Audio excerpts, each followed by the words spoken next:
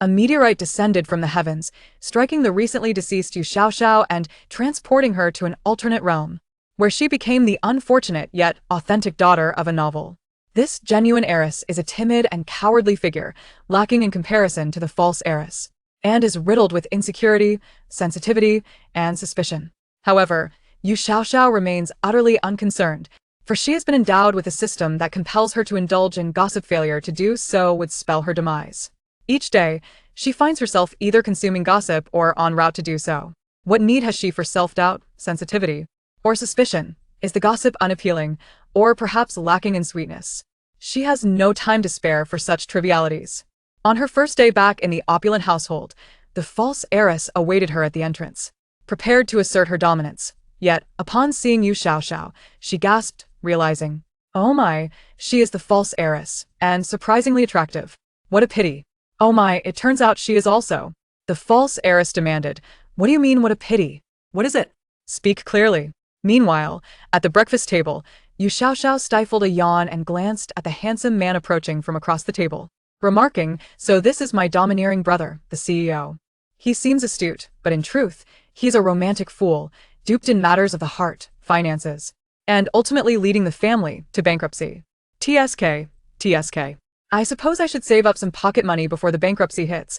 Her brother stumbled, causing his black coffee to spill everywhere, and incredulously stared at You Xiaoxia. "A romantic fool? Me? Responsible for the family's bankruptcy?" Then there was the foolish younger brother, eager to defend the false heiress. Truly, he is a naive and foolish college student. Among the four in the dormitory, he is the only straight one. No sooner had the thought crossed his mind than he turned on his heel and left, determined to go despite lacking a vehicle, his shoes falling apart and his legs faltering. As for defending his sister, he thought, "Sorry, sis, perhaps next time." Chapter 1. How could Wang Fugue be like this? In the afternoon, at Shishui village, the time typically reserved for villagers to gather in the village's CBD gossip center was eerily devoid of people. Having finished her lunch, a plump woman in a floral cotton coat brought her small stool over only to find the place deserted. She hurried after a woman passing by in a rush. "Sister Zhang? Where has everyone gone?" Sister Zhang turned back, seeing her gossip companion, and quickly grasped her hand. "They're all at Wang Fugue's house. Haven't you heard? Widow Zhou's chicken has gone missing, and she insists that Wang Fugue's wife stole it. They're currently arguing it out at his house, and everyone has gone to witness the drama." The plump woman's interest piqued immediately. "Is that person there too?" Sister Zhang nodded. "Of course. Even if she weren't, the villagers would drag her there." The two exchanged excited glances, and the plump woman quickened her pace. "Let's hurry, or we'll miss the fun." At Wang Fugue's home, the villagers had gathered in throngs, encircling the commotion. Widow Zhou stood with her hands on her hips, vocally sparring with Wang Fugue's wife. Strangely, a table laden with sunflower seeds and snacks stood between them. Among the crowd of older villagers, a young girl, appearing to be in her 20s, sat by the table, munching on seeds while listening intently to the argument. "Zhao Ho Hot, you shameless thief! You stole my chicken, give it back to me!" Widow Zhou shouted. Zhao Ho Hot, Wang Fugue's wife, cradled a large rooster in her arms and retorted, "You're the one without shame. This is clearly my chicken. How can it belong to you? Call it, and see if it responds to you." Widow Zhou, infuriated, lunged to snatch the rooster, her mouth busy with incessant clucking in an attempt to distract it. Each woman gripped a wing of the rooster, refusing to yield. The bird, in pain, suddenly squawked thrice, flapped its wings, and escaped their grasp, letting a feather fall that landed squarely on the head of the girl munching seeds. A hush enveloped the crowd. Even Widow Zhou and Zhao Ho Hot paused in their argument, all ears now focused on the unfolding scene. You Xiaoxia, the girl who had just been munching seeds, plucked the feather from her head and twirled it in her fingers. "Sigh, this chicken clearly belongs to Widow Zhou. How can Wang Fugue's wife turn right into wrong?" Oh, the crowd collectively realized. The case was cracked. The chicken belonged to Widow Zhou. Widow Zhou beamed with triumph, slapping the table. "Zhao Ho Hot, what else do you have to say?" Zhao Ho Hot, flustered for just a moment, quickly regained her composure. What are you saying? I don't understand." "I say this chicken is mine, and it's mine. How else would it keep running to my house unless you can provide evidence? If Widow Zhou had evidence, they wouldn't have been arguing in the first place." She turned to You Xiaoxia. "Young lady, whose chicken do you think this is?" However, You Xiaoxia waved her hand dismissively. "You invited me here to enjoy seeds, not to adjudicate your dispute. Besides, I lack the ability to do so." The crowd murmured, "She is indeed modest." As soon as You Xiaoxia finished speaking, she queried the system in her mind. "Hey, why does Widow Zhou's chicken keep running to Zhao Hohat's house?" The system responded, "Don't worry, host, let me investigate." "Ah, I've found it. Host, take a look." The villagers held their breath, listening to the voice in You Xiaoxia's head as she scanned through the information presented. Her eyes widened in disbelief. Heavens, I never expected Wang Fugue to. The onlookers clamored. What did he do? Hurry and tell us. Meanwhile, on the muddy path leading to Shishui village, a luxurious car approached. The recent rain had left the roads in disarray, splattering mud onto the once polished vehicle. In the back seat, Song Xiangchen cast a disdainful glance out the window, visibly displeased. "Why did you have to drag me along to fetch her? Couldn't you come yourselves?" Mrs. Song, Mo Pingxin, already anxious, snapped back. "She is your biological sister. After not seeing her for over a decade, is it exhausting for you to make this trip?" This was their first meeting with their biological daughter, and since their adopted daughter couldn't come, it was just the two of them. If their eldest son weren't away on business, she wouldn't have needed to drag her youngest son along for appearances. Song Xiangchen scoffed, muttering, "I only have one sister, just a country bumpkin. Don't expect me to call her sister." Mo Pingxin's anger flared, but just then, Song Onkong, driving, interjected. "Enough. Song Xiangchen, apologize to your mother." Most fearful of his stern father, Song Xiangchen quickly complied with an apology. However, Mo Pingxin was too preoccupied to acknowledge her youngest son, her thoughts consumed by the impending reunion with her biological daughter. What expression should she wear when facing the daughter who had been swapped at birth? The vehicle slowed as it entered the village and Song Onkong pressed the brakes. "Let's ask someone for directions." Mo Pingxin nodded, spotting two middle-aged women on the road. She urged her husband to stop the car and got out to inquire. "Hello, could you please tell me where You Xiaoxia lives?" Sister Zhang and the plump woman turned simultaneously, their expressions immediately shifting to wariness upon seeing a well-dressed woman who clearly did not belong to their village. Mo Pingxin quickly donned a friendly smile. "I'm looking for You Xiaoxia." "Do you know where she lives?" Sister Zhang returned to her senses. "You Xiaoxia? I don't know her." Yet the plump woman suddenly exclaimed, Oh, the surname Yu? Are you looking for You Ernie? There was only one family named Yu in Shishui village, so it was undoubtedly her." Mo Pingxin eagerly nodded. Yes, that's You Ernie. Where does she live?" Sister Zhang and the plump woman exchanged glances. "We're headed that way too, you can come with us." Mo Pingxin hurriedly expressed her gratitude and waved to the car not far behind, signaling her husband to follow. Without glancing back at the vehicle, she proceeded forward alongside Fat Sister and Zhang Sister. Not far along their path, they turned a corner to discover a large crowd gathered at the entrance of a nearby household. Excited yet exasperated, Zhang's sister and Fat Sister exclaimed, "Oh dear, so many people. We must be late, hurry." As they spoke, they jogged ahead, not forgetting to call out to Madame Song. "I is inside, do come over." Upon hearing this, Mo Pingxin quickly followed suit. However, just as she reached the threshold, a voice suddenly echoed in her mind. You Xiaoxia. Who would have thought that Wang Fugue was entangled with Widow Zhou? Every night, after Zhao Hohat falls asleep, Wang Fugue sneaks out to rendezvous with Widow Zhou. Over time, even the chickens at Widow Zhou's home have become familiar with him. Just last night, when he returned home after his escapade, the chickens mistook him for their owner and followed him. The onlooking villagers gasped in surprise. "Oh, is that so?" Mo Pingxin pondered. "Where did that voice come from? Am I losing my mind? My goodness, who would have thought Wang Fugue was actually involved with Widow Zhou? How long has this been going on that even the chickens recognize him? I never imagined Widow Zhou was such a person. Wang Fugue is certainly no good. Alas, poor Zhao Hohat, such a good woman." The villagers reveled in this juicy gossip, their excitement palpable as they stomped their feet, but fearing that You Ernie might catch on, they exchanged furtive glances to communicate. Just as You Ernie's thoughts settled, Zhao Hohat rushed forward. "You shameless widow. How dare you seduce my husband? I'll make you pay." Widow Zhou was equally fierce, and in an instant, the two women were locked in a struggle. "Ha! You can't control your own man, and yet blame me. Just look at you, broad-shouldered, thick-waisted, with legs thicker than a man's. You have no femininity at all. It's no wonder your husband seeks solace elsewhere." Zhao Hohat was utterly enraged. "I'll tear your mouth apart." The two women clashed fiercely, overturning tables in their fury. Fortunately, You Xiaoxia was quick-witted and managed to snatch a handful of sunflower seeds before the table fell, squatting beside them, munching on seeds while watching the brawl unfold. Old Six remarked, "They were just arguing over the rooster. How did it escalate into a fight so quickly?" Old Six responded. Perhaps Zhao Hohot has known about this affair all along. The rooster was merely a pretext. You Ernie nodded in agreement, suddenly exclaiming, "Oh my goodness, Old Six, you've hit the nail on the head. It turns out Zhao Hohot has been aware of Wang Fugue's dalliance with widow Zhou all along." Chapter 2. Neither you nor I want it, sister. Rest assured, I shall not show that woman any kindness. Just wait. If she dares to bully you upon our return, I will ensure she has a most difficult time. Upon alighting from the vehicle, Song Xiangchen sent a text to Song Linlang and, upon raising his head, spotted his mother, Mo Pingxin, standing not far away, lost in thought. He hurried over. "Mom, what are you doing standing here? Looking for something?" However, Mo Pingxin abruptly held her son in place, signaling him to be silent. As Song Xiangchen pondered the situation, a sudden realization struck him. In truth, Zhao Hohot had long discovered the affair between Wang Fugue and widow Zhou, yet she turned a blind eye, for every time Wang Fugue returned from widow Zhou's, he would bring back some items to supplement their household. Thus, she chose to ignore the situation.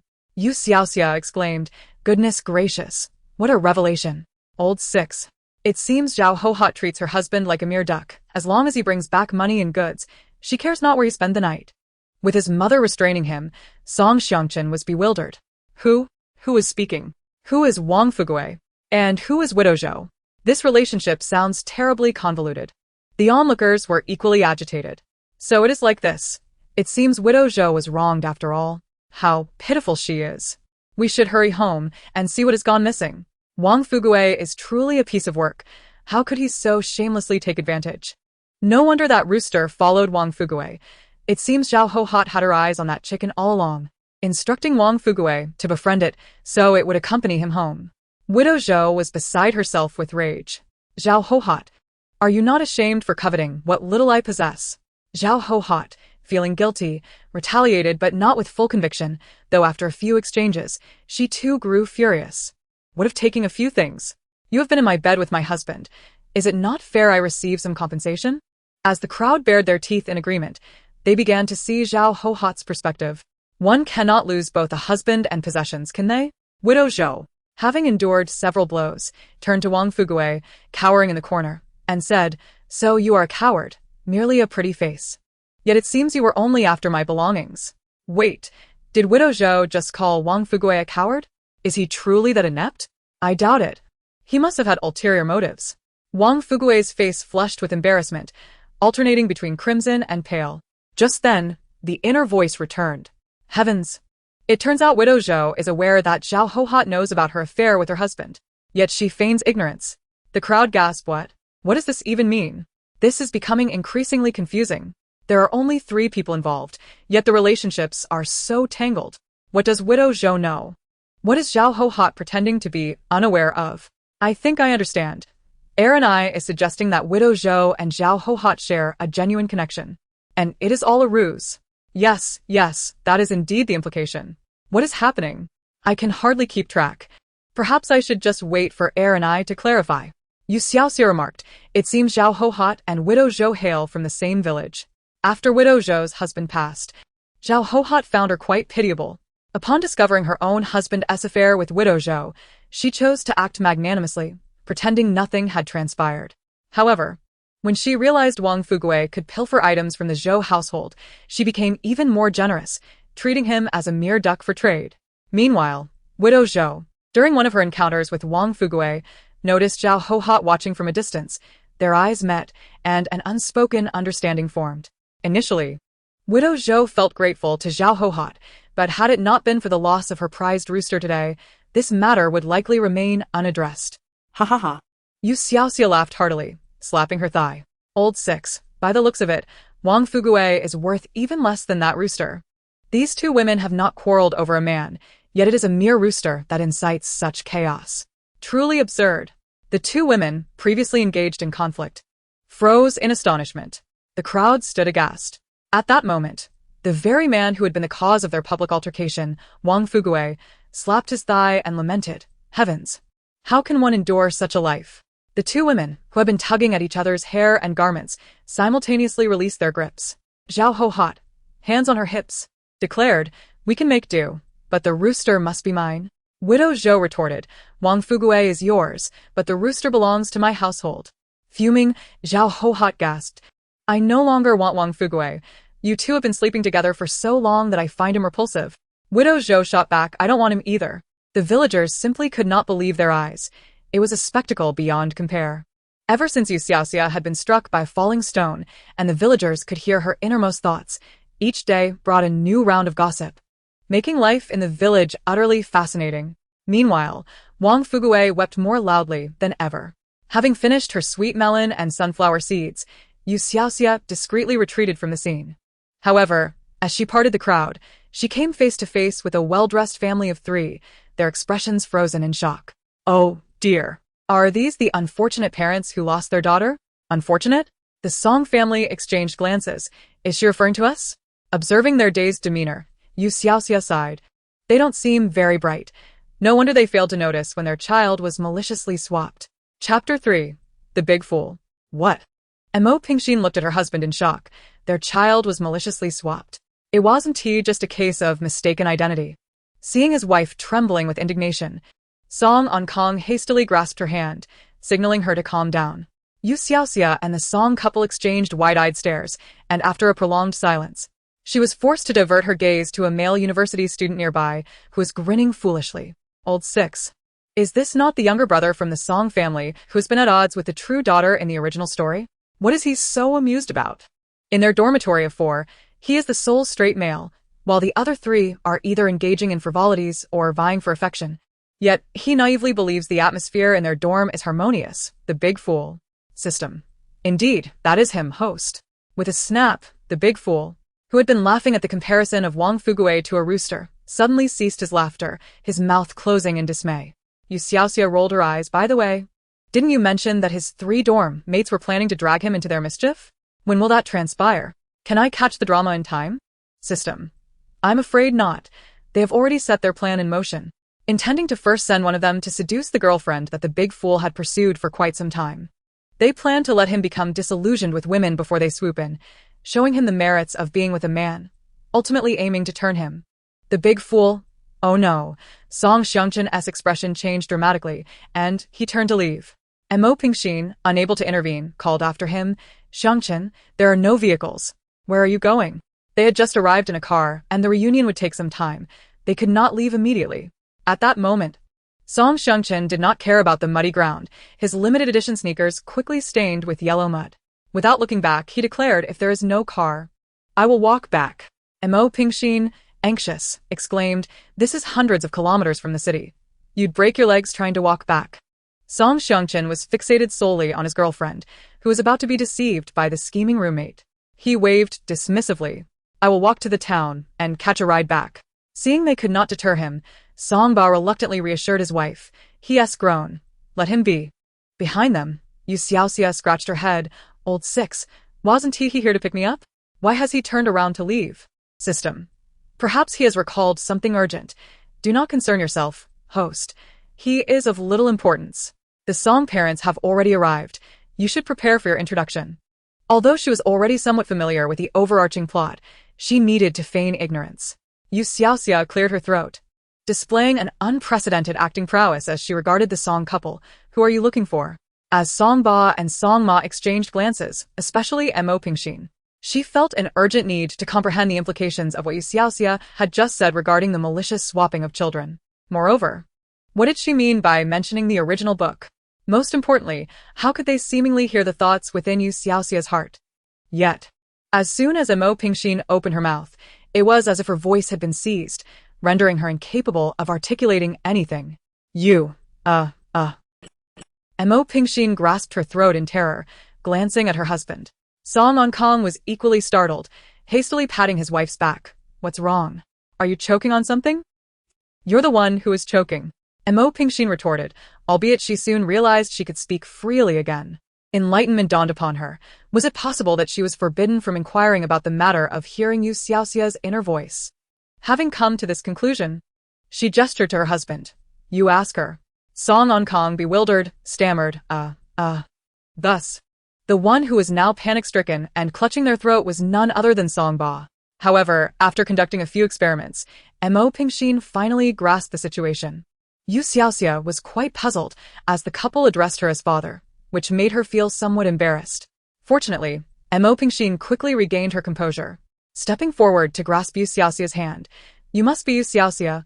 I am your mother, and I have come to take you home."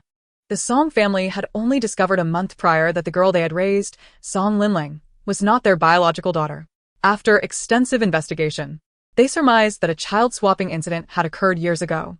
The revelation was a devastating blow to the family, particularly to Mo Pingxin, who had nurtured her daughter for 20 years only to find out she was not of her blood.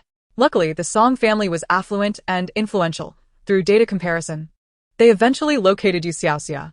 Prior to their arrival, they had already contacted her, confirming the details through genetic testing, which prompted the Song family to personally fetch their daughter home. "Mom called you 2 days ago. Do you remember?"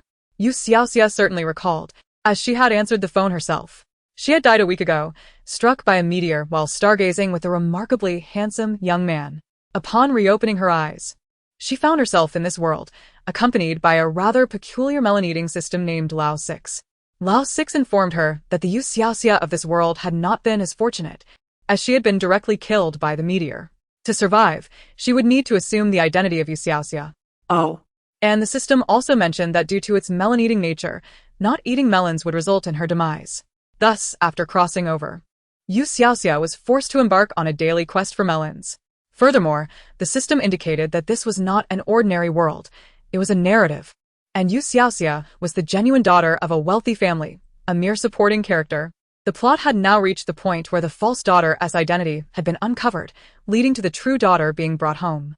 Reflecting on the storyline, You Xiaoxia widened her eyes, and after 5 seconds, her eyes glistened with tears as she sobbed softly, gazing at Mo Pingxin. "You are my mother?" Mo Pingxin nodded, noticing that You Xiaoxia did not reject her, and she embraced her daughter as shoulder. Song On Kong, witnessing the touching scene of mother and daughter in each other's arms, felt his eyes well up as well. After a moment, he cautiously asked You Xiaoxia, "Xiaoxia, your father and I have come to take you to live in the city. Would you like to come live with us?" You Xiaoxia hesitated for a few seconds before nodding. Of course, she had to go. The city was abundant in melons, which was essential for her survival. Although there were plenty of melons in the countryside, it was ultimately a smaller place, with fewer people. Over the past week, she had nearly exhausted the melons in Shishui village, and was ready to change her melon-eating map. "I would like to go with you." Mo Pingxin joyfully nodded. Good, good, good. What a good child." You Xiaoxia glanced at the couple. "I will go home to pack my things, and then I will leave with you." You Xiaoxia was an orphan raised by Grandma Yu, who had a hard life. Her husband had passed away early, and she had given birth to a daughter named Danny, who had tragically died shortly after reaching adulthood. Thus, upon adopting You Xiaoxia, they affectionately called her Ernie, a name everyone in the village used. Grandma Yu had passed away a year ago, leaving You Xiaoxia alone at home, so it hardly mattered where she lived. Compared to the countryside, the time-traveling You Xiaoxia naturally favored the city, as it promised a more convenient lifestyle.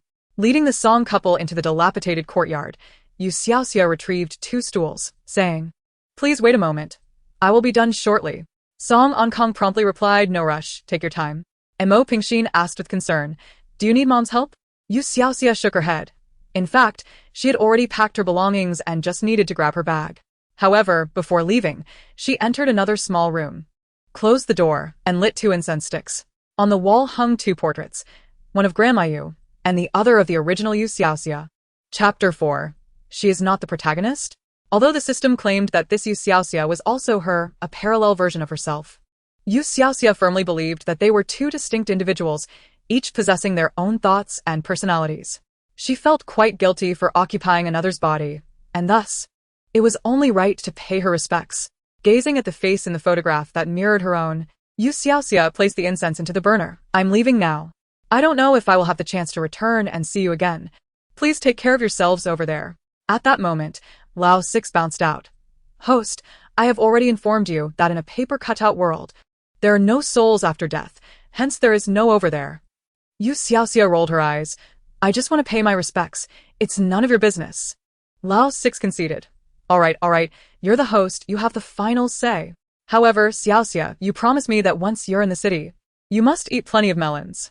Only by eating melons can you obtain melon seeds, and when you gather enough seeds, I can grant you melon-eating rewards." You Xiaoxia replied. There are rewards for eating melons? You never mentioned that before. Lao 6 chuckled. I just wanted to surprise you. You Xiaoxia chose not to hold it against him. After paying her respects, she locked the door and followed the Song couple to the car, preparing to leave Shishui village. However, as they reached the mouth of the alley, they found the villagers already waiting by the car. Upon seeing You Xiaoxia emerge, they rushed over. Ernie, we heard you're leaving, so here are some peanuts we grew. They're roasted for you to snack on during the trip.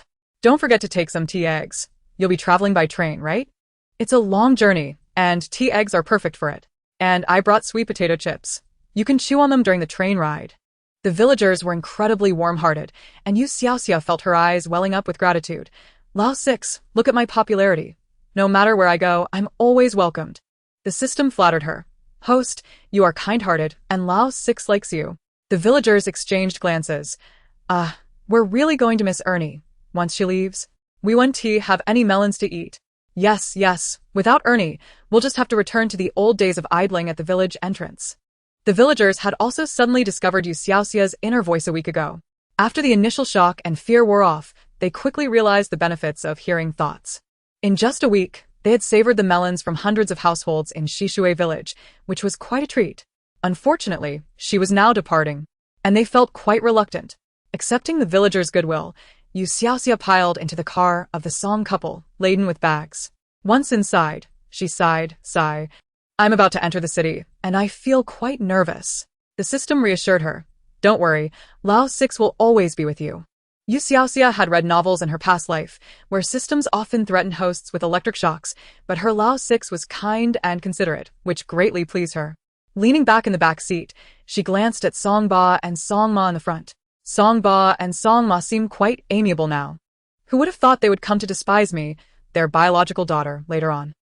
Old 6. Do you think I should lock my heart away early to spare myself from future sorrow? Old 6 had yet to respond when Mo Pingxin and Song Ankong, seated in front, exchanged astonished glances. Would they come to despise their own daughter? Why on earth? Old 6 explained. The plot reveals that You Xiaoxia and Song Linling, raised in the Song household, are frequently compared, which leads to Xiaoxia's growing insecurities and sensitivities. She harbors resentment towards Linling for usurping her place. When the Song parents discover the truth, they are reluctant to part with her, and out of consideration for Linlong's feelings, they conceal the fact that Linling is not biologically theirs. This results in Xiaoxia's increasingly radical behavior, leading the Song family to gradually grow weary of her. Now that you are aware of the storyline, dear host, you shall not follow the same path. Mo Pingxin felt a tremor in her heart upon hearing this. She had raised Song Linling herself, and even upon learning that Linling was not her biological child, she could never bring herself to send her away. Initially, she believed that their family was well off enough to accommodate another child, especially since the children were already adults. Little did she anticipate that comparisons between the two would arise. Mo Pingxin hesitated, casting a glance at her husband. Should she truly expel Song Linling from their home? Unbeknownst to Xiaoxia, who had fallen asleep shortly after getting into the car, she awoke to find the vehicle already on the highway, yet still some distance from the city. Bored, she retrieved the dried sweet potatoes prepared by the villagers to gnaw on. It wasn't until nightfall that the car finally arrived at the Song family's villa. Thanks to Mo Pingxin's prior phone call, the villa was brightly lit, with everyone eagerly awaiting their return. As Xiaoxia stepped out of the car, she spotted a woman of similar age standing at the entrance, tall and elegantly featured. Old 6, that must be Song Linling, right? Truly a star. Even from afar her presence is remarkable. The system responded. Indeed, host, Song Linling is the antagonistic female lead in this narrative, perpetually at odds with the protagonist, vying for resources, fame, career, and even men. Ultimately, her true identity is revealed, leading to her downfall. Mo Pingxin and Song Ankong were taken aback, astonished at the revelations that still lay before them. What did downfall mean? Would Linling meet her demise later on? Xiaoxia was equally stunned. She is not the protagonist? Isn't this the tale of the true and false heiresses? I, the true heiress, am merely a supporting character, while the false heiress is also a supporting character. Old 6, unfazed, remarked. Host, you have not delved deeply enough into the original text. The true and false heiresses are merely one element of the story. The actual protagonist is someone else entirely, and you are a minor supporting character, while Song Linling is the malicious female antagonist, the second female lead. Xiaoxia understood now. Everyone was merely a supporting character, with distinctions in their roles. How could the original author be so cruel? Moreover, the original text spanned millions of words, cumbersome and tedious. She had little patience to read it all, having only skimmed through sections relevant to her, inadvertently missing this substantial plot point. As she pondered, Mo Pingxin and Song Onkong approached, taking hold of Xiaoxia's hand and leading her inside. Meanwhile, upon seeing Mo Pingxin, Song Linlang initially intended to rush over. But upon observing Mo Pingxin holding the girl's hand, she hesitated, recalling her own identity, and felt a wave of embarrassment wash over her. Since learning that she was not a child of the Song family, Linlang had struggled to accept the truth. Initially, she refused to believe it. But upon seeing the verification results, she was forced to confront reality. It was immensely difficult for her to accept that the home she had lived in for 20 years, and the family who had cared for her all that time, had merely been mistaken about her identity. She gazed with a complex expression at the family approaching her. They were the true family, while she was merely an outsider. As the girl drew closer, Linlang took a deep breath, adopting a proud demeanor. What did it matter that she was not biologically related? After all, her mother had long assured her that she would be treated as a true daughter. Despite the lack of blood ties, the bond forged over 20 years was genuine. With this thought in mind, she crossed her arms, preparing to assert her dominance over the true heiress. Though you are the biological child, it was not I who caused your misfortune. You shall not take this opportunity to intimidate me. Just as Song Linlang opened her mouth to deliver her retort, an unexpected voice echoed in her mind. Oh my. Upon closer inspection, this false heiress is quite beautiful. What a pity. Chapter 5. It's more impressive than the time travel dramas I've acted in. Linlong's words caught in her throat. Had she just received a compliment on her looks? Wait, hadn't she spoken? Who was speaking? And what was there to pity? What had she lost? In a panic, Linlang glanced around, and the next moment, Mo Pingxin grasped her hand with a firm squeeze, smiling. Xiaoxia, this is Linlang, you too. She hesitated, uncertain of how to introduce her children. Originally, she had decided to clarify things with Linlang upon their return, intending to have her move out. However, hearing Xiaoxia mention Linlang's impending downfall made her reconsider. Though she was uncertain about the implications of downfall, she could not bear to part with a daughter she had raised for so many years. She was being greedy. She wanted both daughters. At that moment, Song Onkong intervened, attempting to lighten the mood. Is dinner ready? Let us head back to eat. Xiaoxia has been on the road for quite some time and must be hungry. Mo Pingxin quickly added, Yes, Aunt Zhang, please take Xiaoxia to wash her hands. Although Xiaoxia had snacked on treats from the villagers during the ride, she was now thoroughly hungry and obediently followed the nanny to the restroom. Mo Pingxin pulled Song Linlang to the sofa, and Linlang, puzzled, inquired, Mom, I thought I heard someone speaking near my ear earlier, saying something about pity. Did you hear that? Mo Pingxin exchanged glances with Song Onkong. Since they had gotten in the car, they had been contemplating the extent of the mind-reading ability. It seemed that the villagers could hear it, as well as the couple and Xiang Qin, yet the nannies appeared oblivious. A sense of unease settled in the couple's hearts. What if this ability posed a danger to their daughter? Furthermore, they had only just found her and had no desire for her to be taken away for experimentation. Dad? Mom? Noticing her parents lost in thought, Song Linlang called out. The couple snapped back to reality, and Mo Pingxin explained that they could also hear Xiaoxia's thoughts, relieved to finally articulate it clearly. She also discerned a pattern. They must not speak in front of Xiaoxia. Meanwhile, Linlong's eyes widened in astonishment as she absorbed this information. Mo Pingxin assumed she was frightened and intended to offer comfort, but to her surprise, Linlong's lips curled into a smile. Is this really that impressive? She gazed at Mo Pingxin in wonder. Mom, this is incredible. It surpasses anything I've acted in. Mo Pingxin and Song Onkong exchanged incredulous glances. Was this the rapid adaptability of youth? Yet, was it not a bit too fast? Did they not feel a hint of fear? Once the initial excitement faded, Linlang recalled the matter at hand. Mom, what did she mean by pity? What exactly is there to pity? Mo Pingxin, realizing that Xiaoxia had just emerged from the restroom, quickly silenced herself and signaled to Linlang to hold off on the discussion. All right, let us eat first. After dinner, Xiaoxia, I'll take you to see the room we've prepared for you. If there's anything uncomfortable or unsuitable, we can adjust it. Xiaoxia had no objections. Her sole focus was on the meal. Once seated at the dining table, after exchanging pleasantries, she dove into the food. The Song family, as expected of their wealth, served exquisitely delicious dishes. Only after satisfying her hunger did she feel inclined to look up. Sitting directly opposite her was Song Linling, leisurely savoring her bowl of fat-reducing salad, occasionally glancing up to steal a look at You Xiaoxia. In the next moment, their eyes met. You Xiaoxia wore an expressionless facade, but her heart fluttered with excitement. Song Linling looks even more stunning under the lights. When she had first traversed into this world and discovered the identity of the false heiress, You Xiaoxia had searched for Song Linlong's photos online. But she never anticipated that the reality would differ so greatly from the images. Indeed, a star is a star, and only the most exquisite beauties are chosen.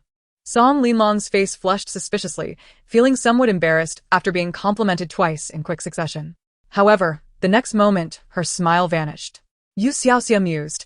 It seems that those who can play the role of a vicious supporting character must possess some merit, yet upon reflection, she is rather unfortunate. As a mere cannon fodder, I at least have the chance for a good ending, while she, the malicious antagonist, is not so fortunate. Her identity as a false heiress is merely a trap laid by the author to facilitate the protagonist's attacks against her. Originally, her character was that of a wealthy girl. But once her identity is exposed, her fans will surely berate her for the collapse of her persona, claiming it stems from vanity. As she stubbornly refuses to admit her status as a false heiress, labeling her a liar. TSK, it appears everything is dictated by fate. How helpless we are. With a clatter, Song Linlong's fork fell to the floor. Vicious supporting character? Who? Oh, it turns out it's her. Am I really the malicious supporting character? Song Linling was enraged, standing up to shake You Xiaoxia by the shoulders. You need to clarify this. How can a naive, beautiful, kind-hearted girl like me be labeled as a vicious supporting character? However, as soon as she stood, she began to sputter, clutching her throat and widening her eyes in disbelief. Unwilling to accept the absurdity, she continued to question You Xiaoxia, sputtering incomprehensibly. Infuriated, Song Linling flailed her limbs, exclaiming dramatically, Ayer, am I able to speak now? When she regained her composure, she noticed You Xiaoxia staring at her, dumbfounded, with her chopsticks raised. Calm down. Song Linling coughed lightly, feigning nonchalance as she resumed her seat. You Xiaoxia shrank her shoulders and asked, Old Six, tell me the truth. Does Song Linling have a problem? At the dining table, Mo Pingxin could no longer contain her laughter, her shoulders shaking with mirth. You Xiaoxia grew more concerned. Old Six, seriously, does Mrs. Song have issues too? Why does the entire Song family seem so peculiar? The system chimed in. No abnormalities detected, host. Everyone is currently in good health. You Xiaoxia sighed in relief. That's good. If Song Linling truly is unhinged, murder isn't without consequences, I must keep my distance. Song Linling, don't worry. Host, I will alert you if there is danger. After finishing their meal, Mo Pingxin took You Xiaoxia upstairs to view her room, while Song Ankang remained behind to explain the earlier chaos to Song Linling. Upon hearing the explanation, Song Linling understood. So, You Xiaoxia is unaware that we can hear her thoughts? Song Ankang nodded. It should be so. Song Linling felt a surge of excitement. This is splendid. If she realizes this, she will undoubtedly refrain from overthinking, and then we won't hear anything. Yet, a critical concern crossed Song Linlong's mind. Her thoughts were so extraordinary. And possessing such secrets, what if someone with malicious intent sought to harm her? This was precisely Song Ankang's worry. He looked at Song Linling with appreciation, recognizing that only someone genuinely caring for You Xiaoxia could arrive at such a conclusion swiftly. With two daughters, one not biologically hers but raised alongside her, and the other, her biological child, finally found, Song Ankang could not bear to part with either. Harmonious coexistence was the utmost desire. Upstairs, You Xiaoxia was exploring her soon-to-be bedroom.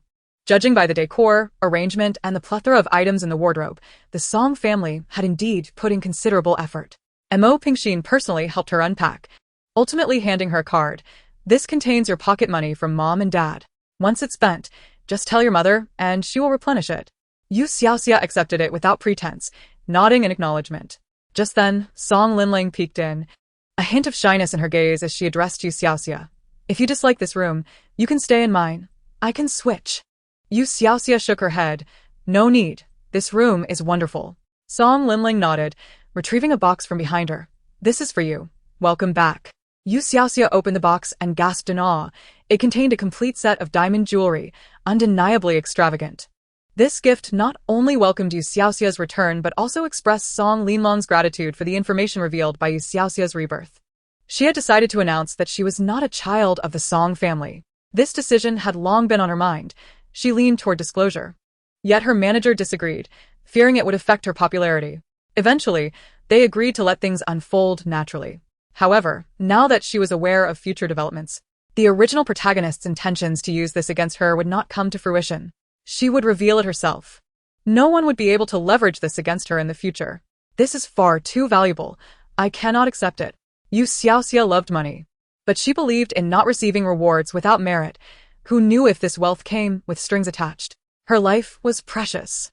Yet, Song Linlang stubbornly pushed the box into her arms. Just accept it. If you don't, I want to feel at ease. Now you should rest. I'll take my leave. Song Linlang fled, and Mo Pingxin chuckled as she patted You Xiaoxia's hand. Just take it. When you have time tomorrow, I'll take you out to buy more nice things. Every girl should have a few sets of fine jewelry, even if you don't wear them. They are worth saving for the future. Reluctantly, You Xiaoxia tucked the box away.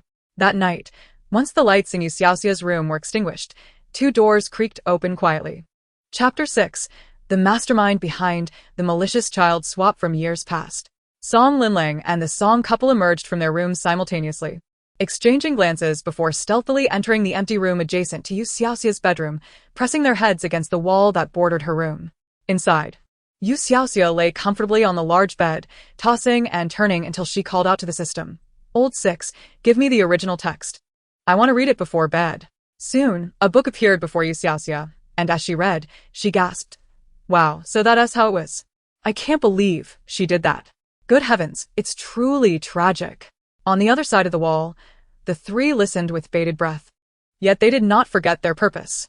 The moment You Xiaoxia's thoughts emerged, Song Onkong quickly retreated, measuring the distance at which they could hear her thoughts.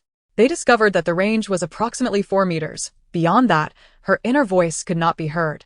As for the subjects who could be heard, there seemed to be no discernible pattern. Mo Pingxin sighed in relief. If we encounter anyone with ill intentions towards our daughter in the future, as long as they remain outside that 4-meter boundary, we should be fine. Inside, You Xiaoxia could no longer endure the suspense. Old 6, I'm going to sleep now. If I encounter any plot I haven't seen yet, remember to remind me. Rest assured, host. Outside the room, the trio gathered the data and withdrew. After a good night's sleep in her new room, the following morning, You Xiaoxia descended the stairs to find everyone already awake. Mo Pingxin, seeing You Xiaoxia come down, hurriedly approached and grasped her hand. Why are you up so early? Are you not accustomed to sleeping here? Is it the room or the bed? You Xiaoxia shook her head. Neither. The room is wonderful. I'm just used to waking up early. Before transmigrating, You Xiaoxia had been an ordinary worker, waking up early for work due to her biological clock, rising at the appointed hour. Mo Pingxin then felt reassured, leading her to the dining room. Then let us have breakfast. As You Xiaoxia followed Mo Pingxin into the dining room, she was greeted by a lavish spread of breakfast laid out on the table, featuring both Chinese and Western dishes. This was an extravagant feast for someone like her, who was accustomed to hastily grabbing a jianbingguizi from a roadside stall to satisfy her hunger in the mornings. However, before she could take a seat, another person entered through the main door, and the nanny exclaimed, "The young master is back." Everyone turned to see Song Xiangchen, who had mysteriously vanished for an entire night. Upon entering and noticing the collective gaze upon him, he felt a tinge of embarrassment. "Why are you all staring at me?" he asked. Mo Pingxin chuckled. "What are you holding in your hand?" Song Xiangchen cleared his throat and cast a glance at You Xiaoxia. I bought some Xilongbao to treat you all," he stammered. Just as he finished speaking, Song Linlang exclaimed with delight, "Taking Feng's buns?" Song Xiangchen, are you feeling particularly industrious today, waking up early to queue for buns for us? Taking Feng was a century-old establishment located in the southern part of the city, known for its long queues that could stretch 2 streets every morning. Given that Song Xiangchen's school was in the north, he likely had to wake up at 4 to make the journey in time to procure the buns. As Song Linlang reached out to take the buns, Song Xiangchen deftly sidestepped her and placed them in front of You Xiaoxia instead. "Yesterday, I was still your only sister. And now you can't even share a bun with me?" Song Linlang teased. Song Xiangchen's face flushed, and he quickly glanced at You Xiaoxia, stammering, "Don't say such things." Song Linling refrained from exposing Song Xiangchen's embarrassment, and the family settled down to eat. However, when Song Xiangchen saw the extravagant breakfast spread before him, he paused. The Song family typically favored Western-style breakfasts, and he had feared that You Xiaoxia might not be accustomed to it, hence his early morning excursion for buns. Xiaoxia, we have lean meat porridge and shrimp porridge today. Which one would you like to try first? I'll serve you, Mo Pingxin offered eagerly. Lean meat porridge, thank you, Mom. You Xiaoxia replied. Mo Pingxin beamed with delight as she hurriedly served the porridge to You Xiaoxia. Once Mo Pingxin finished, Song Onkong chimed in, Xiaoxia, would you like some youtiao? Or do you think it might be too greasy? We also have xiaomai. Perhaps you might prefer that? Before You Xiaoxia could respond, Song Linling interjected, how about a scrambled egg sandwich? Trust me, it's not greasy at all and won't make you gain weight. Song Xiangchen glanced at the neglected Zilongbao, feeling a sense of injustice as he silently nudged them closer to You Xiaoxia. Curiosity piqued, You Xiaoxia picked one up with her chopsticks. I'll just have the bun. Mom, Dad, and Linling, you all should eat too. Don't just focus on me. Song Xiangchen felt a surge of happiness as everyone finally settled down to enjoy their meal. You Xiaoxia had almost forgotten her exhaustion from the previous day until she recalled that the gossip from yesterday was still unresolved. By the way, did Song Xiangchen's girlfriend get tricked by his roommates yesterday? Song Linling nearly choked on her milk. Tricked by his roommates? How dare they? Mo Pingxin and Song Onkong perked up, eager to hear more. They had been too busy since yesterday to keep up with the situation regarding their younger son. The system interjected. Not at all, host. Song Xiangchen arrived just in time. In fact, he discovered that all three of his roommates were involved. You Xiaoxia was taken aback. Huh? How did he find out? After living with those three for a year, how could he not have noticed until yesterday? The system explained, yesterday, his three roommates arranged to meet Song Xiangchen's girlfriend in a restaurant, with one of them making advances towards her while the other two were kissing in a nearby booth. Song Xiangchen arrived just in time to witness the scene. My goodness!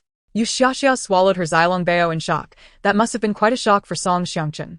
Given his straightforward nature, the others at the table instinctively turned to look at Song Xiangchen, who sat with his head lowered, feigning indifference, though his toes were curling in his slippers. The system continued. Indeed, Song Xiangchen confronted them in the restaurant and ended up taking his girlfriend away. Furthermore, he even moved out of the dorm. You Xiaoxia listened intently. Moving out is for the best. Otherwise, I fear his straightforward nature would be compromised. The roommates' intentions were clear. They sought to ensnare him in their deceit, and it seemed his girlfriend was an unwitting casualty in their schemes. By the way, did his girlfriend end up falling for it in the original plot? You Xiaoxia hadn't seen that part yet. The gossip's beginning had been relayed to her by the system. Upon her inquiry, Song Xiangchen held his breath. When he had intervened yesterday, his girlfriend had firmly rejected his roommate's advances, which had pleased him, yet he was curious about the trajectory of the story as You Xiaoxia described it. The system replied, initially, no, but as the saying goes, a good woman fears a persistent man. With Song Xiangchen's three roommates meddling, the young couple, still in the early stages of their relationship, began to argue frequently, allowing the first roommate to take advantage of the situation and undermine Song Xiangchen's relationship. How could this happen? You Xiaoxia, who held no disdain for same-sex relationships, believed in personal choice but found deception to be quite repugnant. Across the table, Song Linling nodded vigorously. She had met Song Xiangchen's roommates before and thought they were cheerful, sunny boys. She had even bought them treats during her visits to see her brother, never suspecting they could be so unscrupulous. You Xiaoxia, filled with indignation, exclaimed, they are certainly not good people. After graduation, the first roommate tricked a young girl into marrying him, and years later, she discovered her husband was actually gay. Unable to accept this revelation, she confronted him and learned the truth about the interference in Song Xiangchen's relationship. Ultimately, she succumbed to depression, and before her death, she sent an email to Song Xiangchen. Though he never had feelings for men, he was deeply hurt by his ex-girlfriend, leading him to remain single. After receiving her email and learning the truth, he impulsively sought revenge on the first roommate, severely injuring him. In the original narrative, Song Xiangchen ended up in prison. In the midst of munching on his Zilongbao, Song Xiangchen suddenly froze, and even Mo Pingxin, Song Onkong, and Song Linling were momentarily stunned. Mo Pingxin frowned at her younger son, unable to fathom that his fate could lead to imprisonment. Song Onkong quickly patted his wife's back. Thank goodness. Now that Xiangchen has discovered the truth, he won't end up in prison. My goodness, how tragic. You Xiaoxia could not restrain her outrage. Those who deceive others in such a manner deserve to be punished. The system concurred, indeed. However, You Xiaoxia recalled something amiss, according to the original plot. Song Xiangchen should still be oblivious, so how did he suddenly go looking for his girlfriend and coincidentally catch his roommates kissing? Noticing You Xiaoxia's scrutinizing gaze, Song Xiangchen lowered his head and continued eating, internally screaming, "Of course, it's all because of you, You Xiaoxia. You are my muse, my guiding star." The system replied, I'm not quite sure, host. You Xiaoxia shrugged. Oh well, regardless, it's a good thing that there's one less girl out there being deceived. As she savored the gossip with her meal, You Xiaoxia undoubtedly overindulged, yet just as she set her chopsticks down, the nanny hurried over with an announcement. Sir, Madam, Mr. Song Anha and his wife have arrived. Upon hearing this, Mo Pingxin stood up abruptly, intending to ask Song Linling to escort You Xiaoxia back to her room to avoid the encounter, only to hear You Xiaoxia's inner thoughts. Song Anha? Isn't he the mastermind behind the malicious switch of children all those years ago? Mo Pingxin froze on the spot, and in that moment of distraction, a woman's voice approached from a distance. Elder brother, sister-in-law, I heard you found your biological daughter? Let me see her. As the voice rang out, a middle-aged woman entered the doorway, Liao Jili, the wife of Song Anha. Upon entering, she seized You Xiaoxia's hand, scrutinizing her from head to toe. This must be the girl, right? She looks just like you did when you were young. Mo Pingxin regained her senses, recalling her daughter's heartfelt words. To her astonishment, the person who had taken her daughter all those years ago was none other than Song Anha. Did Liao Jili know about this? Had she come today to gather information or simply to revel in their misfortune? A sudden chill coursed through Mo Pingxin's heart. What manner of sentiment did Song Anha harbor each day while showering affection on Song Linling? Surely he must take great pride in his nefarious handiwork. Seeing her distress, Song Ankong hurriedly wrapped his arm around his wife's shoulders, offering a comforting pat, signaling her to postpone her grievances. However, at that moment, Mo Pingxin did not wish to see Song Ankong either. After all, Song Anha was his brother. Despite their childhood disagreements, should his brother commit such a vile act, ought he not to provide her with an explanation? With determination, she stepped forward, breaking free from Song Ankong's grasp, and forcefully pushed Liao Jili aside. Her expression icy as she demanded, "What brings you here so early in the morning?" Liao Jili was momentarily taken aback. Her sister-in-law had always been of a gentle disposition and had never shown her anger before. What had transpired to ignite such fury this morning? After being pushed aside, Song Ankong cleared his throat helplessly, gesturing for Song Linling to approach. Swiftly, Song Linling grasped Mo Pingxin's shoulders, whispering into her ear, "Mom, please don't be agitated. Let us first ascertain the situation." She then turned to Liao Jili with a forced smile. "My mom had a little spat with Dad this morning. Please don't take offense, Aunt." Liao Jili rolled her eyes and turned to sit on the sofa. Taking a deep breath, Mo Pingxin joined You Xiaoxia on the couch. Upon seeing Mo Pingxin take the initiative to sit, Liao Jili's demeanor softened slightly as she chided, "Sister-in-law, how could you be like this? I brought a little gift to see my niece, yet you treat me with such disdain. And you, big brother, why argue with your wife so early in the day?" Song Ankong offered an awkward smile. Liao Jili was known for her sharp tongue, often indulging in gossip and playing the role of a moral arbiter.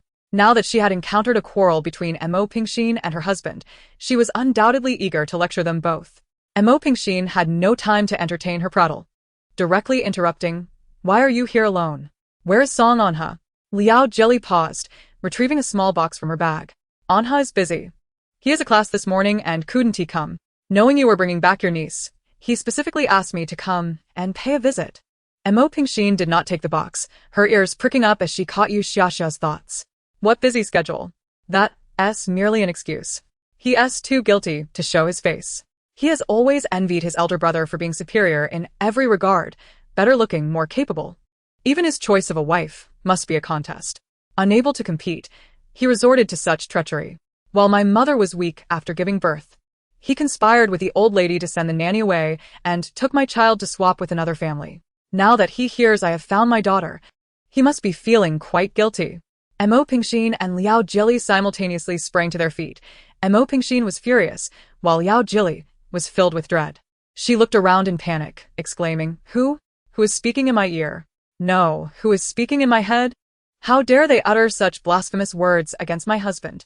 My husband is a university lecturer with a substantial online following, refined and gentle, beloved by his students. He would never commit such an act. Realizing Liao Jili's agitation, the Song family began to comprehend the situation. She could indeed hear You Xiaoxia's thoughts. Mo Pingxin suppressed her fury, urging Liao Jili to sit back down on the sofa. Meanwhile, You Xiaoxia's thoughts continued. What has happened between my mom and this lady? Why did they suddenly stand up?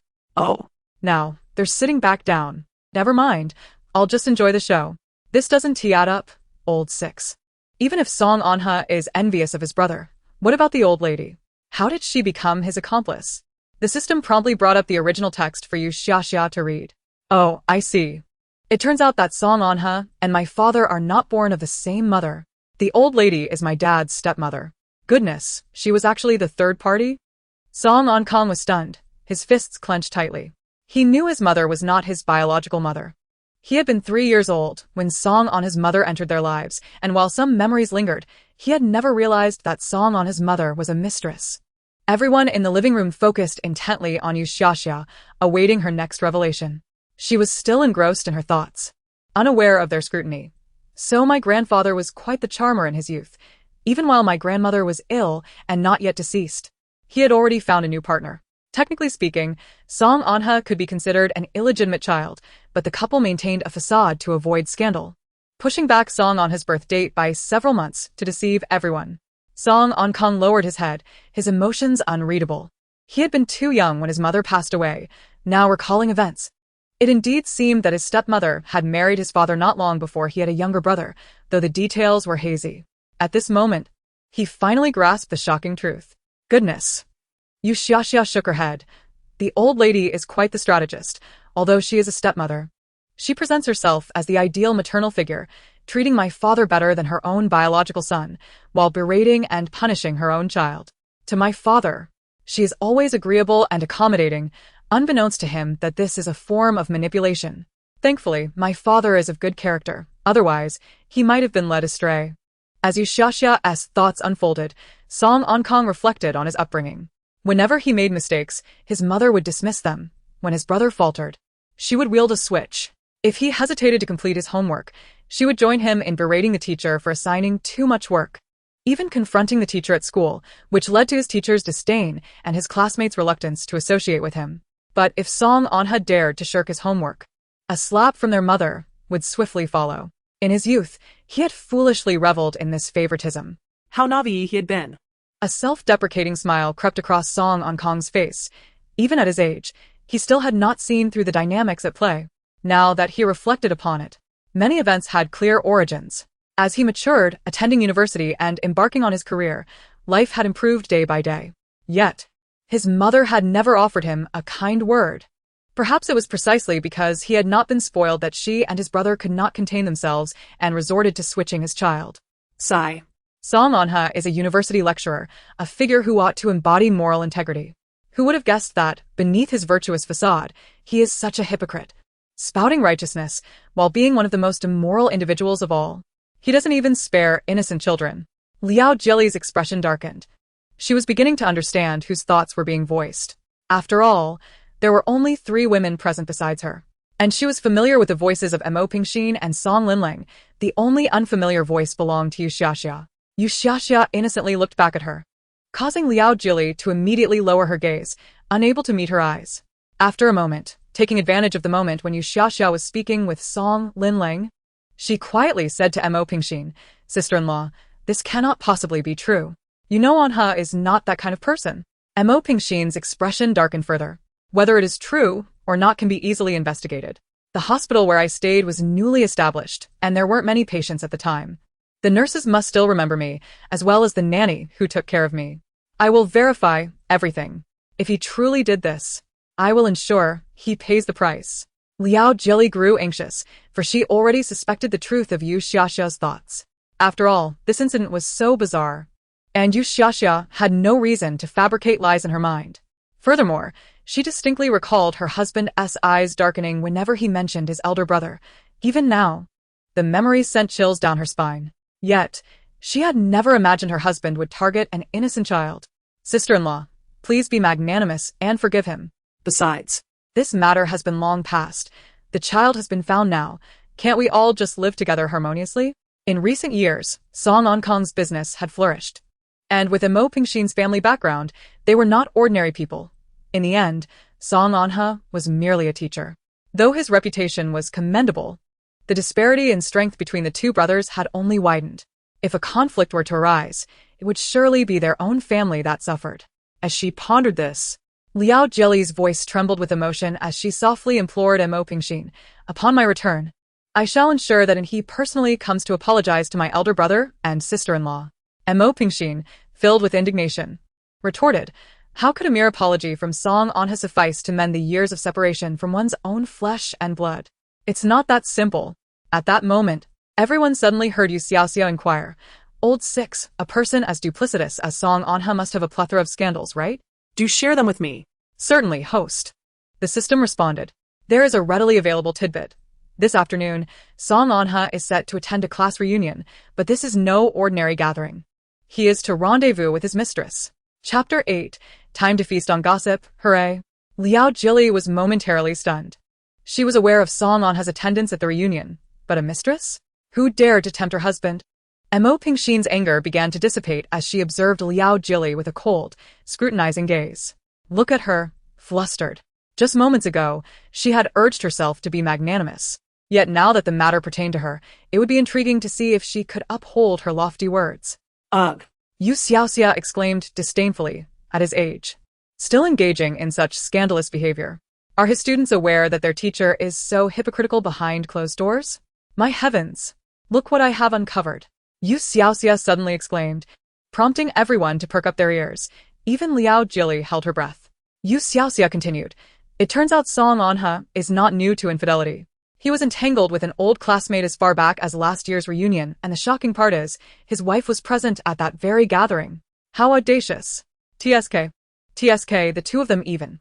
In the restroom, You Xiaoxia shook her head in disapproval, while Liao Jili's expression darkened as she frantically recalled that reunion. Her complexion growing increasingly pallid. Imo Pingxin grasped Liao Jili's hand and leaned in to whisper deliberately, "Sister-in-law, please do not be agitated. Why not be a bit more magnanimous?" Liao Jili felt as though she might retch blood from her throat. Imo Pingxin, however, was not so heartless, although Liao Jili was somewhat naive. The events of the past were not her doing, just a few sharp words would suffice. Yet You Xiaoxia's inner voice persisted, "Old Six, show me more.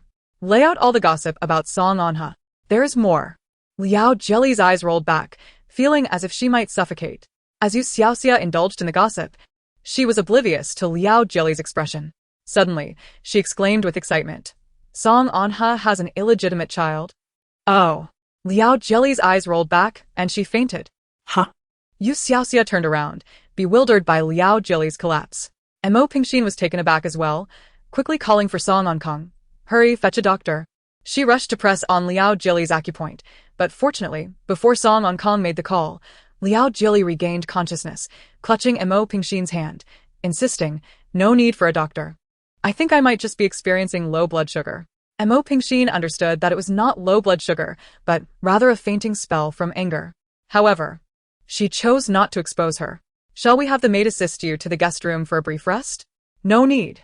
Liao Jili quickly gestured to Imo Pingxin, her eyes pleading. She still wished to uncover the truth behind Song Anha's illegitimate child.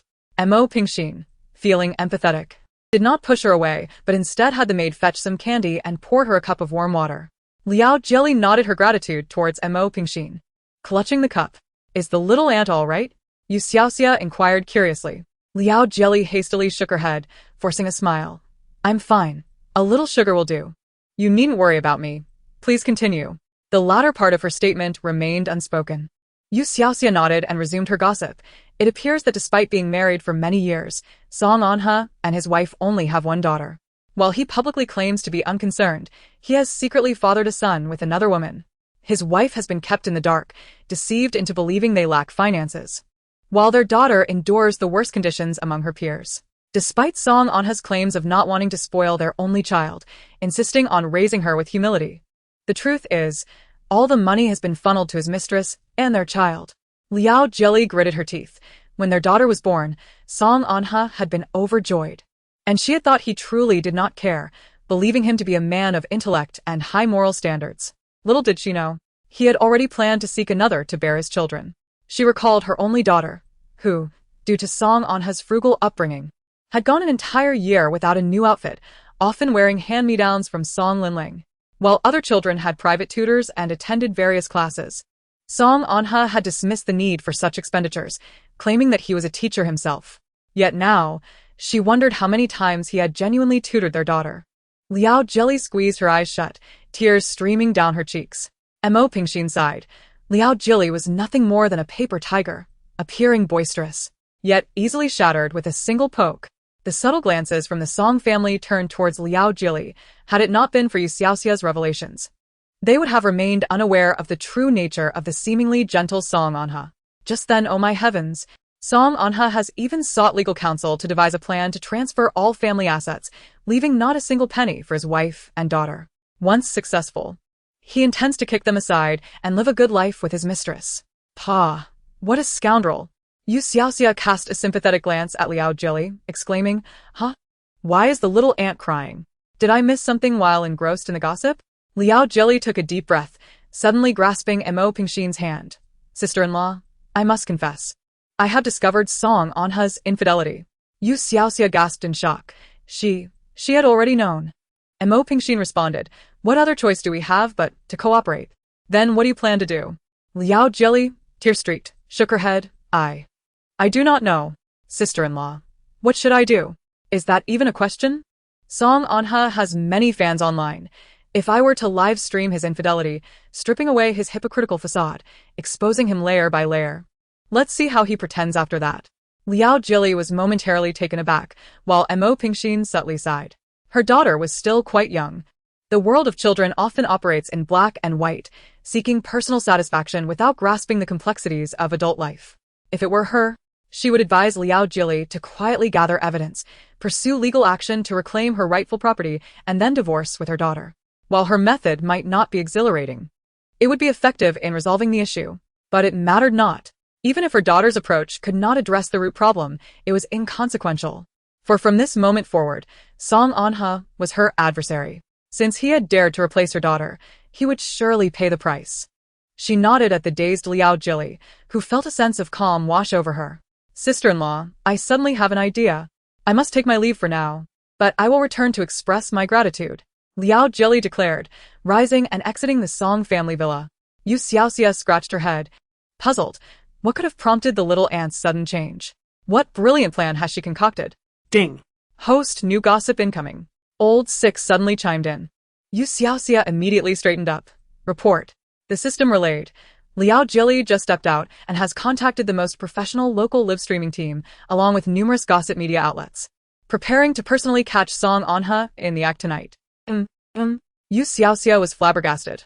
Ah, how is it that the little ant's thoughts align so perfectly with mine? How exhilarating! Such a grand spectacle must be witnessed live for maximum thrill. While appearing motionless on the sofa, You Xiaoxia's mind was racing. What to do? Old Six. How can I seamlessly attend the scene? Would sneaking out on the first day in the new house be inappropriate? In the afternoon, I pondered whether my dear mother had any plans in store. Not only was You Xiaoxia anxious, but the entire Song family in the living room was in a flurry. The human instinct for gossip was undeniable, especially when it involved familiar faces. If they missed out on this juicy tidbit, they would likely lose sleep for at least a week. Song Linling and Song Xiangchen exchanged glances, their resolve firm. This gossip must be savored. If need be, they would concoct an excuse of work or study to sneak out. Mo Pingxin subtly nudged Song Ankong, urging him to devise a plan. After taking a sip of tea, Song Ankong suddenly declared, Oh, Xiaoxia, since you just returned, Father has made dinner reservations at the Regal Hotel tonight for a family reunion to welcome you back. The Regal Hotel? ISNT that the venue for Song Anha S-class reunion? Absolutely. You Xiaoxia exclaimed, her spirits lifted as she graciously nodded, thanking her parents. In her heart, she rejoiced. I can relish some live gossip, hurrah! Chapter 9 revealed that this gossip had grown even juicier. Although the family reunion dinner was scheduled for the evening, it necessitated proper attire and adornment.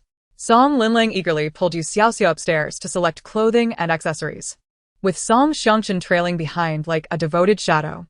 In no time, The downstairs living room was left with only the Song couple. Montag Pinkson. Waiting for the children to depart, let her smile fade and shot a fierce glare at Song Kong. Do you still intend to protect your brother after everything that has transpired? If you remain oblivious, I shall consider divorce. With a sigh, Song Kong took her hand. From the moment I learned he swapped our daughter, I ceased to regard him as family. Rest assured, my dear, I will adhere to your wishes. Mo Pingxin felt a sense of relief. After years of marriage, she understood that once he made such a declaration, he would stand by it. Contemplating, she lowered her voice. Later, you must send someone. While the couple schemed downstairs, Song Linling ushered You Xiaoxia into her room upstairs. Since becoming a star, her belongings had multiplied, and she had even merged the adjacent room for her use. She led You Xiaoxia to the walk-in closet to select outfits, while Song Xiangchen, ever the follower, tagged along. Why are you here? Girls need privacy to change. Out. She insisted, shooing Song Xiangchen away. Once alone with You Xiaoxia, she gestured toward the wardrobe. Feel free to choose anything you like. Noticing You Xiaoxia's dazed expression, Song Linling quickly waved her hands. Don't misunderstand. Everything here is new, untouched by me. All gifts from the brands. You Xiaoxia, however, was not thinking along those lines. Her eyes sparkled as she gazed at the immense closet. How miraculous. In her past life, she had yearned for her friend to strike it rich or marry a wealthy magnate to enjoy life luxuriously, just like this moment, being taken to a grand closet where she was told, choose whatever you wish. Unexpectedly, her wish had been fulfilled in this life, unlike her previous friend who had failed to achieve such success. As You Xiaoxia finally began to move, Song Linling sighed in relief, bustling about to help her try on clothes and jewelry like a devoted handmaiden. Seeing this, You Xiaoxia remarked, you really don't have to go to such lengths. Song Linling froze momentarily, placing down the diamond necklace and turning with a sigh. Xiaoxia, although the swap was not my intention, I am indeed a beneficiary in this situation. If it makes you uncomfortable, I can move out. Though they shared no blood ties, the bond between Song Linling and the Song family was genuine. Emotionally, accepting this upheaval was difficult for her, but in truth, You Xiaoxia was the one who had suffered the most. Having been born into the Song family, all the comforts she now enjoyed rightfully belonged to You Xiaoxia, who had been cruelly swapped and raised in hardship. As a beneficiary, even if Song Linling wished to remain, she had to consider You Xiaoxia's feelings. Yet You Xiaoxia shook her head. It doesn't matter. If you want to stay, then stay. There's no need for my opinion. You Xiaoxia genuinely felt indifferent. Strictly speaking, she was not the original You Xiaoxia in this world. If she were to be labeled an intruder, she too bore a share of the blame. Moreover, having been granted a second chance at life, she had come to realize that the mundane struggles of work held little appeal for her now. She simply wished to indulge in food and leisure, savoring every moment. For one must partake in gossip or face dire consequences. Engaging in rivalries with a faux heiress was hardly her priority. Of course, if one day Song Linling chose to provoke her, then she would not hesitate to respond in kind. As for now, after all, we're both supporting characters. One a mere pawn, the other malicious. Let us not continue this conflict. Why should women make things difficult for one another? Song Linling fervently nodded in agreement, affirming that since they were both supporting characters, it was best to avoid discord. The two fell silent, the atmosphere in the walk-in closet thickening slightly until You Xiaoxia shifted the topic. By the way, aren't you a star? You must be quite busy with engagements, right? You Xiaoxia had assumed that a major celebrity would be constantly occupied, yet here was Song Linling, still able to accompany them for dinner. Song Linling nodded, confirming that she was indeed busy, especially with filming recently. However, she had specifically requested time off from the director to celebrate You Xiaoxia's return. Recalling the entertainment industry, an idea suddenly sparked in Song Linling's mind. With You Xiaoxia's extraordinary ability to perceive thoughts, wouldn't he bringing her into the industry ensure a daily feast of gossip? After all, what field could rival the entertainment industry in its abundance of scandal? Yet, she quickly dismissed the notion. While indulging in gossip was delightful, it could easily offend others. If You Xiaoxia entered the industry, she would undoubtedly attract unwanted attention, increasing the danger manifold. No, that wouldn't he do. Furthermore, their parents would likely restrict You Xiaoxia's outings to protect her from exposure, which was unacceptable. Song Linling shook her head. You Xiaoxia, seated at the vanity, observed the shifting expressions on Song Linling's face through the mirror, frowning one moment, weighed down with thought the next. She wondered what burdens this faux heiress was grappling with. What's wrong? Realizing she had been lost in thought, Song Linling shook her head. Nothing, nothing. Have you chosen your outfit? Let me help you with your makeup. You Xiaoxia nodded, anticipating the evening's gossip fest. She had hardly touched her lunch, and by dusk, the family finally boarded the car, heading towards the hotel. Full of excitement, You Xiaoxia was immediately clasped by Song Linling's arm upon alighting. Tonight. Song Linling had a crucial task, to ensure that You Xiaoxia and Song Anha remained no closer than 4 meters apart. Otherwise, if Song Anha overheard her thoughts, how could they enjoy the gossip? Finding Song Anha's private room was not difficult. Song Ankong had intentionally reserved a room adjacent to his. As soon as You Xiaoxia entered, the system chimed in, "Host, excellent positioning. Your neighboring room is where Song Anha is hosting his class reunion." You Xiaoxia's eyes sparkled. What's the situation? Are all the guests present? Has Liao Jili arrived? The Song family members gathered around the round table perked up their ears in unison. The system replied, "The guests at Song Anha's gathering have all arrived and are already quite inebriated. He is currently exchanging flirtatious glances with old classmates, and it's likely he will soon succumb to temptation. As for Liao Jili, she is already lying in wait in a car at the entrance. She has bribed a server to notify her the moment she spots Song Anha disappearing with the classmate she suspects." Just as You Xiaoxia was about to respond, the system interrupted with an exclamation. "Ah! Host, new gossip. The husband of the classmate mingling with Song Anha has also arrived today." "Really? What's going on?" You Xiaoxia gasped in astonishment. "Is he here just to attend the reunion, or does he have ulterior motives?" The system explained. "He has long suspected his wife of infidelity and has vaguely realized it involves one of her classmates. However, he hasn't pinpointed which one. He is here specifically to catch her in the act." "Excellent, excellent," You Xiaoxia exclaimed, barely able to contain her excitement. This gossip has just become even more thrilling. In the adjacent room, Song Anha appeared solemn on the surface, yet beneath the table, he was surreptitiously rubbing the leg of his female classmate, Mao Fong, with his foot. Seizing the moment while everyone was engrossed in toasting and conversing, he leaned closer to Mao Fong's ear, casting a glance toward the restroom in the private room, and complained, "What on earth did you bring him along for? It's such a waste of time." Mao Fong, blushing slightly, playfully hooked her leg around his and replied in a soft voice, "I didn't want it either, but he insisted on coming with me." Observing Mao Fong's flushed cheeks stirred something within Song Anha. Though not youthful anymore, her well-maintained appearance, especially her delicate manner of speaking reminiscent of their school days, was a stark contrast to his boisterous wife. He had long been infatuated with her, and during their class reunion, he had flirted with her multiple times. Finally, making his move. Feeling the tingling sensation from his caress, Mao Fong cast a reproachful glare at him. "Why not just go out together instead of making this gathering awkward? It's so uncomfortable." Song Anha chuckled. What's the thrill in a private date compared to being surrounded by old classmates? Just then, the restroom door swung open, and Mao Fong's inebriated husband stumbled out. Song Anha scoffed and, intentionally blowing air towards Mao Fong, taunted, "Can that spineless shrimp satisfy you?" Flushing deeper, Mao Fong shot him an indignant look and hurried to support her husband. "Lao Song, have you had too much to drink? Your face is so red." Regaining his composure, Song Anha smiled and waved his hand dismissively, "Just a slight buzz, just a slight buzz." Turning back, he urged Mao Fong, who had resumed her seat, "Get him drunk. Later, I'll take you somewhere nice." Without uttering a word, Mao Fong thrust her glass into her husband's hand. After several more drinks, her husband was utterly incapacitated, slumped over the table.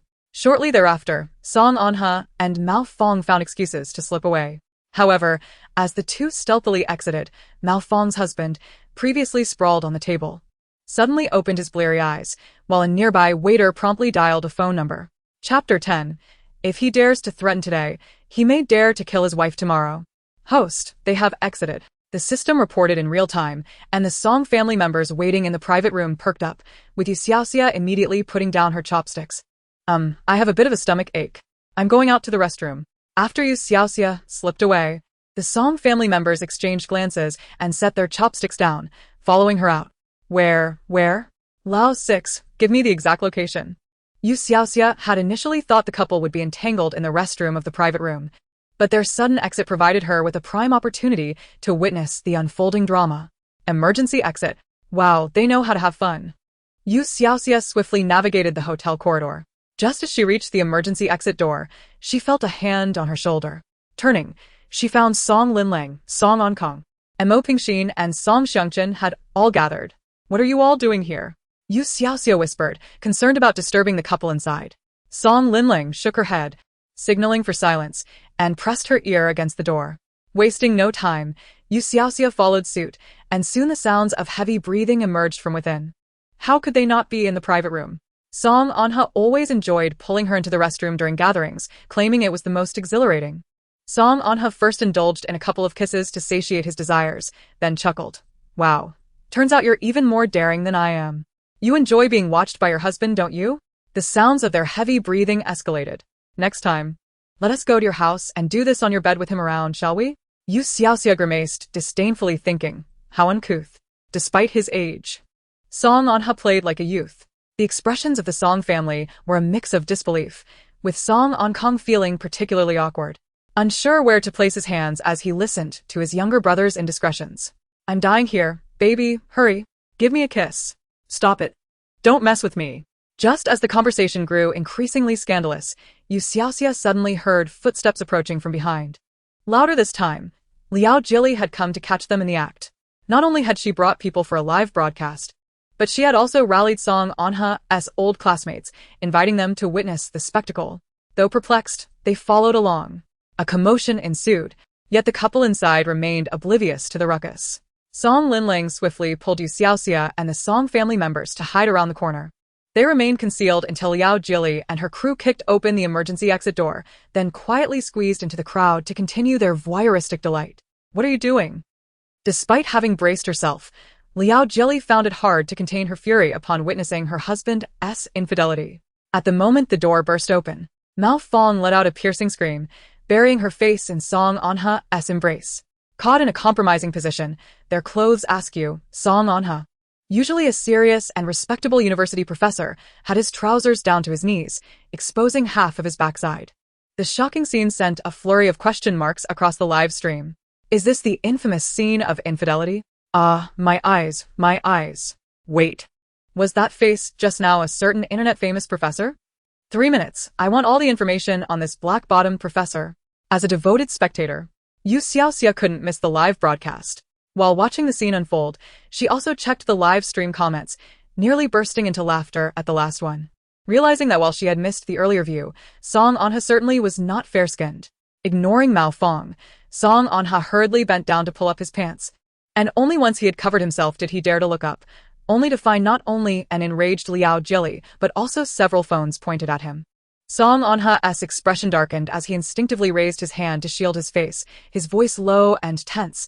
"Liao Jili, what are you doing?" Liao Jili advanced, tearing apart the entwined couple. "How dare you question me?" Song Anha, as if cheating on me wasn't enough. "You've even fathered a child and still dare to scheme against me? Just wait until I peel your skin off. I want to carry the surname Liao, if I don't." Song Anha's heart sank. He hadn't expected Liao Jili to uncover this, but he quickly denied it. "You've misunderstood. Who has been spreading rumors in front of you? It's not true." Liao Jili ignored him entirely, gripping Mao Fong's hair tightly. "And you old harlot, at your age, still behaving so shamelessly. I'll show you what it means to seduce a man." With each insult, she slapped Mao Fong, causing her to scream in distress. Ah. "Song Anha, save me. Pull your wife away." Despite the bond of marriage, Song Anha felt compelled to intervene. "Jili, stop making a scene. I was just discussing matters with Mao Fong." "I spit on that." Liao Jili retaliated with a mouthful of spit aimed at Song Anha's face. "You've exposed yourself, and you're still talking about business? Come on, ask your old classmates if anything requires pants to be removed for discussion." The old classmates stood in stunned silence. Though they were familiar faces, the juicy gossip was too enticing to resist, and their eyes sparkled with excitement. Song Anha's face darkened as he raised his voice in threat. "Liao Jili, we can discuss this later." In his mind, Liao Jili was just an ignorant woman. Whereas he was a distinguished university professor, a man of reputation and status, it would be easy to crush a woman with nothing. Oh, yes, threatening now. This man is utterly shameless, cheating and threatening his wife. If he dares to threaten today, he may dare to kill his wife tomorrow. The atmosphere grew chaotic, and though no one knew who had spoken, they all nodded in agreement. Song Anha, yes, no man at all. Liao Jili was nearly enraged into a frenzy upon hearing these words. The thought of him killing his wife was not entirely unfathomable. She approached directly and delivered 2 resounding slaps across Song Anha's aging face. "Do not threaten me, Song Anha. I tell you, even if I descend into hell today, I will drag you down with me." After striking him, she disregarded Song Anha's expression and turned her ire towards Mao Fong. In her heart, while she loathed Song Anha, she found the enticing Mao Fong even more detestable. Mao Fong was caught off guard, powerless to retaliate, her hair being tugged out in handfuls. Liao Jili berated her as she struck. "What are you, an old harlot seek? You are not ugly, yet at your age, you cannot even live your life properly. What do you expect to achieve by mingling with him? Do you know that this scoundrel, Song Anha, has a younger mistress besides you? She has even borne him a son, while he awaits to usurp my position and harm my daughter." As Liao Jili continued to scold, tears streamed down her face. For a moment, the scene froze, particularly as their old classmates looked at Song Anha with incredulity. This seemingly refined man was so ruthless. Even a tiger would not harm its cubs. This Song Anha is lower than a beast. Incredible.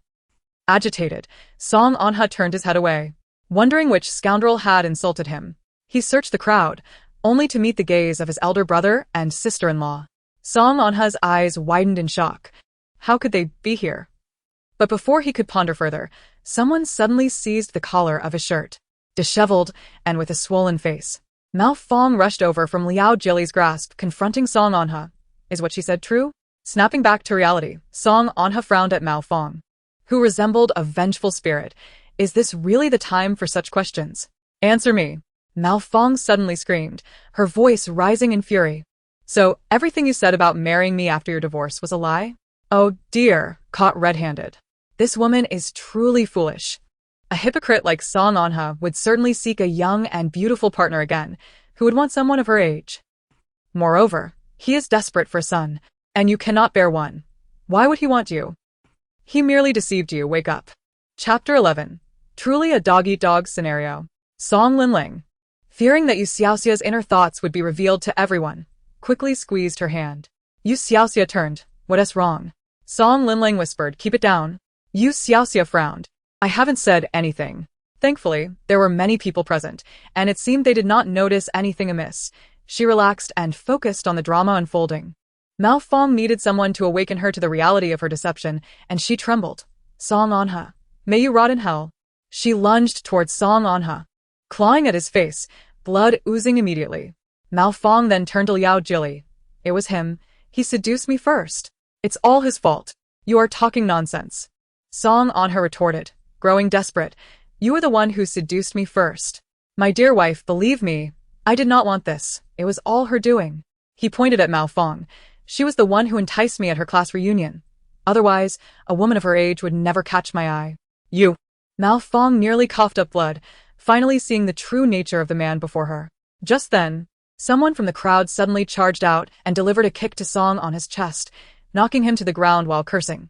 I'll teach you, for seducing my wife. Song Anha clutched his chest, trembling with rage.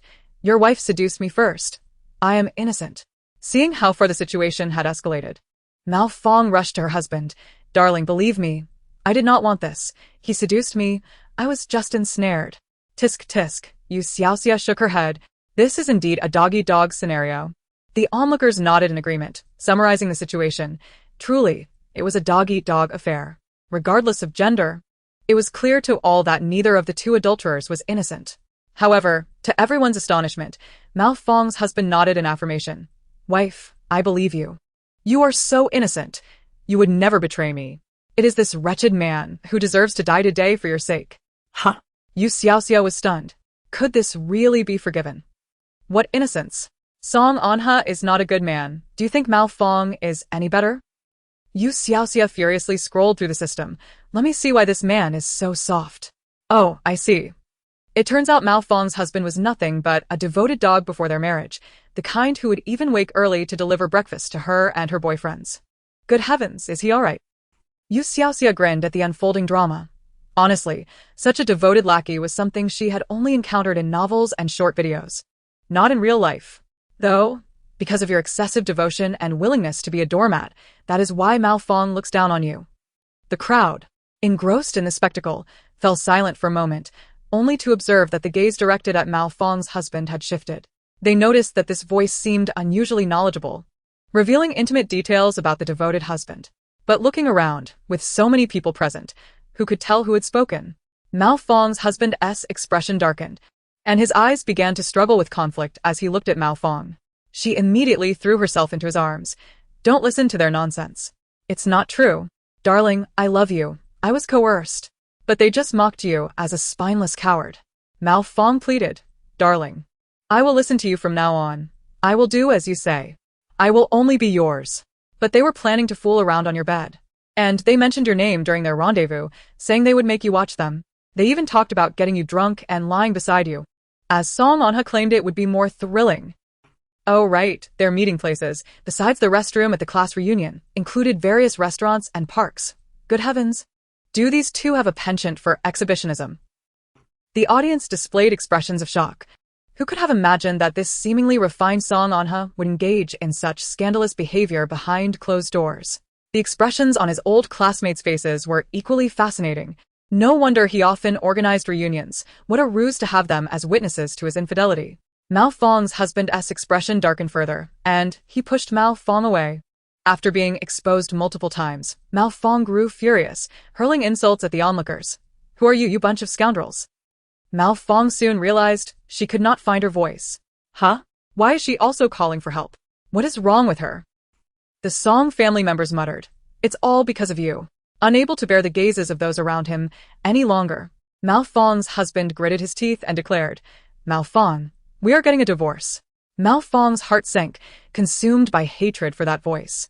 She had initially been confident that, even if discovered, she could manipulate this spineless man, but now it was all over.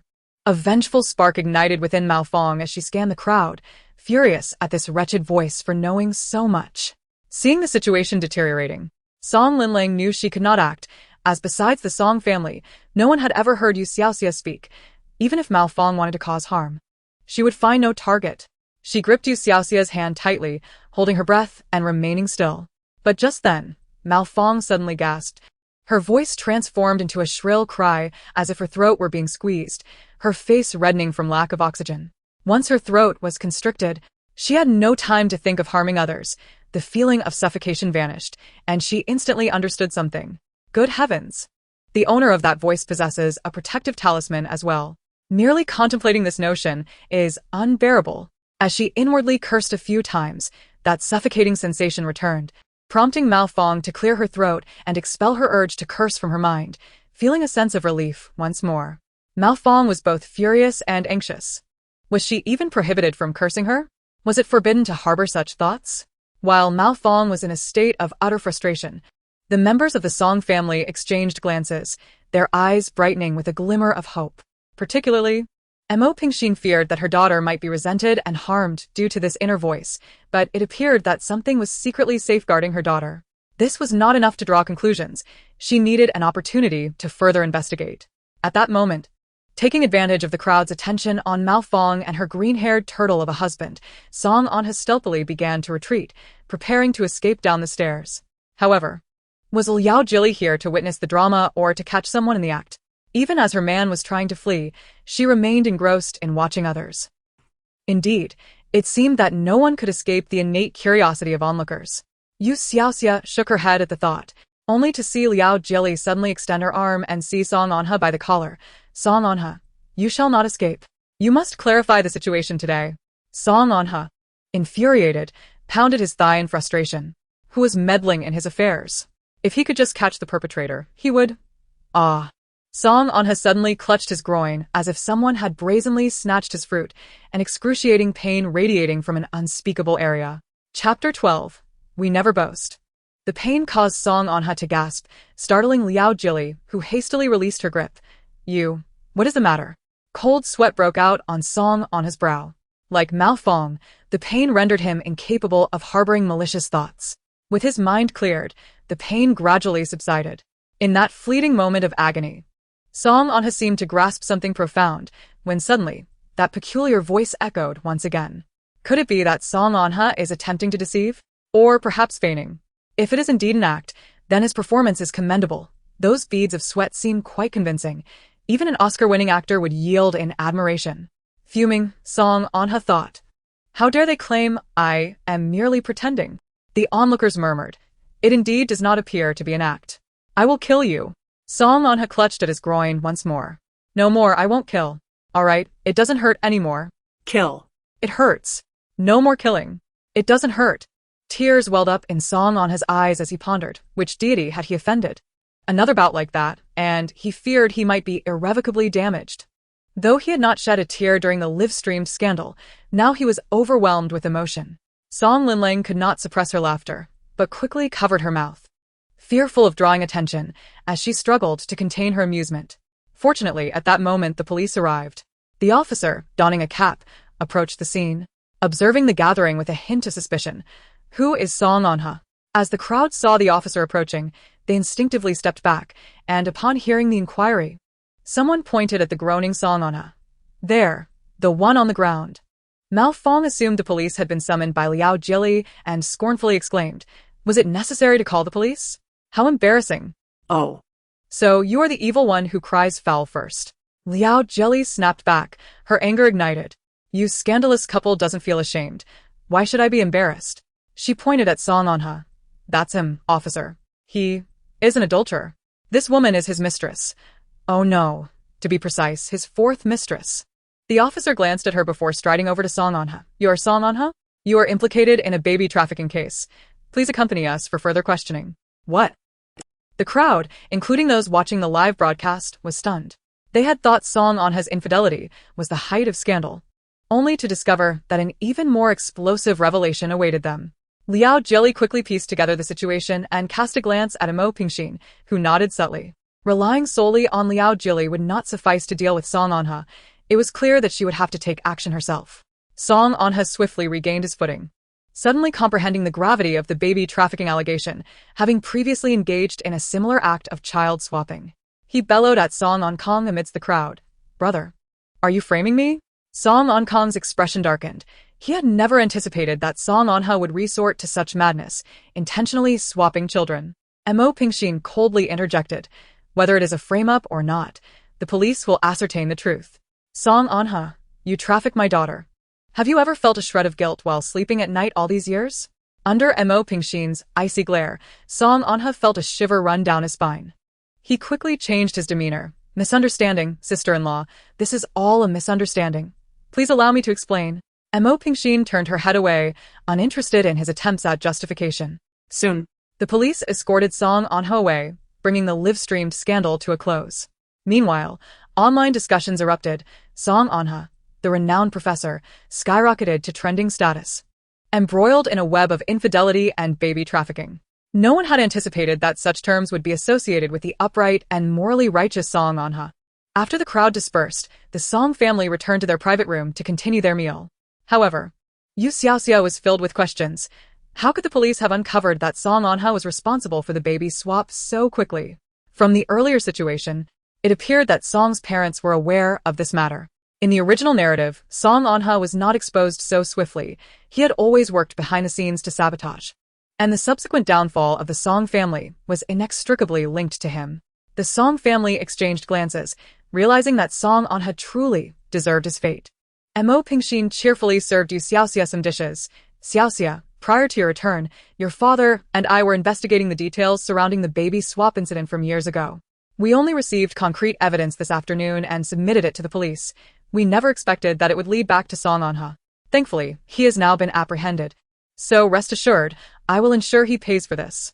Song Linlang also quietly explained to You Xiaoxia. This morning, Mother knew your aunt was planning to catch him in the act, so she specifically arranged for us to dine at this restaurant. So that's how it was. You Xiaoxia nodded in understanding.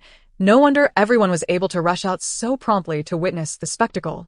Having eaten to their heart's content and with time still on their side, Mo Pingxin suggested that the family visit a shopping mall, primarily to buy things for You Xiaoxia, with the others accompanying her. However, just as You Xiaoxia settled into the car, a chime sounded, and suddenly, Old Six appeared. Host, it has been detected that you have accumulated 500 seed tokens. The wish fulfillment chamber has now been automatically unlocked for you. Wish fulfillment? You Xiaoxia's eyes brightened with curiosity as she opened the system interface, indeed discovering a new section. With a thought, The chamber opened to reveal a welcoming interface. Wish fulfillment chamber. Everything you think and desire is here. There's nothing you cannot achieve. Come and redeem your wishes. Gazing at this advertisement reminiscent of a scam, You Xiaoxia thought to herself, Old 6, your system is quite boastful. Is there really nothing you cannot do? Then can you procure me an airplane or artillery? Old 6 replied, Host, our system never boasts. The members of the Song family struggled to suppress their laughter, while You Xiaoxia awaited the completion of the wish fulfillment chamber, only to exclaim, Wow, it really exists. Coughing sounds erupted within the car as Song on Kong, gripping the steering wheel tightly, narrowly avoided leading the family into disaster. Chapter 13, a smile more difficult to suppress than AKs. You Xiaoxia remained oblivious to the peculiar atmosphere within the vehicle, staring at the system interface with a strange expression. The wish fulfillment chamber, as its name suggests, bore a striking resemblance to a children's cartoon, adorned in pastel colors and whimsical layouts. However, what kind of wholesome animation would feature realistic images of airplanes and artillery? The fusion of cartoonish and military aesthetics was quite jarring. Upon closer inspection, this shopping mall page is, in essence, no different from a typical e-commerce platform. The small squares feature images of products, with prices displayed below. A gentle click on the images reveals enlarged pictures and intricate details, along with comprehensive descriptions. The X-1 light fighter jet, boasting exceptional performance and formidable firepower, primarily serves the functions of cruising and enemy engagement. With each thought that passed through You Xiaoxia's mind, the members of the Song family in the carriage felt a tremor in their hearts. Good heavens, they had no intentions of rebellion. Possessing a private fighter jet must be illegal, right? Yet, Old 6 exacerbated the situation, saying, Host, these are all actual photographs. Just click to purchase. And it will be delivered immediately. The Song family exclaimed, No, please. Fortunately, You Xiaoxia glanced at the price and was astounded. She had never seen so many zeros in her life. Oh my, does a fighter jet cost 100 million melon seeds? The cannon is priced the same. I could never consume that many melons in one lifetime. Having spent over a week in this realm, she had only managed to accumulate 500 melon seeds from eating in the countryside, and a fighter jet seemed a distant dream, perhaps in her next life. By the way, you still haven't told me how this melon seed currency is calculated? It is based on the number of participants eating melons. The more people you eat with, the more melon seeds you accumulate. Understanding this, You Xiaoxia continued to explore them all. Since this was a manifestation of wish fulfillment, if there were fighter jets and cannons, surely there must be immortality potions available as well? Out of mere curiosity, she thought of it, and to her astonishment, an immortality potion actually appeared in the box below, truly a manifestation of one's desires. However, the price remained exorbitantly high. I can't afford that. She shook her head, suddenly fixating on another box. Oh, what is this we are not good friends item? It looks like a cryptic symbol, and only requires 1 melon seed. Old 6 explained, We are not good friends, also known as melon-eating shield, as the name suggests, allows the host to choose any individual to refuse their company while eating melons. You Xiaoxia's eyes lit up.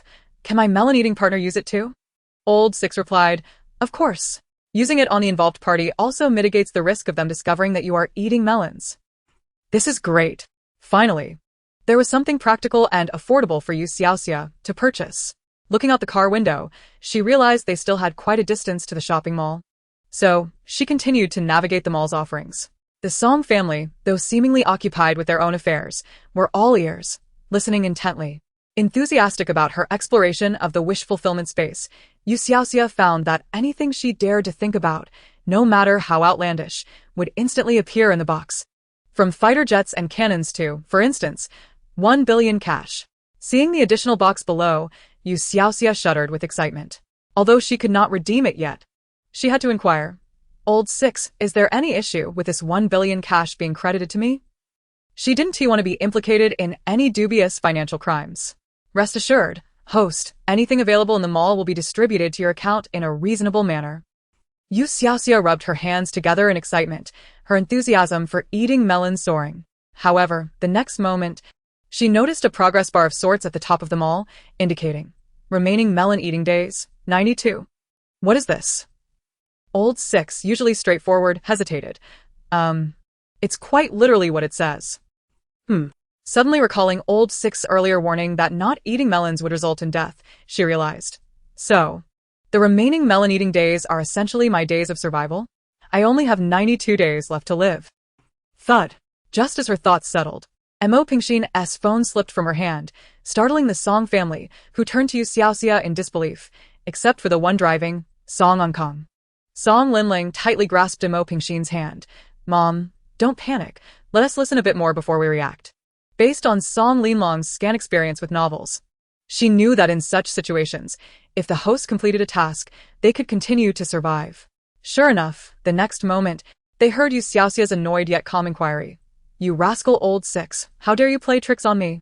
Why didn't you mention the countdown earlier? Old Six had an excuse ready. I didn't want to put pressure on you. This time, You Xiaoxia was not so easily fooled. And now you're not worried? Old Six chuckled, his laughter slightly lewd. Because now I understand that pressure fosters motivation.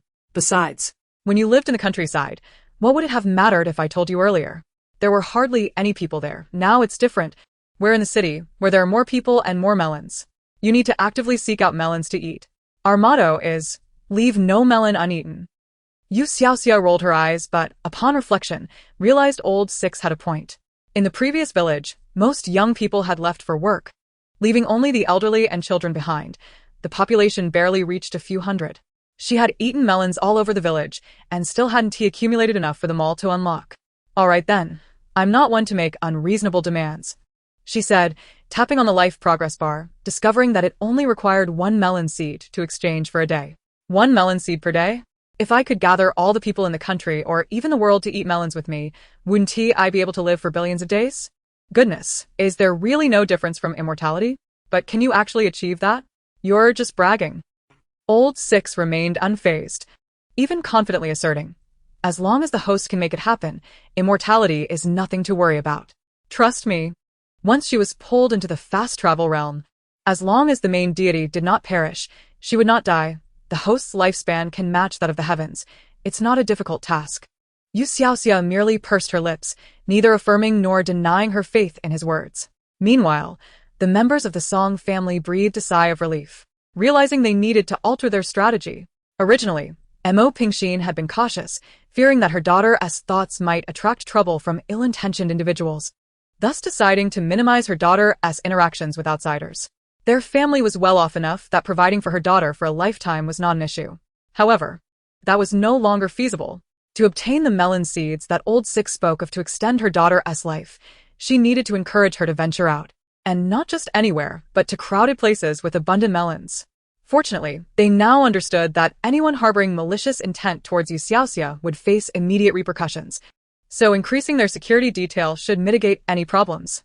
Song Linlang's eyes sparkled with excitement. After all, where else could there be more gossip than in the entertainment industry? Nowhere. Absolutely nowhere. As the carload of individuals contemplated their thoughts, they soon arrived at their destination, and everyone composed themselves as they disembarked. Mo Pingxin clasped You Xiaoxia's hand, pointing to the largest and most upscale shopping mall in City A. Xiaoxia, if you find anything you like, Mom will buy it all for you. Song Onkong cheerfully added. Choose whatever you want. Dad will foot the bill. No need to hold back. The younger brother, Song Xiangchen, and younger sister, Song Linling, also rolled up their sleeves, ready for action. You Xiaoxia's lips twitched, and the corners of her mouth, which had been nearly impossible to suppress, finally broke into a grin. Thank you, Mom and Dad. Thank you, little brother and sister. I won't hold back. Shopping freely in a luxury store without concern for money was an absolute first for You Xiaoxia. She confidently linked arms with Mo Pingxin and strode into the store. However, just as they entered, a particularly affected and discordant voice rang out. Oh, isn't that Pingxin? Not at home orchestrating a marriage for your son, but today you have time to come out. Chapter 14. What's wrong? Can't live without a grandson. Zheng Huayu, Mo Pingxin's longtime rival, had been a thorn in her side since childhood, and their rivalry had persisted for decades. Zheng Huayu loved to compare herself to others, but could never outshine Mo Pingxin, and her sharp tongue made Mo Pingxin's head spin whenever she encountered her. Zheng Huayu, despite her age, maintained an impressive appearance. With a graceful sway of her waist, she approached, accompanied by a young girl, her daughter-in-law, who was dutiful and sensible. Although she could not rival Mo Pingxin in many respects, she had triumphed in one area: grandchildren. In the 4 years since her daughter-in-law had entered the family, she had already borne 3 grandsons, much to Zheng Huayu's delight, who seized every opportunity to remind Mo Pingxin of this fact. Each generation has its own fortune, Mo Pingxin, being a progressive parent, thought to herself. Yet, after being incessantly reminded, she felt an unease growing within her. Upon returning home, she pressed her eldest son, Song Xiangbei, to consider arranged matchmaking. The matter of grandchildren was secondary. Her primary concern was that Song Xiangbei, nearing 30, was still without a girlfriend, which genuinely worried her. However, while Song Xiangbei presented himself as a domineering figure, deep down, he was a romantic at heart, firmly believing that love acquired through blind dates lacked authenticity. Hence his single status. With Zheng Huayu's incessant chatter, rumors began to circulate, suggesting that perhaps at 30, he had an inclination towards men. The animosity between the two women was palpable, and Mo Pingxin's expression soured instantly. When Zheng Huayu approached, she noticed an unfamiliar face beside Mo Pingxin. After scrutinizing the girl, a wave of suspicion washed over her. She feared that You Xiaoxia might be the daughter-in-law Mo Pingxin had brought back. That was her sole advantage over Mo Pingxin. Who is this? Zheng Huayu inquired. Although Mo Pingxin was reluctant to engage, as they were acquaintances within the same social circle, she had to acknowledge her presence. This is my daughter, she replied, firmly grasping You Xiaoxia's hand. Zheng Huayu's surprise morphed into astonishment. I thought you only had Linlang as a daughter. When did another one appear? Linlang had always been the epitome of beauty and intelligence, leaving Zheng Huayu feeling inferior countless times. She could hardly comprehend the sudden emergence of another daughter. Mo Pingxin's expression darkened, and she had no intention of indulging in pleasantries. What do you mean appeared? This is my biological daughter, and it has nothing to do with you. Mind your own business. With that, Mo Pingxin led You Xiaoxia and Song Linlang into the store to select items. Having already made her purchases, Zheng Huayu, seeing the turn of events, followed them inside. Her interest in You Xiaoxia minimal as long as she was not Mo Pingxin's daughter-in-law. As for the daughter, who knew if she was merely a goddaughter? It was inconsequential. Seated on the sofa, Mo Pingxin and her daughter were soon presented with an array of exquisite pastries, followed by several racks of coats for selection. You Xiaoxia, experiencing such grandeur for the first time, felt like a country bumpkin in the city, reveling in the attention of the sales associates who ushered her into the fitting room. With arms outstretched, she was pampered, truly embodying the role of a goddess. Dressed in the latest style, You Xiaoxia emerged to showcase her outfit, only to find the insufferable Zheng Huayu seated beside Mo Pingxin. As a sales associate prepared to assist Zheng Huayu with shoes, she waved her off, insisting, Lan, they lack finesse. You try it on for me. Zheng Huayu's daughter-in-law complied, kneeling to help her mother-in-law remove her shoes. With a smug glance at Mo Pingxin, Zheng Huayu declared, my daughter-in-law is obedient and sensible, and most importantly, she has given me 3 grandsons. Mo Pingxin, I must say, your Xiangbei is getting on in years. It's high time you found him a partner. Mo Pingxin rolled her eyes in disdain, retorting, Xiangbei is in no rush. After all, we have no throne to inherit. With our modest assets, he can afford to spend freely, unlike your family, who could support more children without a care. Zheng Huayu was momentarily taken aback. The Song family's wealth far surpassed her own. Her public remark was not only a jab, but a blatant slap to her own face. Her lips twitched as she forced a smile, but we still want grandsons. By the way, would you like me to help introduce someone for Xiangbei? Although they may not be as perfect as Lan, finding someone of lesser caliber would suffice, as long as she can bear grandchildren. Mo Pingxin's brow furrowed in annoyance, and even the sales associates exchanged glances, suppressing their disdain for such antiquated notions of lineage and procreation. How absurd! Echoed in the minds of many present. However, a momentary silence enveloped the room. Both women were esteemed guests, and the sales associates dared not voice their thoughts. Mo Pingxin remained silent, while Song Linlang was not the source of that voice. Zheng Huayu glared at You Xiaoxia, the uncouth girl who dared to contradict her publicly. At that moment, Zheng Huayu was oblivious to the brewing storm, but the following second, she was struck by a revelation. Who is this woman? So obtuse. Not noticing my mother's disdain for her, yet she insists on intruding. I wonder if her son is incapable of fathering children. Where did her 3 grandsons come from? An eerie stillness fell over the luxury boutique. Only Mo Pingxin, Song Linlang, And the previously reticent Song Ankang and Song Xiangchen, whose eyes sparkled with curiosity, remained. Zhang Huayu trembled with rage, but as she processed the situation, she recalled that You Xiaoxia had been quietly enjoying pastries, saying nothing. Could it be that the voice was not hers? No, the voice had referred to my mother, and it was unmistakably female. Aside from Song Linling, the only other candidate was that silent girl. Rising to confront You Xiaoxia, she intended to unleash a torrent of abuse. I'll tear your mouth apart for speaking out of turn. Yet, in that instant, she felt an invisible force gripping her wrist, inflicting such pain that tears sprang to her eyes. Mo Pingxin's icy gaze bore into her, and Zheng Huayu suddenly reconsidered, thinking, perhaps I should refrain. This girl has a sharp tongue, and I shall let it be. Miraculously, the pain in her wrist dissipated. Zheng Huayu glanced at her wrist in astonishment, then at You Xiaoxia, her mouth poised to question, yet no words came forth. Meanwhile, You Xiaoxia had finished peeling the fruit, wrinkling her nose in disdain. What is this? So that's how it is. No wonder her son can't reproduce. She deserves it. The outcome is far too lenient for him. Zheng Huayu's complexion shifted dramatically. Chapter 15. Two types of people cannot share the same bed. An odd atmosphere permeated the store as the sales associates exchanged bewildered glances, unsure of the source of the voice, yet it was clear everyone could hear it, which seemed to heighten their intrigue. Everyone busied themselves, but their ears were perked up, eager to hear more. Really? None of her grandsons are from her son? And what exactly did he do to deserve such a fate? The anticipated voice rang out once more. That Zheng offspring is nothing but a scoundrel, utterly uneducated, having bullied classmates from a young age. He shamelessly deceived female classmates. And when his misdeeds were uncovered, Zheng Huayu had the audacity to claim that the girls were the ones seducing her son, leveraging her wealth and power to drive them to drop out of school. Ha! As if her son were some prize catch, he has nothing but trash. As You Xiaoxia's voice echoed, disdain spread across the faces of all present, while Zheng Huayu's complexion fluctuated between green and white, utterly powerless to silence her. Mo Pingxin cast a cool glance at Zheng Huayu, knowing full well that while Zheng Huayu often boasted about her son's virtues in their social circle, everyone was merely refraining from exposing the truth about his character. You Xiaoxia sipped her floral tea, continuing to relish the gossip. Oh. The scandals surrounding Zheng Huayu's son are plentiful, particularly concerning his romantic entanglements. It's a complete mess. Zheng Huayu is fiercely protective of him. Whenever trouble arises, it's always someone else seducing her son. Yet when lives are at stake, she wouldn't even spare a cent for an abortion, simply sending her bodyguards to chase them away. Truly heartless.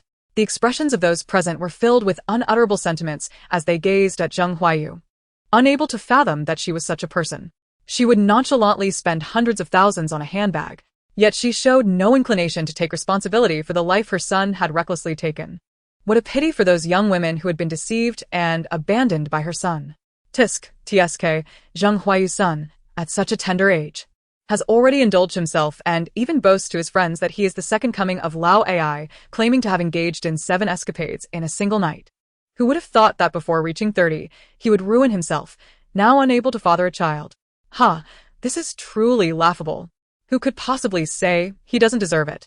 Suddenly, Song Linlang and several sales associates could no longer contain their laughter. Zheng Huayu's piercing gaze shot towards them, prompting the sales associates to stifle their mirth, yet Song Linlang remained unperturbed. Having previously given her some measure of respect due to her elder status, she now felt no need for such niceties as the facade began to crumble. It was a perfect opportunity to shield You Xiaoxia. Intentionally addressing Zheng Huayu, she said, Aunt Zheng, I have something to share with you. A friend of mine happened to see your son visiting a urologist, and he also went to a fertility clinic. I hesitated to mention it before, but since you already have 3 grandsons, I thought it might not be of great concern to you. Zheng Huayu sprang up from the sofa, too incensed to point a finger at You Xiaoxia, instead directing her ire at Song Linling. You. The one who is always so sarcastic, and yet here you are, unable to say anything substantial. Wow, so Song Linling was already aware of this? How composed she must be. What a spectacle. The atmosphere was charged with tension as Mo Pingxin positioned herself protectively in front of Song Linling, knowing that even Zheng Huayu would think twice before confronting them directly. At that moment, Zheng Huayu's daughter-in-law stood up, urgently grasping her arm. Mom, let us go. With a resounding slap, Zheng Huayu struck her daughter-in-law in front of everyone. Li Lan covered her face, a flicker of impatience in her eyes. Zheng Huayu, fierce and unyielding, demanded, "Tell me, are those 3 grandsons truly of the Wang lineage?" Li Lan, with a sorrowful expression, attempted to pull Zheng Huayu away. "Mom, let us leave. We can discuss this at home." But Zheng Huayu refused to budge, striking Li Lan several more times in the scuffle. You Xiaoxia, unable to bear the scene, interjected, "Why resort to violence? Your son willingly wore the green hat. If it weren't for your incessant urging for him to marry and produce grandchildren, he wouldn't have come up with such a scheme. But to think he could concoct such a cunning plan, his father truly is a piece of work." Fuming, Zheng Huayu struggled to catch her breath. "Fine, let him divorce you when we get back." Divorce? Once he does, all his assets will go to her. After all, they signed an agreement. Li Lan was no fool. She had long prepared an escape route for herself and her children, knowing well that supporting Wang Xingyan came at a price. Yet, as Wang Xingyan had little wealth, she endured Zheng Huayu's foul temper with the hope that one day her children would inherit the Wang family fortune, unaware that her secrets would soon be unveiled. Hearing this, Zheng Huayu was so enraged that her limbs went numb. The store manager, fearing she might suffer a fatal episode within their premises, hurriedly instructed the staff to assist Zheng Huayu to her car. As a flurry of activity ensued to escort Zheng Huayu away, You Xiaoxia couldn't help but mutter, "She truly is fragile. Just a moment ago, she was so brash towards my mother." Mo Pingxin merely smiled in silence, then waved her hand. "Bring out all your new arrivals for my daughter to try. Wrap up everything she likes." The remaining sales associates sprang into action, and You Xiaoxia seized the moment to indulge herself, shopping with abandon. After nearly depleting several stores, she finally ceased her spree, satisfied. That evening, after a tiring day, she collapsed onto her bed and fell into a deep slumber. Upon waking the next morning, still groggy, she chuckled under her covers, amused that she, Xiaoxia, could exhaust herself in a luxury store. Who would believe such a tale? After lingering in bed for a while, she descended for breakfast, which was as lavish as the day before. Song Xiangchen, rushing to class, had been waiting for a while. Upon seeing You Xiaoxia, he quickly slung his backpack over his shoulder but paused to hand her a bank card, stammering, This is my pocket money saved over the years." Take it. You Xiaoxia looked at him in astonishment. "Yes, offer me money?" The Song Xiangchen from the original story was never this amiable. To support his childhood friend Song Linling, he had often ridiculed his own sister. So could this be a ruse? Song Xiangchen's expression darkened. Had he truly been that cruel? Song Linling, munching on her sandwich, felt a pang of discomfort. Without further ado, Song Xiangchen thrust the bank card into You Xiaoxia's hand. "I'm leaving." You Xiaoxia, puzzled by the card, heard Mo Pingxin's voice. "Just accept it. He family." No need for formality. Only then did You Xiaoxia pocket the card. Recollecting herself, she called out for Lao Lu. "Did that Zheng Huayu manage to recuperate from the shock yesterday?" The others at the table perked up, eager to hear the news. Would anyone tolerate the revelation that her 3 grandsons were not her biological offspring? Mo Pingxin couldn't help but chuckle at the memory of Zheng Huayu's previous boastfulness. Lao Lu responded, "No, host." However, after she returned home, a fierce quarrel erupted in the Wang household. She insisted on her son's divorce, but he staunchly refused, telling her to mind her own business, which infuriated her. Additionally, Zheng Huayu's husband is now aware of the situation. The couple had an explosive argument filled with mutual accusations, and upon realizing their son's predicament regarding procreation, they both broke down in tears. Tsk. You Xiaoxia shook her head. "I knew it. 2 people sharing the same bed cannot produce different offspring." Zheng Huayu failed to discipline her son, but her husband is no paragon either. The misdeeds she committed for her son were surely at his behest. They are cut from the same cloth. Indeed. Lao Lu nodded in agreement. The host is absolutely right. After finishing the gossip about Zheng Huayu, You Xiaoxia had nearly completed her breakfast and was about to set down her chopsticks when Song Linling suddenly spoke up. "I have something to discuss." She looked around the table, particularly at You Xiaoxia, compelling her to sit back down. Taking a deep breath, her expression turned solemn as she addressed everyone. "Mom and Dad, I am deeply grateful for your love and care over the years. And Xiaoxia, although it was never my intention, I have indeed occupied your identity for so long." The moment Song Linling began speaking, Mo Pingxin recognized her intent, her eyes instantly glistening with tears as she attempted to interrupt. "Linling." Song Linling grasped Mo Pingxin's hand, her determination unwavering. Mom, I have decided to publicly disclose the truth about the exchange of identities between Xiaoxia and me.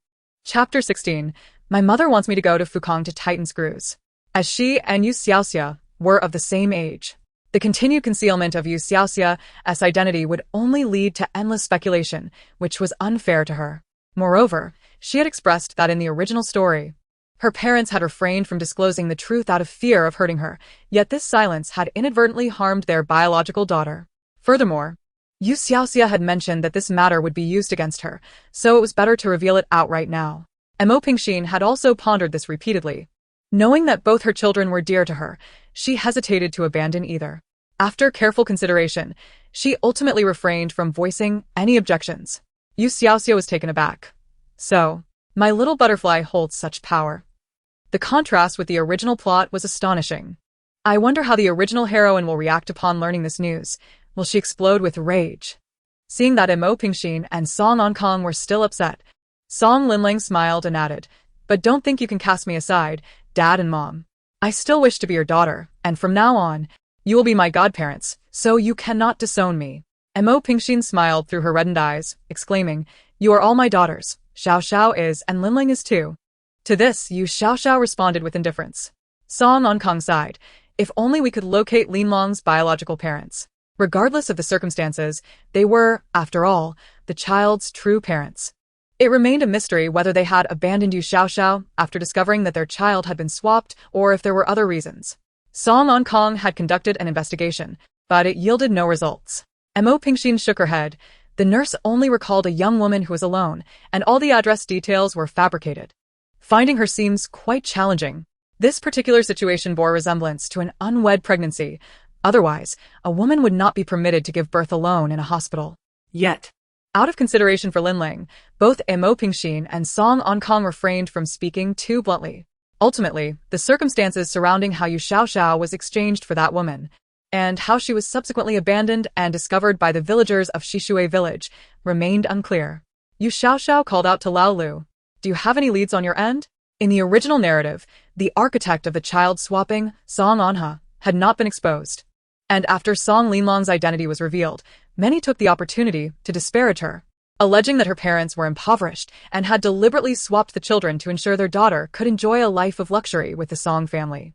Though Song Linling had attempted to clarify, her words fell on deaf ears. The truth was, she had never managed to locate her biological parents. Upon her inquiry, the three of them immediately perked up, eager to hear what Lao Lu might know, for his abilities were formidable. Lao Lu responded, "Indeed, there are leads, but this is a hidden plotline, and there are two ways to unlock it." He tantalizingly withheld details. The eyes of the Song family members sparkled with excitement, particularly Song Linling, who was more eager than anyone to learn the identity of her true parents. You Xiaoxia had merely inquired casually, yet unexpectedly. There was indeed something to uncover. She retorted impatiently, "Stop teasing, Lao Lu. Just spill it." Lao Lu explained, "The first way to unlock the hidden plot is by using melon seeds, and the second is to encounter relevant characters, which will automatically activate the gossip mode. At which point, you will naturally find out." As Lao Lu finished speaking, You Xiaoxia indeed spotted a hidden plot notification in the mall. Goodness. Unlocking a hidden plot costs 50,000 melon seeds. Why don't you just go and rob a bank? The pricing was not determined by him. And Lao Lu felt aggrieved, but remained silent. As for encountering relevant characters, that's quite a challenge. You Xiaoxia shook her head. In the original narrative, no family members related to Song Linling ever appeared, or if they did, they were strangers to one another, leaving her skeptical about her chances of obtaining this information. Song Linling sighed softly. The melon seeds were also needed to sustain You Xiaoxia's life. Even if there were any, she could not morally coerce her into trading them for information. Well, it was best to take things one step at a time. It would be wonderful to find them. But if not, there was no need to force it. After breakfast, Song Linling was set to head to the film set for shooting in the afternoon. You Xiaoxia had planned to take a leisurely stroll in the garden to aid digestion, but was unexpectedly seized by Mo Pingxin, who pressed her down onto the sofa. With a smile, Mo Pingxin looked at her daughter and said, "Where do you want to work? I'll arrange it for you." You Xiaoxia, who was simply hoping to enjoy a leisurely life in a wealthy household, protested, "What? I just returned yesterday, and you're already pushing me out to work? Goodness. Even Zhou Ba Pai isn't this ruthless." You truly are my biological mother. Mo Pingxin replied, my daughter must engage in gossip to survive. The wealthy have so much gossip to offer, but how many of them are there? Even if I took her to attend banquets every day, it wouldn't suffice for her to live a long life. Thus, You Xiaoxia had to go out, preferably to bustling places, ideally to a large company where she could earn thousands of melon seeds in one gossip session. What about going to Fukang? Your father knows their president. How about I arrange you at the largest factory? Song Onkang nodded, no problem. As long as you agree, I'll make the call immediately. You Xiaoxiao nearly choked on her breath, tears welling in her eyes. Lao Lu. They not only want to push me into working, but also want me to go to a factory to tighten screws. My life is so miserable. What kind of second-generation heir goes to a factory to tighten screws? It was truly unheard of. Lao Lu remarked, Xiaoxiao, you are truly pitiful. Seeing her daughter genuinely reluctant to work, Mo Pingxin had to retreat and propose a compromise. How about starting your own business? I'll provide you with the funding. You can do whatever you wish. Above all, she could not let her remain at home. You Xiaoxiao, who wished to stay at home, fell silent once again. Weren't the wealthy afraid of their second-generation heirs starting businesses? They would rather their children indulge in a life of excess than venture out to prove themselves. What was wrong with this couple? At that moment, the car to pick up Song Linling arrived. As Song Linling descended from the stairs and observed You Xiaoxiao surrounded by her parents, she hesitated before suggesting, how about letting Xiaoxiao come with me? Song Linling had always harbored this thought, but her identity made it awkward to propose. However, Mo Pingxin's eyes lit up. Yes, accompanying Linling would be advantageous. As the entertainment industry had the most gossip, whether Linling was on set or attending events, there would always be people around. Compared to tightening screws, You Xiaoxiao certainly preferred to indulge in the gossip of the entertainment industry, though she felt slightly bashful. Wouldn't that interfere with your affairs? Song Linling shook her head. Of course not. You can accompany me to get a taste of it, and if you wish to enter the industry, I can guide you to avoid many pitfalls. Upon hearing about entering the industry, You Xiaoxiao hurriedly waved her hands. No, forget about that. I have no interest in being a celebrity and facing public scrutiny. If I encounter haters, it would be impossible for me to endure. I'd likely end up in a fierce battle with them. After pondering, Song Linling proposed. How about you be my assistant? You won't have to do much, and the salary is 50,000 a month. How does that sound? She would have an assistant to handle tasks while bringing You Xiaoxiao along just to enjoy the gossip. Hearing the figure of 50,000, You Xiaoxiao cleared her throat and modestly replied, oh, that would be quite embarrassing. Generally, assistants in the industry earned around 3,000 to 4,000, with the more conscientious ones making about 5,000. Song Linling was being quite generous, as most assistants earned starting salaries in the thousands. Offering You Xiaoxiao 50,000 was essentially a significant raise. However, Song Linling assumed You Xiaoxiao hesitated due to the salary being too low and was about to increase it when You Xiaoxiao suddenly turned to Mo Pingxin, exclaiming, Mother, I believe there is no job more suitable for me than this. A monthly salary of 50,000 is certainly better than the paltry 3,000 I'd earn tightening screws. I want to be picky, this is it. You Xiaoxiao stood up. When do I start? Song Linling was momentarily taken aback. Is now fine? The car is waiting outside. Do you need to go upstairs to get ready? You Xiaoxiao waved her hand. No need to trouble yourself. We shouldn't delay the boss's time. Shall we go? Boss. Song Linling, now referred to as boss, was slightly taken aback. Mo Pingxin, feeling uneasy about the two children, personally accompanied them out, secretly hoping to follow along to enjoy the gossip at the scene.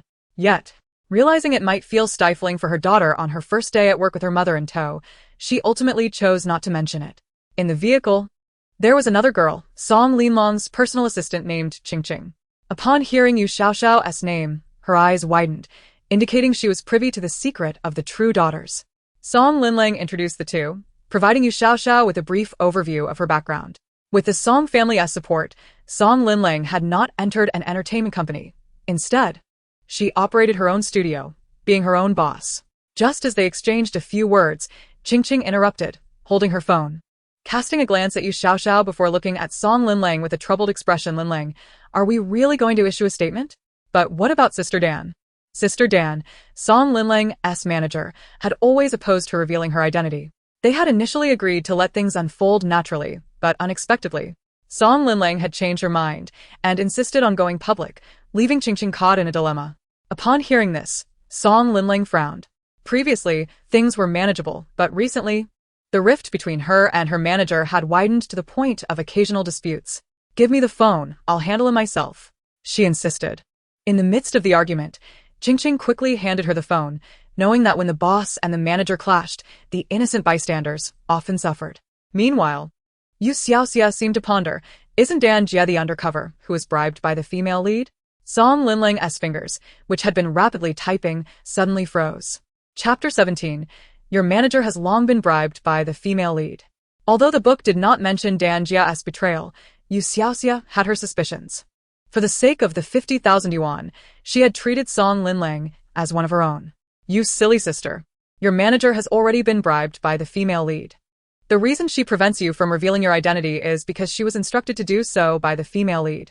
However, she hasn't fared well either after your misfortunes. She was arrested for financial misconduct. Upon reflection, it seems to bear the fingerprints of the female lead. After all, keeping Dan Jie around would give her leverage against the female lead, and it would be much simpler for the female lead to send her straight to prison. Song Linling's fingers trembled, while Qingqing was momentarily startled. However, after realizing she couldn't voice her questions, she obediently sat to the side.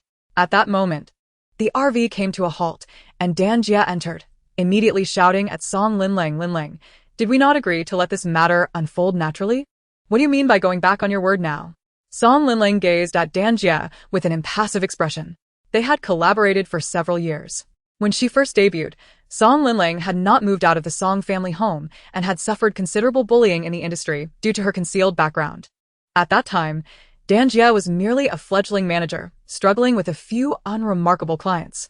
Together, they had navigated the entertainment world, leading to Song Linling establishing her own studio and Dan Jie becoming a well-known manager. Noticing Song Linlong's unusual demeanor, Dan Jie realized her tone had been inappropriate and sighed. Speaking earnestly, Linling, exposing this matter brings you no benefits. Trust me, I am your manager and all my plans are for your sake. But is it truly for my benefit or for someone else's? Song Linling lowered her gaze, concealing the disappointment in her eyes. If it were indeed for her good, she would not be obstructing her. Dan Jie's expression shifted slightly, yet Song Linling refrained from openly confronting her. The mention of financial issues by You Xiaoxia required further investigation. She could not act rashly. However, while speaking, she sent out the edited statement. Dan Jie, unable to intervene in time, could only watch helplessly as Song Linling pressed send. Well, this is it, everything is ruined. Song Linling put her phone away and instructed the driver to stop. Dan Jie, you go handle your matters. I must head to the set. If I'm late, the director will be furious. With matters having reached this point, it was too late for any further words. Dan Jie had no choice but to exit the vehicle. Just before she stepped out, she noticed You Xiaoxia sitting in the corner of the RV. Naturally, Dan Jie did not recognize her and did not dwell on it. Merely glanced before turning to leave. In the brief span of their conversation, Song Linlong's statement had already ignited a considerable uproar online. Initially, when she debuted, she did not project the image of a wealthy heiress.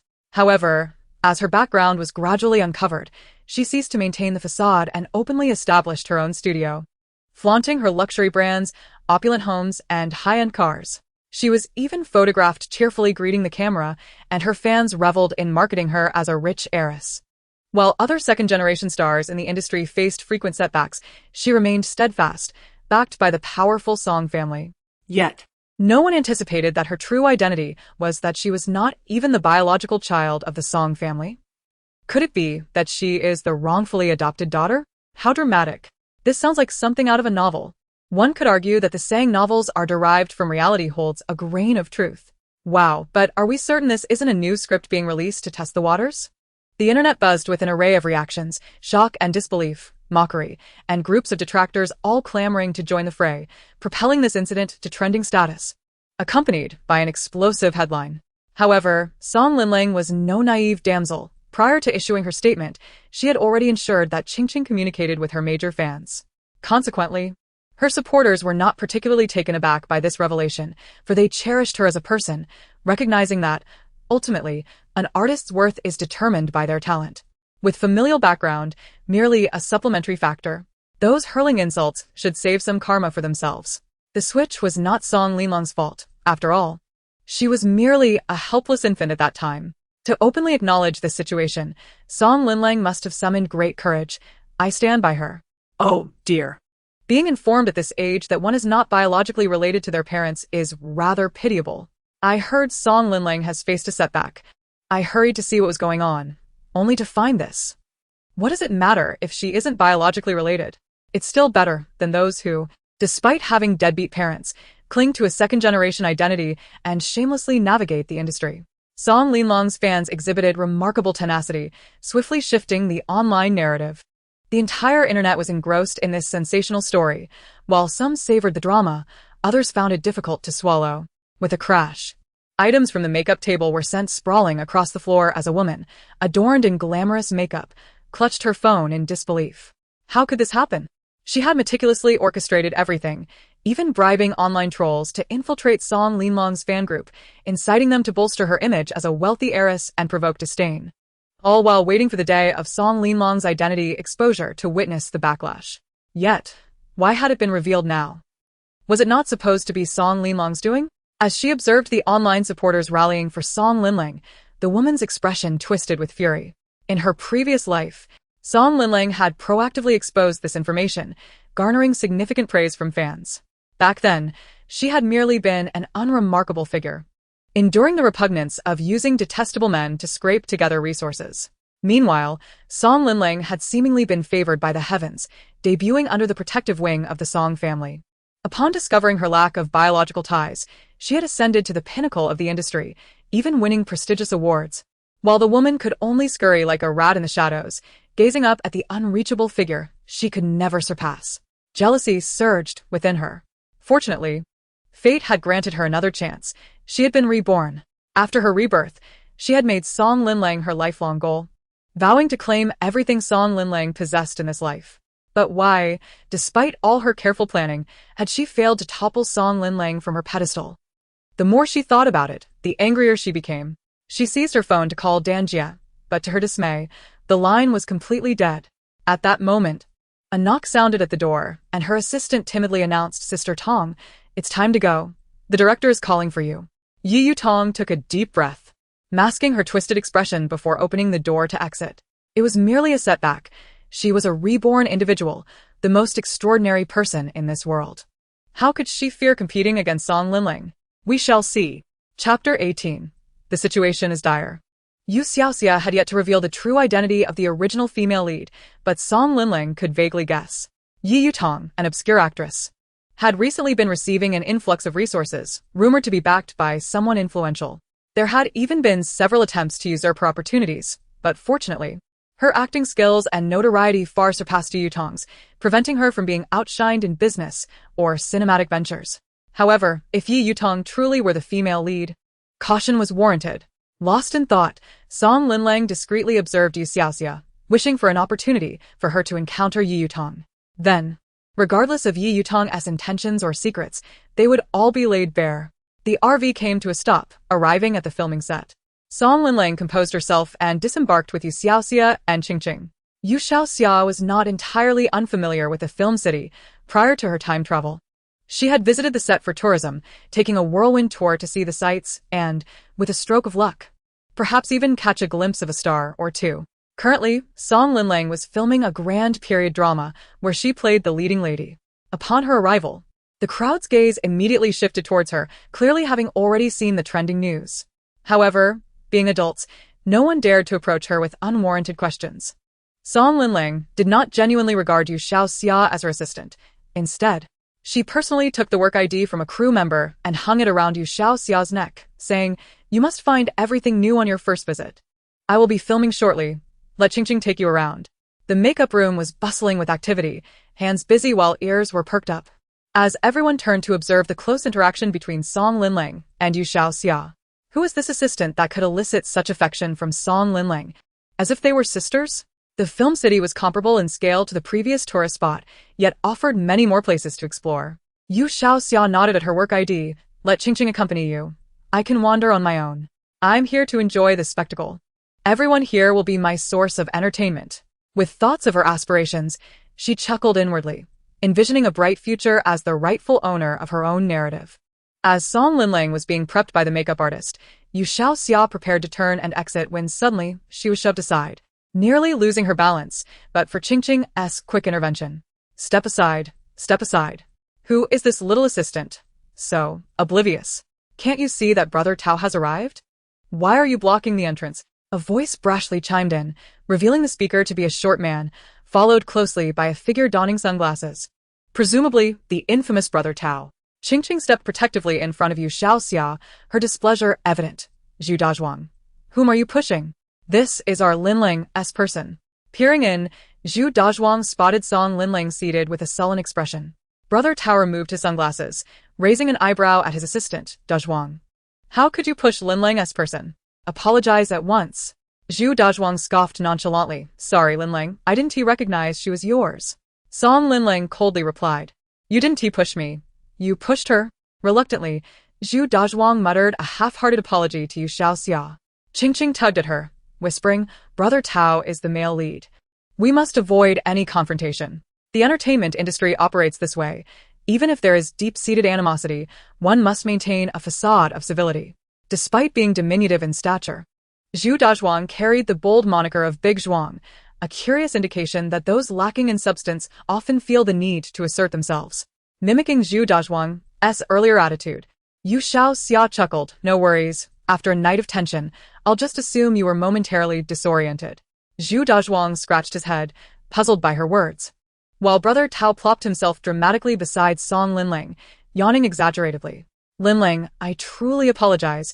The adjustments to the shooting schedule during your absence have left me drained. Last night's night shoot was exhausting, and I barely rested. Upon hearing this, Song Linling swiftly requested the call sheet and, to her dismay, discovered that her scenes had been significantly reduced. Although she portrayed the leading lady, the original story was a male-centric power struggle narrative, and the leading lady's plotline was already weak. After just 2 days away, her scenes had been slashed by 3. Song Linling's expression darkened.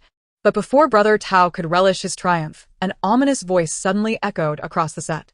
Indeed, we wrapped the night shoot at 11. And I spent the night battling with the assistant director. Oh, right, the assistant director is male. No wonder I didn't rest well. The crowd froze. And Brother Tao's hands trembled as he looked up in disbelief, secretly hoping that no one else had heard that remark. However, as he scanned the room, he found everyone staring at him with incredulous expressions, some even casting furtive glances at his backside. It was over, he thought. Yet, You Xiaoxia did not let him off easily. Her inner voice continued. So you're versatile, relying on your charm to get ahead, aren't you? Who has connections, and who is truly dirty? It seems you project your own experiences onto others. As more secrets were unearthed by that peculiar inner voice, Brother Tao grew frantic and quickly gestured to Zhu Dazhuang. Initially startled, Zhu Dazhuang caught on to Brother Tao's silent plea. However, before he could utter a word, another thought pierced through. Wow, so you were photographed last night. Truly, the paparazzi have their game on point. What? Photographed. Brother Tao instantly felt like an ant on a hot pan, leaping from his chair as makeup supplies scattered across the floor. You Xiaoxia was taken aback, wide-eyed. What is happening? Is he about to throw a punch? Brother Tao had no intention of fighting. He was far more concerned with contacting his manager to address the photos taken the previous night. Realizing he posed no threat, You Xiaoxia resumed her commentary. TSK. These paparazzi are quite something. They were just praised a moment ago, yet now they've captured such a moment. They should be disseminating the news instead of letting it be misconstrued as 2 men discussing the script all night. Brother Tao chuckled, suddenly relieved. Indeed. What was there to fear about 2 men being photographed? 100 excuses awaited him. Those who navigated this industry were shrewd, and as his mind raced, he realized the extraordinary insight that You Xiaoxia possessed. It was no wonder Song Linling treated her with such distinction. But if this person could not be of use to him, they must be eliminated. As he contemplated such dark thoughts, a sudden sharp pain shot through his backside. Ouch. Ouch. Ouch. He could not care less about the crowd. He quickly covered his rear with both hands. Chapter 19. Still a rotten cucumber. A sudden burst of laughter erupted from the crowd, laughter that seemed to cascade one after another. Just how intense had last night's events been for him to still feel the aftereffects today? Brother Tao was indeed no ordinary character. His resilience was remarkable. And it was no wonder he had risen so swiftly. Realizing this, Brother Tao quickly shelved his troubling thoughts, and miraculously, the pain subsided. It was as if he had discovered a new realm. He even jumped in place. The excruciating sensation of his discomfort vanished without a trace. How astonishing! Brother Tao's gaze towards You Xiaoxia transformed entirely, as though he were beholding a celestial being. He rushed over, eager to grasp her hand, only to be blocked by the vigilant Qingqing. Brother Tao, ever the opportunist, donned a sycophantic grin. This lady, You Xiaoxia. Qingqing introduced them. This is Wu Tao. You may call him either Teacher Wu or Brother Tao. No need. Brother Tao quickly interjected, bowing his head in deference. Sister Xia, just call me Xiao Wu. As he spoke, he kicked Zhu Dazhuang lightly in the rear. Get over here and apologize to Sister Xia, you clueless oaf. Zhu Dazhuang, looking aggrieved, approached, bowing deeply. I'm sorry, Teacher Xia. It was entirely my fault. Please, let this slide.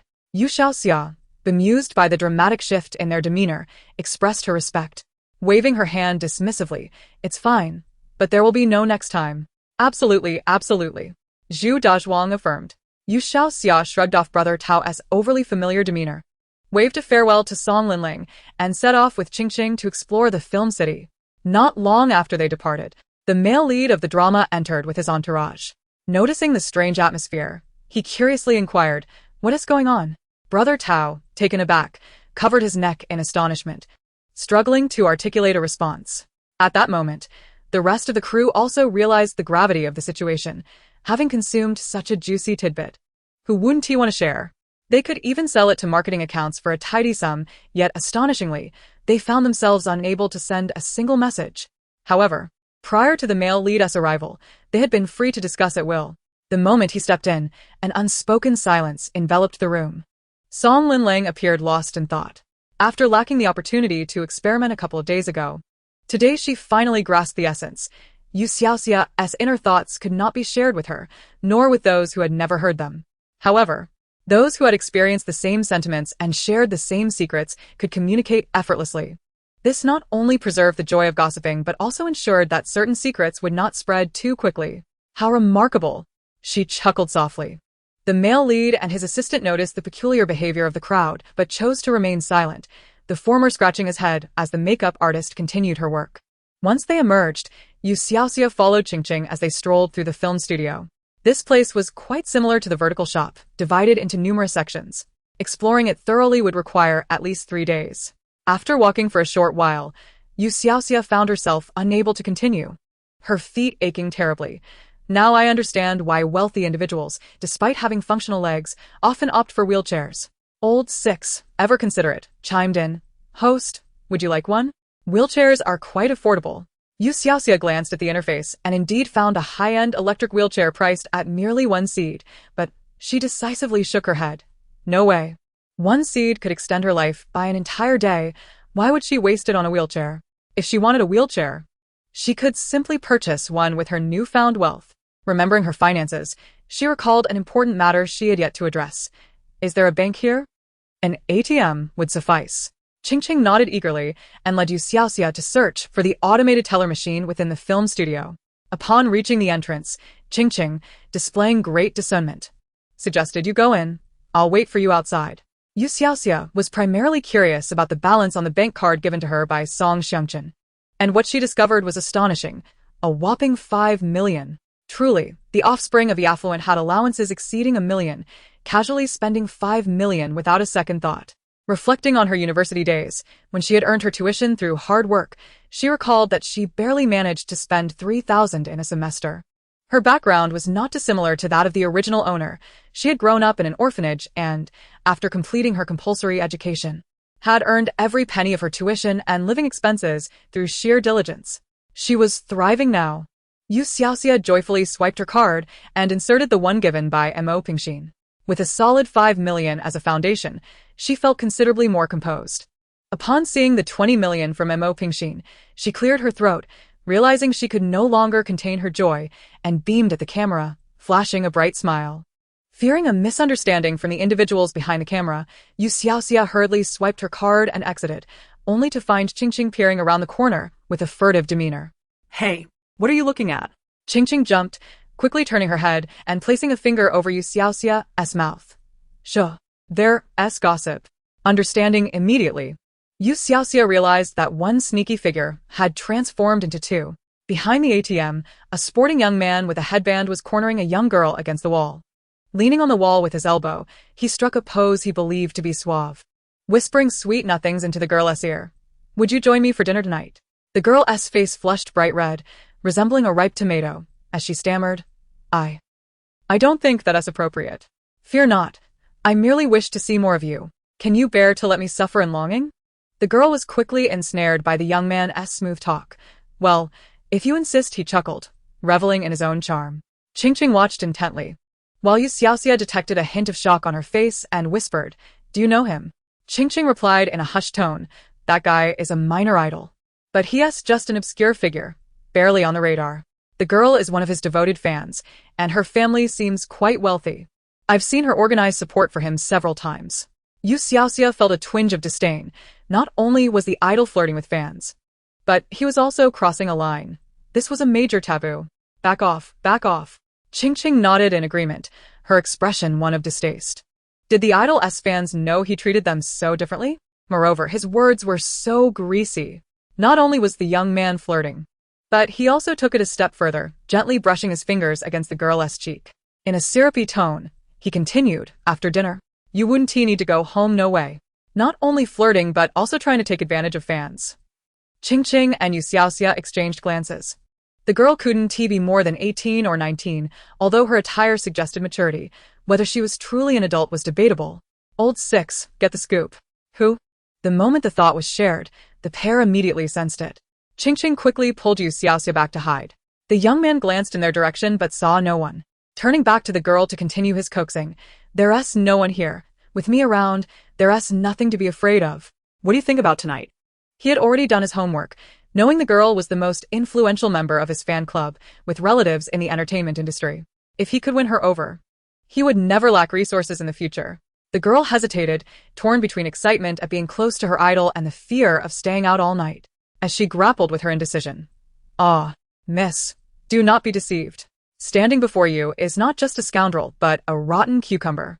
The young man and the girl froze, but before they could react, the bizarre voice continued, "It's genuinely rotten. To the point where a single glance would make you nauseous for 3 days." You Xiaoxia couldn't help but gag at her own words. Cucumber Boy not only wants to date you, but also other wealthy fans. His rotten cucumber was acquired during outings. Run away, retreat. As the absurdity escalated, the young man's demeanor darkened, abandoning his attempts to charm her as he angrily approached. "Who is this? Who is spreading nonsense?" I swear unaware that those harboring ill intentions towards You Xiaoxia would face consequences. Qingqing was startled, grabbing You Xiaoxia's arm and running. "We've been discovered. Quick, run." By the time the young man and the girl emerged, all they could see were 2 distant figures fleeing. The young man's murderous intent ignited. But suddenly, he clutched his groin, cold sweat streaming down his face, while the girl stood there, still perplexed.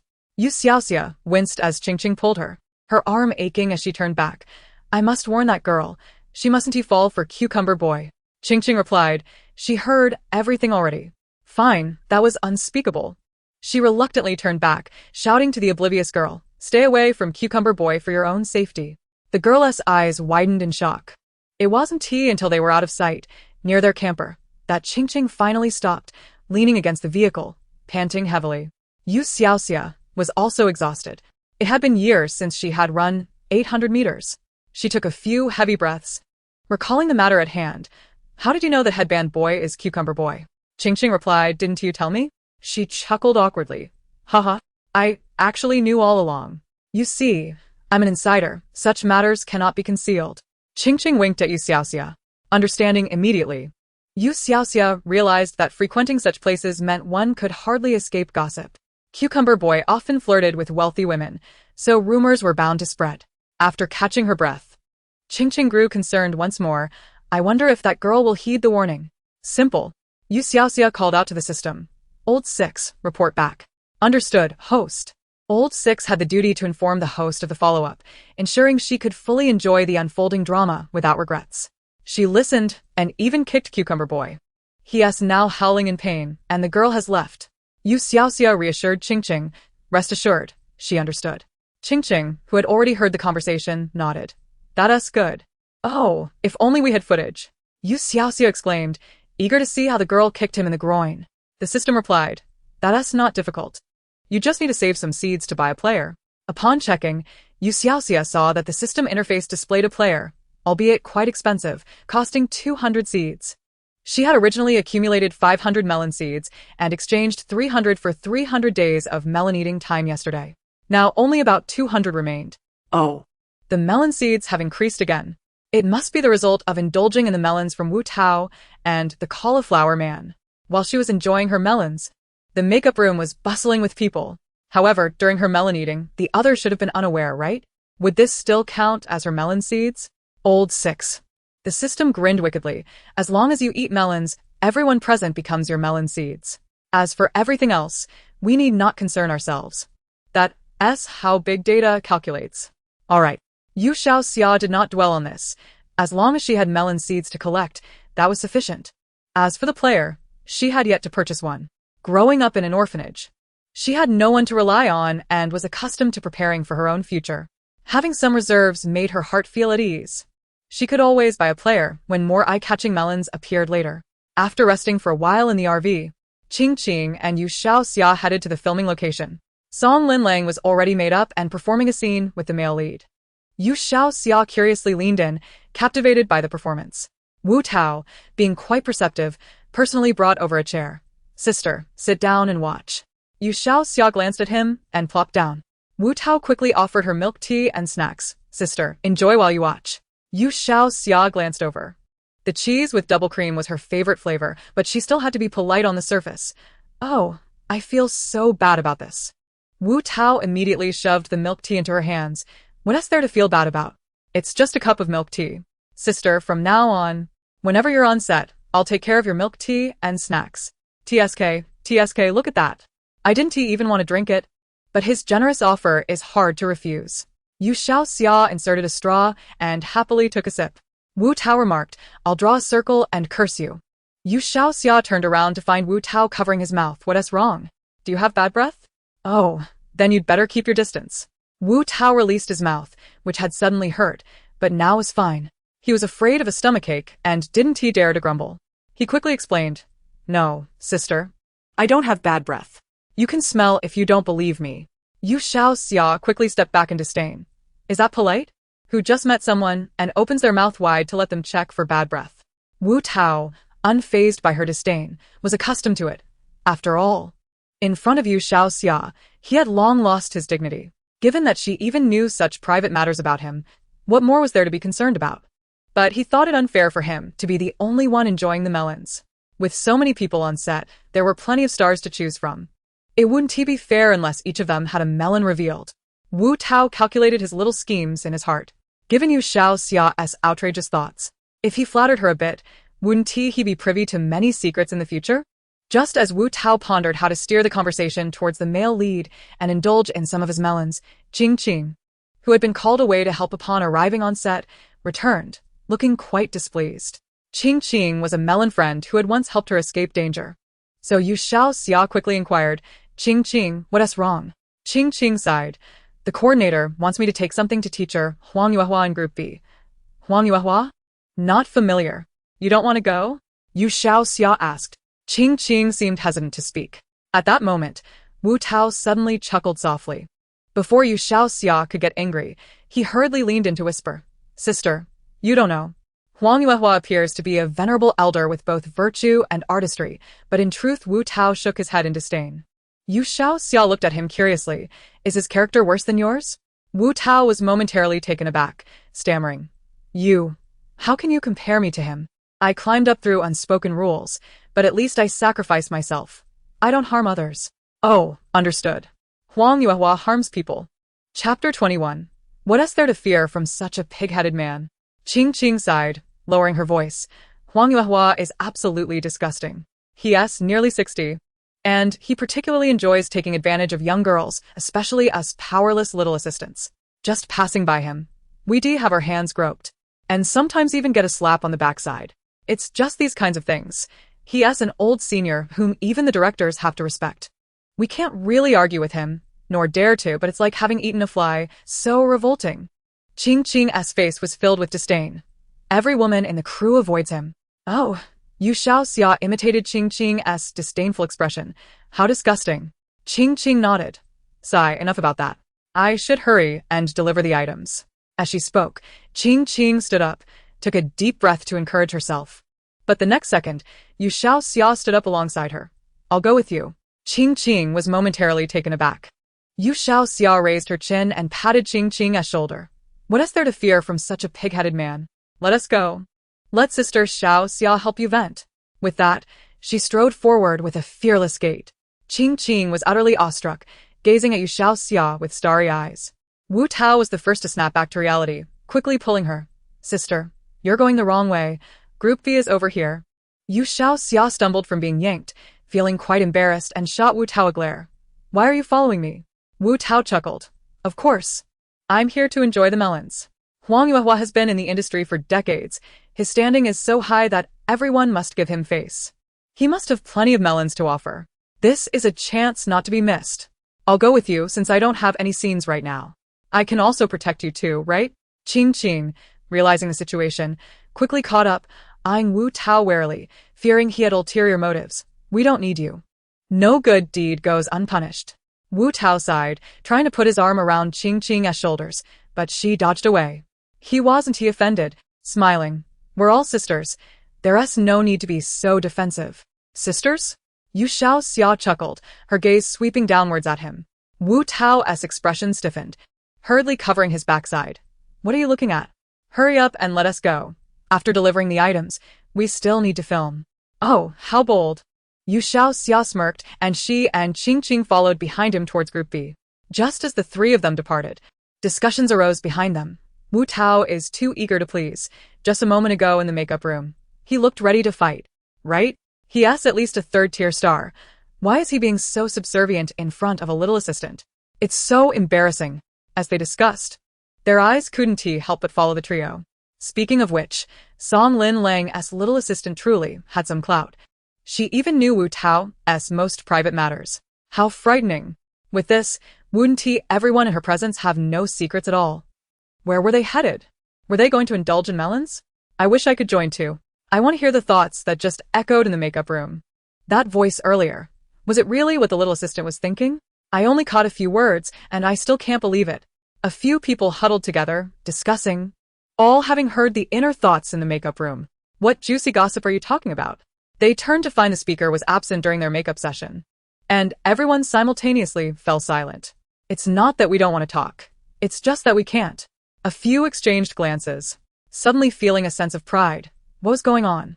Now that they had heard inner thoughts, they no longer wished to associate with those who hadn't. The trio of You Xiaoxia strode with unyielding confidence into Group B's territory. They found the crew filming but didn't join in the chaos.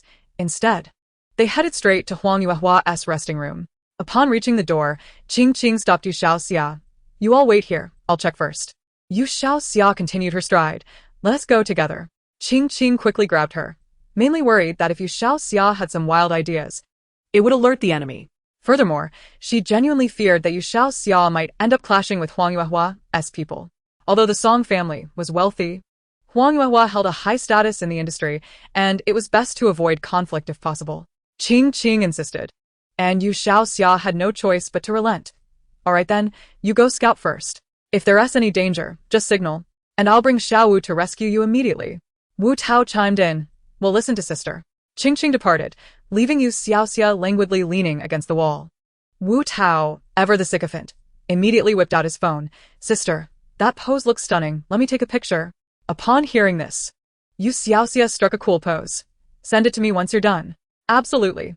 In his eagerness to capture her long legs, Wu Tao bent down awkwardly, almost prostrating himself on the ground. What are you two up to? Just as Wu Tao was about to snap the picture, a sudden voice startled him, causing him to tumble to the floor. You Xiaoxia looked up to see two figures before her. One was impeccably dressed in a suit, exuding an aura that practically screams Yo, while the other, with thick brows and large eyes, stood erect, likely a police officer or a soldier. You Xiaoxia merely glanced at them and hurriedly tugged at Wu Tao on the ground. Is it really necessary for you to be this scared? Wu Tao scrambled to his feet, bowing slightly to the suited man. Mr. Gu, what brings you here? You Xiaoxia couldn't stand his obsequiousness towards others and leaned in, lowering her voice. What is the story? Have you pursued him? Or perhaps, shared a bed. Wu Tao's face flushed crimson, and he stammered awkwardly. Don't be ridiculous. He's my boss. He wouldn't even consider it. I heard that. Gu Xiqing's voice was calm, as he appraised the audacious woman who dared to jest at his expense. You Xiaoxia was unabashed. She had been enjoying their photo session when he unexpectedly emerged and frightened Wu Tao. If anyone owed an apology, it was him. Wu Tao, sensing Gu Xiqing's persistent gaze on You Xiaoxia, quickly introduced her. This is You Xiaoxia, assistant to teacher Song Linling. Xiaoxia, this is Mr. Gu, my boss and the investor behind this production. The last part was emphasized through gritted teeth, hoping that this bold woman would treat his boss with a modicum of respect. You Xiaoxia had already surmised that this man held a significant position. One glance at his demeanor and his surname was enough to confirm it. Gu, a surname synonymous with power. However, what if his surname is Gu? What difference does it make if he is a CEO? In terms of being a mere supporting character, he is no better off than I am. At least I have a name and a presence in the narrative. I can't even recall him being mentioned. You Xiaoxia dismissed the need to consult the original text, offering a polite, albeit awkward, smile to the two men. The moment Wu Tao caught wind of her internal monologue, he fixated on his boss, noting a flicker of surprise on Gu Xiqing's face. Yet, being the composed CEO he masked any emotion, swiftly reverting to his usual demeanor. The man beside the CEO, however, displayed no sign of surprise whatsoever. You Xiaoxia glanced at her watch. Growing impatient, why hasn't Qingqing emerged yet? Is she in any danger? No sooner had she spoken than the door to the lounge swung open, revealing Qingqing, who emerged with a beaming smile. Sister Xia, you don't need to see me off. You can head back. The woman who had escorted Qingqing nodded and shut the lounge door. Qingqing then dashed towards You Xiaoxia, only to be startled upon seeing Gu Xiqing. Mr. Gu. Gu Xiqing nodded, casting another glance at You Xiaoxia before addressing the man beside him. Let us go. The two departed, exchanging a knowing look and unconsciously slowing their pace. You Xiaoxia seized Qingqing, scrutinizing her. Are you all right? That pig-headed man, didn't he bother you, did he? Qingqing shook her head. No, he wasn't around. I handed the items to his assistant. Phew, what a false alarm. You Xiaoxia sighed in relief. Wu Tao, displeased, remarked. Even when he isn't here, you managed to waste so much time. Qingqing shot him a glare. It was Sister Xia who held me back. She mentioned that Huang Yuehua is hosting a rap party tomorrow and invited Linling to attend. As the trio bickered, Gu Xiqing was engaged in a low conversation with his childhood friend nearby. Now that you've seen the set, you should be ready to let it go. Jing Feng's expression was stern. The suspicion still lingers. Gu Xiqing was taken aback, then retorted. What more do you want? He is a respected veteran in the industry. You can't just rely on your gut feeling to accuse him without evidence. Jing Feng fell silent, recognizing that intuition alone wouldn't solve the case. But he had not yet given up. At that moment, they both heard a voice. There's gossip. There's a juicy tidbit at Huang Yuehua's rap party. Upon hearing the mention of the rap party, You Xiaoxia was already buzzing with excitement. Must see, can't miss it. Tomorrow I'll insist that Song Linling takes me along. Wu Tao and Qingqing exchanged glances, and Wu Tao grinned widely. Huang Yuehua's rap party? Count me in. Qingqing nodded in agreement. I'll be going too. Sister Xia said Linling can bring more people, so it'll be more lively. Wu Tao leaned in. Though Huang Yuehua isn't the best, his assistant seems quite decent. She personally saw you out just now. Qingqing shot him a look. What do you know about it? Gossip? Wu Tao immediately perked up. Do tell. You Xiaoxia was aware of the gossip. But to preserve the thrill of tomorrow's revelations, she refrained from looking it up. However, she was not averse to a little appetizer to whet her appetite. Seeing You Xiaoxia's interest, Qingqing began to explain. Zhang Xiaoya, once an extra at the film studio, was known for her association with Huang Yuehua, a man notorious for his inappropriate behavior. Despite being a seasoned actor, no one wanted to engage with him. Yet, Zhang Xiaoya sought to elevate her status by aligning with Huang Yuehua, eventually becoming his assistant and acting almost like a wife. Now, many of Huang Yuehua's affairs were managed by her. Everyone has their choices. You Xiaoxia believed that this alone wouldn't warrant disdain for Zhang Xiaoya from Qingqing. Sure enough, Qingqing continued. However, Zhang Xiaoya is not just Huang Yuehua's invisible wife and nominal assistant. Most importantly, she also helps him with illicit dealings. What? Wu Tao transformed into a screeching chicken. You Xiaoxia glared at him. Shush. Do you want to attract everyone's attention? Wu Tao quickly covered his mouth. Qingqing affirmed. It's true. I've heard several extras and assistants at the studio talk about it. Whenever Huang Yuehua takes a liking to someone, he sends Zhang Xiaoya to negotiate. If that doesn't work, she resorts to coercion, using threats and enticements, and afterward, she calms the person down to prevent them from going to the police or exposing him. Vile. You Xiaoxia spat the word. Indeed. Qingqing nodded fervently, adding, She's no good. Xiaoxia, you must be cautious at tomorrow's celebration. Don't fall for any tricks. Rest assured. You Xiaoxia replied confidently. No one in this world could deceive her. As the three chatted and strolled, they soon returned to the set, where Song Linling had just wrapped up a scene and was resting in a chair. Qingqing hurried over to inform her about Huang Yuehua's rap party. Understanding the kind of person Huang Yuehua was, Song Linling was about to decline when she caught Qingqing's knowing wink. Instantly, she grasped the situation. There was gossip. All right. Then tomorrow, Xiaoxia, Qingqing will all go together. Great. Sisterhood at its finest. The following evening, as everyone prepared to attend the veteran actor's rap party, the set had already cleared out early. You Xiaoxia accompanied Song Linling back to the hotel for a brief refreshment before boarding the vehicle headed for the venue. It was You Xiaoxia's first experience at a rap party, and she had anticipated it would be held in a restaurant or banquet hall. To her surprise, upon disembarking, she discovered it was a bar. Qingqing linked arms with You Xiaoxia, whispering the gossip. This is the largest bar near the film studio. Many artists come here to unwind after filming. Understanding Huang Yuehua's temperament, Song Linling turned her head, advising the two, particularly urging You Xiaoxia, be cautious once you enter. Qingqing, keep an eye on Xiaoxia. Rest assured. You Xiaoxia is not here merely to indulge in drinks. She is a connoisseur of gossip. By the way, just in case, I must use the gossip shield charm. After all, I'm certainly not on friendly terms with Xu Tu. He isn't even worthy of being my melon seed. Contemplating this, You Xiaoxia activated the We Are Not Friends charm and had the system apply it to Huang Yuehua. After using it, she felt no immediate response. Perhaps the reaction was manifesting in Huang Yuehua. She scratched her head, dismissing it, for the system's offerings were undoubtedly reliable. Meanwhile, Song Linling, walking ahead, brightened at the prospect. With this charm, Huang Yuehua would likely be oblivious to You Xiaoxia's thoughts, thus preventing him from prematurely learning any critical information. Upon entering the bar, they found the spacious interior bustling. The crew's reserved private room was on the second floor, and by the time they arrived, most of the crew had gathered. You Xiaoxia finally laid eyes on the legendary Huang Yuehua. How should one describe him? He possessed a remarkably upright appearance. Seated confidently in the center, exuding an air of authority. Given his prominence, he remained seated when Song Linling approached to greet him. Though his gaze lingered on You Xiaoxia for a few moments. This little girl, I haven't seen her before. Song Linlong's smile softened as she directly took You Xiaoxia's hand, introducing her. This is my sister. Her surname is Song. She emphasized the last two words. Huang Yuehua, having navigated his way to such a position, was astute enough to discern who was movable and who was not. He had a keen sense of balance within him. Upon hearing Song Linlong's protective tone, he immediately quelled any thoughts of mischief, for the Song family was not one to be trifled with. After exchanging pleasantries, Song Linling led the two to a sofa situated far from Huang Yuehua. Coincidentally, this area was populated by those who had encountered You Xiaoxia in the makeup room the previous day. Upon seeing her arrive, everyone was instantly energized. The fervent glances directed at her startled You Xiaoxia. Why are they all staring at me? It's quite unnerving.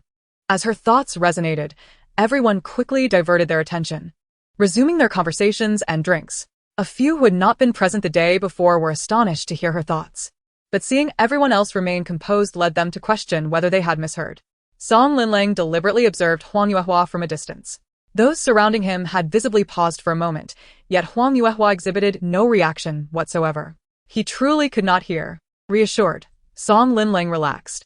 The atmosphere in the private room was lively, and shortly thereafter, Wu Tao entered. Upon spotting You Xiaoxia, he hurried over and plopped down beside her. Casting a sidelong glance at Qingqing, I haven't arrived too late, have I? I mustn't miss any juicy gossip. Qingqing shook her head. No, it hasn't started yet. Wu Tao felt relieved. You Xiaoxia noticed he was clutching a bottle of wine and quizzed him. Where did you go just now? Wu Tao sighed. I was toasting in the adjacent room. They had a gathering there as well. Not from our crew, but there were too many attendees for one room. Song Linling frowned upon hearing this. Is it necessary to have a gathering for just a rap party? Notable actors tend to hold rap parties for every project they complete. For seasoned veterans like Huang Yuehua, who has participated in numerous productions, rap parties have become routine. And many actors find them bothersome. Just a meal together suffices. It's rare to see someone as high-profile as Huang Yuehua inviting unrelated crews to join today. Just then, someone exclaimed, "Oh, it turns out these guests were all invited by his assistant." Goodness, his assistant is. What is it? Hurry up and say it. In the seemingly vibrant private room, everyone, except for Huang Yuehua who remained oblivious, was anxiously on edge. What a misunderstanding. This gossip was orchestrated by his assistant. Everything today has been meticulously arranged by his assistant. I can hardly contain my excitement. When will the main character make an appearance? Huang Yuehua had more than one assistant. You Xiaoxia was attending to guests in another room, yet he still had his own people in the larger room. After the initial shock of hearing the thoughts, they were eager to inform Huang Yuehua but found themselves rendered speechless. The would-be informant broke into a cold sweat. And just then, the door to the private room swung open, and the domineering CEO entered with his companions. Chapter 23. Here they come. The main character has arrived. As the CEO made his entrance, he immediately commanded attention, effortlessly settling into the spotlight as if he were an esteemed veteran of the stage. "Mr. Gu, your presence graces us. We are honored. Welcome. Please take a seat." Not only did Huang Yuehua rise, but everyone else in the room followed suit, leaving You Xiaoxia no choice but to conform to the group, though this did not hinder her internal musings. I thought seasoned actors were meant to be aloof. It seems they, too, bow to the lure of fortune. Gu Xiqing cleared his throat. "I'm here to discuss some matters and happen to see you all holding a rap party, so I came over without prior notice. I hope I'm not interrupting." "Not at all, not at all." The director and Huang Yuehua both chimed in simultaneously. This production was funded by him, making him the true host. To claim he was interrupting would be overly formal. Gu Xiqing surveyed the room, his gaze lingering on You Xiaoxia for a few seconds before he stated blandly, "Please continue." The director and Huang Yuehua ushered the CEO to the central position, while the others resumed their seats, returning to their food and drink. You Xiaoxia was growing slightly impatient. Though the gossip was enticing, sacrificing sleep for it diminished its appeal. Fortunately, it wasn't too long before Zhang Xiaoya returned from the adjacent room, instantly reviving You Xiaoxia's spirits, who sat up straight. "Here they come. The main character has arrived." The entire room, aside from Huang Yuehua, was electrified. Zhang Xiaoya, stepping into the room, initially taken aback by the intensity of the gazes upon her, quickly regained her composure and approached Huang Yuehua. "Teacher Yuehua, Mr. Gu, I trust everyone is feeling comfortable? How about we step outside for some fresh air? There's a performance happening downstairs." Huang Yuehua inquired about the opinions of Gu Xiqing and the director. At that moment, "Oh yes, let us go quickly. We might miss the fun." Gu Xiqing promptly nodded. "Then let us go for a stroll." Zhang Xiaoya, momentarily stunned by the thought she had just overheard, quickly set her mind on the task ahead. She had prepared extensively for this day and could not afford to linger on the peculiar voice, leading everyone out of the private room. Most in attendance were public figures. In the past, they would never have so brazenly exited together to avoid potential complications, yet today, the allure of gossip was worth the risk. Stepping into the corridor outside the room, they found a railing from which they could observe the booths and central stage on the first floor. The first floor had just concluded a round of dancing, the atmosphere electric, as the bar's host took the microphone. "Friends visiting our bar tonight are in for a treat, as we have a special guest performing for you." As the host built anticipation, a man emerged from backstage, clad in a white shirt and black trousers, aside from his lack of shoes. He appeared quite ordinary, if one overlooked the cat mask on his face and the black cat ears atop his head. The railing on the second floor was packed with onlookers, and several girls were so excited they began to stomp their feet. "Ah, he is so adorable." It was the first time they had seen someone make a shirt and trousers look so playful. However, he wouldn't be performing a striptease, would he? Gu Xiqing and his companion Jing Feng stiffened for a moment, both turning their gaze toward You Xiaoxia. Could this be the juicy gossip she mentioned? You Xiaoxia, sipping her drink, leaned against Qingqing, chuckling gleefully, entirely unaware of the reason for her amusement. The host directed the microphone toward the cat-eared man. "Who is this performance dedicated to?" The man nodded. "Yes, it's for my beloved. Hoping he can be happy every day." The host nodded and continued with a few more questions. On the second floor, Huang Yuehua had initially been intrigued, but upon hearing the voice, he turned to Gu Xiqing with a smile, saying, "This voice sounds oddly familiar." In a moment of forgetfulness, one could hardly recall who it was. How could one be unfamiliar? "That is your son. Your very own son." Director Pufang, caught off guard, spewed the wine he had just sipped. Unacquainted with You Xiaoxia, he was unaware of the source of that voice and merely searched the crowd with an expression of disbelief. She mentioned, "Who? Is that Huang Yuehua's son downstairs?" It is well known that Huang Yuehua has but one son, an actor who debuted in tough guy roles.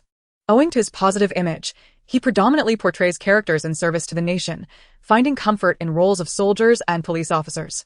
Gu Xiqing chuckled softly. "There are many who sound alike. Perhaps teacher Yuehua misheard." Huang Yuehua nodded. "You are indeed correct." Everyone on the second floor, privy to the inner thoughts, gazed incredulously at the man downstairs donning a cat-eared headband. The girls who had been stomping their feet ceased their antics, finding it somewhat difficult to accept. "Wait, isn't Huang Yuehua's son the one with acne on his face and a beard on his chin? It is indeed him. Oh my fantasies have been shattered. I initially envisioned a cute puppy, yet here stands a gorilla." Indeed, some individuals can only be appreciated from behind. Upon seeing their face, one is immediately disheartened. Zhang Xiaoya stiffened, but upon observing Huang Yuehua's lack of unusual emotion, she surmised that he could not hear the peculiar voice and gradually relaxed. Meanwhile, below, the performance had commenced. Setting aside other matters, Huang Yuehua's son possessed an impressive physique. Standing on stage, at times jutting his backside, at others twisting his waist, occasionally clenching his fist the size of a large pot and mimicking a cat's meow. The expressions of all present on the second floor were difficult to articulate. How strange. The longer one watched, the more it felt amiss. Wait, what is this dance conveying? Huang Yuehua wore an expression akin to having swallowed a fly. A grown man dancing like this lacks any semblance of masculinity. What an embarrassment for us men. Director Pufang regarded him with a look of sympathy, shaking his head. Huang Yuehua, slightly tipsy, became more loquacious.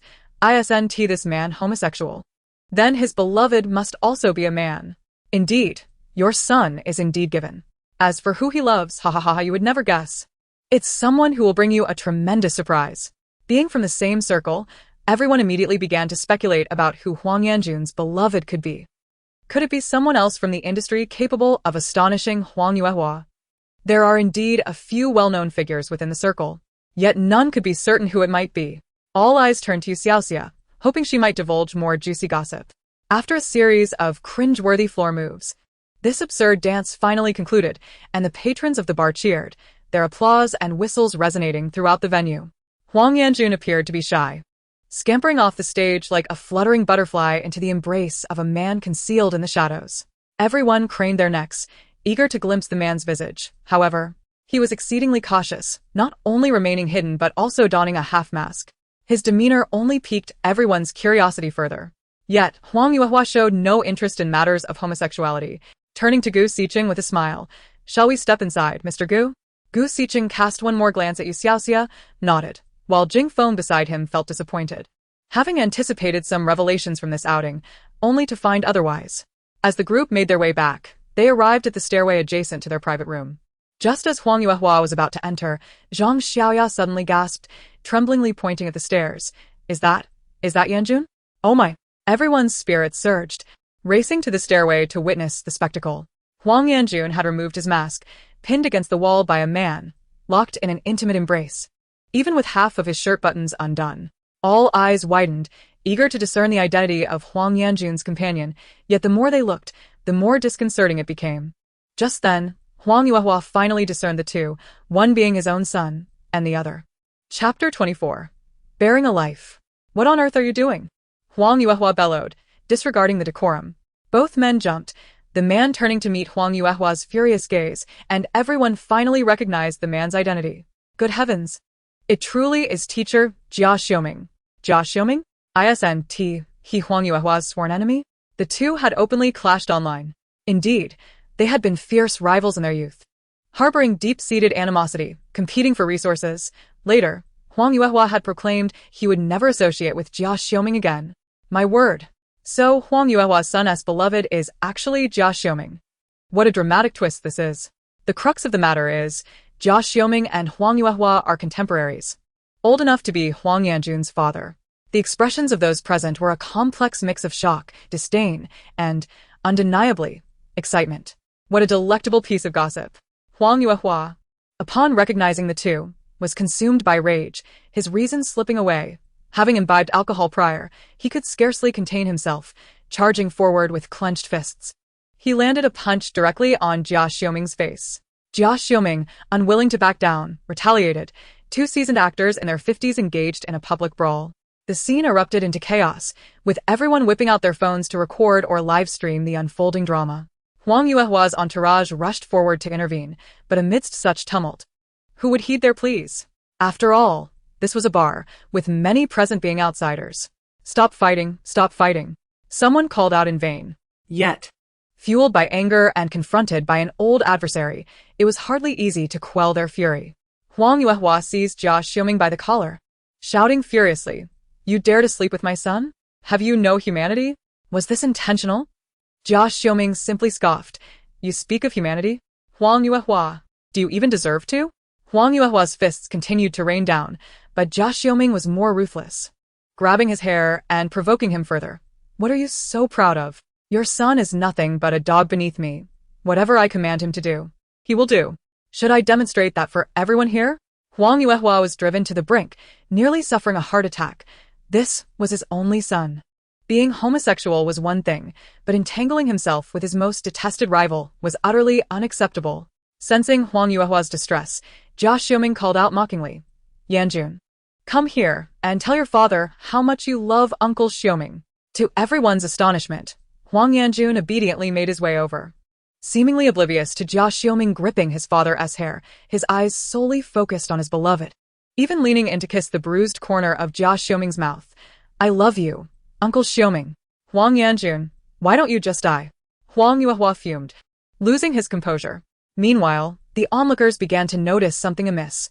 Huang Yanjun's demeanor seemed off, akin to someone under the influence of a drug, yet this remained mere speculation. Only You Xiaoxia, hidden in the crowd, wore a slight smirk. "My goodness, blood has been drawn. This is truly brutal. These two not young anymore. What will happen if they sustain serious injuries?" I never anticipated that Huang Yanjun was not only given but also a bottom. The revelations regarding Huang Yanjun's character and orientation were enough to astonish my entire family. The situation had escalated. All involved were public figures. And it would be better to sit down and discuss matters amicably. Discuss what? These two clearly harbor animosity. How could they possibly converse? Do you think Jia Xiaoming might have done this on purpose? Cough. One can't say for sure, but it certainly can't be ruled out. Sigh. One wonders what deep-seated grudges these two possess. I know. You Xiaoxia was nearly bursting with glee, for this secret was known only to her. In their youth, Jia Xiaoming and Huang Yuehua served the same powerful figure, vying for his favor. Oh, and did I mention that this figure was also male? Cough, cough. Ahem. The scene was filled with an array of peculiar sounds. Those who comprehended the inner thoughts of You Xiaoxia exchanged incredulous glances, while those who did not were unfazed, as long as they could continue to enjoy the gossip. However, this revelation even took You Xiaoxia, the orchestrator of today's events, by surprise. Everyone has emerged from humble beginnings, and in their youth, they employed every means possible for resources. Now, with age comes status, and the audience has shifted countless times, allowing past events to fade into the mists of time. Those who achieve some success often acquire the title of seasoned veteran or acclaimed artist, yet in private, they are not significantly better than the younger generation, who frequently face scandals. Ha ha ha, Jia Xiaoming is indeed a genuine character, but Huang Yuehua is not. He harbors a deep disdain for homosexuality. Yet, for the sake of resources, he willingly serves the powerful, all while competing for the attention of the same figure. Ever wary of Jia Xiaoming stealing the spotlight. How hard Huang Yuehua must have fought in his youth. Oh, by the way, if we delve deeper, Huang Yuehua is actually the third party. Jia Xiaoming was the first to be with a powerful figure, and only later did Huang Yuehua seduce his way into favor. It's no wonder Jia Xiaoming harbors such animosity toward Huang Yuehua. His jealousy is quite petty. Even after all these years, he still holds a grudge. Now, Huang Yuehua's attempt to seduce his son is indeed deliberate. The crowd finally grasped the tangled web of love and hatred between these two individuals. Yet, They were astonished to discover that the past of their predecessors was so colorful. Indeed, the older one gets, the more delectable the gossip becomes.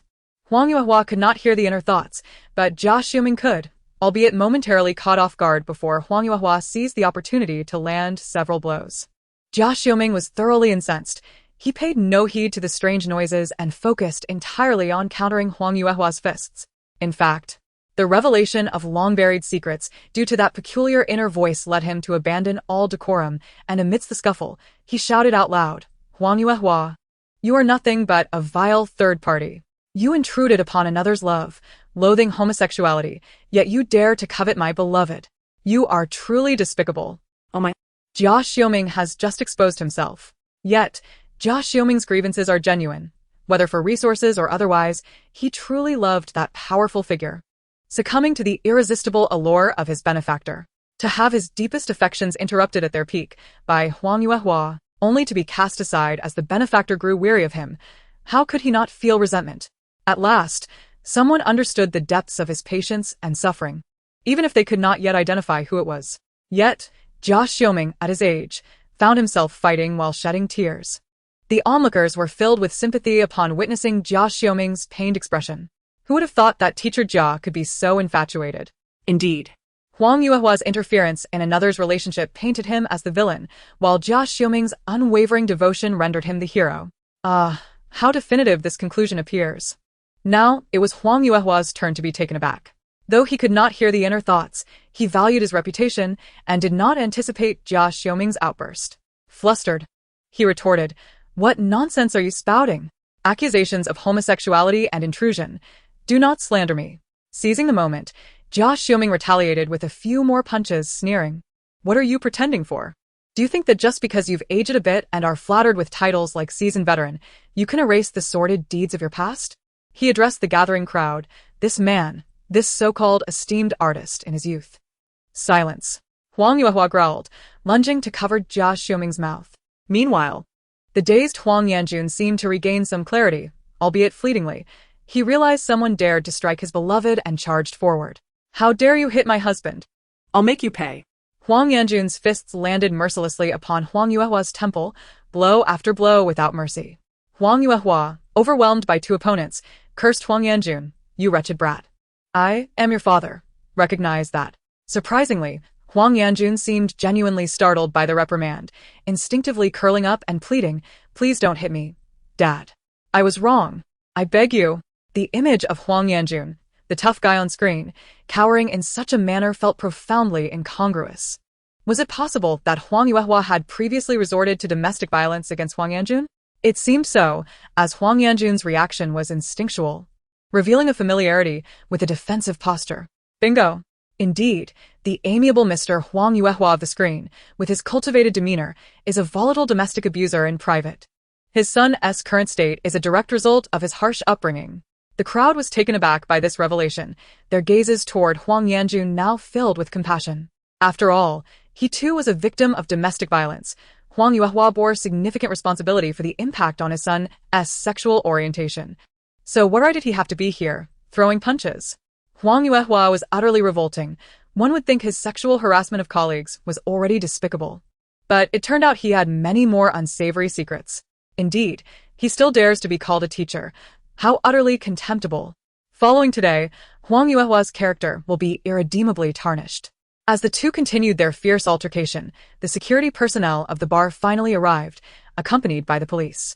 Initially, everyone assumed that this incident would amount to mere disorderly conduct, 3 reputations lost, but bail would suffice for their release. To their astonishment, however, the police produced detention warrants. Huang Yuehua, you are hereby detained under suspicion of serious crimes, including sexual assault. The entire assembly was left astounded. No one could fathom that Huang Yuehua was implicated in a homicide. Who had he killed? The responding officers, though equally shocked, maintained their composure, exchanging glances and opting for silence when they found themselves at a loss for words. You Xiaoxia fixated her gaze intently on You Xiaoxia. After extensive investigation without finding any evidence, she had no choice but to employ such drastic measures to incarcerate Huang Yuehua. She had believed she would never uncover the truth. Yet, aside from You Xiaoxia, another individual at the scene was equally agitated. Jing Feng took a couple of steps forward, only to be halted in time by Gu Xiqing, who cautioned, "Don't act impulsively. Listen closely. We might glean clues about your aunt." As Jing Feng moved, the police on the scene took notice. The leading officer approached through the crowd. "Captain Jing, what brings you here?" Jing Feng nodded in response, investigating a case. The officer instantly comprehended, realizing it was likely related to the earlier peculiar voice mentioning a homicide. Lowering his voice, he asked, "Captain Jing, did you hear anything strange just now?" Jing Feng nodded. "Let us keep this under wraps for now. We'll discuss it later." The officer acknowledged with a nod. And at that moment, You Xiaoxia had pieced together the entire narrative. Her anger surged, her thoughts echoing with fervor. That despicable Huang Yuehua, not only a sexual predator harassing colleagues, but he also bullied his own daughter-in-law. The individuals present were at a loss for how to express their astonishment at the shocking revelation. Huang Yanjun's wife. As they reminisced, it seemed they had little recollection of her, although it was known that he had been married before, only for his wife to tragically succumb to illness. Alas. Huang Yanjun's spouse was originally a minor actress in the film city who faced bullying while on set. Unable to tolerate such injustice, Huang Yanjun gallantly came to her aid. And from that moment, the young woman became deeply infatuated with him. At that time, Huang Yanjun had yet to awaken his latent genetic potential. So while he did harbor some feelings for his wife, it cannot be said that their relationship lacked affection.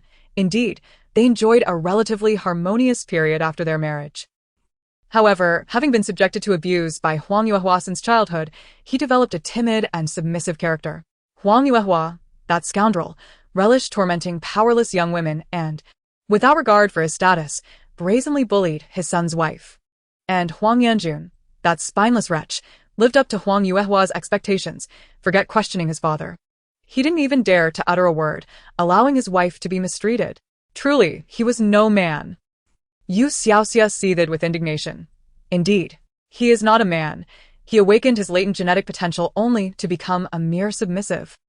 Initially, the onlookers felt a modicum of sympathy for Huang Yanjun. But upon hearing the full story, that sympathy evaporated. How could he not stand up for his wife being bullied, yet maintain a facade of masculinity in public? The disillusionment was palpable. However, questions still lingered. What connection did this incident have with Huang Yuehua's assistant? Had she orchestrated this entire affair as a means of avenging the deceased young woman? What was the nature of their relationship? Moreover, wasn't Huang Yanjun's wife said to have died from illness? Could it be that she had succumbed to depression as a result of the bullying? Just then, Zhang Xiaoya, who had remained silent until now, suddenly spoke up, her eyes glistening with tears. "Officer, I wish to report Huang Yuehua, that beast, for the long-term abuse of my sister Li Qingying, which ultimately led to her suicide due to unbearable humiliation." At the sound of her words, Huang Yuehua's eyes widened in shock. "Li Qingying? She is your sister?" Suddenly, he grasped the gravity of the situation. No wonder the police had come to apprehend him. In an instant, his complexion turned ashen. "You vile creature, it was you who reported me?" Zhang Xiaoya, having suppressed her fury for far too long, was now ready to confront him, her voice seething with contempt. "If anyone is despicable, it is you. I changed my name and remained by your side for this very day. Go to hell, you scoundrel." Huang Yuehua, riled up, attempted to lunge at her, but was restrained by the police. The lead officer paused momentarily, although he emotionally believed the revelation based on the extraordinary sentiments he had heard. The necessary procedures must still be followed. He inquired of Zhang Xiaoya, "Do you have any evidence?" Zhang Xiaoya faltered. Evidence, always evidence. Had she possessed any, she would have long since ensured Huang Yuehua's incarceration. Lacking it, she was left with no choice but to remain close to him, attempting to fabricate evidence herself. Suddenly, an idea struck her, and she turned hopefully to You Xiaoxia, who might be able to confirm her suspicions, as she had overheard the whispers yesterday when she sent Qingqing off. "Please, I implore you. You know so many hidden truths. Might you also know where the evidence lies?" Yet, words failed her. Fortunately, it seemed You Xiaoxia sensed her silent plea and promptly exclaimed, "Evidence? Let me take a look. Indeed, I have some." The spirits of everyone present lifted instantly, and Zhang Xiaoya burst into tears. Good heavens, the evidence is from the very CAF where Zhang Xiaoya used to work. Zhang Xiaoya froze, incredulity etched across her face, as she gazed at You Xiaoxia. Meanwhile, Jing Feng quickly retrieved his phone and sent a text. You Xiaoxia exclaimed, Alas, what a twist of fate. Truly a twist of fate. Huang Yuehua relentlessly suppressed and manipulated Li Qingying, leading her to mental distress, yet in her moments of lucidity, she secretly recorded videos and audio. However, due to threats and oppression, she dared not report it and, before her demise, sent the evidence to her sister's workplace at the CAF. Coincidentally, upon learning of her sister's suicide, Li Qingyang, or rather Zhang Xiaoya, received the news. Although the two sisters were not blood relatives, their bond was profound. Zhang Xiaoya could not accept that her sister would take her own life. She suspected Huang's family had harmed her sister. Thus, she adopted a new identity and infiltrated the film city to uncover the truth. To avoid recognition, she even changed her phone number, leaving her CAF co-workers unable to find her, and the package was relegated to storage. With the truth unveiled, Zhang Xiaoya laughed and wept simultaneously, realizing her sister had indeed left behind evidence, conveniently within her reach. The police were equally astonished by this revelation. Nonetheless, having evidence made their job significantly easier. Just then, a voice cried out in alarm. Huang Yanjun? What is wrong with you? The crowd turned to see Huang Yanjun, who had been cowering in the corner, suddenly trembling violently, even foaming at the mouth. Murmurs rippled through the crowd. His condition does not resemble that of someone on drugs. Rather, it appears akin to that of someone who is overdosed. The police had already rushed over at the sound of the commotion, their experience allowing them to assess the situation. The lead officer's expression soured. Get him to the hospital immediately. The remaining 3, take them away. Xiao Wang, contact the narcotics division. Now, no one could leave. They had to wait for the drug officers to arrive. However, as Zhang Xiaoya was being led away, she suddenly bowed deeply towards You Xiaoxia, expressing her gratitude. Thank you. She had not anticipated witnessing the day when the truth would finally come to light. Having previously lost all hope, You Xiaoxia scratched her head. Is she thanking me? But I didn't really help much. The crowd remarked, you are truly humble. How peculiar. Chapter 26. What kind of cannon fodder is this?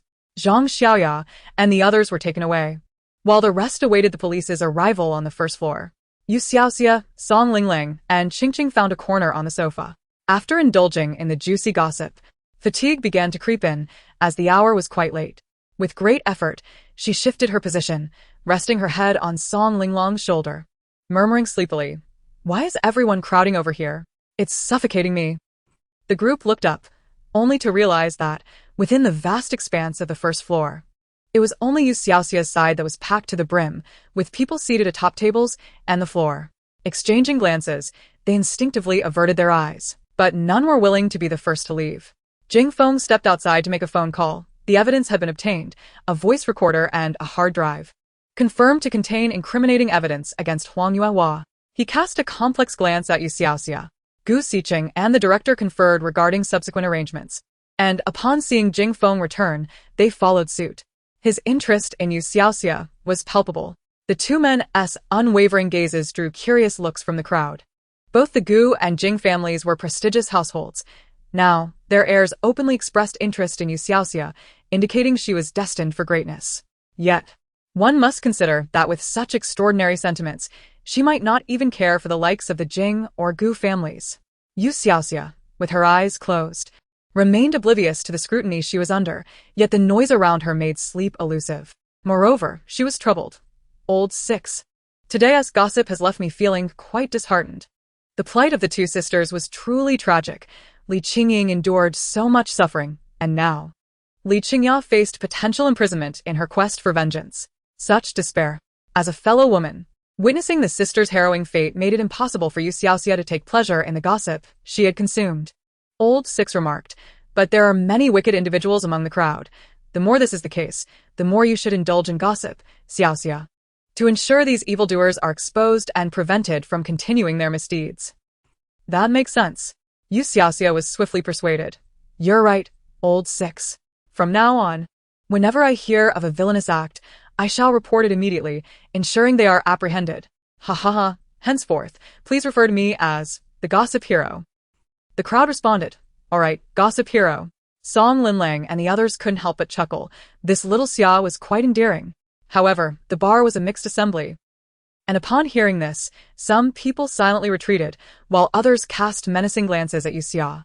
It was needless to say that their intentions were all too clear.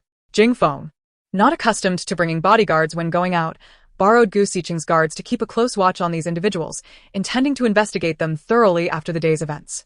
The authorities promptly dispatched personnel, conducting body searches and interrogations.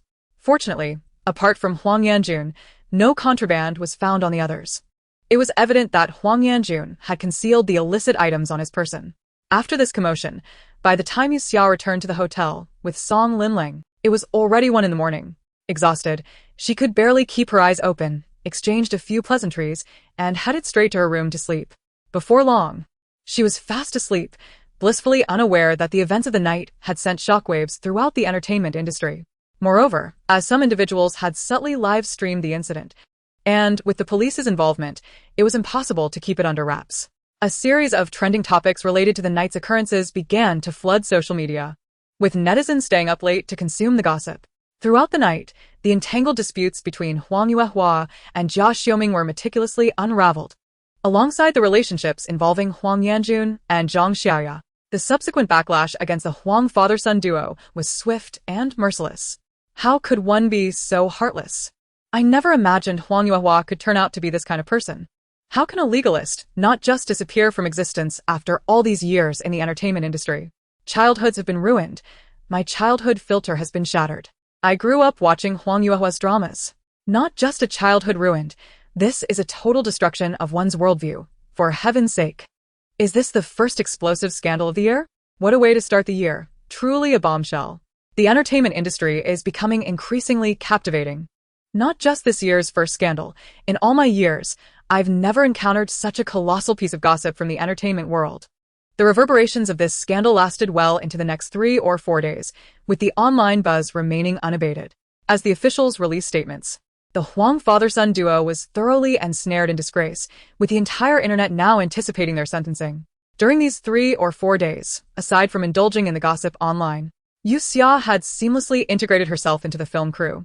She couldn't quite fathom why, but upon returning to the set after that day, she noticed the peculiar gazes directed her way, some filled with curiosity, others with shock, and even a hint of flattery. Most astonishingly, she realized that some individuals seemed somewhat intimidated by her. Yet, she had done nothing to provoke such feelings. Nevertheless, she sensed no malice in their looks and chose to cast the matter aside. Stepping out of her trailer, she was greeted by friendly faces. And she responded with a bright smile as she made her way to the set. Upon arrival, she discovered Song Linling engaged in a scene, while Qingqing, Wu Tao, and a few assistants were huddled together in discussion. She approached and patted Qingqing on the shoulder, inquiring, "What are you all talking about?" Qingqing turned around. "We're discussing how President Gu has been visiting the set daily for the past 3 or 4 days. Previously, he would only come once every few months after filming commenced. Now, it seems he's here every single day. Everyone's speculating that he's here for You Xia, though some disagree, suggesting he might have his eye on one of the other actresses." Upon hearing this, You Xia glanced up and saw Gu Xiqing seated in the director's chair, while the actual director sat beside him, awkwardly adjusting the camera. He is quite diligent, but alas, his luck seems to be abysmal. Everything he invests in fails, and whoever he supports inevitably collapses. Surely, there can be no more unfortunate tycoon in the entertainment industry than him. After a while, Gu Xiqing finally caught sight of You Xia, who was subtly rearranging her chair.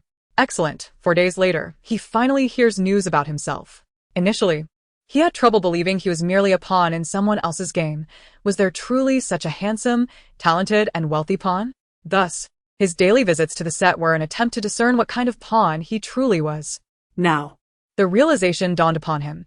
It turned out he was simply an unfortunate pawn. Chapter 27. Reality dealt a severe blow. Many staff members on set were employees of Gu Xiqing's company, and they exchanged glances, filled with concern. What should we do? Is following President Gu a dead end? Will he go bankrupt? Will he be unable to pay my salary? It's $3,000 a month. I can't afford to be careless. Is it too late to submit my resume now? Wu Tao was particularly anxious. So, should I take my leave while I still can? Huh? Turns out President Gu is the so-called rebellious rich heir, determined to prove himself by venturing out on his own, only to be dealt a harsh reality check. Returning home to face ridicule from his parents. Ultimately, he will still have to inherit the family business. Interestingly, after taking over the family business, He seems to be doing quite well, indicating he isn't lacking in capability. Perhaps he's simply ill-suited for the entertainment industry, where misfortune seems to follow him. Suddenly, Gu Xiqing sprang up from his chair. Ridicule from my parents. No, I cannot concede defeat. If he was indeed unfortunate, then he must find someone lucky to counteract his bad luck. With a glint in his eye, he was about to stride toward You Xia when the sound of an engine caught his attention. A Hummer pulled up, and Jing Feng stepped out of the vehicle. Gu Xiqing initially thought Jing Feng was there to see him, but to his surprise, he walked directly toward You Xia. Miss Yu, he said, stopping in front of her with utmost politeness. My grandfather wishes to meet you. May I inquire if you are available? Before You Xia could respond, Gu Xiqing stepped forward, blocking her path. Having grown up together, they shared an unspoken understanding, recognizing each other's intentions merely through their expressions. Gu Xiqing, visibly displeased, interjected, What are you doing? Trying to steal her away? Jing Feng raised an eyebrow. What does this have to do with you? Gu Xiqing retorted, No way, she is mine. A flicker of surprise crossed Jing Feng's eyes, but it was quickly replaced by a surge of possessiveness ignited by Gu Xiqing's declaration. While they were good friends, they were unyielding when it came to competition. As children, they would fight over toys. Now grown, they no longer fought physically, yet their inherent desire to win remained intact. The two exchanged fierce glances, silent sparks flying between them. Neither was willing to yield. Just then, You Xia peeked out from behind Gu Xiqing. With curious eyes, she looked at the two seemingly adversarial figures. Excuse me, are you two engaged in some sort of duel? Her round eyes held a hint of mischief, yet her words were anything but courteous. But I'm not familiar with either of you. So, what exactly are you two fighting over? Are you both foolish? In that moment, both men gasped, caught off guard by being publicly called foolish, and they began to cough uncontrollably. Qing Qing and the others retreated from the battlefield, yet remained within a distance that allowed them to enjoy the spectacle. At You Xia's unexpected remark, they stifled laughter, covering their mouths as they coughed to suppress their mirth. The atmosphere was suddenly filled with coughs, prompting You Xia to cover her mouth in disdain and step back. Why is everyone coughing so violently? I hope you're not contagious with pneumonia. Don't spread it to me. After finally managing to compose himself, Jing Feng quickly intercepted You Xia. Miss you. I mean no harm. Let me show you my credentials. You Xia, well aware of his identity, feigned ignorance and scrutinized his identification photograph. You do look quite dashing in uniform. After returning the credentials, she remained non-committal. But why should I meet your grandfather? Does he know me? Jing Feng found himself at a loss for words. He simply could not bring himself to articulate the matter of hearing inner thoughts in her presence. Nor could he figure out how to convey that his grandfather actually wished to express his gratitude towards her. Li Qingying was, in fact, his long-lost aunt, who had been searched for by their family for decades. It was a bittersweet revelation that they had finally located her, only to discover that she had passed away, leaving them forever separated. As a police officer, Jing Feng was acutely aware that there was more to his aunt's death than met the eye, and he soon began to harbor suspicions about the Huang father and son. Despite conducting an undercover investigation, he failed to uncover any concrete evidence. Just as he began to question whether he was being overly sensitive and unjustly accusing innocent parties, You Xiaoxia appeared, bringing with her the echoes of her heart. After the Huang father and son were apprehended, Jing Feng returned to his family to recount the events that had transpired. However, when it came to the matter concerning You Xiaoxia's inner voice, he simply could not voice it. Ultimately, he settled on saying that he had unraveled the truth with the assistance of a young lady from a film crew. Upon hearing this, his grandfather was immensely grateful for the assistance rendered by this young lady and expressed a desire to meet her. But how could Jing Feng explain the backstory to You Xiaoxia? For a fleeting moment, the atmosphere became tense, but fortunately, at that moment, Song Linling finally finished shooting her scene and approached them. Seeing You Xiaoxia surrounded by Gu Xiqing and Jing Feng, she swiftly stepped forward, her gaze wary of the two men. Mr. Gu, is there something you need from Xiaoxia? Jing Feng's eyes sparkled with a sudden idea. Since You Xiaoxia was Song Linlang's assistant, surely he could speak with her. As long as Song Linlang encouraged her to go, You Xiaoxia, as an assistant, would have no choice but to comply. He quickly signaled to Song Linlang, Miss Song, may I have a word? Though the Song family was not as prominent as the Jing or Gu families, Jing Feng still recognized Song Linlang. With a hint of suspicion, she followed him to the side, where he quietly explained the situation. Song Linlang was taken aback upon hearing the revelation about Li Qingying's true identity. It was indeed a tragic twist of fate. She had been destined to be cherished by her parents, only to meet such a sorrowful end. Please, Miss Song, could you persuade your assistant? My grandfather merely wishes to express his gratitude. There is no ill intent whatsoever. Establishing good relations with the Jing family would be beneficial, and Song Linling readily agreed. However, she also informed Jing Feng of You Xiaoxia's true background, cautioning that if You Xiaoxia ever crossed the Jing family, they would likely spare her in consideration of the Song family's reputation. Jing Feng was slightly taken aback, but quickly regained his composure. In truth, he realized that his late aunt and You Xiaoxia shared a somewhat similar fate, albeit with his aunt lacking the fortune of being located by her family. As Jing Feng and Song Linling agreed to return together, they noticed Gu Xiqing, usually so imposing, now circling You Xiaoxia. So, have you made up your mind yet? You Xiaoxia shot him a sidelong glance. Not yet. Don't rush me. The more you urge, the less inclined I am. For the first time, Gu Xiqing faced rejection without the ability to retaliate, leaving him feeling deeply frustrated. Song Linling approached with a smile. What is it that Mr. Gu wants Xiaoxia to consider? You Xiaoxia quickly grasped Song Linlong's arm, whispering her grievances. This lunatic insists I join his company as some kind of consultant. I know nothing about the entertainment industry. What could I possibly contribute? He was offering her an annual salary of 50 million and equity shares.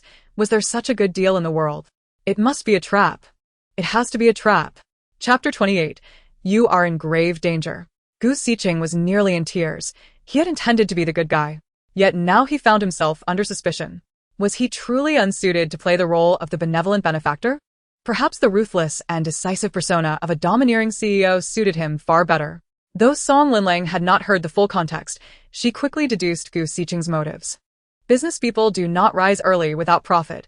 The entire Gu family were successful merchants, and he would not engage in a losing venture.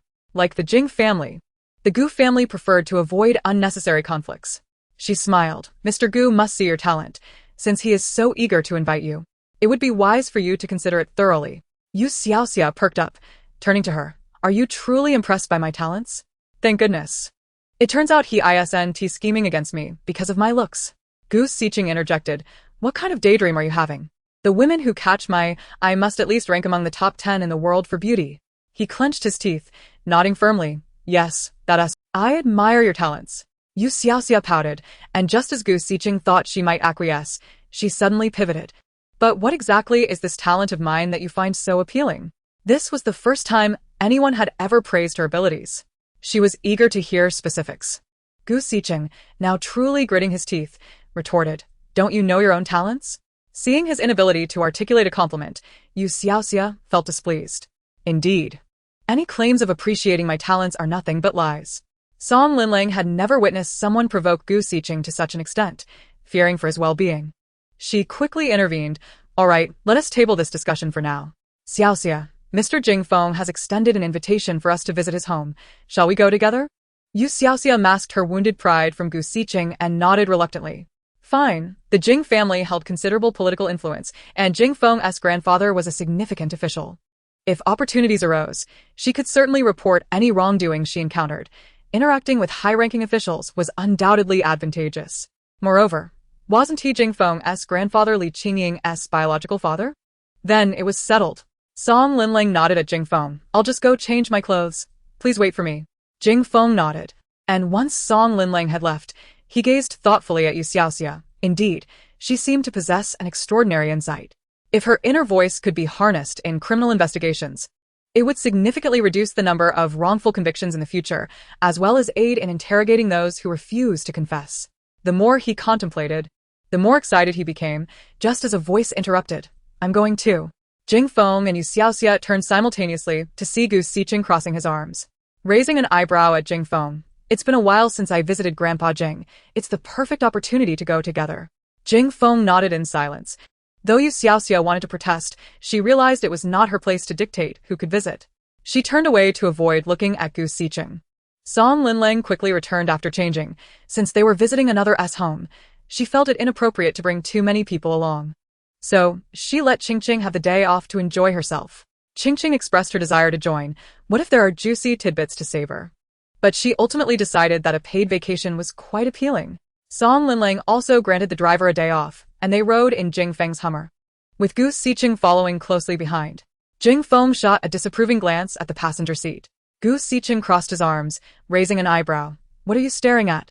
You can't shake me off that easily. Jing Feng sighed in exasperation.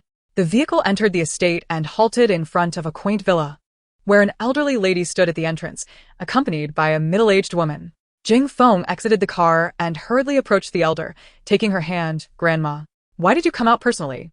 Of course, I came to welcome the guests, she replied with a smile, her gaze particularly lingering on Song Linlang and You Xiaoxia. Song Linlang, ever astute, introduced herself. Grandma, I am Song Linlang, and this is You Xiaoxia. Jing Feng's grandmother promptly took You Xiaoxia's hand. Xiaoxia, thank you, thank you. If it were not for this girl, I would still be in the dark about my biological daughter's cause of death. You Xiaoxia was puzzled, wondering what exactly she was being thanked for. At that moment, Gu Xiqing interjected to change the subject. Grandma, why are you ignoring me? Have you found a new favorite? Am I no longer your beloved little Qing? Jing Feng's grandmother chuckled. Ah, Xiqing, you rascal. Still so prone to jealousy, just like when you were a child. Who would have thought Gu Xiqing could show such a side before his elders? I am no longer your beloved little Cheng. You Xiaoxia shuddered. Song Linlang quickly covered her mouth, stifling a laugh. Gu Xiqing was left speechless. All right, You Xiaoxia, you are quite the master of sarcasm. Grandmother Jingfeng and her accompanying nanny were startled by an unusual noise, leaving them momentarily speechless. At that critical juncture, Gu Xiqing hastily ushered Song Linlang and You Xiaoxia into the house, leaving Jingfeng to explain to the two. Once inside the living room, which was enveloped in silence, Song Linlang felt a twinge of embarrassment. Is it really appropriate for us to enter like this? It's unusual for guests to step inside before the host has arrived. Gu Xiqing waved his hand dismissively. I grew up here. Consider it your own home. Fortunately, it wasn't long before Jingfeng returned with his grandmother and the nanny after clarifying the situation. The nanny served tea, and Jingfeng inquired, Where's Grandpa? Grandmother Jingfeng withdrew her gaze from surreptitiously observing You Xiaoxia. He is still napping, but it's nearly time for him to wake.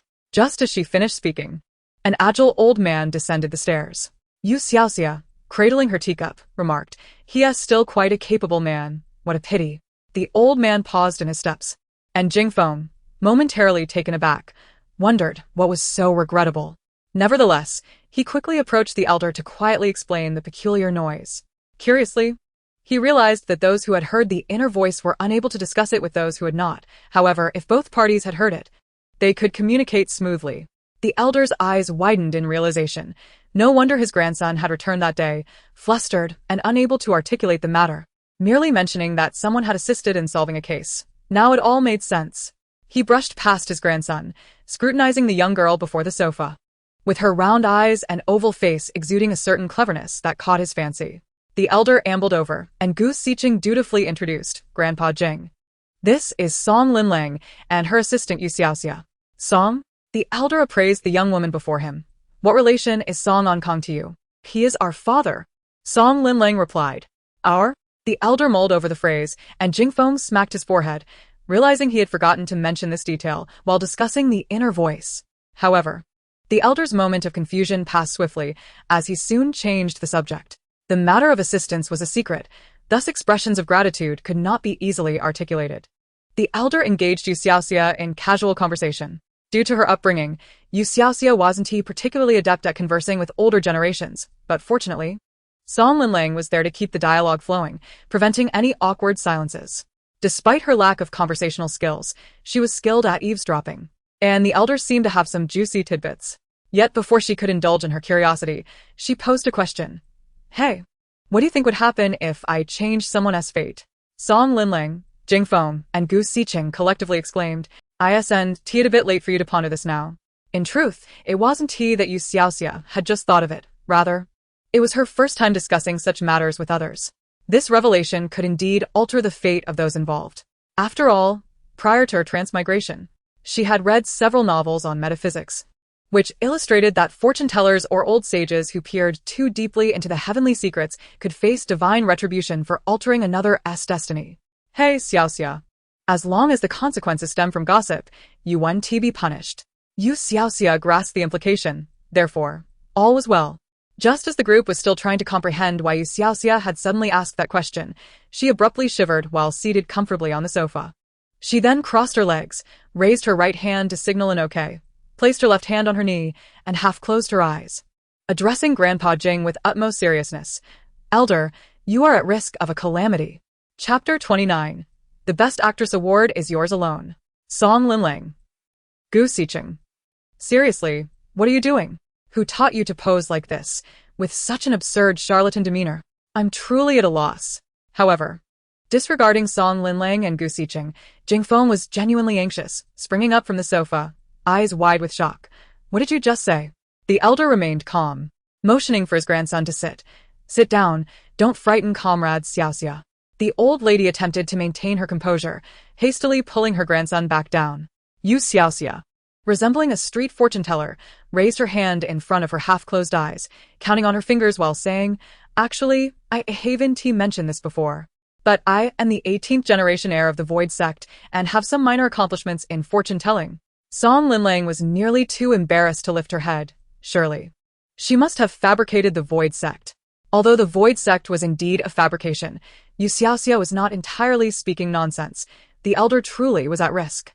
You Xiaoxia was willing to help him because she found him to be a decent official. If she did nothing, the elder would meet his demise in a few days. Moreover, the elder held a significant position, and You Xiaoxia intended to ride on his coattails, since she was already in the position to save his life. It was a no-brainer. "Ha, did I shock you? How well do you think I performed, Old Six?" Old Six. Host. "It's only because you didn't participate in the competition. Otherwise, the Best Actress Award would have been rightfully yours," the others remarked. "Just indulge her." The elder played along, displaying commendable acting skills, gazing at You Xiaoxia with a mix of tension, fear, and excitement. "Comrade Xiaoxia, no. Master you. Is there any way to avert this calamity?" Seeing the elder so cooperative, You Xiaoxia felt a surge of pride. She began counting on her fingers again, suddenly stopping. Her brow furrowed as she muttered some incantation. After a while, she looked at the elder with an air of mystery. "Elder, I'm only telling you this because of our connection. Your calamity will occur in 3 days. On that day, no matter where you go, try to walk." The elder nodded thoughtfully. He could only walk? Did this mean he might have an accident that day? Jingfeng, anxious, asked, "Master you, is that all? No more specifics?" Given that it concerned his grandfather's life, he could not remain calm. You Xiaoxia shook her head earnestly. "I can only say this much. As for more details, the heavenly secrets cannot be disclosed." "Haha, it feels great to put on a show. No wonder Gu Xicheng enjoys it so much." Gu Xicheng retorted, "When did I ever show off? You're just targeting me." The elder restrained Jingfeng. "I am already immensely grateful for the master's guidance." Jingfeng should not press further. He turned solemnly to You Xiaoxia. "Master, if I truly manage to avert this disaster, you shall be my savior." In truth, he already owed You Xiaoxia a favor, and now he had acquired yet another life-saving one. You Xiaoxia secretly rejoiced. The elder was indeed compliant. Jingfeng, unwilling to relent, exchanged glances with Song Linlang, silently imploring her assistance. Song Linlang, curious to see Jingfeng also indebted, asked, "Xiaoxia, you mentioned that Grandpa Jing should walk. Does that mean he might have an accident that day?" Gu Xicheng immediately chimed in. "Alas, the master has stated that this is a heavenly secret, and we mustn't inquire further." You Xiaoxia, having been tricked, foolishly pondered. "But how on earth can I inform the authorities about this treacherous spy without attracting attention? Will they trace it back to me if I make a report?" Although shocked, Jingfeng still had questions. While it was true that the elder held a high position, he didn't possess any core technologies. Why would Shah Baga risk sacrificing such a deeply embedded spy to eliminate the elder? Fortunately, this time, You Xiaoxia did not keep everyone waiting long and swiftly provided the answer. "The most crucial point is that this little rascal has a high-ranking official above him, second only to Grandfather Jing. He murdered Grandfather Jing to pave the way for that person, facilitating his ascent to power. With such significant authority, can my report truly bring him down? Moreover, will I be silenced for my actions? What about Uncle Song and Aunt Song? Will I implicate them?" Sigh. It is indeed a challenge to report someone. Even the seasoned elder, who had witnessed much in his lifetime, had to firmly grip the armrests of the sofa to suppress his astonishment. It was actually him. These adversaries had concealed themselves so profoundly that they had ascended to such heights. Unable to contain himself any longer, the elder rose from the sofa. "I need to make a phone call. Jingfeng, please entertain our guests in my stead." Jingfeng nodded, Rest assured, grandfather. Before departing, the elder suddenly grasped You Xiaoxia's hands. Master Yu, not only have you saved my life, but you are now a great benefactor of the Jing family. Should you ever require assistance, do not hesitate to seek me out. Have I truly secured such a powerful ally? You Xiaoxia smiled warmly and nodded. You are too kind. Chapter 30. The Greedy Official. The elder went to his study to make a call, while they continued to chat. The main purpose of today's gathering was to express gratitude to You Xiaoxia for unveiling the truth behind the death of the lady's daughter. So it was natural for the matriarch to mention Li Qingying, the daughter, who had gone missing since childhood. Although You Xiaoxia was fully aware of Li Qingying's identity, she feigned ignorance, displaying a facade of surprise, which was quite a touching performance, further intensified by the heartfelt confessions of the informant, rendering everyone present quite uncomfortable. Song Linling quickly shifted the topic, asking Jing Feng, "So, Zhang Xiaoya and your aunt are not biological sisters?" Jing Feng nodded, clarifying that he only discovered the truth after that fateful night at the bar.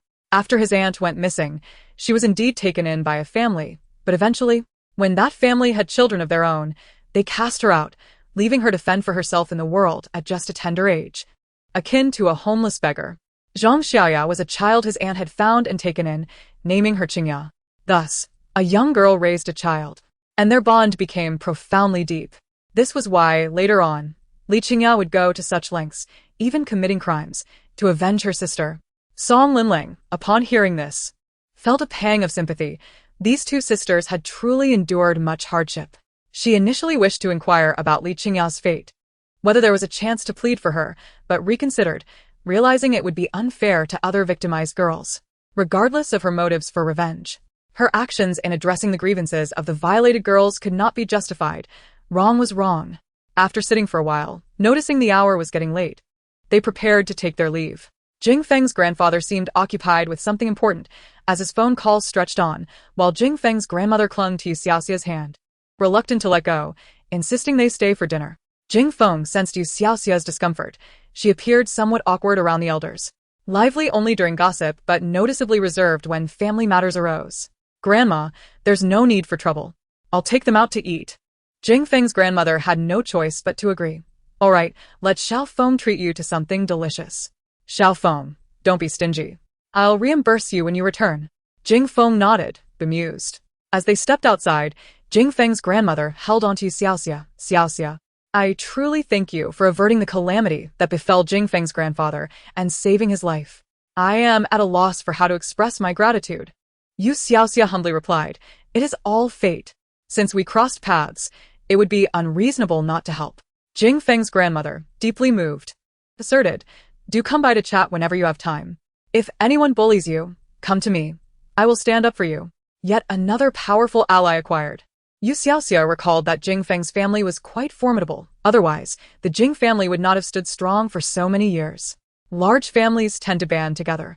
Even in modern times, marital connections are the best form of solidarity. Once they were seated in the car, Jing Feng started the Hummer. "What do you all wish to eat?" Initially, Song Linling thought Jing Feng was merely being polite, but to her surprise, he genuinely intended to treat them to a meal. However, Gu Xiqing, without a hint of hesitation, took charge. "Of course, we're heading to Baixing. We cannot treat the master to anything less than the best." You Xiaoxia leaned in close to Song Linling. "What kind of place is Baixing?" "I want the most extravagant meal. Not the best, but the most expensive." Song Linling replied, "Baixing is the most expensive place in City A." You Xiaoxia felt a mix of satisfaction and slight regret. Why isn't Mr. Gu treating us? If he were treating, I would have him spend until he was broke. Gu Xiqing interjected, "What have I done to offend Master Yu? Is it such a grave sin not to have immediately recognized and praised your talents?" Song Linling sighed. "Even if Mr. Gu were treating, you probably wouldn't bankrupt him, as Baixing is his establishment." You Xiaoxia scoffed. "Humph. As expected, a capitalist. He must earn every penny, even in the restaurant business." Gu Xiqing sighed. "Fine, let it all come crashing down. Yet, the world is so beautiful, I have not lived enough to wish for destruction." He suddenly turned serious, looking intently at You Xiaoxia. "Master Yu, I was wrong. I've already thought of 108 compliments. Do you wish to hear them now?" You Xiaoxia shot him a glance. "No pressure, right?" "Not at all." "Then go ahead." Gu Xiqing promptly cleared his throat, anxious not to miss a beat. as he prepared to launch into a flurry of idioms. However, just as he was about to begin his eloquent recital, he noticed something amiss with the scenery outside the window. "Aren't we heading to Baixing? You've taken a wrong turn." Jing Feng, gripping the steering wheel, cleared his throat. "No, I just remembered I forgot my wallet at the office. I need you all to accompany me back to retrieve it." Wallet. Gu Xiqing smirked. "How formal. Do we really need to worry about wallets when dining at my place?" Jing Feng shot him a warning glance. "Don't ruin my plans." Gu Xiqing was unperturbed, glaring back. "I knew you had ulterior motives." Jing Feng retorted. "Who has ulterior motives? If I could swiftly apprehend the villains, it would benefit the greater public." Gu Xiqing scoffed. "Please. I'm inviting her back to work as my advisor." Jing Feng insisted. At a critical moment, personal interests must be set aside for the greater good. Their eyes locked in a fierce exchange. A silent battle of wills escalated. Just then, You Xiaoxia interjected. "Could you two at least find a more discreet place? You're behaving as if we aren't even here." Gu Xiqing immediately turned away, feigning disgust. "Who's flirting with him? Don't wrongfully accuse me. I'd rather flirt with a dog than with him." Jing Feng, exasperated, retorted. "If you're willing, I certainly wouldn't be." Song Linlang sighed. Facepalming. "Is this what you call the heirs of the Jing and Gu families? Could you be any more immature?" As the two of them bickered, the Hummer arrived at the city police station's parking lot. Jing Feng turned off the ignition and looked back at the two. "Why not come along? It's so boring waiting in the car." Gu Xiqing feigned reluctance. "We'll pass. You go get your wallet, and we'll wait here." As soon as he finished speaking, You Xiaoxia opened the car door and stepped out. As always, she felt it prudent to build rapport with those working inside. After all, one never knows when one might need such connections. It's all about networking. Moreover, Gu Xiqing said he wouldn't go, so she had to go. Gu Xiqing stared in disbelief. Song Linling chuckled and offered him a way out. "Mr. Gu, come with us." The four of them exited the vehicle and headed toward the building, with Gu Xiqing continuing to needle Jing Feng. "Can we even enter? Aren't cases supposed to be confidential? What if we accidentally see something classified and you get in trouble for it?" Jing Feng spoke softly. "It's after work now. It won't have much impact." As they conversed, they entered the building. Jing Feng worked in the criminal department, yet he had no intention of letting You Xiaoxia engage directly with criminal cases. The danger was one aspect, and the fact that it was a violation of protocol was another. After retrieving the wallet, he deliberately led them to the other side, where the Economic Investigation Department was located. Recently, they had encountered a particularly troublesome case. Upon entering, Gu Xiqing maintained a sense of decorum, avoiding any disruption. He pulled Song Lingling to the other side, saying, "Let's go to the restroom." Song Lingling retorted, "Is it polite for you to accompany a female celebrity to the restroom?" Jing Feng waved his hand, guiding You Xiaoxia down the corridor. They happened to see two individuals exiting a room, their expressions revealing their frustration. Upon noticing Jing Feng, they greeted him proactively. "Team Leader Jing." Jing Feng nodded. "What's the matter? Your expressions suggest something's awry. Haven't you managed to get to the bottom of it yet?" The two exchanged glances, and one of them lowered his voice. "Indeed. They're stubborn. Even at this point, they refuse to speak. The accounts are entirely inconsistent, and while we've tracked the laundered funds, at least 1/3 remains unaccounted for. It's nearly reaching 9 figures. Our superior has instructed us that he must confess today." This was You Xiaoxia's first visit to this place, and she curiously peeked inside. Hey, what are you doing? Don't look around," one of them called out. You Xiaoxia awkwardly chuckled. "So fierce. You're scaring me." Perfect, she had successfully startled the two men. Jing Feng subtly gestured to them, deliberately nudging the half-opened door further ajar, allowing You Xiaoxia to clearly see the individuals within. She glanced inside and pouted. "Corrupt officials, huh? Just petty bureaucrats with insatiable greed." The two men were once again taken aback, appraising You Xiaoxia with newfound respect. How could she discern the identity of those inside with just a glance? It was astonishingly close to the truth. However, she hadn't spoken. She merely observed. Jing Feng nodded at the two men, feigning a troubled expression. "With so much wealth, it's difficult to conceal. You must think of a way. We absolutely need to pry his mouth open today." They were confused by Jing Feng's sudden loudness. Although their confidentiality level wasn't high, there was no need for outsiders to know about the case, right? Then, one of them exclaimed, "He hid the remaining money and items in the mountains." The two were taken aback. After their initial shock, skepticism followed. "In the mountains? Is that for real?" We've been monitoring that person for a long time, and he has never even been to the mountains. His housekeeper's second cousin sister's husband's younger brother helped hide it. It was concealed 3 years ago, so of course, you wouldn't be able to discover it. Once again, they were astonished. Could you repeat who helped hide it? I wager your answer now differs from the first. Jing Feng replied, I just recalled. Haven't you checked the housekeeper's second cousin sister's husband's younger brother yet? The two nodded fervently. All right. We acknowledge your remarkable memory. This time, it was You Xiaoxia who was shocked. Is Jing Feng really this incredible? Did he uncover it so quickly? Does he know that the money is hidden in a cave on the second peak of Tsuishi Mountain? There's a large banyan tree marking the entrance. Jing Feng refrained from boasting this time and merely signaled to the two men. Why aren't you dispatching someone yet? The two hesitated. Team leader Jing, are you joking? Do you really believe that? Jing Feng glared at them in frustration, prompting them to dash off. Let us go. Right now. We don't believe it, but we'll check to see if it's true. Conversely, if they indeed found it, they would have to address this young lady as sister. You Xiaoxia frowned. Why did they run off? Jing Feng closed the door he had inadvertently nudged open. It's nothing. Don't mind them. We've wasted enough time. You must be hungry, right? Let's go eat. When You Xiaoxia returned to the car with Jing Feng, Gu Xiqing and Song Linglang were already seated inside. The four of them set off for the restaurant. Baixing, located in the city center, operated on a membership basis, ensuring that only prominent figures could enter. The exquisite dishes were crafted from rare ingredients airlifted from various regions, and thus, daily supplies were limited. The owner had a private room, and You Xiaoxia was fortunate enough to experience the treatment of a high-ranking executive. Since they were dining extravagantly, You Xiaoxia didn't hold back and ordered the most expensive items on the menu. Gu Xiqing remained calm throughout. If a domineering CEO could be financially drained, then what kind of CEO would that be? That would be absurdly weak. Once the dishes arrived, You Xiaoxia complained, no wonder you're so composed. The portion sizes are quite disappointing. Gu Xiqing retorted, good ingredients are meant to be savored, do you understand? It's not about stuffing yourself. Lacking appreciation. He could only grumble silently while maintaining a cheerful demeanor, instructing the waiter, bring out everything Miss You ordered. This was the first time the waiter had witnessed someone speak so impolitely to the boss, yet the boss didn't seem angry at all. Rather, he appeared to indulge her. Was this affection? After all, it was also the first time the waiter had seen the boss speak so gently to a woman. Aside from his gentle tone, there was even a hint of flattery. The waiter doubted his perception. How could the boss flatter anyone? No matter how significant the figure, the boss had never shown any subservience. However, who was this young lady?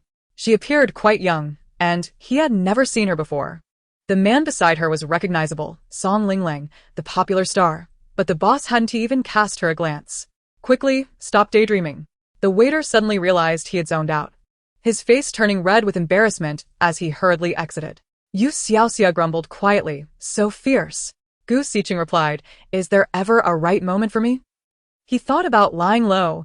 At worst, he could go home and inherit the family business since she had mentioned her misfortunes in the entertainment industry. After lying flat for 2 minutes, he suddenly sat up. Are you going to be my company's consultant or not? You Xiaoxia was puzzled. Why are you so insistent on me joining your company? I don't know anything about being a consultant. Gu Xiqing pressed. You said I was unlucky. You must take responsibility. When firmness didn't work, he resorted to a softer approach. Alas, those people in my company lack vision. I'm quite dissatisfied and don't trust them. Unlike Master You, I felt that from the moment I saw you, you were someone I could trust, which is why I wanted to invite you over. I have many upcoming projects that lack oversight. If you come, you can help me keep things in check. You don't need to know everything. There will be people working beneath you. Just sip tea and read the news in the office while occasionally ensuring the general direction is correct. His words were surprisingly sincere, though only You Xiaoxia found them genuine. The other two could hardly bear to look at Gu Xiqing. He was a wolf in sheep's clothing. However, I'm still Song Linglang's assistant. One must honor their word. She had promised to assist Song Linglang, so she couldn't just backtrack. Besides, she earned 50,000 a month. Gu Xiqing immediately turned to Song Linglang, who simply averted her gaze, wanting to enjoy the gossip. If he took You Xiaoxia away, how could she indulge? Gu Xiqing was left with no choice but to take a step back. It's fine. It won't affect anything. You can continue being her assistant. When the company has projects, I'll have them send the documents over for you to review, and you can provide guidance when you have time. Miss Song, you shouldn't have any objections, right? Song Linglang smiled slyly. I want a finder's fee. Gu Xiqing replied, "Your assistant is now my consultant. You can choose any project you like." Song Lingling was satisfied. Deal. It's fine, Xiaoxia, as long as you don't feel tired, I have no issues. You Xiaoxia sighed. Alas, poor girl, is she either a sleeping dragon or a phoenix chick? Should I go help him? Just as she contemplated whether to agree to Gu Xiqing, Jing Feng's phone rang suddenly. We found it. We found it. Team leader Jing, it's incredible. Just incredible. Chapter 32. To take even a second longer to consider is a disrespect to money. Jing Feng promptly hung up the noisy call. As the two men were already deep in conversation, You Xiaoxia was in the midst of confirming significant matters with Gu Xiqing. Even if I am working part-time, the annual salary and equity you mentioned earlier cannot be reduced. If it is less, I won't accept it. No problem. Gu Xiqing replied with unyielding clarity. 50 million as an annual salary plus equity, not a single cent less. Ecstatic, You Xiaoxia swayed in her chair. So when do we sign the contract? Anytime. Gu Xiqing was even more eager than she was, especially with others watching closely nearby.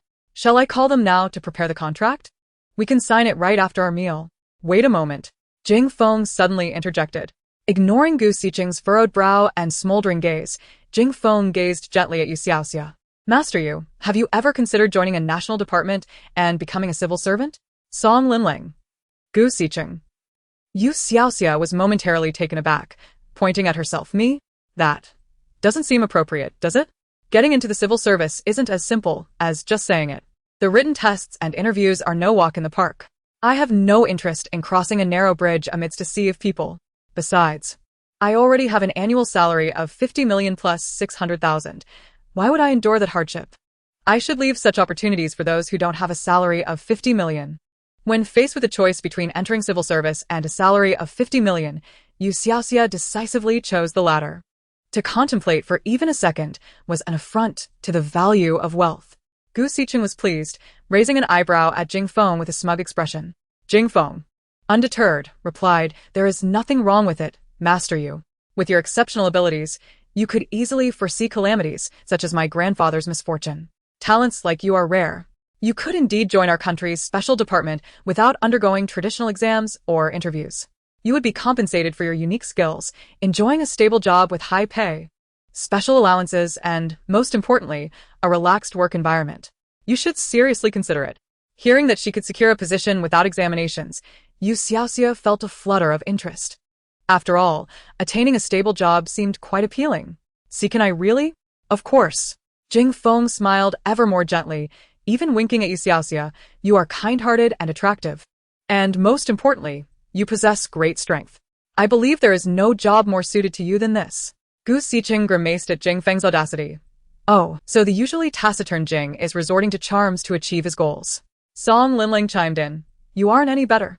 You Xiaoxia, an ardent admirer of aesthetics, was momentarily mesmerized by Jing Feng's striking appearance. He was tall, with chiseled features and subtly defined muscles beneath his shirt, perhaps due to his upbringing and profession. He exuded a captivating blend of ruggedness and aristocracy. Each of these traits struck a chord in the heart of a beauty enthusiast. I need to think about it. Gu Xiqing was exasperated. So are we signing the contract or not? You Xiaoxia found herself in a dilemma. On one hand, there was the domineering CEO's 50 million, and on the other, the alluring Jing Feng's stable position. This is so difficult. I am an adult now.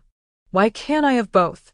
Gu Xiqing and Jing Feng remained locked in a silent battle of wills, their gazes fixed on You Xiaoxia. Fortunately, at that moment, the door to the private room was pushed open, and they initially assumed it was a waiter bringing their dishes, only to find a familiar face of Gu Xiqing. Little Aunt, a vibrant young girl entered, and upon noticing Jing Feng, exclaimed, "Oh, Uncle Jing is here too." Jing Feng nodded at the newcomer, while Gu Xiqing set down his chopsticks. "Jiang Xue, who are you here with?" "With my parents." "The waiter said you were here," the girl said, shaking her shoulders playfully as she pulled a chair to sit beside Gu Xiqing, cozily wrapping her arms around his. "Uncle, I haven't done anything wrong. Why are you calling me by my full name?" Gu Xiqing glared at his niece. "You haven't done anything wrong? Who was it that locked themselves in their room the other day and refused to come out?" At the mention of this incident, Jiang Xue pouted. Unable to voice her embarrassment, she did not wish to discuss it, as it was too humiliating. She discreetly scanned the other two individuals in the room, recognizing one, Song Linling, a popular celebrity, but the other seemed vaguely familiar. Lowering her voice, she asked, "Uncle, which one is your girlfriend? Is it Song Linling? I need to tell Grandma that you have a girlfriend, and are keeping it a secret." Gu Xiqing replied, "Don't speak carelessly. These two are my friends. You should know Miss Song, and the other is her assistant, You Xiaoxia. This is my niece, Jiang Yingxue." Jiang Yingxue was somewhat surprised. Few individuals could earn her uncle's direct introduction as a friend. If they were not closely related, he typically would not introduce them to her. She smiled sweetly at the two. "Hello, Sister Song, and you Jia, I've seen you before." You Xiaoxia looked up. "So it's you." I never expected that the girl who nearly fell for a phony idol would turn out to be Gu Xiqing's niece. What? Gu Xiqing's expression suddenly darkened. What phony idol? What nonsense is this? Jiang Yingxue, are you looking for trouble? Unexpectedly, Jiang Yingxue was even more agitated, springing up from her chair. "You. So this is your voice. I thought it was the sister who reminded me that day." Just then, the door to the private room swung open again, and a well-preserved woman entered. "Xiqing, is Xiaoxia with you?" Jiang Yingxue, like a mouse spotting a cat, dove under the table. But Gu Xiqing mercilessly yanked her by the collar and pulled her out. With nowhere to hide, and fearing her mother would hear the strange noises, she hurriedly stepped forward to block her mother's view. "Mom, I'm here. I greeted Uncle, let's go." Gu Sarong, pushed aside, huffed. "Why are you blocking me? I want to speak to your uncle for a moment." Jiang Yingxue, frantic as an ant on a hot pan, cautiously eyed You Xiaoxia, afraid she would expose her in front of her mother. You Xiaoxia, not one to let her anxieties go to waste, curiously glanced at Gu Sarong. Wow. Gu Xiqing's sister is stunning. No wonder Jiang Yingxue is so attractive. It must run in the family. But speaking of which, Gu Sarong, you can't just pamper your daughter. She needs to develop a sense of crisis, or even if she dodges the phony idol this time, she might still fall for some little scoundrel one day. Chapter 33. Indeed, he is the domineering CEO. Gu Sarong. What phony idol? What little scoundrel? Whose voice is that? What on earth is she talking about? Xiaoxia, my precious Xiaoxia, what has happened? Gu Xiqing's face was as dark as storm clouds as he dragged Gu Sarong and Jiang Yingxue out of the private room. "You two eat first. I have some family matters to attend to." As the door to the private room slammed shut, You Xiaoxia scratched her head. Why does Gu Xiqing suddenly seem so angry? Who provoked him? Song Linlang was equally bewildered. "Xiaoxia, how do you know Gu Xiqing's niece?" You Xiaoxia did not hold back, recounting the incident from the film and television city when she had nearly been deceived by a phony idol. Jing Feng sighed upon hearing this. No wonder Gu Xiqing was so furious. He must have found out about this, and is scolding his niece outside. Is that so? You Xiaoxia was unconcerned. She certainly needs to be educated. A good girl like her should be more cautious. Outside the private room, Gu Xiqing stood with arms crossed, barely containing his fury. "Jiang Yingxue, you better tell me what happened. What phony idol? Who is it? What did they do to you?" At this point, Jiang Yingxue could not escape and had no choice but to confess everything to her uncle and mother. Gu Sarong, nearly beside herself with anger, who had never even lifted a finger against her daughter, could not help but slap Jiang Yingxue on the back. "How could you be so foolish?" Falling for sweet words and losing your way, Jiang Yingxue pouted. "At that time, I truly adore him. He was my idol. How was I to know he was nothing but a rotten cucumber?" Under the scrutinizing gazes of her uncle and mother, Jiang Yingxue felt utterly humiliated. Gu Xiqing scoffed, his fingertip tapping lightly on his niece's head. "An idol? You idolize some mediocre graduates from junior high?" "Jiang Yingxue, I genuinely question your intellect." Gu Sarong, exasperated, added, "Even if he is your idol, you can't be involved with him like that." "Jiang Yingxue, you're not even 18 yet. Are you trying to drive me to despair?" Bombarded by their critiques, Jiang Yingxue felt tears welling up. When she glanced up, her father emerged from the private room, and she rushed over. "Dad, help me." Zhang Shan had come out to find his wife and child, and upon seeing his daughter's distressed expression, his paternal instincts kicked in. "Who's been bullying you?" Gu Sarong opened her mouth, only to find herself at a loss for words. Fortunately, Gu Xiqing, with his experience, discreetly relayed the situation to his brother-in-law. At this point, Zhang Shan ceased to protect his daughter and joined his wife and brother-in-law in a stern educational intervention aimed at Jiang Yingxue. Overwhelmed, Jiang Yingxue began to sob, covering her face in despair. Realizing that the lesson was becoming too intense and might provoke rebellion, Gu Xiqing wisely intervened. "Enough. We'll continue this later. A sudden barrage of lessons won't clarify things for her." Gu Sarong paused to catch her breath, recalling the matter at hand. We should go thank that girl inside. If it weren't for her, who knows what might have happened to our daughter? The thought of her contracting some terrible disease is simply revolting. Jiang Shan, unaware of the unspoken thoughts, understood that his daughter had only come to her senses due to the benefactor's timely intervention and eagerly nodded, "Yes, Xiqing. Your sister, and I must personally express our gratitude. We owe her a favor." Gu Xiqing shook his head, pulling Gu Surong aside to explain why they could not openly discuss their thoughts in front of You Xiaoxia. Jiang Shan, puzzled, wondered why his brother-in-law felt the need to conceal something from him. "What are your mother and uncle discussing?" Jiang Yingxue attempted to explain, opening her mouth but ultimately sighed. "You'll find out in due time." Jiang Shan, speechless. After bidding farewell to the trio, Gu Xiqing entered the private room. Among the three of them, You Xiaoxia was the most innocent and straightforward, eagerly asking, "Gu Xiqing, how did you know that little idol only graduated from junior high? Do you know him?" Gu Xiqing wore a disdainful expression. "What business does a mediocre person have knowing me? As for education, how many in this industry are well educated? Those who start hustling at 17 or 18, what else could they be but junior high graduates?" You Xiaoxia gave him a thumbs up, as expected of a powerful CEO. "Impressive." Gu Xiqing narrowed his eyes. "Wait a moment, you three. You were eavesdropping on my conversation?" You Xiaoxia giggled, while Song Lingling remained silent. Gu Xiqing directed his ire at Jing Feng. "Well, Jing Feng, have you no integrity? You're a well-known captain. How can you indulge in such antics with them?" Jing Feng retorted. "He said you too lack integrity." You Xiaoxia immediately glared at him, prompting Gu Xiqing to back down. "By the way, my sister and brother-in-law mentioned they would like to invite you and your friends out for a meal to express their gratitude." You Xiaoxia humbly waved her hand. "Oh, it was mainly Qingqing's contribution. I didn't do much." The three exchanged glances, each bemused by her humility. After dinner, Jing Feng drove them back to the hotel near the film and television city. Song Lingling still had about a week left of filming, So they were staying there for the time being. As for whether she would join Gu Xiqing's company as a consultant or heed Jing Feng's advice to enter a special department, You Xiaoxia expressed that she needed to contemplate further. Gu Xiqing was on the verge of frustration. Just as he was about to secure her, Jing Feng had to meddle. Jing Feng, aware of Gu Xiqing's discontent, calmly watched as You Xiaoxia and Song Lingling exited the vehicle, then pointed to a nearby convenience store, speaking softly. "Go buy a bottle of water. I'm thirsty." Gu Xiqing's irritation flared, incredulously staring at him. "Did I hear you correctly? You want me to personally fetch you water? How audacious." Jing Feng remained unperturbed, gesturing towards the steering wheel. "No parking here. Just buy it quickly, and we can leave." Recognizing his reasonable demeanor, Gu Xiqing begrudgingly exited the car to buy water. However, as soon as he stepped out, Jing Feng suddenly pressed the accelerator, and the Hummer roared away. Gu Xiqing was taken aback, instinctively chasing after the vehicle for a few steps before realizing the treachery of Jing Feng's actions. "Jing Feng, you scoundrel." Chapter 34. Abiding by the Law, the Good CEO. After You Xiaoxia returned to her room, she completed her nightly routine and took out her phone for a final scroll before sleep. With the passing days, the fervor surrounding Huang Yuehua and his son had somewhat diminished.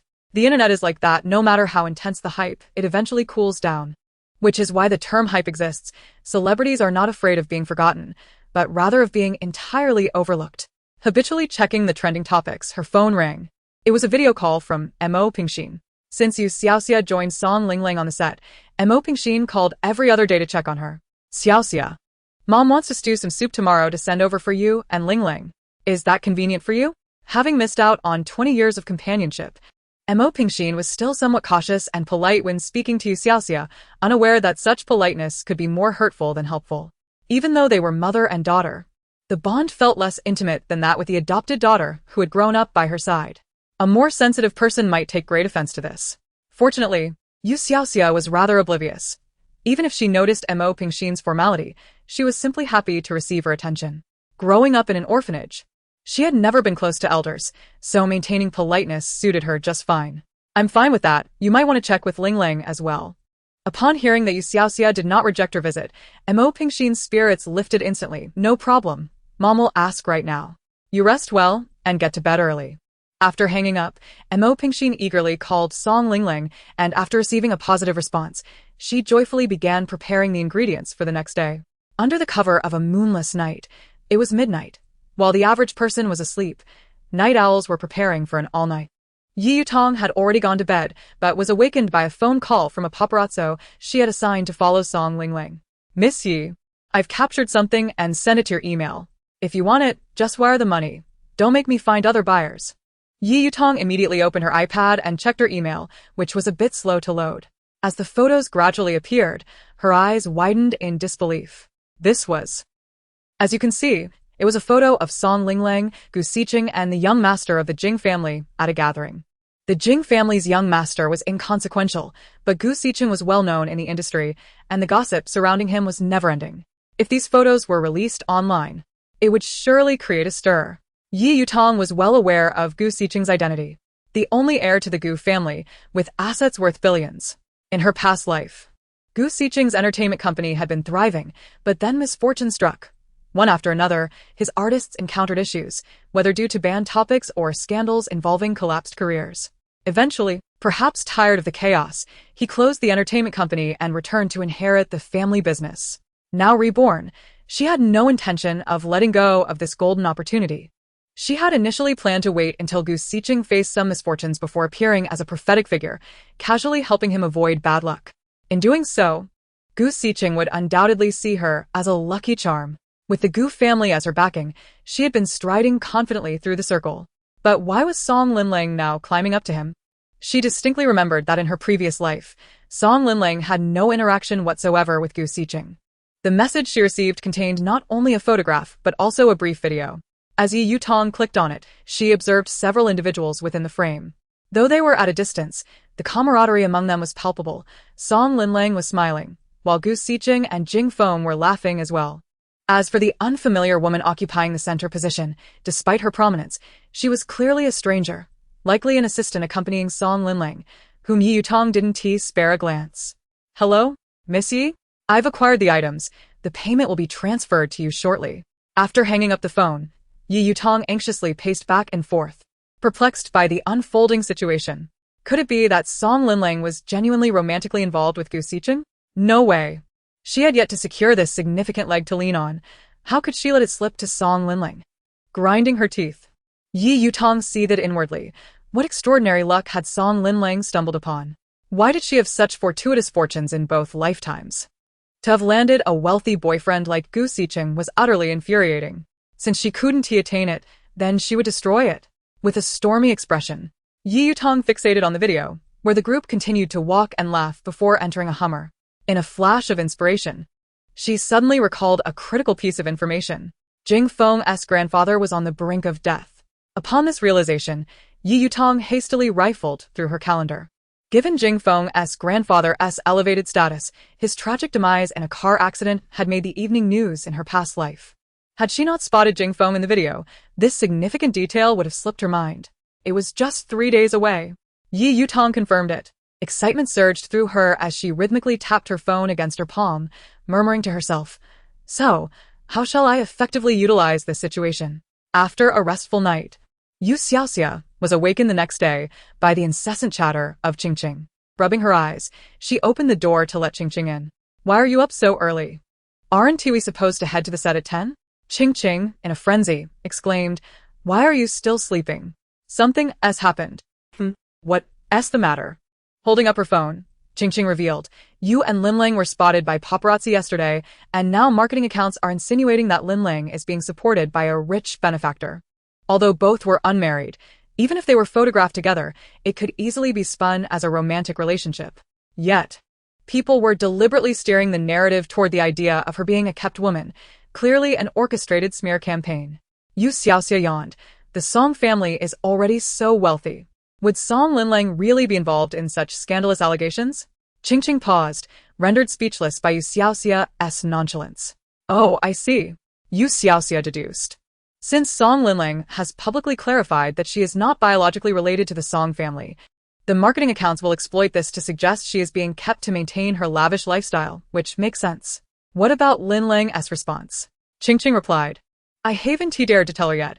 She has had a fallout with Sister Dan and has no one to help her plan a clarification or manage public opinion. I'm at a loss." You Xiaoxia stood up to wash up in the bathroom. "Oh, it's not that big of a deal. Let Gu Xiqing clarify it." Qingqing followed closely behind, but the CEO definitely wanted to assist in this matter. He wouldn't even bother clarifying rumors about his own company as artists, let alone for someone who isn't even affiliated with his agency. Done. You Xiaoxia shoved her phone into the flustered Qingqing's hands. I need to use the restroom. You go watch. Qingqing nearly choked but obediently clutched the phone as she exited. Squatting at the bathroom door, she opened her phone. Xiaoxia is a wealthy person. Song Linlang has been photographed. Please clarify. Law-abiding and not heartless. Okay, master. Chapter 35. Resentment stronger than a ghost. Qingqing pondered. Since when did you Xiaoxia become a master? And just like that, it's resolved? She hurriedly opened the trending topics and, indeed, the online narrative had shifted. Gu Xiqing personally clarified the situation, followed by a sensational headline. Gu Xiqing defended Song Linlang. Multiple trending topics appeared, clearly indicating considerable financial backing. Qingqing hastily clicked on one of the articles. Wang Entertainment. Just having a meal with friends when we were photographed. It's no big deal. Also, the two ladies in the picture are my sisters. If marketing accounts continue to fabricate stories based on these images, I'll see you into bankruptcy. Although the post was made via the company's official account, the casual yet threatening tone unmistakably bore Gu Xiqing's signature style. It was unprecedented.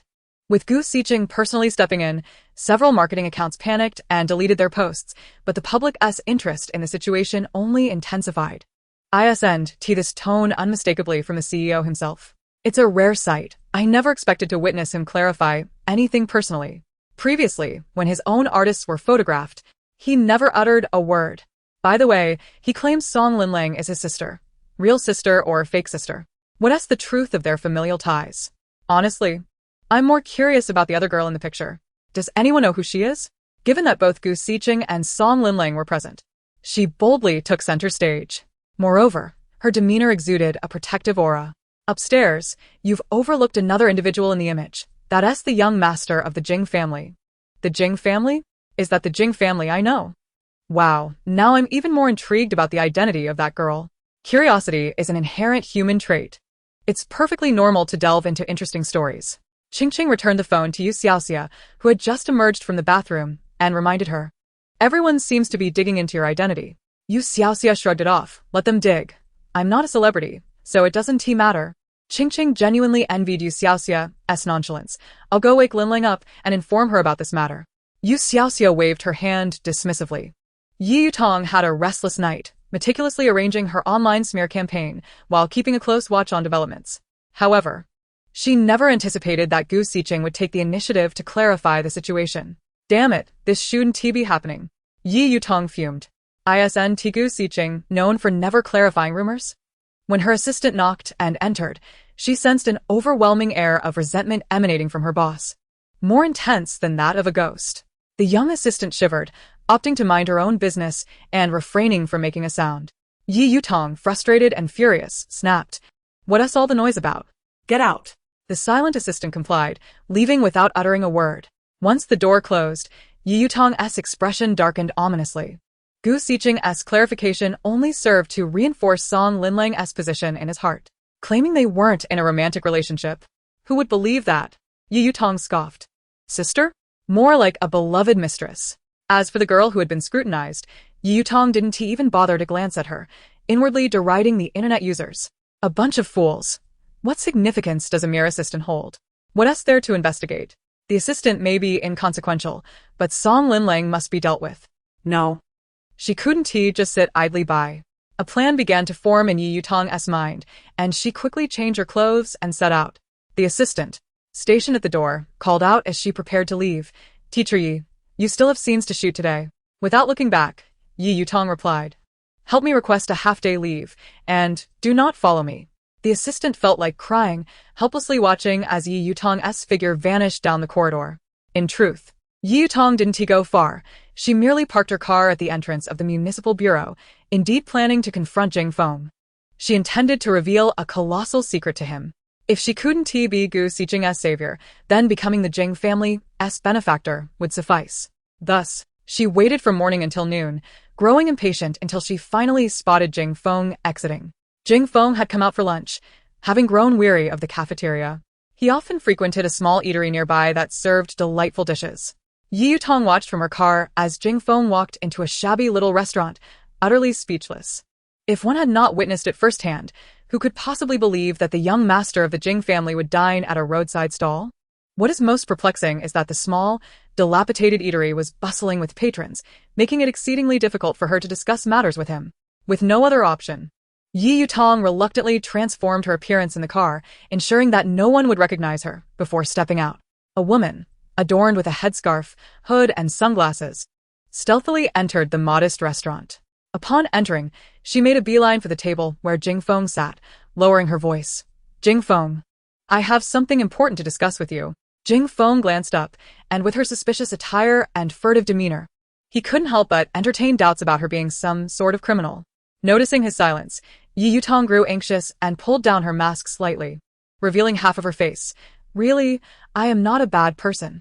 I am Yi Yutong, a star. You must recognize me. Jing Feng remained utterly bewildered.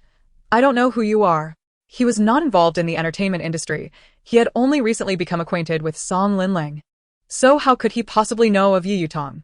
Enraged, Yi Yutong took a seat closer to Jing Feng, glancing around as if she were committing a crime. Jing Feng, I must tell you a secret. Your grandfather will meet with a fatal accident in 2 days. Jing Feng's eyes widened in shock. Yi Yutong was about to revel in her triumph. See, I have astonished you. Not so easy to scare, huh? However, her moment of gloating was short-lived as a sudden commotion erupted in the restaurant, startling everyone. They turned to see a tall man forcibly gripping a woman's arm. Ouch! Ouch! That hurts. Yi Yutong was taken aback, bewildered by the scene. What was the meaning of this? Even if he disbelieved her, there was no need to apprehend someone. What are you doing? Jing Feng seized her arm, pulling her toward the exit. I now suspect you are an international spy. You need to come with me. Yi Yutong was nearly apoplectic. She had merely revealed a secret. What did that have to do with espionage? Are you out of your mind? Which eye of yours saw me as a spy? Jing Feng scoffed. Both of my eyes have seen it, and I have heard it with my own ears. Whatever you have to say, you can say it at the precinct. The information regarding his grandfather's impending accident was known only to You Xiaoxia and the spies, who were currently orchestrating secret arrangements to capture the culprits behind it all. Yi Yutong's sudden warning raised suspicions about her true motives and allegiance. Was she deliberately attempting to sow discord among them, or was she there to gather intelligence? These remained uncertainties. Only through interrogation could the truth be unveiled. Without further ado, he dragged Yi Yutong toward the precinct. Yi Yutong was rendered speechless. She had never anticipated such an outcome. You Xiaoxia and Song Linlang were entirely unaware of Yi Yutong's predicament. At the moment of her capture, the two were blissfully enjoying their mother's lovingly prepared chicken soup. Song's mother was generous and quite adept at handling situations, while bringing homemade soup for her children. She also remembered to order takeout for the crew. Milk tea and desserts filled 2 long tables, inviting the crew to indulge for free. Qing, with milk tea in one hand and a small cake in the other, awkwardly ascended the RV. Song Linlang turned back upon hearing the commotion and was at a loss for words at her disheveled appearance. What a sight you are. Qing chuckled. This is a limited edition cake from a 5-star hotel. If I don't hide it now, it will be gone in no time. You Xiaoxia pushed another lunchbox forward. Drink the chicken soup. This is reserved for you. Qing shook her head vigorously. I want tea, drink it. That's specially prepared for you guys by Song's mother. I'm fine with just milk tea. After all, I'm not afraid of gaining weight. By the way, I got you a cup too. Double cream, right? You Xiaoxia immediately took it, sharing a silly grin with Qing. I'm not afraid of gaining weight either. Song Linlang watched her 2 silly assistants with a resigned smile, rising to the RV door. Mom, Xiangqin, come on in. Let them help themselves. Coming. Mo Pingxin finished delivering the last batch and brought Song Xiangqin into the RV. I primarily came to deliver to the director. They'll take good care of you and Xiaoxia during this time. Song Linlang, feeling a pang of concern, wiped Mo Pingxin's sweat with a tissue. Rest assured, they wouldn't dare bully me and Xiaoxia. The entertainment industry may be rife with hierarchy, but Song Linlang was no nameless face, bolstered by the Song family's influence. Even if someone looked down on her, they wouldn't dare act on it. It was just the plump director, who had previously been rather indifferent to Song Linlang. But ever since You Xiaoxia arrived, he was eager to curry favor. Moreover, with Gu Xiqing visiting thrice daily, pursuing You Xiaoxia for a contract, who would dare to bully them? Mo Pingxin felt reassured. That's good. In Chapter 36, the atmosphere grew solemn as if a significant decision had been resolved. Watching You Xiaoxia slurp down her chicken soup, Mo Pingxin felt immense joy. Xiaoxia, is the chicken soup made by your mother delicious? Does it suit your taste? It's absolutely delightful. You Xiaoxia exclaimed with unabashed enthusiasm, giving a thumbs up. I have never tasted such exquisite chicken soup. Mo Pingxin smiled. I added ginseng and goji berries to nourish your bodies. You two have lost quite a bit of weight since joining the crew. There's a certain kind of thinness that makes a mother worry. Song Linling sighed with a smile, glancing at Song Xiangchen sitting nearby. Song Linling teased him. Didn't you dislike coming to the set? You wouldn't he come when invited before. What made you willing to accompany Mom today? Song Xiangchen shot her an awkward glare. What choice did he have? He came to see what gossip he could glean. Just days prior, he had witnessed the live broadcast of Huang Yuehua and Jia Xiaoming's bar brawl online. Feeling a pang of anxiety, it was obvious that it must involve You Xiaoxia. And he regretted being at school instead of witnessing the drama firsthand. Song Linling, well aware of his thoughts, promptly filled Mo Pingxin and Song Xiangchen in on all the juicy details that had transpired recently. From Wu Tao's scandal to You Xiaoxia's fortune-telling for Jing Feng's grandfather. She recounted everything, leaving no major event unmentioned. Mo Pingxin and Song Xiangchen listened with astonishment, regretting that they had not been present to witness it all. Xiaoxia, since you enjoy chicken soup so much, how about I bring it to you every day from now on? You Xiaoxia chuckled. Isn't that too much trouble? I wouldn't want to impose. Mo Pingxin waved her hand dismissively. Not at all. I have nothing much to do at home. I'd be delighted to come and see you. Song Xiangchen immediately chimed in. I'm on break. I'll bring Mom over. What more could You Xiaoxia say? With everything arranged, she could enjoy delicious chicken soup without a worry in the world. She nodded in agreement. After indulging in gossip, Mo Pingxin turned to serious matters. Xiaoxia, Song Anha may be sentenced in a few days. Your father and I would like to host a banquet once his affairs are settled, to formally introduce you to everyone. In You Xiaoxia's mind, they had refrained from publicly acknowledging her identity due to concerns about harming Linling, as depicted in the storyline. It was this disregard that had inadvertently hurt their own daughter. Upon realizing this, Mo Pingxin decided to host a formal banquet to introduce You Xiaoxia to relatives and friends. You Xiaoxia remained silent, glancing at Song Linling. Song Linling smiled. Why are you looking at me? I have no objections. Moreover, Qingqing informed me that you helped clarify the rumors this morning.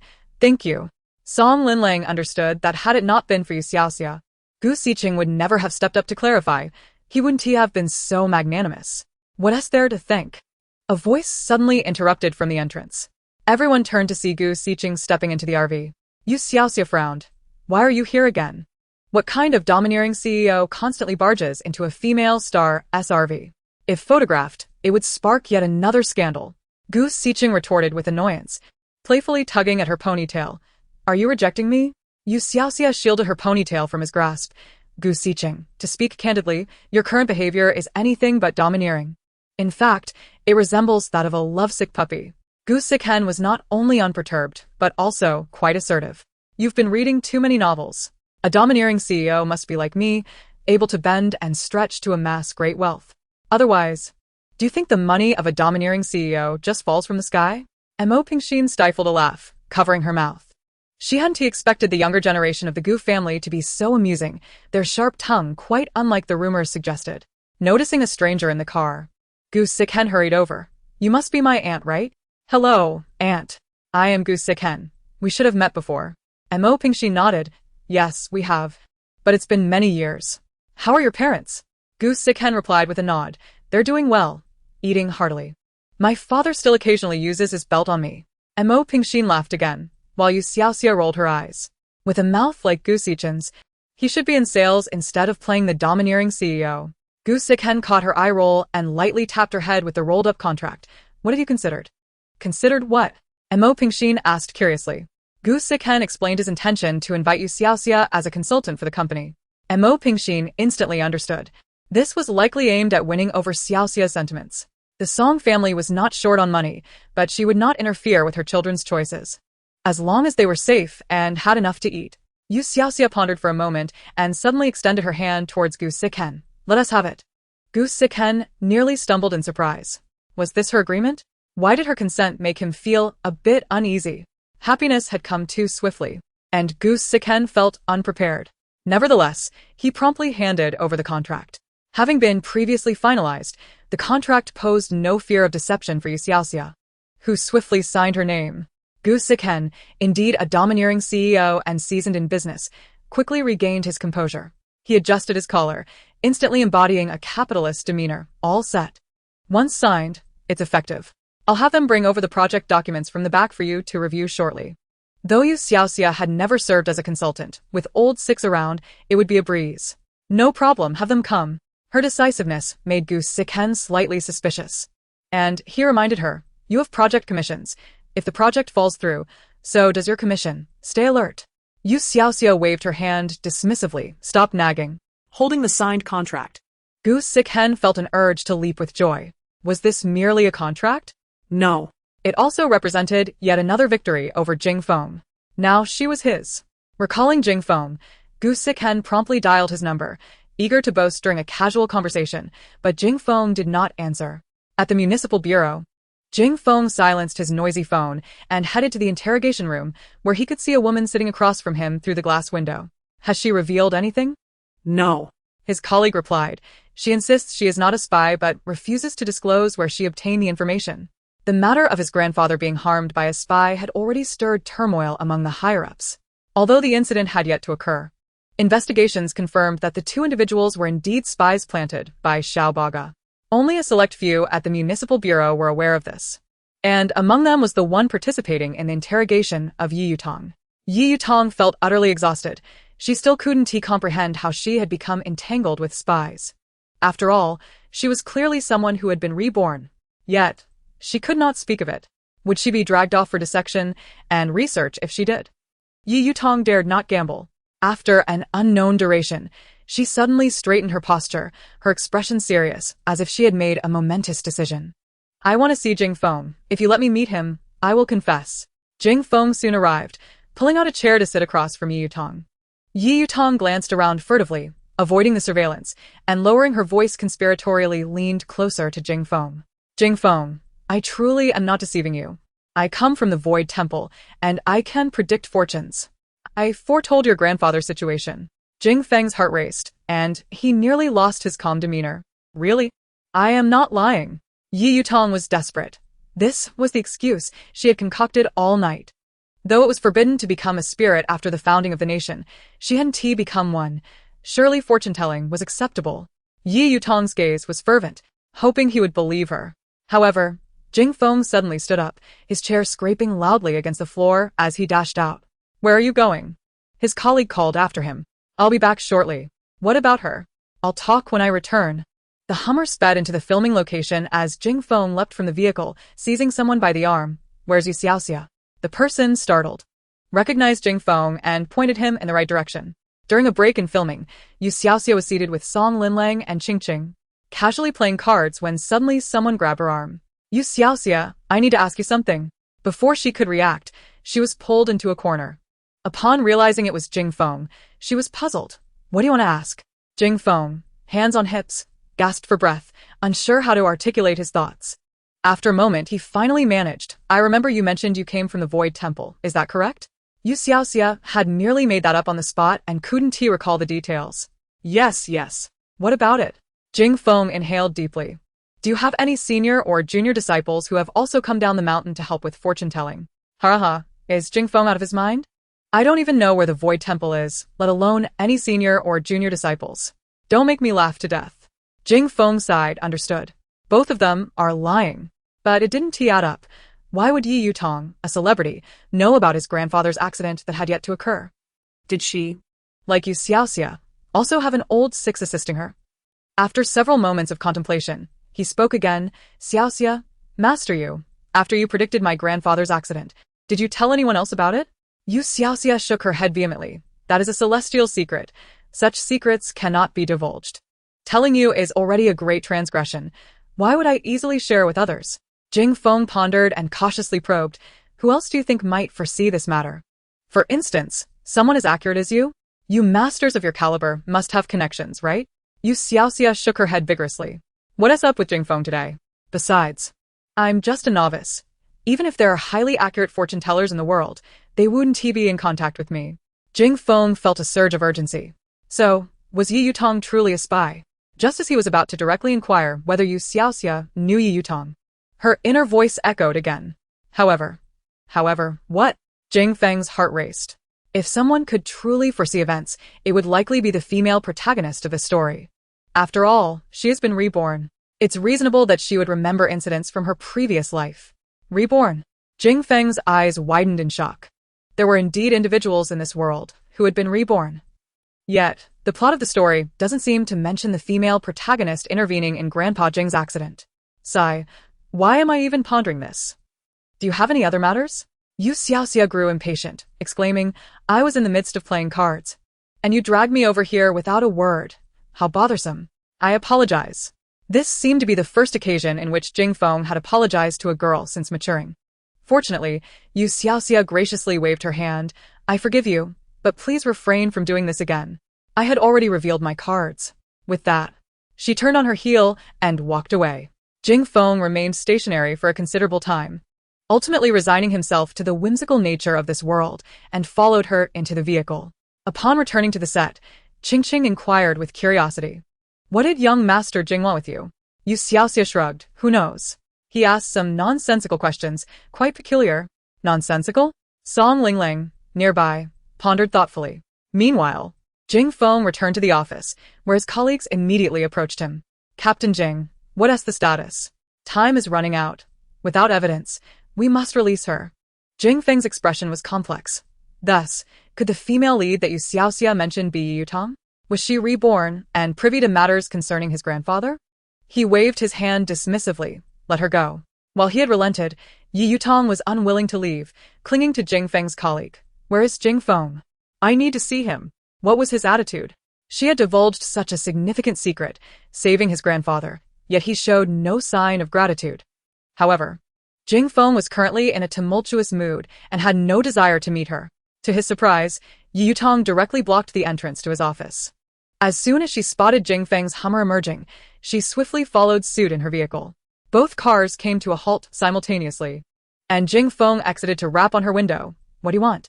Irritation flared within Yu Tong, and her tone grew curt. What do you mean by that? Jing Feng, I saved your grandfather. Not only do you fail to express gratitude, but you also imprison me. And now, not even a word of thanks. Jing Feng sighed. I had justifiable reasons for detaining you. As for saving my grandfather, I hereby extend my formal gratitude. Is that all? Yu Tong was taken aback, stunned by such a casual acknowledgement of thanks. What more do you expect? She retorted. At the very least, let me meet your grandfather. I am his savior. Moreover, I have told you, my fortune-telling skills are remarkably accurate. Why not we become relatives? Rest assured, I will ensure you do not suffer any loss. By becoming family, we could share information and resources. How does that sound? Jing Feng's demeanor hardened as he finally comprehended Yu Tong's intentions. She sought to leverage the Jing family as her support. The audacity. How come Yu Xiaoxia's scheming did not evoke the same sense of discomfort and disdain? He scoffed inwardly while maintaining a calm fade. Oh, so, you intend to bind our families together from now on? On what grounds do you base this? Unfazed by his mockery, Yu Tong feared his disinterest more.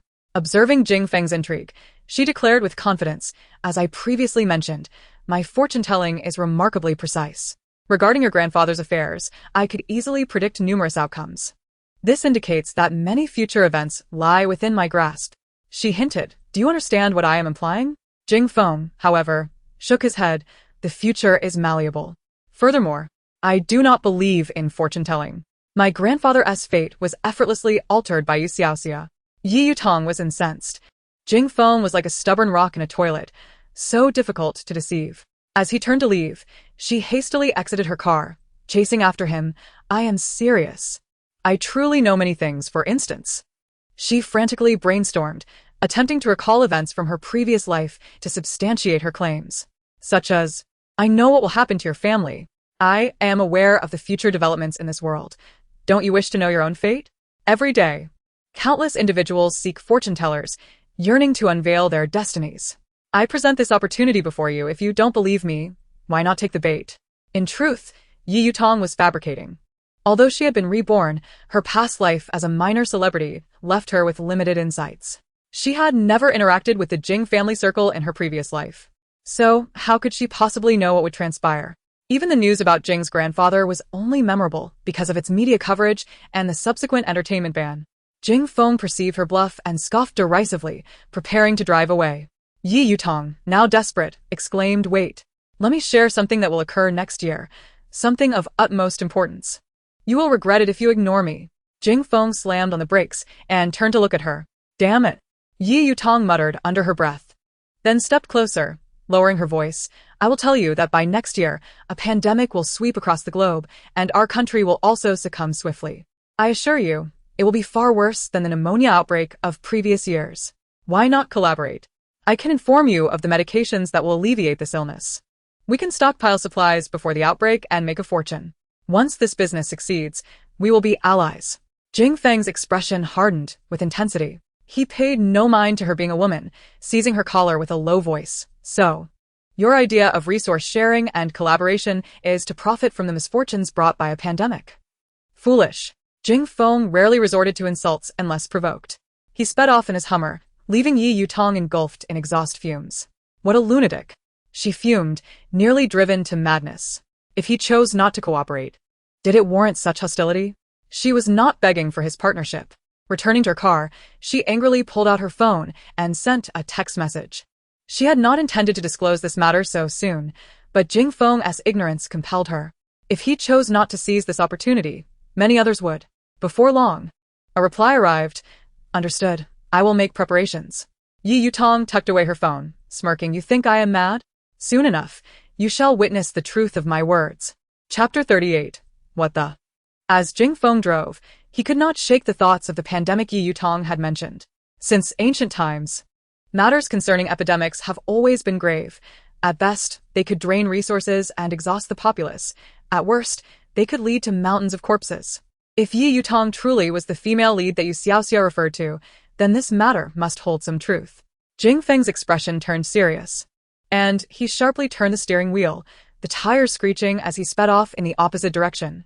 After parking downstairs, Jing Feng ascended the stairs swiftly, but hesitated at the door. What was he to say to the person inside? Next year, a pandemic will strike our nation, but how could he explain its origins? He had no knowledge. When would it occur? He was equally in the dark. Even who had informed him, how could he articulate that it was a reborn individual who had shared this with him? The person inside would likely insist he seek psychiatric help. Lost in thought, the door suddenly swung open from within. "Jing Feng, I was just looking for you. Come in." Wang Changfeng closed the office door while cradling a thermos. "Jing Feng, what is going on with that economic crime case?" I asked Xiao Zhang and the others. They were rather evasive, ultimately stating you were involved. "How did you know such a large sum was hidden in that mountain? You need to clarify your position. I trust you, but you must provide the details." Being inexplicably aware of such matters raised suspicions.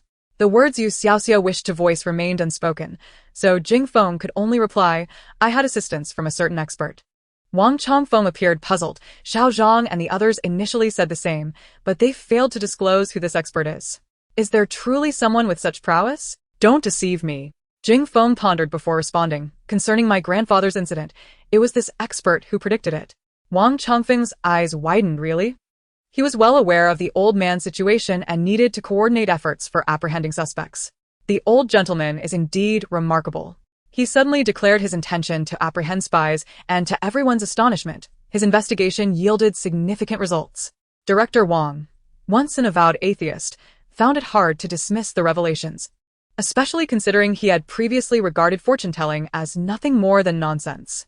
How could that esteemed individual possess such extraordinary abilities, even to foresee matters of espionage? Jing Feng chuckled and suddenly inquired, "Would you like to meet her?" He had devised a plan in his mind, believing that only by allowing Director Wang and his colleagues to hear You Xiaoxia's heartfelt thoughts could matters of rebirth or plague be adequately explained. Meanwhile, after the meeting, Grandpa Jing was intercepted by a colleague. "Old Jing, how could you be so inconsiderate? We are old comrades, and yet you failed to give even a hint about such a significant issue as espionage. Pray tell, how did you uncover this?" Grandpa Jing, filled with pride but not deliberately secretive, laughed heartily and admitted, "It was through fortune-telling." Xiao Zhiqi widened his eyes in disbelief. "Nonsense. I refuse to believe in ghosts or deities. Besides, How could such events possibly be foretold? Which sage possesses such talents? Grandpa Jing cast a sidelong glance at him and, hands clasped behind his back, ambled away. If you don't believe, so be it. Xiao Zhiqi cleared his throat and hurried after him. Pray tell, which esteemed individual? Do introduce me someday. Grandpa Jing snickered. Aren't you the skeptic? Xiao Zhiqi grinned. I may not believe, but that won't prevent me from meeting the master. Whether I believe or not can be determined after the encounter. Both parties were eager to meet You Xiaoxia, who remained blissfully unaware in the filming crew. Each day, she relished her time on set, enjoying her mother's lovingly prepared soups and indulging in games of doujiju during breaks, living a life of pure joy. 3 days later, Jing Feng unexpectedly arrived at the filming location. At that moment, You Xiaoxia was diligently reviewing documents in her trailer. Gu Xiqing, accompanied by an assistant, arrived with a stack of paperwork, starting with a list of artists followed by project proposals, requesting You Xiaoxia to peruse each one. Given that she was being compensated, You Xiaoxia took her responsibilities seriously. Upon glancing at the artist list, her brow furrowed. Huang Huahua? Isn't she the notorious kleptomaniac? Known for pilfering at convenience stores and supermarkets. She was ultimately exposed and fell from grace. Gu Xiqing's assistant quickly produced a bright red pen and marked a large cross next to Huang Huahua's name. You Xiaoxia turned to see this and asked, "Why are you crossing her name out?" The assistant, having been briefed by Gu Xiqing, now understood the implications of what he had heard. He hastily clarified, "I suddenly recalled that Huang Huahua has some mental health issues. Perhaps she should focus on her recovery before earning money for the company." You Xiaoxia nodded, thinking Gu Xiqing's company is rather humane. Gu Xiqing held his head high with pride. You Xiaoxia continued her review. Jiang Zishuan, banned for tax evasion. As a favored artist of the company, his scandals prevented all projects from proceeding and led the company into legal troubles, costing a fortune. The assistant exclaimed, cross. Ding Han coldly mistreated his wife, pressuring her into abortion after causing severe hemorrhaging, ultimately being ousted by fans. The assistant responded, another cross. Lin Jingyao engaged in sensitive discussions online and faced a soft ban. Yang Xiaofeng, involved in gambling and drug use, now incarcerated. Den Feiyue, caught spewing profanity and berating fans. The assistant continued his marking frenzy, another cross and another. As the assistant's tally grew, Gu Xiqing's expression darkened. What a motley crew. By the end, even You Xiaoxia could not bear it. What a collection of fallen stars. It seems all the disgraced celebrities in the entertainment industry have crossed paths with Gu Xiqing. No wonder he became disheartened and withdrew from the scene to return home and inherit the family business. On a side note, it would be better to promote Wu Tao. Although he has his flaws, at least he keeps them to himself, does no harm, and remains a humble underdog. If Wu Tao had been present, he would have leapt with excitement upon hearing this. Regrettably, he was not there. You Xiaoxia diligently identified the artists on the verge of scandal and subtly informed the assistant that these individuals were unsuitable for use. Without questioning the reasons, the assistant nodded vigorously. We shall heed your guidance. After reviewing the artist list, they moved on to the projects the company intended to invest in. However, most of them were already tainted by the aforementioned artists. The remaining options were neither lucrative nor detrimental, leaving little motivation for investment. After a thorough review, Gu Xiqing nearly shed tears over the worth of his 50 million. It was at this moment that Jing Feng arrived, and upon seeing him, You Xiaoxia greeted. Jing Feng, you're here. Your grandfather should be fine now, right? Jing Feng nodded. Indeed, he is well. He listened to your advice and has walked everywhere for 2 consecutive days. I came specifically to express my gratitude. You Xiaoxia waved her hand dismissively. No need for thanks. Jing Feng signaled to Gu Xiqing to have the assistant leave before continuing. By the way, my grandfather, concerned about the accident, has investigated those around him and unexpectedly uncovered 2 spies. This matter has drawn attention from higher-ups, and after learning the details from my grandfather, everyone is eager to meet you. You Xiaoxia felt a twinge of anxiety. After all, she knew she was merely a charlatan. Fortune-telling was all fabricated. Is it appropriate? Are they seeking me for fortune-telling?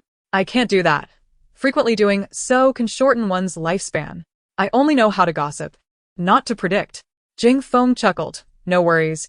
They merely wish to invite you for a meal, without any expectations of fortune-telling. Oh, in that case I am agreeable. But it must wait until after the wrap of Lin Ling. Not a problem. Securing a dinner with You Xiaoxia and the influential figures was Jing Feng's primary objective. To encourage You Xiaoxia to bring up the plague matter in her heartfelt thoughts, he required the assistance of a pivotal character. Chapter 39. You think of them as a father, while they consider you a mere lamb. After more than a month of filming, Song Linlong's production finally wrapped. Following a brief wrap party, the two sisters boarded a trailer back to the villa. Now that the filming is complete, I have a short vacation. Xiaoxia, you can arrange your time freely. You Xiaoxia nodded. What about you? Song Linling shrugged. I need to resolve matters with Sister Dan during this time. The entanglement of interests between agents and artists is quite intricate. Severing ties while maintaining dignity is no easy feat. You Xiaoxia expressed concern. Will it be very troublesome? Song Linling shook her head. Not at all. With the Song family backing me, she won't dare to act against me. You Xiaoxia nodded. If you need assistance, just let me know. I am now a consultant for Gu Xiqing's company. He still owes me a favor, so I can call on him for help. Song Linling smiled. All right, I will reach out if needed. On the first day of her break, You Xiaoxia indulged in a long, lazy sleep, not waking until nearly noon. As she tidied up and descended for lunch, she unexpectedly spotted two unfamiliar faces on the living room sofa. It was a middle-aged couple. The woman's stylish appearance suggested she was quite fashionable. The two were seated in the center of the sofa, flanked by Mo Pingxin and Liao Jili, both wearing discontented expressions. Only Mo Pingxin could see Xiaoxia descending the stairs. Not wanting to confront the awkwardness head-on, she subtly motioned to her daughter. Upon noticing this, You Xiaoxia abandoned her intention to approach and stealthily entered the small dining room, only to discover that Song Linlang and Song Xiangchen were hiding there, mimicking her stealthy demeanor as they eavesdropped on the living room conversation. Upon entering, Song Linlang pointed to the dining table. There are sandwiches on the table. Have one to hold you over until lunch is served. You Xiaoxia bit into her sandwich and leaned over to the two siblings. What are you two looking at? Who are those people? Song Xiangchen lowered his voice to explain. Those are our little aunt and uncle. They've been living abroad and suddenly returned for some unknown reason. Song Linlang pursed her lips. Isn't it obvious? They must have been summoned back by Song Anha to plead for him. Song Anha was facing sentencing, and the attitudes of Song Ankang and Mo Pingxin would directly impact the outcome. He had asked his lawyer to contact Song Anning, who was far away abroad, urging her to return and advocate on behalf of her elder brother and sister-in-law. Song Anning had been living in the United States for years and spoke with an air of haughtiness. Sister-in-law, I'm not trying to criticize you, but you are being rather petty. After all, we are family. Is there really anything that can't be discussed openly? You and brother should have a good talk. Second brother has made a mistake, and when he is released, I can personally bring him over to apologize to you. Wouldn't that suffice? Mo Pingxin glared in anger. What do you mean by petty? He has taken my child. My daughter has endured 20 years of hardship in the countryside, and he thinks a simple apology can erase everything. It's not that easy. Song Anning, being the youngest and the only girl in the family, had always been cherished by her parents. Even after her elder brothers married, both sisters-in-law treated her with utmost respect. She had never faced such indignation and was about to retort against Mo Pingxin when a peculiar voice suddenly echoed in her ears. So this is a love-struck fool. Encountering a man in her youth, she forsook her father, mother, and family for sweet nothings, insisting on following him to the United States. What is that to discuss with someone so dim-witted? A strange silence enveloped the living room for a moment. Mo Pingxin instantly felt her anger dissipate. Wasn't Song Anning just a love-struck fool? She had run off without a name or status, and now she wouldn't let anyone speak ill of her. Everyone, out of a sense of propriety, refrained from confronting her, and she genuinely believed there was nothing amiss. Now, she had the audacity to preach morals and lecture others. It was utterly ridiculous. Both Song Anning and her husband were taken aback. But as they opened their mouths to inquire, they found themselves unable to voice any questions. Seeing no unusual reactions from anyone else, they began to doubt their own hearing. Noticing Mo Pingxin's stubbornness, Song Anning redirected her ire towards Liao Jili. And you, sister-in-law, how can you be so unreasonable? Second brother has treated you so well. You've never had to work a single day since marrying into the Song family. It's not easy for men out there, and occasional mistakes should be forgiven. You really don't need to hold on to this. Furthermore, you haven't even given second brother a son. Song Anning rolled her eyes and continued. Here's my solution. When second brother is released, let him bring his son back to be raised in your name. Wouldn't he that be almost like your own? You wouldn't have to endure hardship and would gain a son. What a stroke of luck. You can't find such an opportunity anywhere else, can you? Liao Jili was nearly driven to the brink of fury. This Song Anning was utterly intolerable. She sputtered, if it's such a good deal, why don't you take it for yourself? Song Anning gleefully leaned against her husband. That's not for you to worry about. Our fates are not the same. How can you and second brother compare with me and David? Our relationship has remained steadfast for decades. There's no comparison. Right, David? David immediately leaned over and kissed Song Anning's forehead in front of Mo Pingxin and Liao Jili. Of course, honey. There's no one in this world I love more than you. Song Anning smirked at Mo Pingxin and Liao Jili, raising an eyebrow. Liao Jili, infuriated, jumped up from the sofa. Song Anning, you. Ugh, at your age, still putting on such a show? How embarrassing. My skin is crawling. Who on earth is this? Song Anning felt her composure slipping. After multiple interruptions, she had only been away for a few years. Who in the Song family had lost all decorum? Okay, fine. I can't even ask the question. She was exasperated. In any case, can't you two be a bit more magnanimous? We are all family. Why make such a scene? You even specifically called me back on a plane to clean up your mess. I am utterly fed up. You're fed up? Then just leave. Who invited you? And don't act so sanctimonious. Isn't it true that you and your husband are on the verge of bankruptcy and can't stay in the States any longer? Which is why you want to return and take advantage of the Song family. And furthermore, since you're so generous, I suppose you're also willing to accept the child born from your Mr. David S. dalliance outside, given that you both agreed to remain child-free? What? Song Anning leaped off the sofa. David has a child. When did this happen?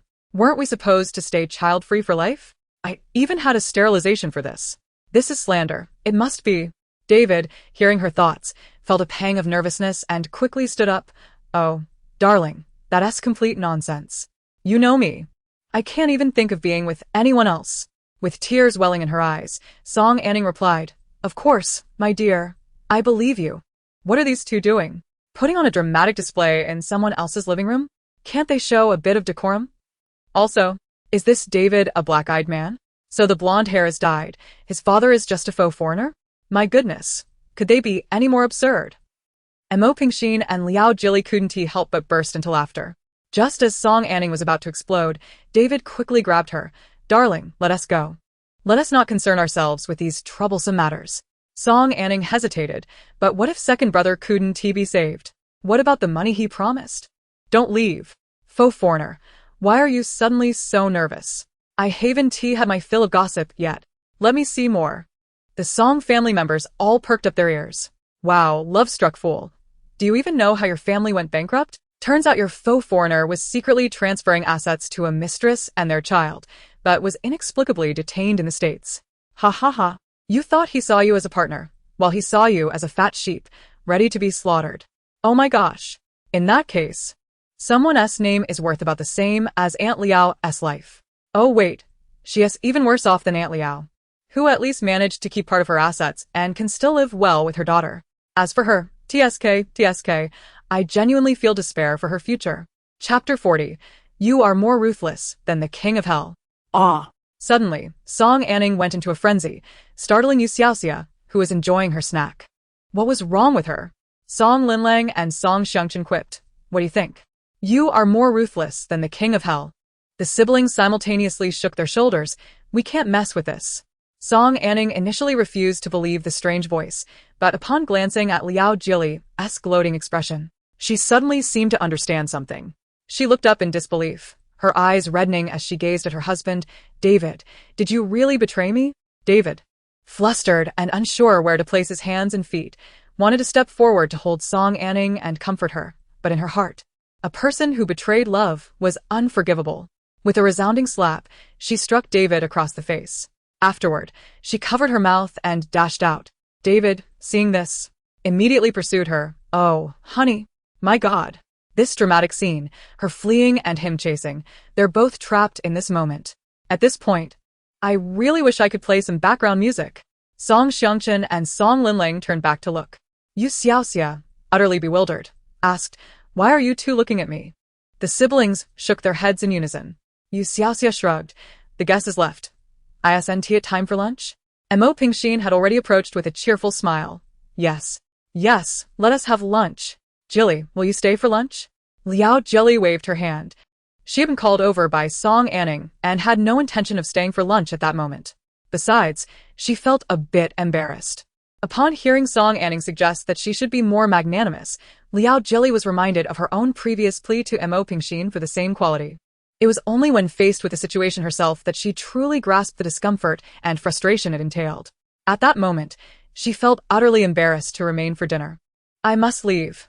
My daughter is home alone," Liao Jili declared as she exited, her ears catching the faint strains of a song. Ah, the deep affection amidst the misty rain. She shook her head but couldn't help but smile slightly as she hurried away from the Song family villa. It had been quite some time since You Xiaoxia had savored a meal at home, and she relished this particular dinner. However, halfway through, she realized someone was missing from the dining table. "Where's Dad?" she inquired. And Mo Pingxin replied, "Your father is at the company. Your elder brother is away on a business trip, and the company requires your father's presence." It had been nearly a month since You Xiaoxia had returned, and she had yet to meet the eldest Song brother. To prevent any misunderstandings, Mo Pingxin quickly added, "Your brother knows you're back and has prepared a gift for you. He'll return during the banquet to present it personally." You Xiaoxia nodded, not overly concerned. Mo Pingxin glanced at the three children at the table. Delighted that they were all home. "What would you like for dinner tonight?" "I'll cook for you." You Xiaoxia shook her head. "Tonight, Jingfeng is treating, so I won't be eating at home." Mo Pingxin then turned her attention to Song Linling. Song Linling smiled apologetically. "Mom, I also have a meeting scheduled." Mo Pingxin sighed. "Very well, then I shall instruct the housekeeper to prepare something simple." Song Xiangchen protested with discontent.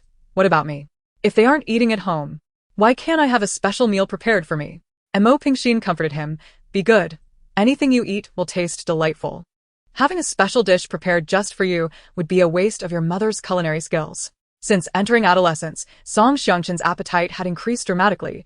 He would eat anything, making it easier for Mo Pingxin, who consequently did not pay him as much attention. After lunch, as evening approached, Jingfeng personally drove to pick up You Xiaoxia. The Hummer exited the villa area and halted at a traffic light. Jingfeng turned to her. "Well, there might be a few more people than anticipated. If you feel nervous later, please let me know, and I'll try to bring you home early." Curious, You Xiaoxia asked, "Are there many people? Aren't they just Grandfather Jing's colleagues?" Jingfeng affirmed, "Yes, they are indeed his colleagues." He was uncertain how to explain to You Xiaoxia that he had orchestrated a little scheme. After discussing the matters of reincarnation and the plague with his grandfather, they recognized the gravity of the situation. Through analysis, they concluded that Yi Yutong, suspected to be a reincarnated individual, was not trustworthy, and Jingfeng harbored suspicions that she was entirely unaware of the true nature of the plague. She might know that something had occurred and the remedies to alleviate symptoms, but her understanding of the plague itself was woefully insufficient. Seeking her insight on the plague would be less effective than consulting You Xiaoxia, who, with her remarkable abilities, possessed a wealth of knowledge. Moreover, her innocent disposition meant she was oblivious to the fact that everyone could hear her thoughts. If they were to resolve the issue, it was crucial to be transparent, exposing You Xiaoxia's thoughts to those who needed to know, thereby circumventing many potential troubles. Of course, this was contingent upon his prior inquiries with Song Linling, which assured him that anyone harboring ill intentions toward You Xiaoxia would be duly punished, alleviating his concerns significantly. Meanwhile, Gu Xiqing stood in the center of the reception room, observing the distinguished guests seated on the sofa. He raised his hand, signaling his desire to speak. The elderly gentlemen promptly ceased their conversations, granting him their attention. "Dear esteemed elders, regardless of what you may hear or witness shortly, I implore you not to be surprised and to maintain a semblance of calm." The elders exchanged glances, bemused by the young Gu's audacity. "What kind of master are we to expect, Xiqing, that you and Xiaofeng have gone to such lengths to gather us here?" inquired one elder clad in military attire. "Indeed, old Jing, I heard this master has accurately foretold your future. Is it truly so?"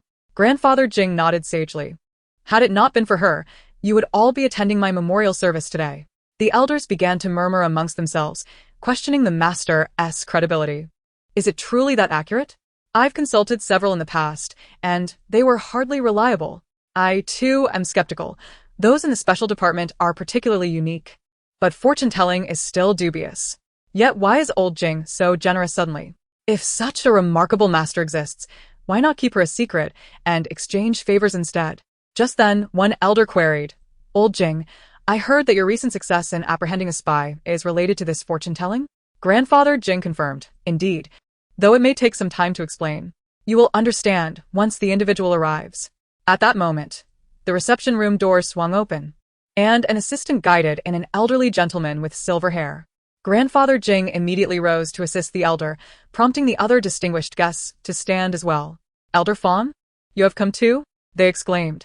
Old Jing, what is the purpose of bringing Elder Fong here? Elder Fong was a figure of immense respect, renowned infectious disease expert, an academician of the Engineering Academy, and a revered personality among the populace. The attendees were perplexed by Grandfather Jing's intentions. Was this gathering merely for a fortune-telling session? However, why would they need to be present? All present were engulfed in confusion. Grandfather Jing waved his hand. Today, Elder Fong is the main attraction. You all are merely the supporting cast. Only Grandfather Jing would dare utter such words, as each individual present was a prominent figure in their own right. The great personages resumed their seats, resigned to wait and see how Grandfather Jing would elucidate matters to them. As the car drove through a grand entrance, You Xiaoxia gazed in astonishment out the window. Wow, Jingfeng, where have you brought me? Are we attending a state banquet? Jingfeng chuckled, something akin to that. To be honest, sometimes even the attendees of a state banquet do not gather as completely as today. Upon exiting the vehicle, Jingfeng guided her through a lengthy corridor and stopped before a grand door, turning back to say, We have arrived. As the heavy door swung open, You Xiaoxia's eyes fell upon the guests awaiting inside. Since binding with her old six power, her vision had been akin to that of an X-ray. She could perceive the names and backgrounds of those she focused on without needing to know their identities in advance. At that moment, she realized the gravity of the individuals before her, true powerhouses capable of influencing the fate of a nation. Compared to them, Jingfeng and his peers were but fledglings. Had Jingfeng lost his mind, bringing me to meet such esteemed figures? The elders had already grown impatient. Upon Jingfeng's entrance, one of them eagerly inquired, Jingfeng, you've finally returned. Where is the master your grandfather spoke of? The onlookers peered behind Jingfeng, only to see a solitary youthful girl. Where was the master? Frustration bubbled over as one elder remarked, Old Jing, are you jesting with us today? After all this time, where's the person? Grandfather Jing approached with a broad smile, extending his hand toward You Xiaoxia. Master Yu, it is a pleasure to see you again. Welcome.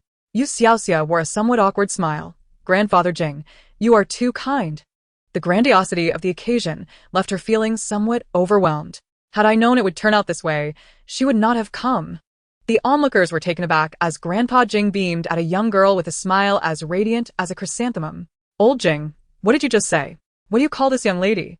Grandpa Jing led You Xiaoxia to the center and stated solemnly, Ladies and gentlemen, allow me to introduce to you the fortune teller. Master You Xiaoxia. The successful capture of the spy this time is largely thanks to Master Yu's assistance. Old Jing, are you jesting? This little girl is a fortune teller? Old Jing, have you lost your wits? Is she even of age? Where did you find this actress? You gathered us all just to introduce us to a child? The elders in the reception room were clearly displeased, and You Xiaoxia was equally unhappy. She hadn't wanted to come in the first place. It was supposed to be a meeting with Grandpa Jing and his colleagues, but now there were enough people to fill an entire round table. Most importantly, under so many scrutinizing eyes, she felt quite uneasy. Had she known, she wouldn't have fabricated the identity of a fortune teller. Now she found herself in a predicament. Jingfeng, what on earth are you doing? I am truly about to lose my temper. You Xiaoxia was infuriated, and the consequences could be severe. Just then, Gu Siqing hurriedly emerged from the corner. Everyone please take your seats. Let us eat and chat. Yes, let us eat and chat. Even the unflappable Jingfeng was sweating profusely at the sight of the criminals, hastily urging everyone to sit down. Gu Siqing, eager to ingratiate himself, rushed over to You Xiaoxia. Xiaoxia, please sit next to me. You Xiaoxia, displeased, took it out on him. Why are you here too? Gu Siqing replied with a chuckle. Why can't I be here? I came specifically to protect you. If they bully you, I'll whisk you away. What, are you dissatisfied with me? Don't listen to his nonsense. At that moment, Jingfeng approached and personally pulled out a chair for You Xiaoxia. He had come along with his grandfather, having begged the elder for permission to accompany him for quite some time. Jingfeng pointed out Gu Siqing's grandfather, who was seated alongside Grandpa Jing, and appeared to be quite a prominent figure as well. Gu Siqing, indignant, retorted, What do you mean by begging? I can come whenever I please. Ha! Jingfeng scoffed. dismissing his boastful claims. While they were jesting, the elderly gentlemen at the other end were huddled together, whispering, "Did you hear that strange sound just now? You heard it too? I thought I was imagining things. That girl didn't even open her mouth, yet there was a sound." Grandpa Jing cast a glance at them, raising his cup and standing up to express his gratitude to You Xiaoxia with numerous heartfelt words. With such amiable sentiments directed at her, You Xiaoxia could hardly remain angry and took a sip from her teacup. Wang Chongfeng, who had been silent, beckoned Jing Feng over and whispered, "Is this the esteemed person you mentioned? The one who guided them up the mountain to find something?" Jing Feng nodded. Wang Chongfeng murmured, "She doesn't seem particularly extraordinary." Does she? "Surely, you and your grandfather haven't been deceived?" Jing Feng smiled faintly and remained silent. Meanwhile, Gu Xiqing personally served dishes to You Xiaoxia. Regardless of the circumstances, the flavors of the dishes were truly commendable, with several delicacies she had only seen in videos, making this her first time savoring them. Feeling satisfied, her mood lightened, and she was in the right frame of mind to indulge in gossip. The discussions of the bigwigs were beyond her comprehension and interest. So she boldly declared, "Old Six, spill some gossip to accompany my meal." The elderly gentleman heard her clearly and realized that the young girl could indeed speak without moving her lips. However, this was not particularly astonishing. Wasn't there a skill in the martial world that allowed one to speak through ventriloquism? Though they thought this, they couldn't help but slow their movements and listen intently. "Old Six. Host, there's an abundance of gossip. Which one do you wish to hear first?" You Xiaoxia scanned the room, realizing that matters concerning officials were indeed numerous. For Old Six to mention an abundance of gossip, it must be truly substantial. It seemed that each individual harbored quite a few tales. Sitting to her left was Gu Xiqing, and to her right was Jing Feng. Further right was a slightly younger middle-aged man compared to the elders, dressed in a jacket and white shirt, clearly a seasoned bureaucrat. Let us go in order, starting with the one next to Jing Feng. Upon hearing this, everyone's gaze immediately fell on the middle-aged man beside Jing Feng, who appeared inexplicably nervous under their scrutiny. What was this? Were they about to dig into his secrets? What secrets? He hadn't brought any with him. What could he possibly have to offer?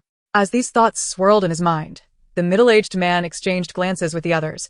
This person must be a fraud. Both old Jing and young Jing must have been duped. The elderly gentleman nodded in agreement. "We think so too." At that moment, Old Six interjected, "Host, the man next to Jing Feng is nearing death." Jing Feng, who was sipping soup, immediately spat it out. Of course, he was not the only one. The elderly gentlemen were all coughing and sputtering, making quite the scene. Meanwhile, the middle-aged man next to Jing Feng turned ashen. What did it mean that he was nearing death? He was perfectly healthy, living well. How could anyone curse him to die? He hadn't offended anyone. The middle-aged man opened his mouth to reprimand, but found himself utterly speechless. The elders at the table, who had intended to defend the middle-aged man, also realized the situation. And it was only then that they began to believe that old Jing and young Jing might not have been lying to them after all. After all, being rendered collectively speechless was not something that could be explained away by mere ventriloquism. This young girl appeared to be rather extraordinary. Jing Feng quickly turned to the middle-aged man, quietly reassuring him, "Zhangbu, don't panic. Let us listen a bit longer. It may not be too late." Zhangbu replied, "What do you mean it may not be too late? How did we even reach the point of needing rescue?" You Xiaoxia paid little mind to the trivial matters, merely casting a curious glance at the middle-aged man. He looked healthy, with a rosy complexion and thick hair, certainly not someone on the brink of death. "What do you mean he's about to die? Is it an accident?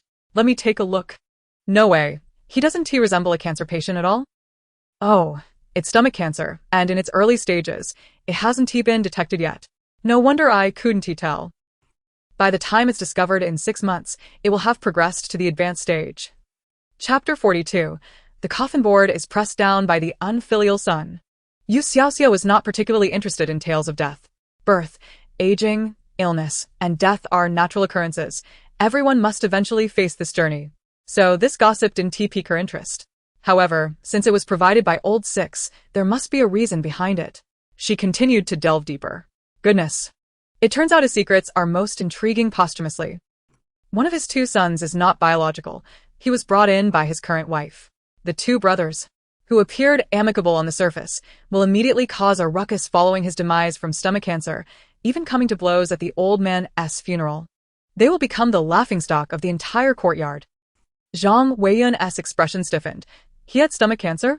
This was unlikely, wasn't it? He had just undergone a physical examination 3 months ago. But if this girl were lying, how did she know that one of his sons was not biological? Could it be that Jing Feng had informed her? Sensing Zhang Weiyun's gaze, Jing Feng immediately shook his head vigorously, like a rattle. He is not so idle as to gossip about others everywhere. And just at that moment, someone exclaimed, "Oh my goodness, that's not even the most astonishing part. The most astonishing revelation is that those 2 sons are fighting over a woman. These brothers have both fallen in love with the same woman. The girl first dated the younger brother, and after their breakup, she met the elder brother. They fell in love and began discussing marriage, only to discover that the boyfriend's younger brother is actually her ex-boyfriend. By that time, their feelings had already deepened, and in the end, they still got married." The elderly gentlemen, engrossed in the drama, turned their gazes towards Zhang Weiyun, unable to voice their thoughts, only exchanging knowing glances. "I remember his eldest son just got married, right?" "Yes, indeed. We even attended the wedding. Have you forgotten?" "I haven't forgotten. It's just that there are too many matters to keep track of." "His eldest son is a stepson, correct?" "Yes, the eldest is not his biological child." The elders exchanged furtive glances, while Zhang Weiyun stood there, dumbfounded, completely unaware of this detail. Had he known, he would never have consented to his eldest son's marriage. Jing Feng hurriedly restrained the agitated Zhangbu. "Calm down. Now is not the time to be informed." Zhang Weiyun, in despair, responded, "What good does knowing do now? I might as well be dead." Alas. The younger brother returns from abroad only to discover that his fiancée is actually his ex-girlfriend. One can only imagine his shock. He had not completely forgotten about that girl, and upon this revelation, he assumed his brother had acted intentionally, especially since they had been at odds since childhood, fighting over everything. And so, having endured until now, the moment the patriarch passes away, the brothers immediately go to war. Wow, how thrilling! The younger brother attempted to forcibly claim his sister-in-law right at the old man's funeral, only to be caught red-handed by the elder brother, sparking a commotion. Heavens! If I were that old man, I would surely rise from my coffin to give these unfilial sons a piece of my mind. As these thoughts lingered, Zhang Weiyun suddenly stood up, startling the eager listener. "You Xiaoxia. What's wrong with him?" Jing Feng cleared his throat. Well, Uncle Zhang suddenly has a stomach ache. He likely needs to go to the hospital." You Xiaoxia nodded sympathetically. "How unfortunate. Even in death, he cannot find peace. The coffin lid is surely pressed down by the anger of his unfilial sons. Alas, hurry and go. Perhaps this time a checkup might save his life. There's still time to make his coffin more sturdy." The crowd murmured, "This girl truly has a knack for provoking ire without bearing the consequences." Grandpa Jing, in high spirits, remarked, "I just said, if you have guts, don't cry." As Zhang Weiyun left, he quickly turned back at the door, nodding at Jing Feng. "Please convey my gratitude to that young lady, and if what she said is true, then I, Zhang Weiyun, owe her a life." Jing Feng nodded. "Travel safely." Zhang Weiyun strode away. Upon Jing Feng's return to the table, he discovered the previously stern-faced elderly gentleman now wore smiles. "Master Yu, old Jing said you have an accurate fortune-telling ability. Could you perhaps read mine?" You Xiaoxia shook her head vigorously. No, I was merely jesting. I don't possess any fortune-telling skills." "Oh, Master Yu, do not be so modest. You clearly possess an extraordinary aura. It is indeed our fortune to encounter a master like you." Yes, Master Yu looks exceptionally astute. "Alas, we were merely blind to your greatness. Please do not hold it against us. You are all different from them." You Xiaoxia interjected. "Actually, I could tell at a glance that Master Yu is truly exceptional." Upon hearing this, the gentleman immediately turned and glared at the speaker. Well, old man, you think you're the only one who can flatter?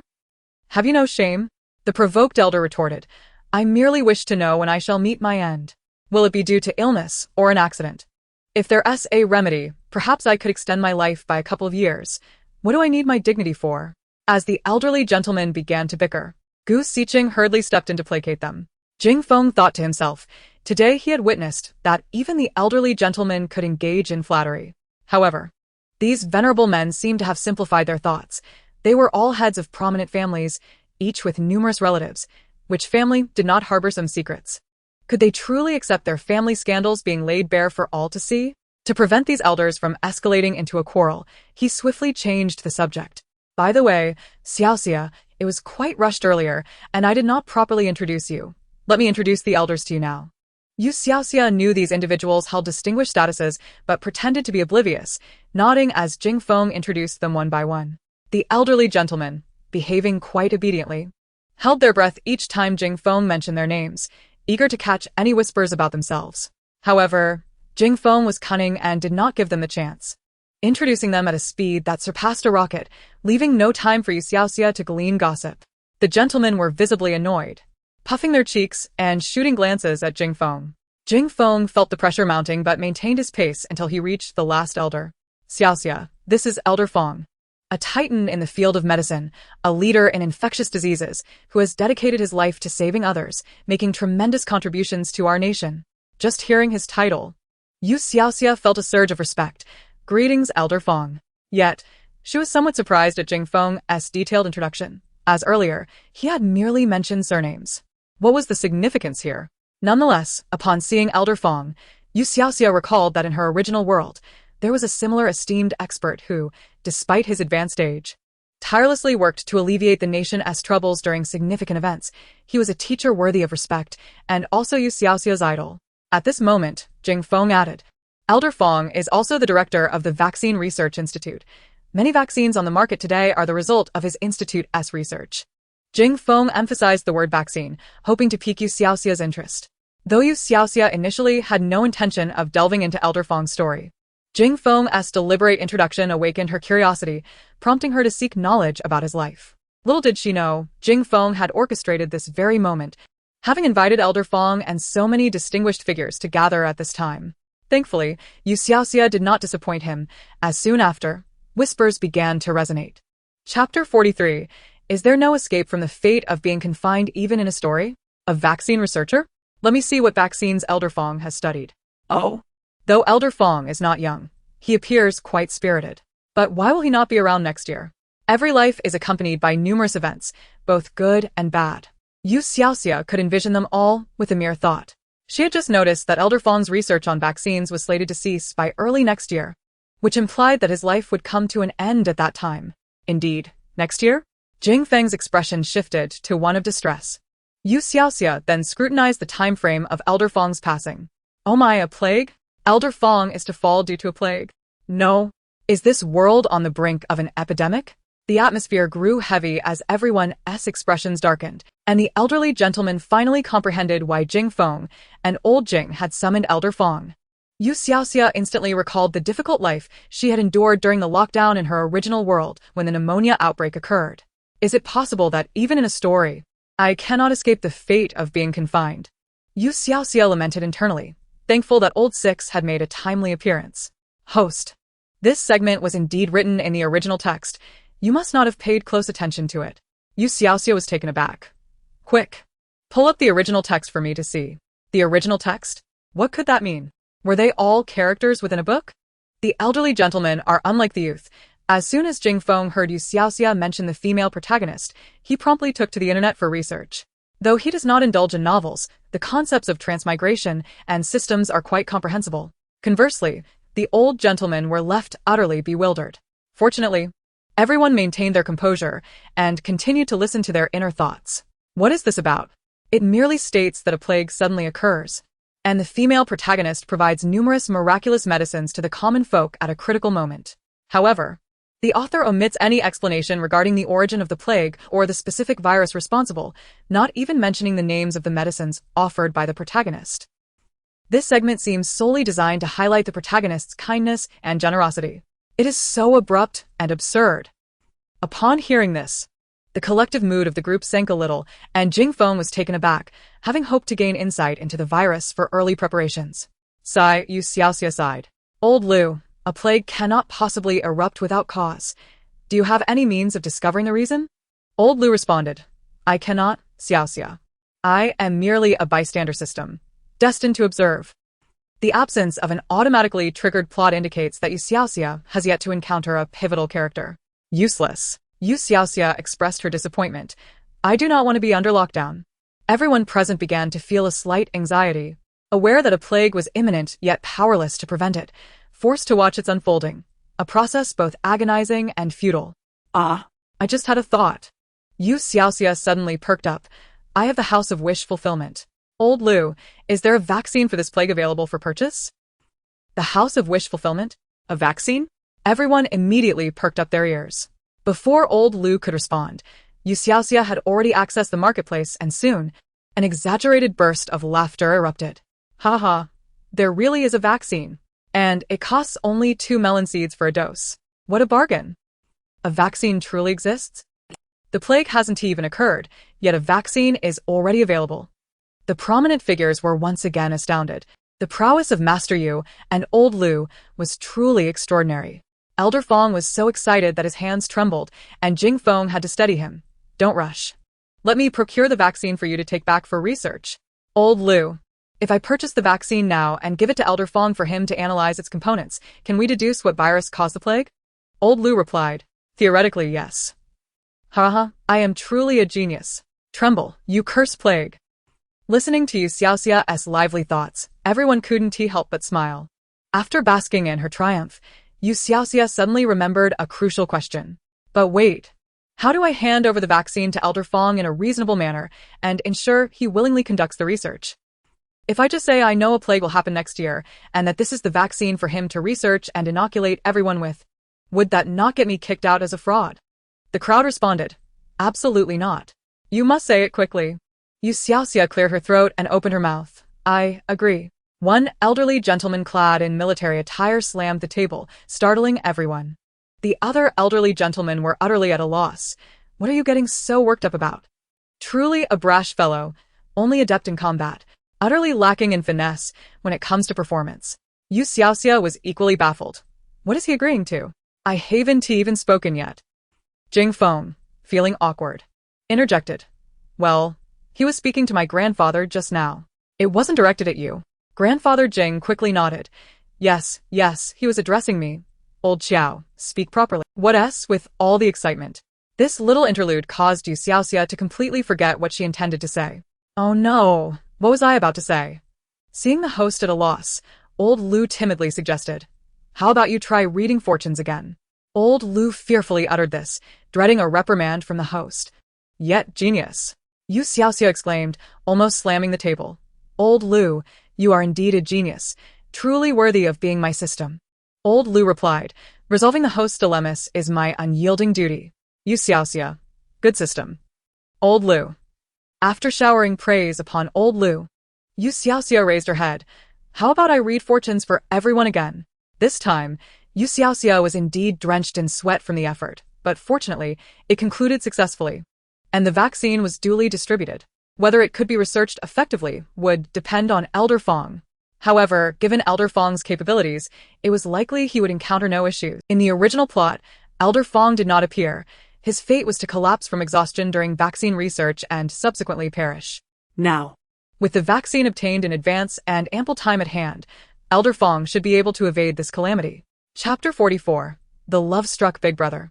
After dinner, several elderly gentlemen personally escorted You Xiaoxia to the door. Waiting outside were the aides, secretaries, and bodyguards of the prominent figures, who widened their eyes in astonishment at the sight of their leaders surrounding a young girl. Elder Zhou, who happens to be Gu Xikhen's maternal grandfather, warmly shook You Xiaoxia's hand, his face beaming with a smile even more radiant than that of Grandfather Jing at the start. Little Xia, do call little Cheng to take you to Grandfather's house sometime. Grandmother's cooking is exquisite, especially her fried sweet cakes. You must try them. Grandfather Jing, feeling pushed aside, grumbled, his beard bristling. Elder Zhou, how shameless. Who does she know to call you grandfather? You Xiaoxia cast an awkward glance at Gu Xikhen. You could at least come to my rescue. Why are you standing there with your hands in your pockets? Acting all domineering? Gu Xikhen, with a half-smile, looked between the elderly gentleman and You Xiaoxia, suddenly declared, Grandfather, I understand. I will take her home. Upon hearing this, Grandfather Jing promptly kicked Jing Feng. Why are you just standing there? Hurry up, Jing Feng. The other elderly gentlemen, who had not brought their younger family members, were filled with regret. Elder Qiao seized the opportunity to push past Elder Zhou and cheerfully approached You Xiaoxia. Master Yu, when will you have time to read my fortune?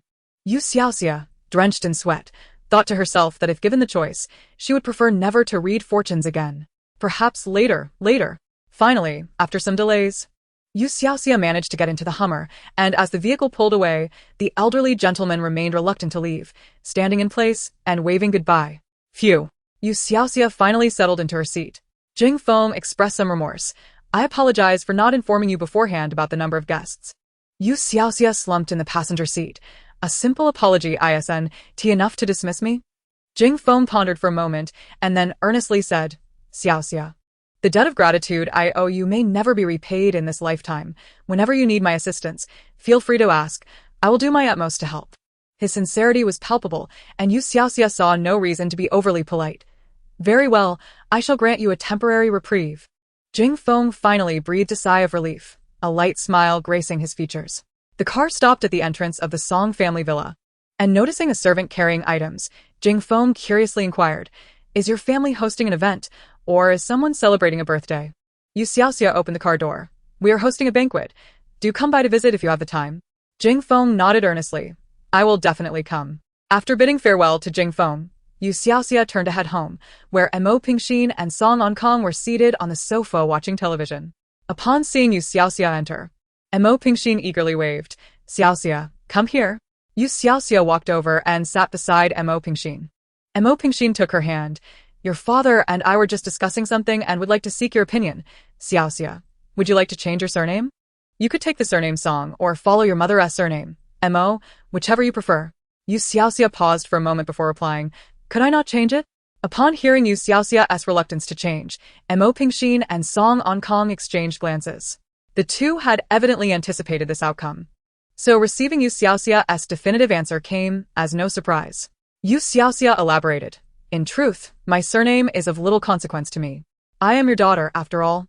But I was raised by Grandma Yu, and she bestowed this name upon me. I have grown accustomed to it, so let us leave it unchanged. Song Onkong nodded vigorously. Then we shall heed your wishes. It shall remain as is. Indeed, let it stay. Mo Pingxin chimed in, nodding in agreement. Leaning against Mo Pingxin's shoulder, You Xiaoxia continued. Ultimately, it matters not what surname I bear, for regardless of it, I will always be my parents' daughter. Mo Pingxin smiled and patted her daughter's shoulder. Mother understands. Thus, the matter of changing surnames was settled once and for all. A couple of days later, the verdict for Song Anha was announced. He was found guilty of child trafficking and sentenced to 10 years in prison. Additionally, he faced charges of bigamy. With evidence procured with Mo Pingxin's assistance, who helped Liao Jili reclaim a significant portion of their marital assets, leading to the official filing of divorce. On the day of the verdict, You Xiaoxia chose not to witness the proceedings, but she heard from Song Xiangchen that Song Anha wept bitterly upon hearing the judgment. Yet, he remained unrepentant, pleading with Song Onkong for clemency in court. Being his biological brother, Song Onkong could not bear to watch and left early, while Mo Pingxin, Liao Jili, Song Xiangchen, and Song Linlang remained to hear every detail. Mo Pingxin felt a surge of indignation, remarking, Those are merely crocodile tears. His sorrow is not for the wrongs he has done, but for the fact that he will spend the rest of his life behind bars. During this time, Liao Jili had come to terms with the situation. Initially, she held some lingering feelings for Song Anha, but as she assisted Mo Pingxin in gathering evidence of his infidelity, those feelings dissipated. Had it not been for You Xiaoxia's heartfelt voice, she and her daughter might have remained in the dark, and the future would have been unthinkable. Contemplating this, Liao Jili stole a glance at You Xiaoxia. Song Anning had once spoken on behalf of her second brother, yet today she was absent. One wondered how she was faring. Had her issues been resolved? Curiosity piqued, You Xiaoxia scoured the system, only to roll her eyes. Why are these two pretentious fools still making a fuss? Song Anning has uncovered evidence of her husband's infidelity and asset concealment, yet she hesitates to divorce him. Still unwilling to accept the reality, as they continue their farcical chase. Indeed, the thought processes of those enamored are unlike those of ordinary folk. Respect, blessings, and entrapment. Liao Jili remarked, That was a close call. I nearly succumbed to romantic folly myself. Thankfully, meeting You Xiaoxia has sharpened my wits. She promptly grasped You Xiaoxia's hand. Smiling warmly, Dear Xiaoxia, although I have divorced Song Anha, we remain family. Should you ever need anything, do not hesitate to ask. You Xiaoxia mused. Is it just my imagination, or have the people around me been acting rather peculiarly lately? With Song Anha's fate sealed, preparations for You Xiaoxia's welcome banquet commenced in earnest. The The following morning, before Yu Xiaoxia had fully awakened, Mo Pingxin roused her from slumber, tapping her daughter through the covers. Mo Pingxin urged, "Rise, dear. Soon, I shall take you and Linling for beauty treatments, and we must select outfits and styles. We cannot tarry." Yu Xiaoxia sat up, rubbing her eyes. "So early. Isn't the banquet this evening?" Mo Pingxin handed her clothes. "Beauty treatments and styling require ample time. We must head out soon." As Yu Xiaoxia climbed out of bed to change, Mo Pingxin added, "Oh, your elder brother has returned early. You'll see him at breakfast." "Elder brother? Song Xiangbei?" Yu Xiaoxia nodded in acknowledgement. Descending the stairs, Yu Xiaoxia found that besides Song Xiangbei, the rest of the Song family had already gathered. As she glanced around, just as she settled at the dining table, a handsome man clad in a sharp suit approached with a coffee cup in hand. Yu Xiaoxia stifled a yawn, contemplating. "So this is my imposing elder brother, the CEO? He appears quite astute, yet he is, in fact, a romantic fool, deceived in matters of love, finances, and ultimately driving our family to bankruptcy. Goodness, I must save up some pocket money before that happens." As her thoughts concluded, the Song family halted their movements.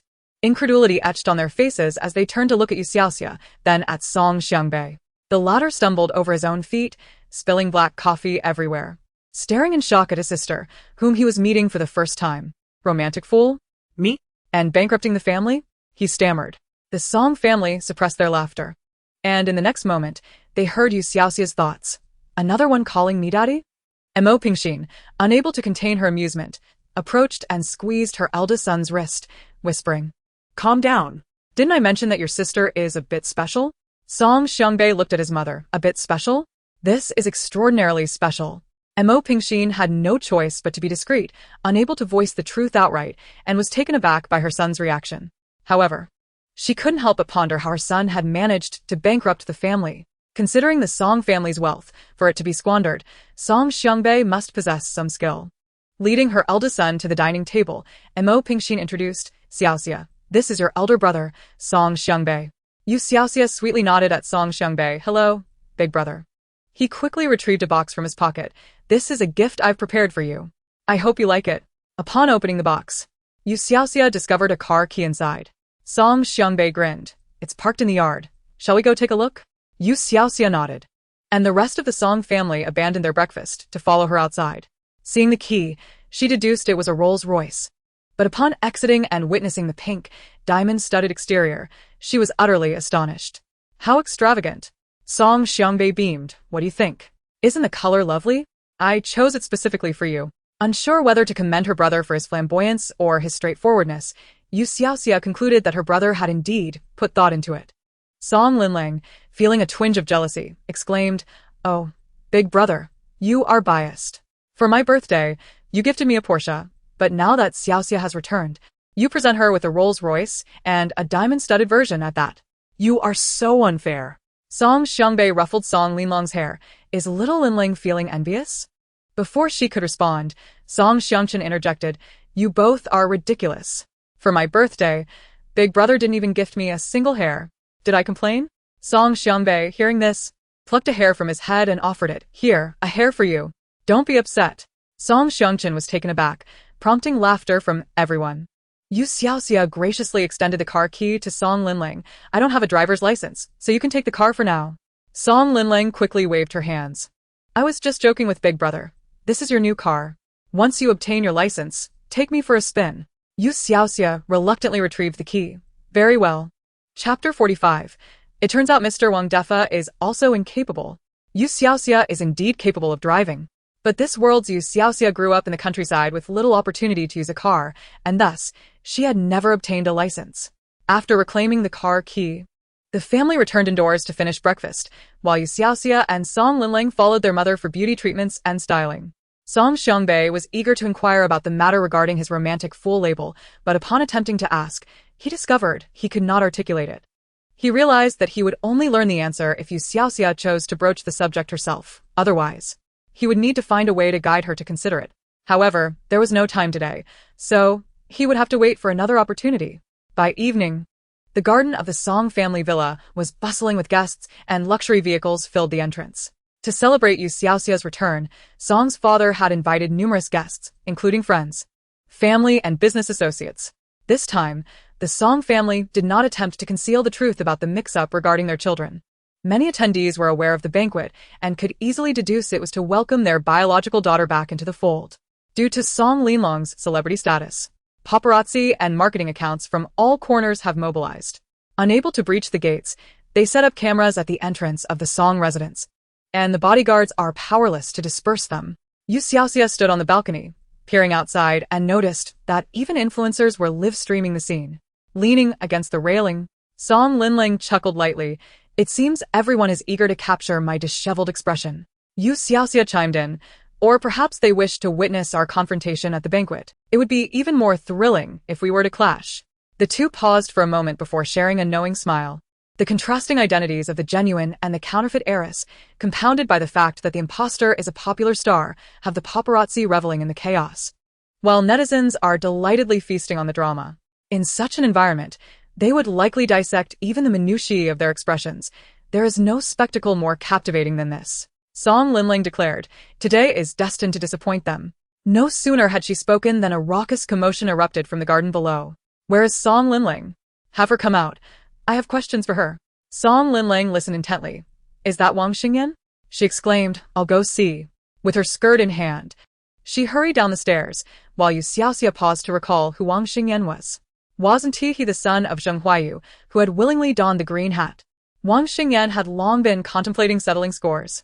Ever since his mother discovered that her grandson was not her biological descendant, she had been causing a ruckus at home. While Wang Xingyan was exasperated, he was also puzzled about who was stirring trouble in front of his mother. When he questioned Li Lan, she refused to divulge any details, eventually revealing only the name of a luxury boutique. Wang Xingyan promptly reviewed the surveillance footage and discovered that members of the Song family were present that day. Frame by frame, he scrutinized the footage, ultimately identifying the culprit as Song Linling. He had intended to confront her, but knowing the Wang family was not as formidable as the Song family, he hesitated to confront her directly. Today's banquet was an opportune moment. The family was welcoming their biological daughter, and surely Song Linling, the imposter, would hold less sway within the Song household, likely rendering her incapable of defending herself. He could confront her publicly and settle scores before everyone. Call Song Linling out. Why does she speak so quickly? What slander is she spreading? Hearing the commotion, Song Xiangbei approached and, upon seeing the arrogant Wang Xingyan, retorted sharply, Wang Xingyan, what do you want with my sister? Wang Xingyan, who was of similar age to Song Xiangbei but lacked his prowess, felt a bit intimidated. Xiangbei, I'm looking for Song Linling. It's none of your concern. Song Xiangbei replied brusquely. You seek to confront my sister and expect me not to intervene? What do you intend to do? Bully my sister? Wang Xingyan stammered. What sister? She's nothing but an imposter. As Li Lan observed Song Xiangbei's displeasure, she hurriedly pushed Wang Xingyan aside. Stop making a scene. This has nothing to do with Song Linling. Let us go. Wang Xingyan forcefully dismissed her. You can leave, but unless this matter is resolved today, I want to let it go.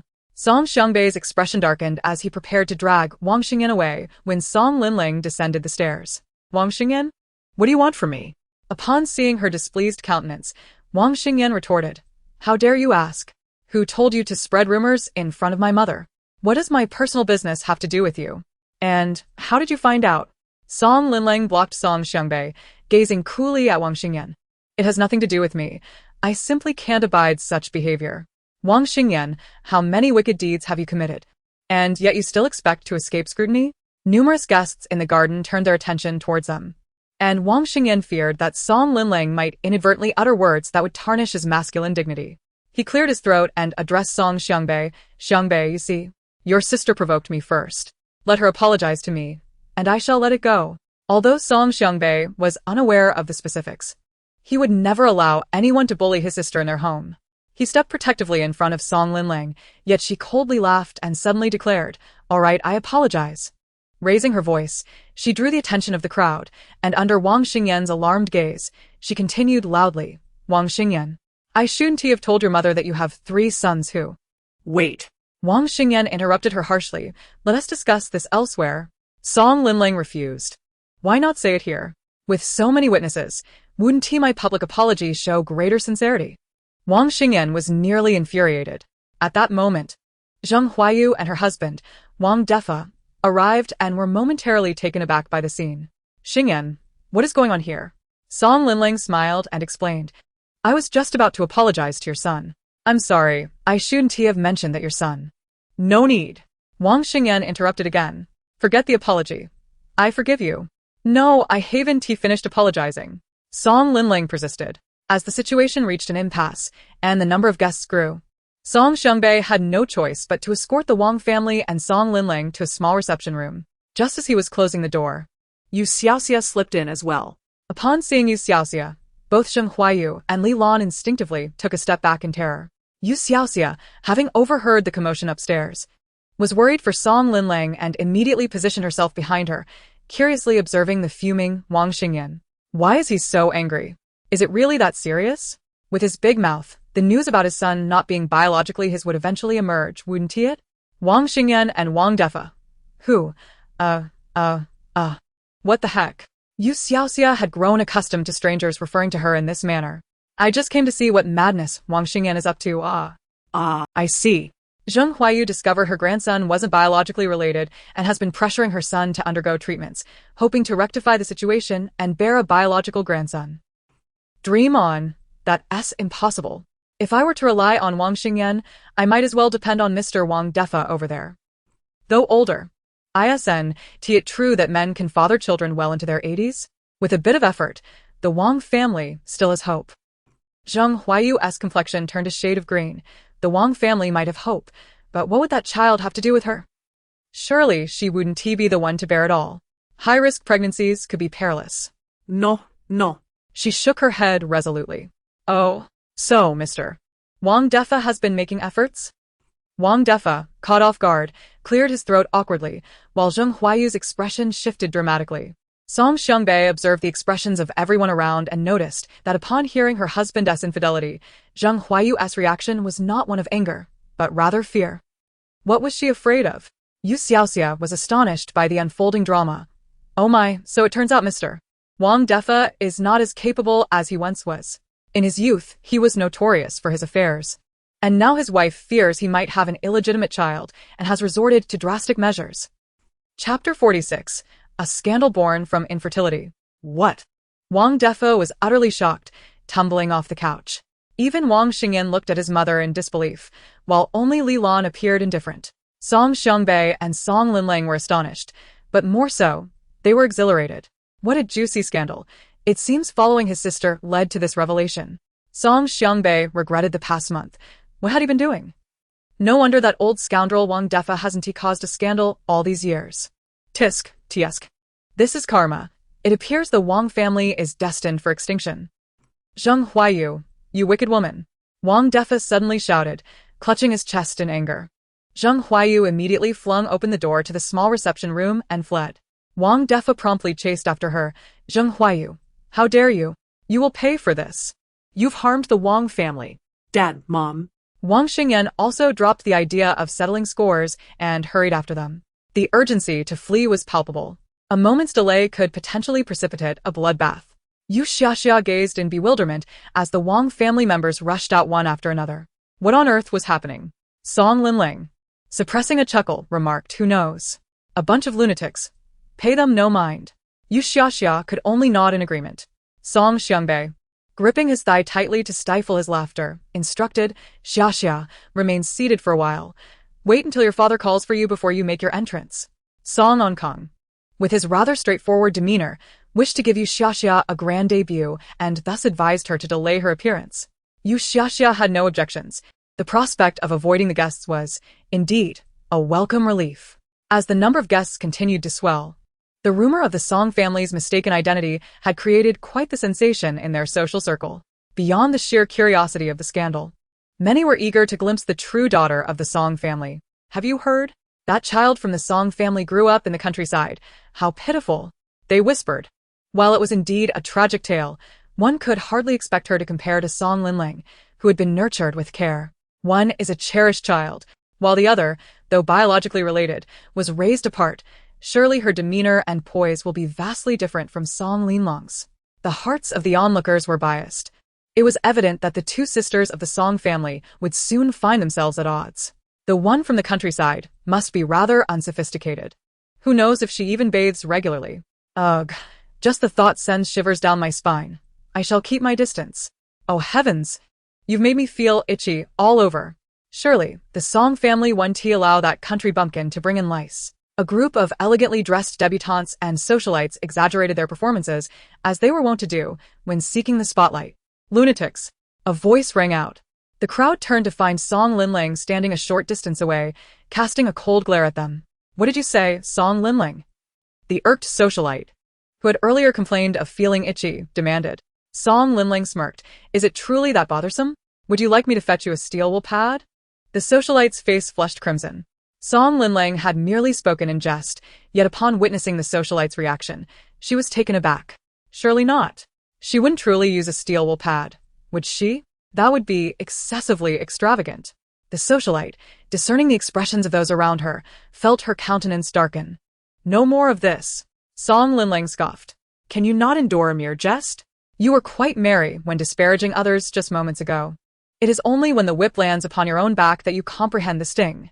In high society, it was all about self-interest, mutual exploitation was commonplace, and emotions were as fragile as plastic. When misfortune befell one family, there were far more spectators than those willing to extend a helping hand. If you choose to gossip within my family's grounds, be prepared to face the consequences. You need not attend the banquet if you do not wish to. That country girl is not someone you can trample upon at will. The crowd shifted awkwardly, but one defiant debutante stepped forward in a flowing gown. But we did not speak falsely. She is indeed from the countryside. By the way, Song Linling, what does she even look like? Is she timid and small-minded? Certainly. Another chimed in. And Song Linling, we only speak for your own good. Why take our kindness for granted? Song Linling was left speechless. I have no need for your concern. Song Linling. She was interrupted as Gu Xiqing and Jing Feng approached together. The Jing and Gu families were well known. Unlike the Song family, which had risen through commerce, with their arrival, all the guests in the garden were drawn to them. Is that Gu Xiqing? What brings him here? And is that Jing Feng beside him? They seemed quite familiar with Song Linling. It was no wonder that Song Linling had recently been spotted at gatherings with Gu Xiqing and Jing Feng, but how had she managed to associate with such prominent figures? It was common knowledge that the higher one ascended in society, the more pronounced the hierarchies became. Some circles were impenetrable without the right connections. Moreover, it was previously unheard of for Song Linling to befriend the Gu and Jing families. Many speculated that the Song family had been spared from expulsion due to Song Linlong's acquaintances with Gu Xiqing and Jing Feng. At that moment, Gu Xiqing and Jing Feng reached Song Linling. Jing Feng looked around. Is it just you? Where is Xiaoxia? Song Linling replied, she's upstairs. She'll come down shortly. Gu Xiqing, without a hint of shyness, suggested, then I shall go see her. I have a gift for her. Jing Feng quickly added, I'm coming too. The crowd was baffled. Wait, who are you two here to see? And wasn't it said that the Song family's biological daughter grew up in the countryside? Why are Gu Xiqing and Jing Feng so eager to find her and even bring gifts? Song Linling cast a glance at the group that had just moments ago dared to meet her gaze. Now they averted their eyes. With a cold smile, she led the two upstairs. Upon seeing You Xiaoxia, Gu Xiqing exclaimed, wow, and whispered to Jing Feng, I didn't expect the little girl to look so lovely after being tidied up. Jing Feng nodded in agreement. Xiaoxia, we've arrived. You Xiaoxia, who had been feeling rather bored alone, brightened at their entrance. Finally, you two are here. Care for a round of dodiju? Gu Xiqing, taken aback, replied, you look stunning. Why would we play cards? Hand over your phone. Let me take some pictures. You Xiaoxia, uninterested in photos at the moment, insisted. I just want to play dodiju. Very well. The two young heirs, accustomed to commanding presence in the outside world, settled down to play cards with You Xiaoxia. However, after a brief round, Song Linling rushed upstairs, her expression a mix of excitement. Xiaoxia, some guests whom Dad is not well acquainted with have arrived below. They came specifically to celebrate your return, and Dad wishes for you to meet them. Gu Xiqing discarded his cards. It must be the old man's associates. Xiaoxia, you still want to make a grand entrance, right? Stay here, and Jing Feng and I will entertain the guests. Downstairs, as Gu Xiqing and Jing Feng ascended, the Qiao, Zhang, Jiang, and Wang families, among others, all sent representatives. Essentially, the elite of a city had arrived. Though Song Kong had not interacted much with them, they made their presence known, announcing their purpose of celebration, prompting the Song family to hastily welcome their guests. Among the guests were notable figures from several prestigious families, and whispers filled the air. When did the Song family align themselves with such powerful allies? This is news to me. Song Kong seems quite shrewd.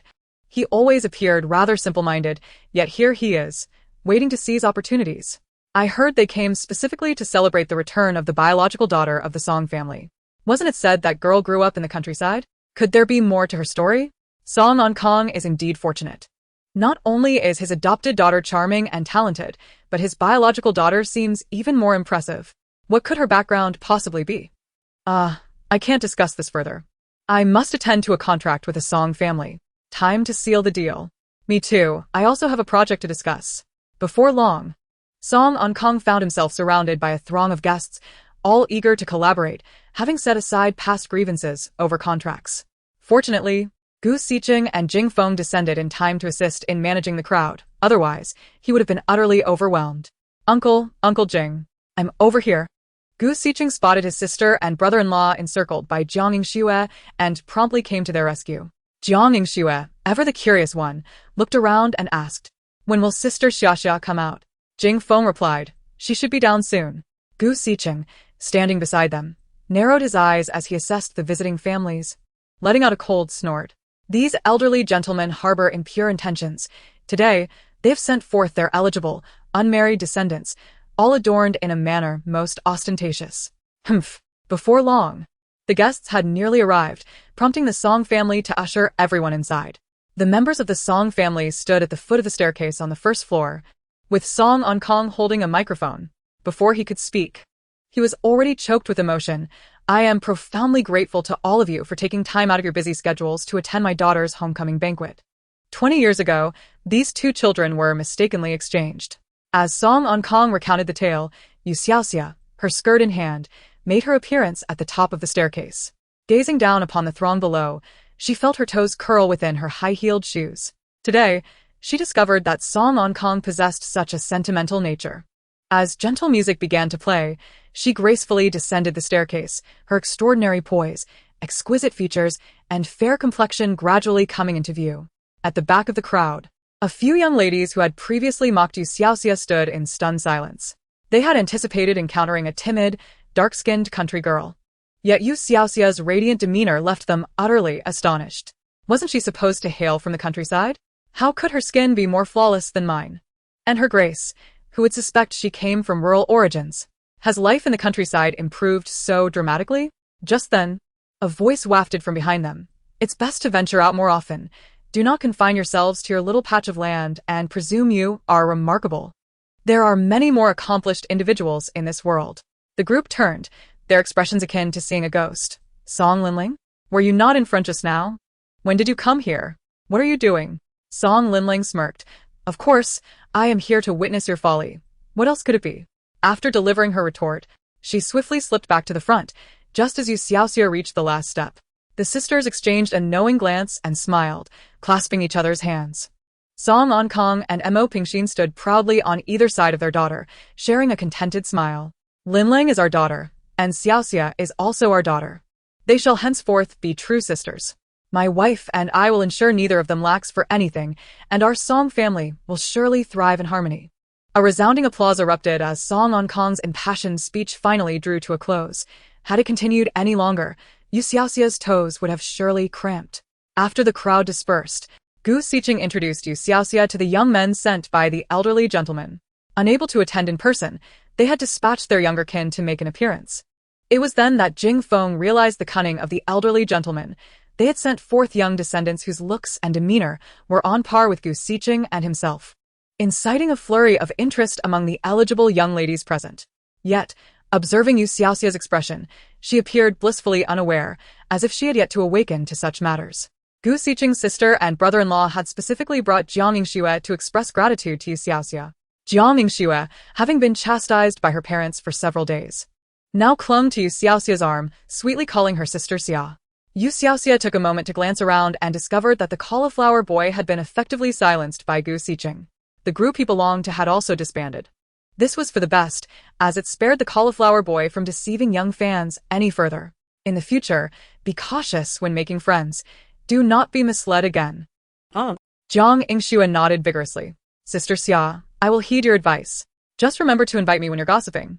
You Xiaoxia replied, that may not be necessary.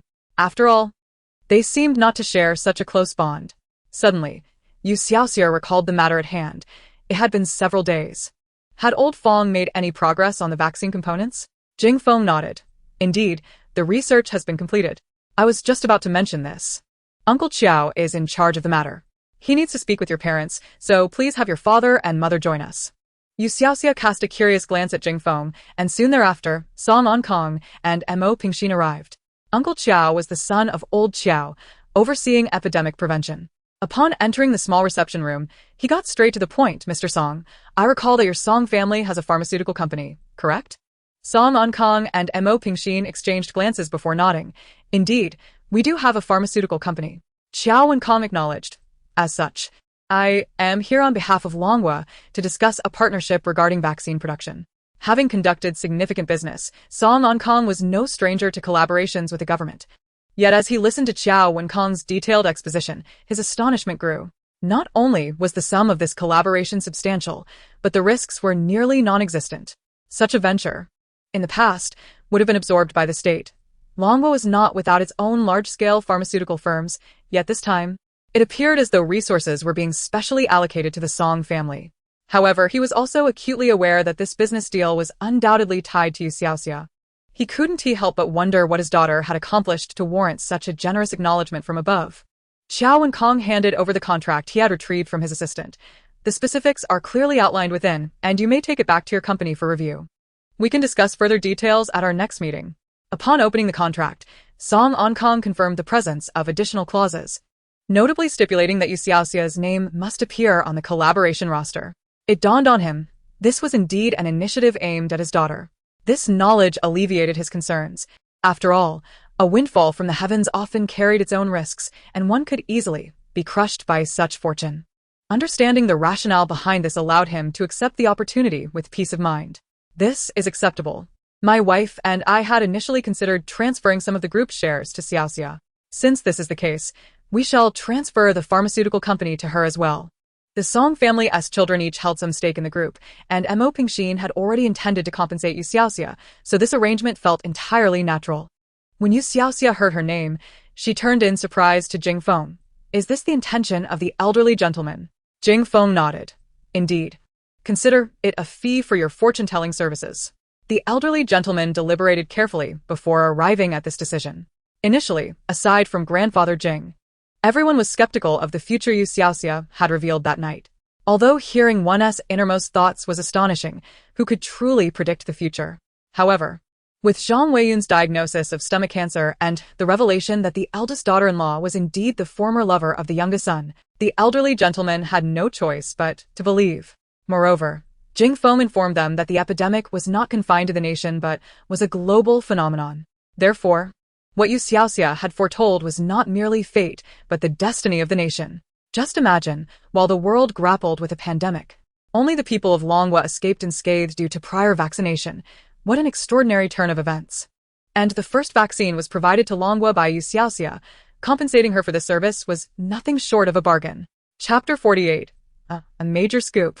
What are you doing? Jing Feng turned to find You Xiaoxia counting on her fingers, seemingly engaged in another act of fortune-telling.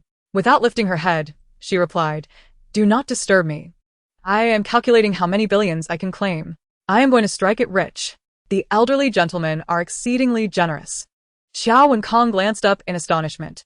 Just moments ago, this girl had not uttered a word. It was no wonder the elderly gentleman insisted on sending their younger kin today, repeatedly admonishing them not to provoke Miss Yu. When they inquired about the reason, no one would divulge anything. Could it be that she truly possesses extraordinary abilities? Jing Feng looked at her avaricious expression and chuckled, involuntarily recalling Yi Yutong's greedy demeanor that day. Thinking of Yi Yutong, Jing Feng narrowed his eyes. Ever since that day, he had dispatched individuals to surveil her, discovering a large sum of money had been transferred out of her account. Following the money trail, he uncovered that it had ultimately been invested in a pharmaceutical factory, specifically ordering several types of medications, likely the very miracle drugs for the epidemic that Yi Yutong had mentioned. During the course of events, he even uncovered a partner who conspired with Yi Yutong. The two were not only dissatisfied with ordering special medications, but had also jointly acquired a small pharmaceutical factory, intending to manufacture the medications themselves. Little did they know. When the plague eventually struck, the expression on her face upon realizing that her special medications were utterly useless would be quite revealing. Although You Xiaoxia had mentioned that the female protagonist had donated a batch of special medications during the outbreak in the original text, it was likely merely a sacrifice made for the sake of a commendable reputation, concealing the fact that she had profited handsomely from the epidemic behind the scenes. Jing Feng scoffed inwardly. Since she was so eager to profit from national calamity, there was no need for him to kindly remind her about the existence of a vaccine. On Yi Yutong's side, she had indeed been keeping a close watch on the news regarding the Song family. Today marked the grand unveiling of the true daughter of the Song family, an occasion that also signaled the public shaming of the false daughter, Song Linling. Although Song Linling had proactively exposed her identity as the false daughter in this life, the Song family had not held any welcoming banquet in her previous life, which was tantamount to publicly slapping Song Linlong's face. She could hardly believe that Song Linling could continue to endure this humiliation. Once the banquet commenced, she fixated on online updates, ready to take action at the slightest hint of discord among the Song sisters or any sign of Song Linlong's discontent at the event. She had already hired a team of online commentators, just waiting for the opportunity to launch her attack. However, after much anticipation, instead of witnessing the anticipated fallout between the true and false daughters, she found herself inundated with news of various prominent figures attending the Song family banquet. Yi Yutong, unfamiliar with these rarely seen aristocratic youths, could only glean their identities from the online discussions, but the more she observed, the grimmer her expression became. Simultaneously, You Xiaoxia's photograph was also revealed to the online community. Is this the biological daughter of the Song family? She seems familiar. She is so beautiful. Standing next to Song Linling, they truly resemble sisters. They are even holding hands. Their bond appears quite strong. Much to the disappointment of the haters, beauty should indeed be affectionate. Wow, Mr. Gu is also present, as well as young Master Jing. It seems they are genuinely close friends. And what about that gentleman in the suit? Is that Jiang Shan? Ranked first on last year's wealth list. And the one beside him, holding a wine glass, if I'm not mistaken, is a younger member of the Wang family from City A. I've already spotted members from several prominent families including the Wang, Zhou, and Qiao clans. Ordinarily, the Song family wouldn't be able to invite such big shots. While the banquet prohibited the entry of media and internet celebrities, it could not restrict the guests themselves.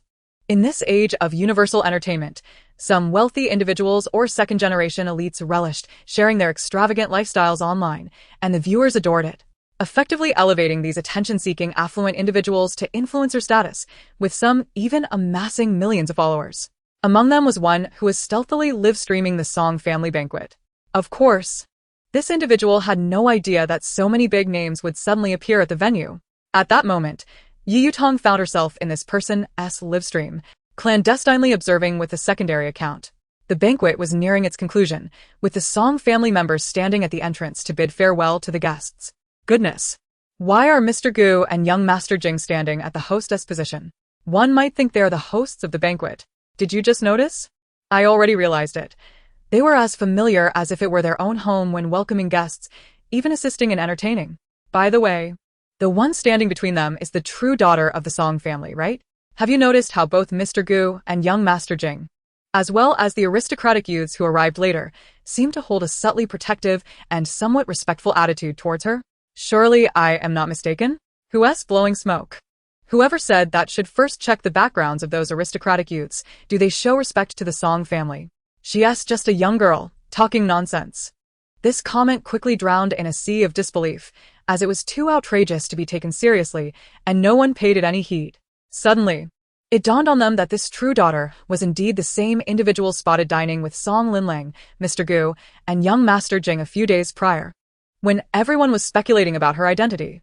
It really is her. At that time, I thought she was Song Linlong's assistant. I never imagined she was actually the biological daughter of the Song family. Upon seeing this comment, Yi Yutong hastily clicked on a screenshot of You Xiaoxia, confirming that it was indeed her.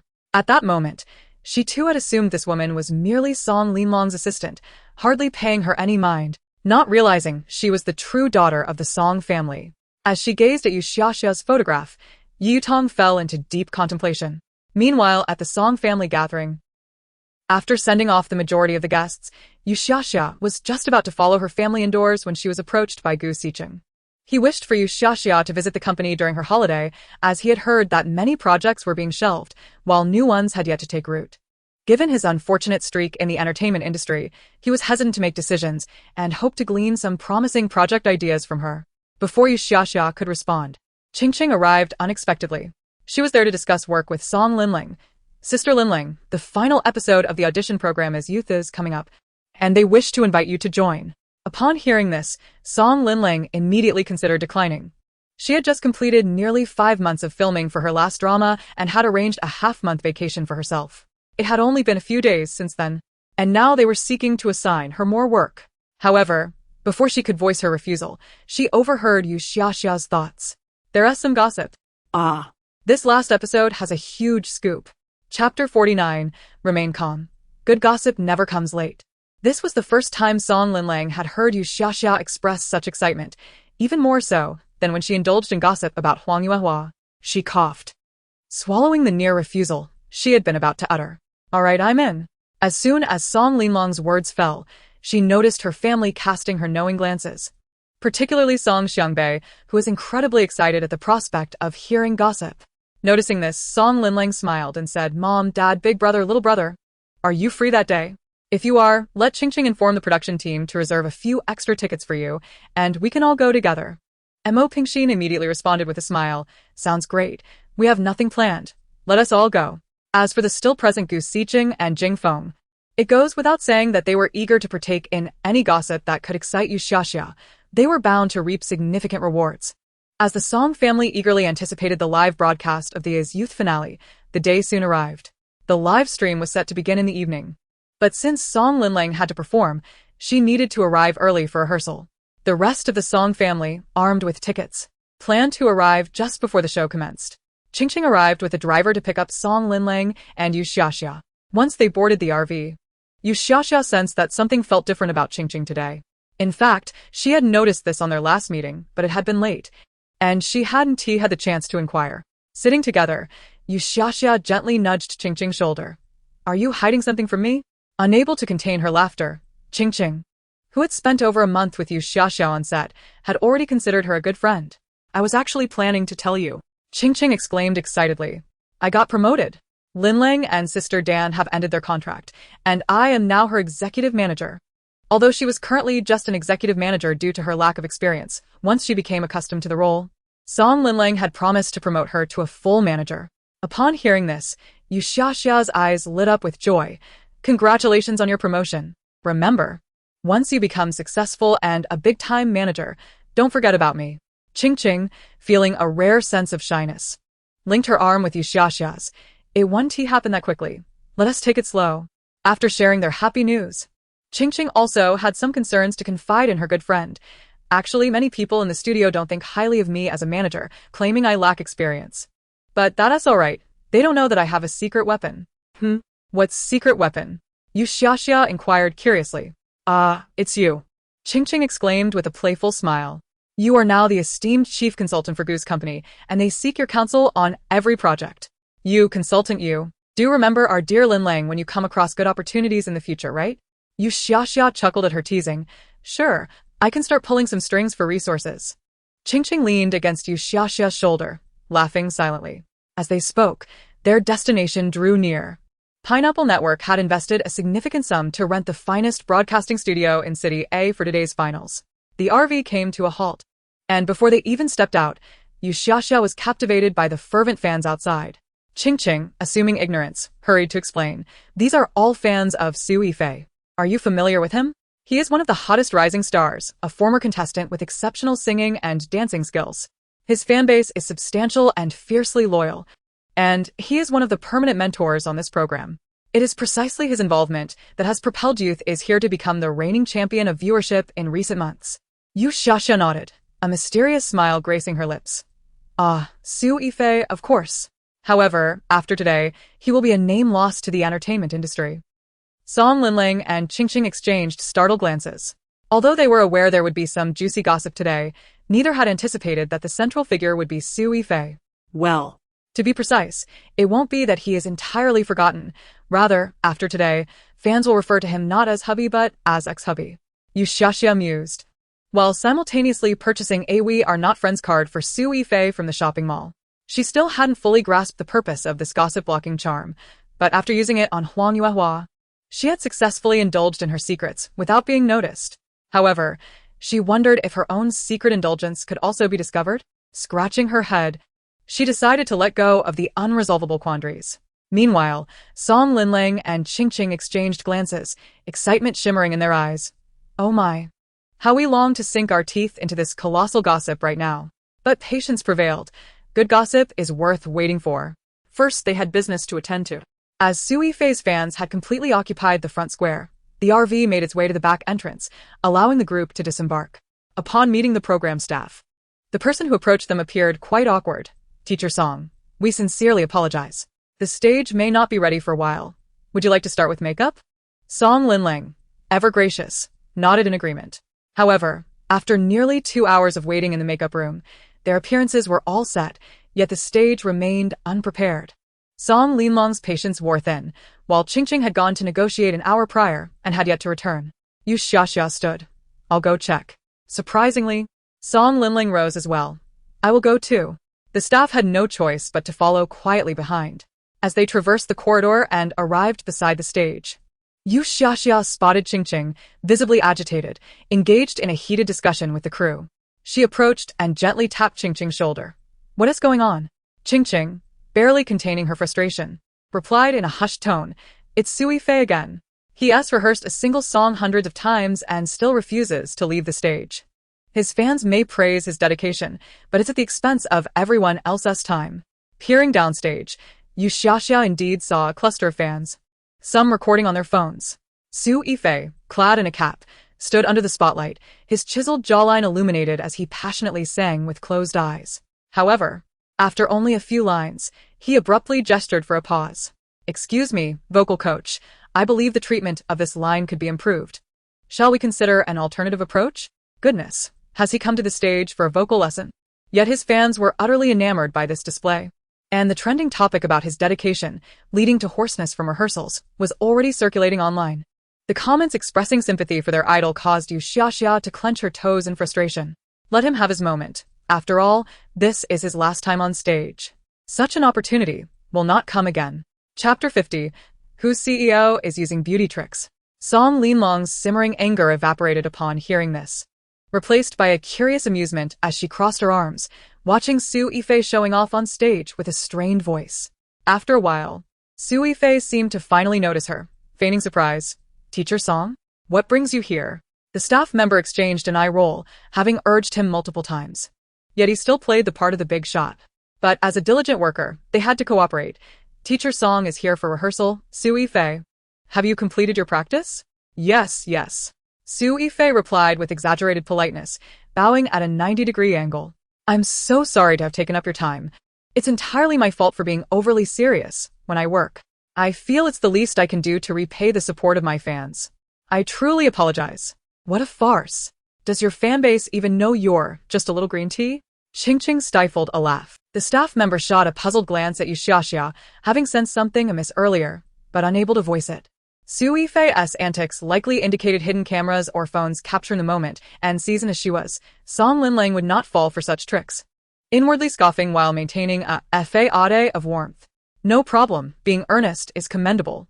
Su Yifei, please ensure you perform splendidly today. After a moment's thought, she decided to approach this performance as if it were her final opportunity on stage, bringing forth her absolute best. Wow, Linlang is incredible. She is almost prophetic. Song Linlang smiled at Su Yifei. A flicker of unease crossed Su Yifei's face. While the statement seemed innocuous, something felt off. Yet, recalling the fans secretly filming from the shadows, he nodded with a smile. Indeed, Teacher Song speaks the truth. I always remind myself to treat every performance as if it were my last. Only then can I give my all and present my best to everyone. Well, no need for such reminders anymore. Your wish has been granted. Fans hidden in the corners were moved to tears. Oh my, our brother's journey has been so arduous. We must protect him. Finally, after finishing his rehearsal, Su Yifei exited the stage, allowing Song Linling to step up as a guest performer. She chose to sing one of her own singles, her vocal style honed under professional guidance. Thus, she faced no significant issues. However, due to the time lost with Su Yifei, her rehearsal time was limited. She confirmed her positions on stage and completed her practice in haste. Returning backstage for a brief rest and enjoying the dinner provided by the production team, it was soon time for the live broadcast. Song Linling had a designated seat on stage, with Qingqing beside her while You Xiaoxia had already made her way to the audience. Anxious not to miss a single piece of gossip, Song Linling had strategically placed You Xiaoxia within a 4-meter radius, ensuring she was close enough to catch all the action. As You Xiaoxia arrived, the Song family had gathered in full attendance. Mo Pingxin waved at her. "Xiaoxia, over here." You Xiaoxia quickly settled into her seat, surveying her surroundings with satisfaction. What a splendid spot. Aside from reserving seats for the major investors in the show, this was indeed the best location in the venue. And given its prime spot as the show's centerpiece, it was unsurprising that Su Yifei's fans had claimed the area around the Song family, proudly displaying their light sticks. Aren't Gu Xiqing and Jingfeng supposed to come too? Where are they? She scanned the area but found no sign of them. Just as she was pondering this, the programs had announced the arrival of Gu Xiqing and Jingfeng. Though not a frontline star, Gu Xiqing carried an undeniable aura that immediately caught the attention of the fans as he entered. Isn't that CEO Gu? He is also here to watch the show. Wow. What a true powerhouse. He possesses a plethora of resources, and I never imagined he would show up. The young ladies participating in this program are truly fortunate. If Mr. Gu takes a liking to them and signs them to his company, their resources would undoubtedly soar. Just look at my brother. He is handsome, kind-hearted, an exceptional actor. Capable of singing and dancing, Mr. Gu has resources that he could easily bestow upon my brother. You Xiaoxia glanced at the enthusiastic fans and thought to herself, oh dear. If Mr. Gu really does sign your brother or sister, their works for the next 2 years would likely be buried. The person in charge of youth was also taken aback by the sudden arrival of Gu Xiqing and Jingfeng, hurriedly leading them to the front row. The front row was occupied by mid to senior level executives from Pineapple Network and investors, and upon seeing the two, everyone promptly stood up to greet them. However, Gu Xiqing and Jingfeng did not sit down. Their gazes scanned the audience, and suddenly, Gu Xiqing pointed towards You Xiaoxia's direction, asking, "May I sit there?" The person in charge was momentarily stunned but quickly nodded in agreement. Let alone that seat, Mr. Gu and Mr. Jing could even take the director's position. Of course. Gu Xiqing and Jingfeng did not trouble the person in charge further and directly approached You Xiaoxia, gently smiling at the two wide-eyed fans. "Could we change seats?" Gu Xiqing pointed to the front row.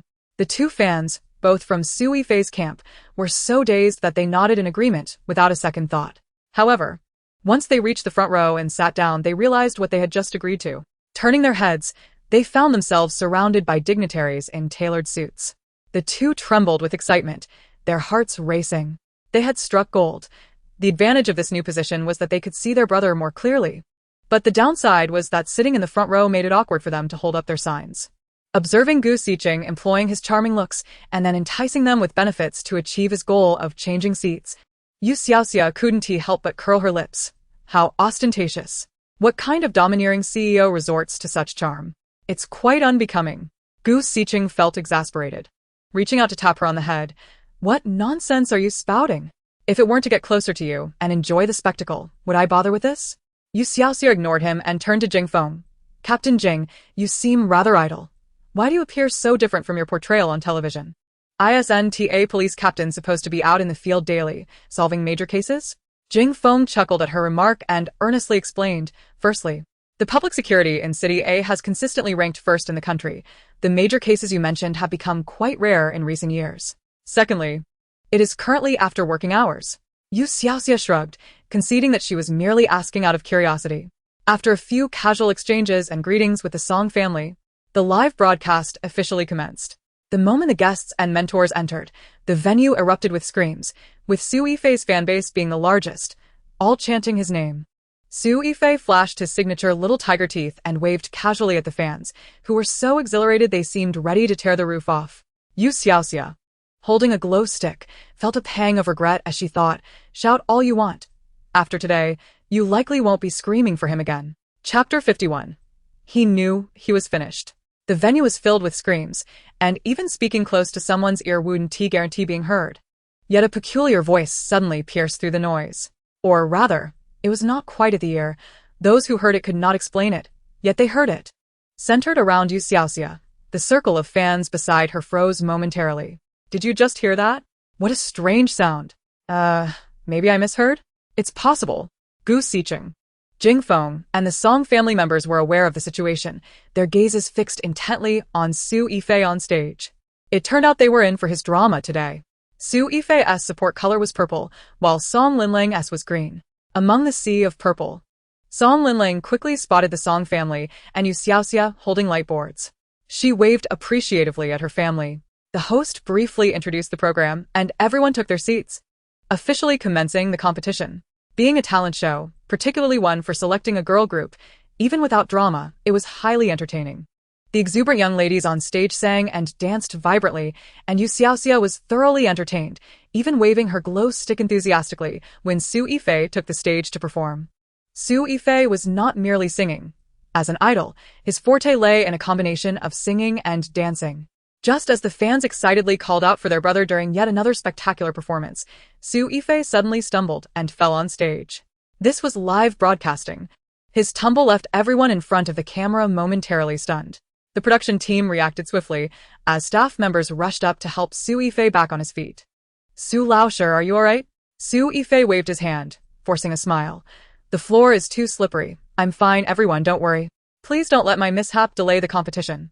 Seeing that he was genuinely okay, the staff assisted him back to his seat before exiting. However, this incident quickly spiraled on the internet, with Su Yifei's fall shooting to the forefront of trending topics, while his fans at the venue expressed their dissatisfaction. Yifei said the floor was too slippery. What is the production team doing? Exactly. If something had truly happened to Yifei today, I would have burned down their studio. Oh my gosh, I just saw Yifei's face turn pale. Is he really okay? I'm so worried about my brother. What should I do? Just as the fans were fuming and demanding accountability from the production team, that strange voice echoed again. Oh, please. It's clearly just him overexerting himself and causing a mishap. Why blame the production team? What? Those closest to You Xiaoxia exchanged glances. This time they were certain they hadn't misheard. That voice was speaking ill of their brother. Who was it? The fans' gazes turned fierce. Who dared to defame their brother? At that moment, another voice chimed in. Wow, impressive. Back in City A for 3 days, staying in the villa, without going out, working day and night. Isn't it just a case of overexertion? Nonsense.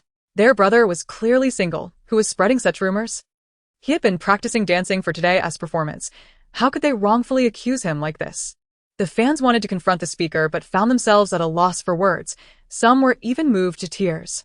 They could accept criticism aimed at themselves, but absolutely not at their brother. They wanted to find fault, but the timing was inappropriate. The competition on stage was still ongoing.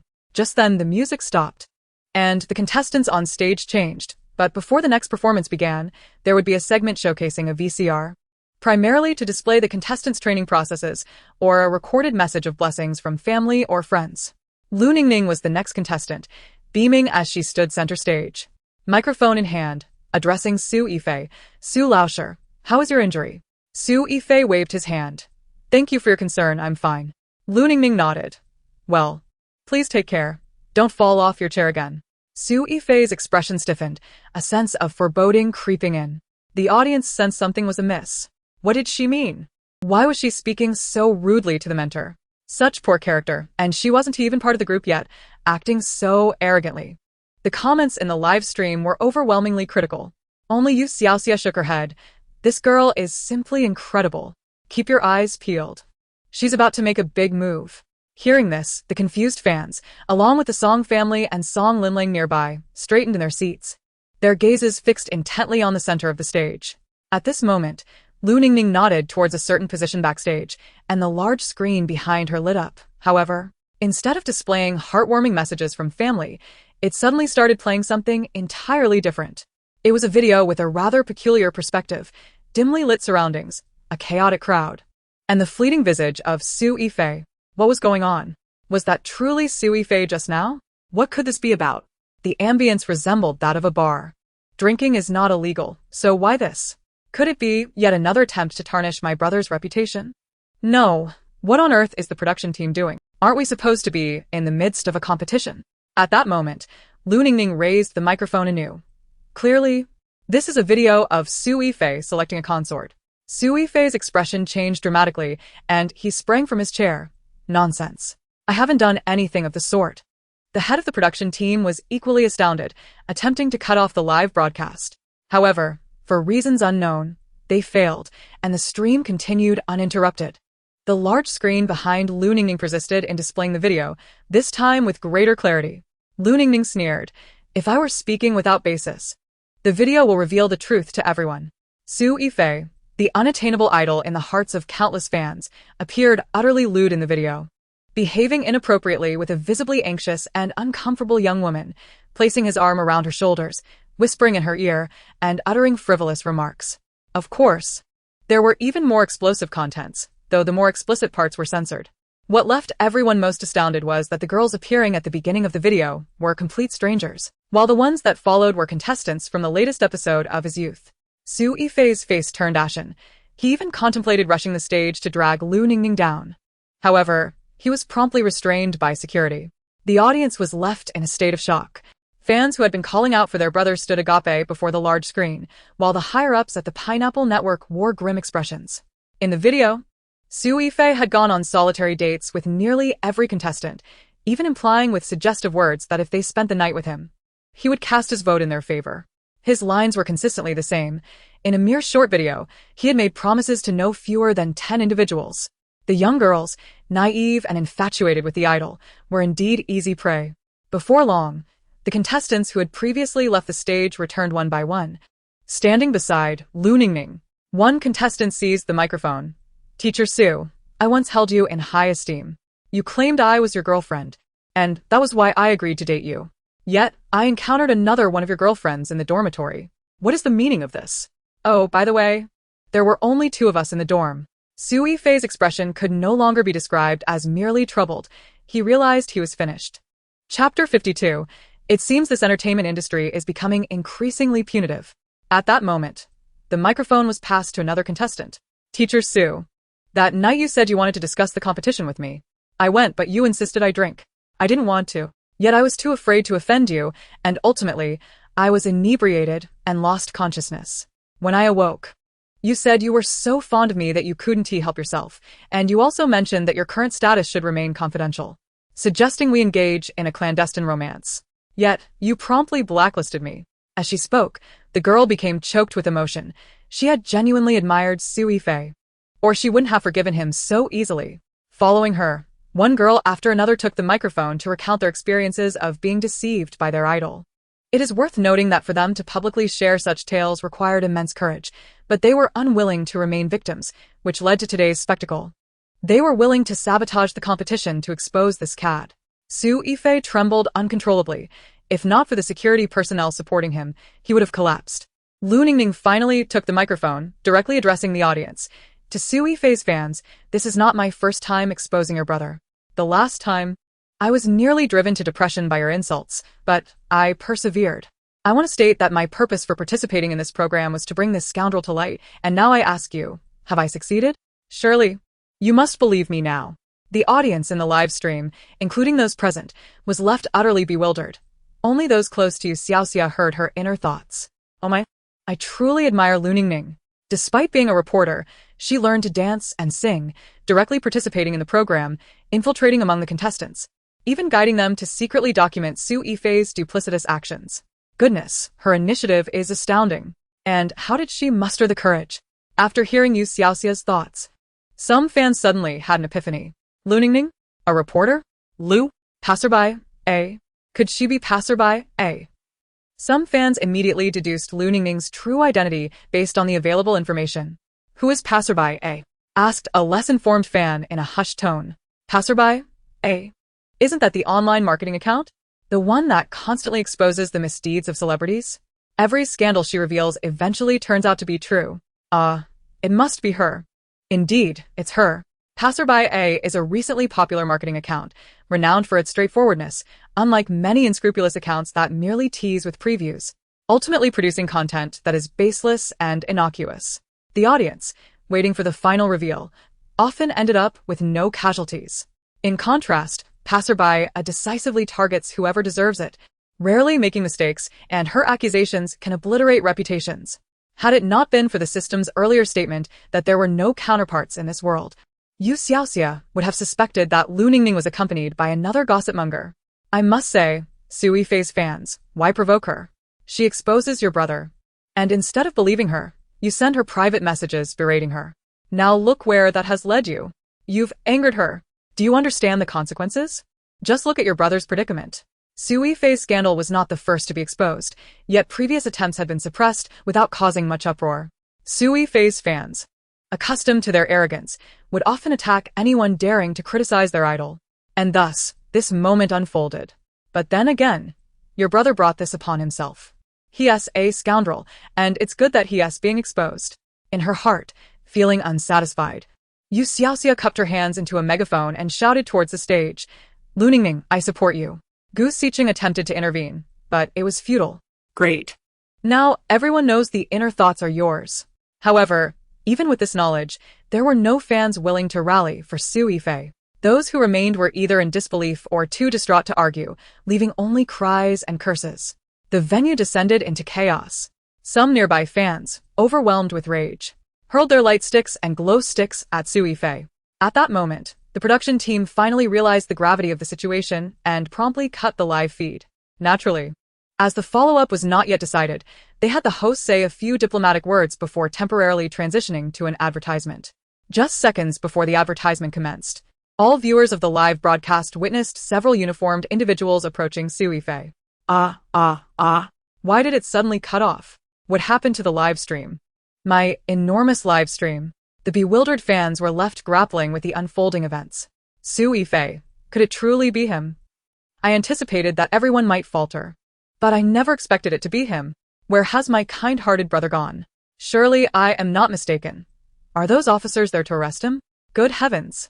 Being apprehended during a live show, Sui Fei would be the first in the entertainment industry.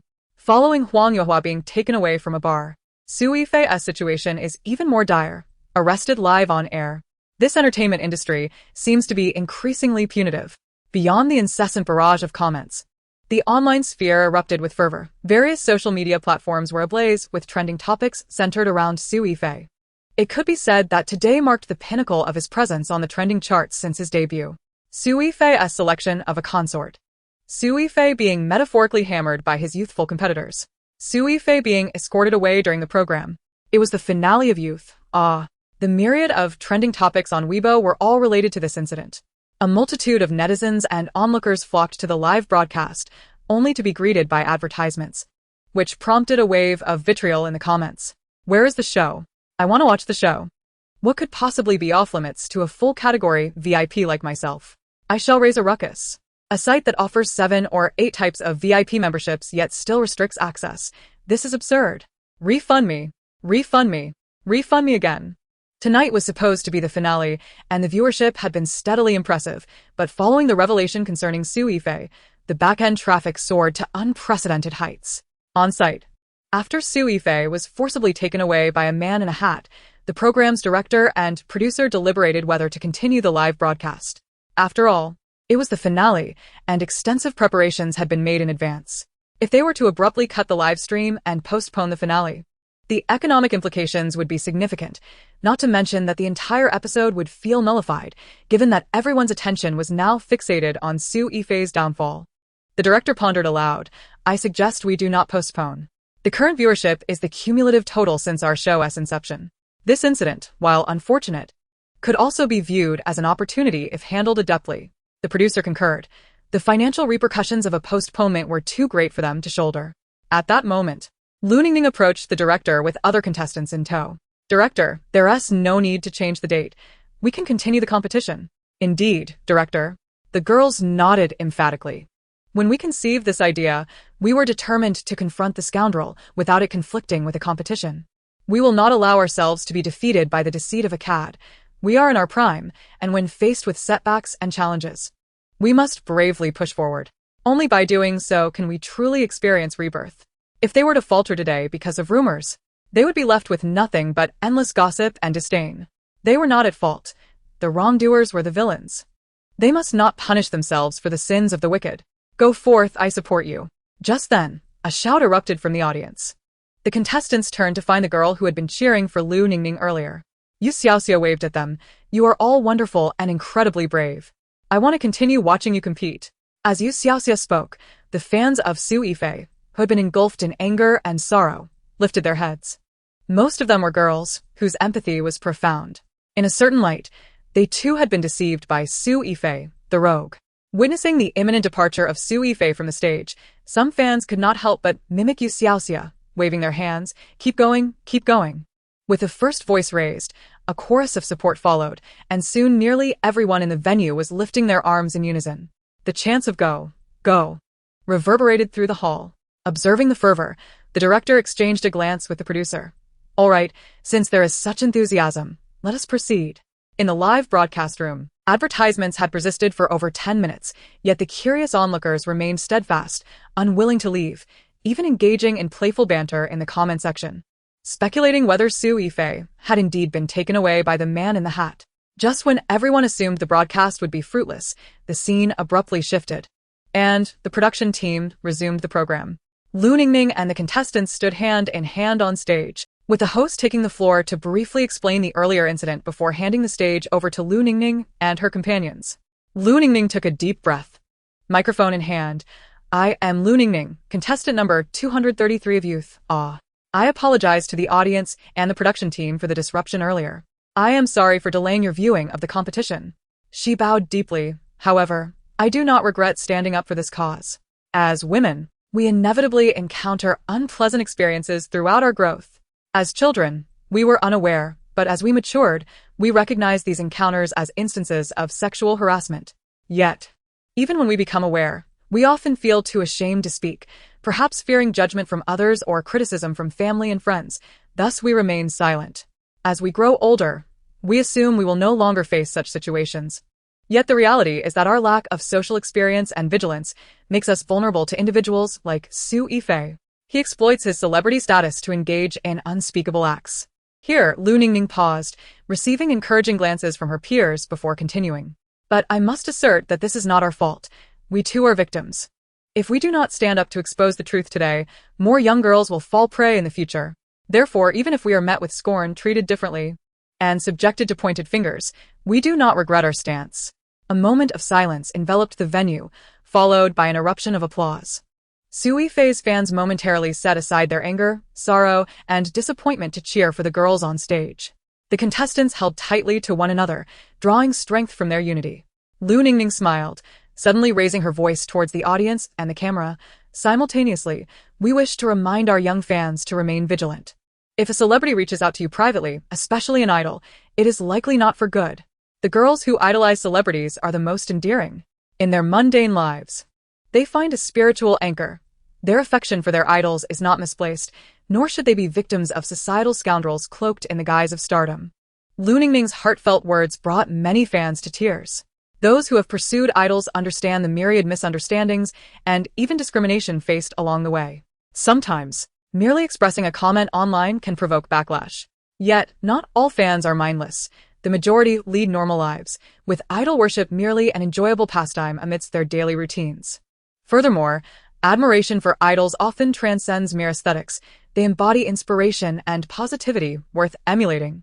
Lu Ningning's impassioned speech resonated deeply with many, including those watching the live stream. The comment section overflowed with encouragement and praise for her eloquence.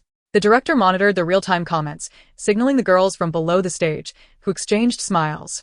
With their sentiments expressed, they were eager to continue the competition. To those who support us and wish to watch the competition, you may remain. Those who do not wish to stay may exit the live stream. The scoundrel no longer has the right to influence our futures. All past grievances shall be cast aside along with him. Applause and cheers erupted once more. Despite Lu Ningning's declaration, the audience did not leave the live stream. Rather, they flooded the screen with messages of support. The director and producer, relieved by the steady viewership, recognized that the crisis had been effectively averted.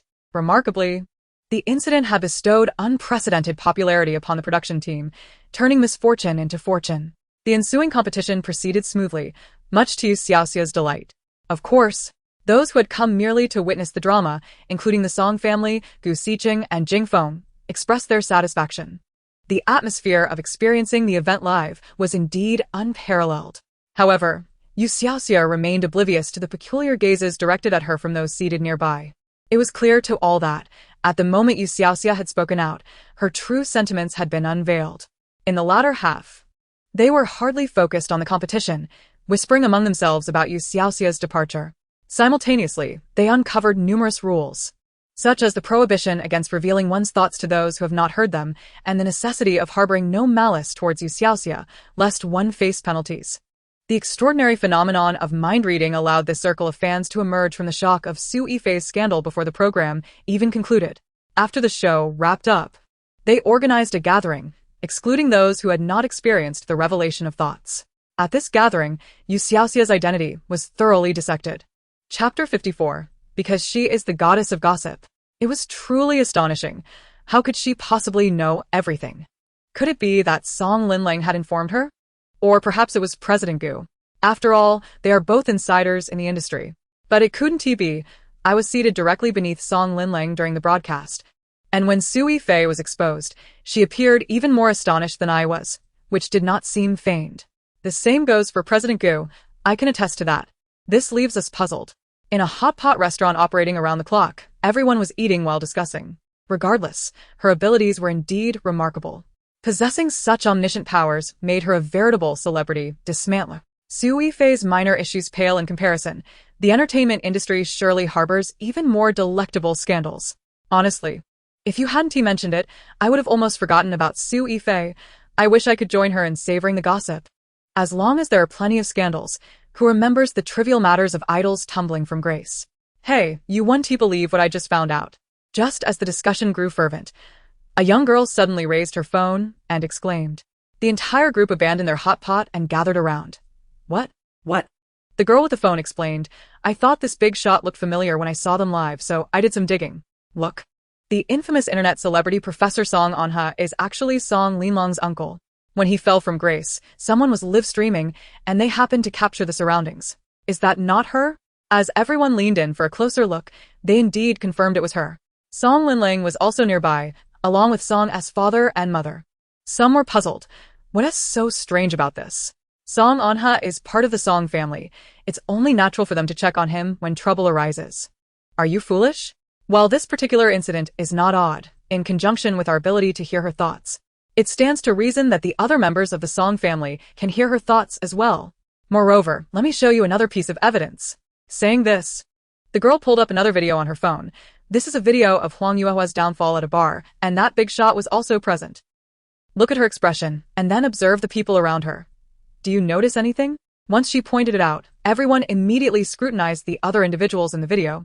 And indeed, they were not mistaken. Plus, see how she was hiding in the crowd, thoroughly engrossed. At this moment, the crowd began to regain their senses. Are you suggesting that both Song Anha and Huang Yuehua's scandals are somehow connected to her? Bingo! You've hit the nail on the head. The girl with the phone radiated excitement from her newfound revelation. If it were merely once or twice, one might dismiss it as coincidence. But this marks the third time today. Every time a significant event transpires in the entertainment industry, she is present. Are you still unable to grasp this? The crowd collectively responded. Grasp what? The girl, in dramatic fashion, pointed forward. Tada. There is only one truth. Because she is the goddess of gossip. The crowd had expected to hear some unknown truth, yet it was clear that You Xiaoxia's affinity for gossip was evident. However, her deification seemed a bit extravagant. A goddess of gossip? Is there even a category for this among celestial beings? The girl replied earnestly. It is true. I have a premonition that as long as I follow her, I will undoubtedly encounter even more tantalizing gossip. Thus, unbeknownst to You Xiaoxia, she was exalted to a divine status. The legend of the goddess of gossip began circulating among her fans. And those who had not heard the thoughts noticed subtle changes occurring. However, no one dared to voice it. A tacit understanding circulated among the fans. An unspoken bond that transcended words. After the conclusion of the finals of youth, Song Linling fully embraced her vacation mode, while You Xiaoxia should have been just as carefree. Yet, having accepted 50 million from Gu Xiqing, after being pestered by him several times, she finally resolved to visit his company. Gu Xiqing was overjoyed. personally coming to escort her to work. You Xiaoxia, still groggy, climbed into the car, her expression filled with displeasure as she snapped at him. You promised we wouldn't have a regular job. Had I known, I wouldn't have accepted your 50 million. Gu Xiqing, with unabashed charm, replied with a grin. It's not a regular job. Consider this your company. You are the boss, merely conducting an inspection. Does it make a difference? You Xiaoxia glared at him. It makes no difference. Gu Xiqing remained unfazed, insisting.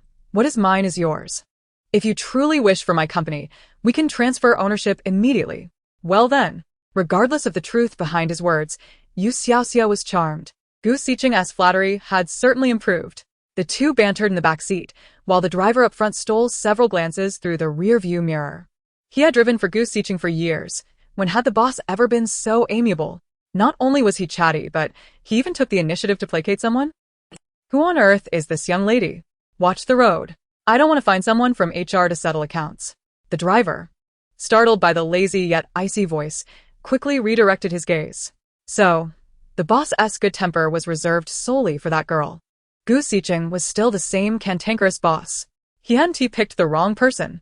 Upon arriving at the building, Gu Xiqing led You Xiaoxia to the elevator. Ascending to his office. How do you find this space?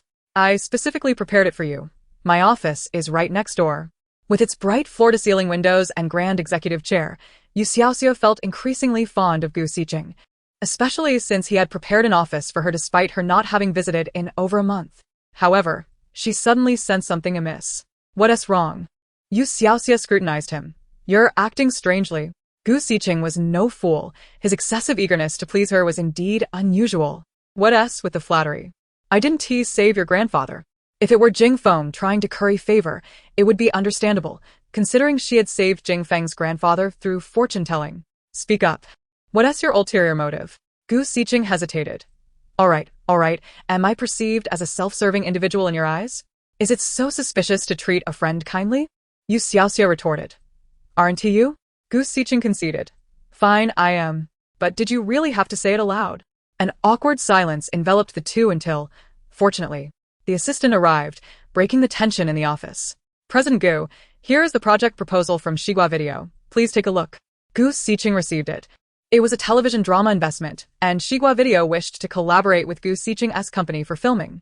Gu Xiqing flipped through a couple of pages before handing the proposal to You Xiaoxia, generously stating, You are the company's consultant. Take a look as well. If it seems suitable, we will hand the project over to Song Linling. You Xiaoxia accepted it, but as she began to read, her brow furrowed. The assistant hastily explained, Consultant you, this is an S-grade project with the best production team. If Miss Song joins, it will undoubtedly result in a win-win situation. Come on. With such a cliché narrative, wouldn't Song Linling be mercilessly ridiculed by netizens? Gu Xiqing's assistant. Chapter 55, The Absurd Fool. How could she be ridiculed so mercilessly? The assistant couldn't comprehend, cautiously inquiring, Consultant you, what are your thoughts on this project? You Xiaoxia shook her head, flipping through the proposal, growing increasingly familiar with its contents. Oh, this drama originally appeared in the text, and it is indeed Song Linling's production? I can't believe it's being funded by Gu Xiqing. What terrible taste. In this day and age, such outdated narratives are utterly out of fashion. The assistant, beads of sweat forming on his forehead, tried to salvage the situation. The original novel of this drama is immensely popular, boasting a substantial fan base. The moment news of its adaptation into a television series surfaced online, it promptly ascended to trending status, garnering support even from devoted readers of the original work. It is quite rare for original fans to express enthusiasm for adaptations of their beloved novels, making this an exceptional case. However, once it was produced, even the original author faced severe backlash. Gu Xiqing, uninterested in further discourse, tossed the project proposal at his assistant, informed Xigua Video that we shall not invest in this project. What could the assistant possibly say? With so many projects, everything has come to a standstill under You Xiaoxia's oversight. If this continues, the company might as well shut down. After the assistant departed, Gu Xiqing attempted to mend his wounded spirit, taking You Xiaoxia on a tour of his office. His workspace was notably larger, adorned with minimalist decor, and cluttered with numerous documents awaiting approval, indicating his busy schedule. With Song Linling currently on leave, he pondered her future plans. You Xiaoxia shook her head. I don't know. She has terminated her contract with her agent and hasn't he taken on any scripts or activities lately. Perhaps it's a reflection of Qingqing's insufficient talent. Gu Xiqing, deep in thought, reasoned that since his investments have been met with failure, he might as well allow You Xiaoxia to select a viable project herself. Here's the deal. Choose any project from the ones on my desk for Song Lingling. Really? Gu Xiqing nodded. As true as pearls. You Xiaoxia promptly retrieved her phone. Should I take a picture to send to Qingqing? Gu Xiqing gestured for her to proceed. She snapped a photo and sent it to Qingqing, then reviewed it herself, her eyes lighting up suddenly. Ah! This one. A travel variety show. This is fantastic. It combines travel with the opportunity to earn money. Most importantly, if luck is on our side, we might even witness a celebrity feud live. Oh yeah. Gossip comes my way. I adore gossip. Gossip arrives from all directions. Gu Xiqing interjected. Haven't you had your fill of gossip? Because of her penchant for it, Huang Yuehua almost lost his investment in 2 major male-oriented annual dramas. Naturally, he bore her no ill will.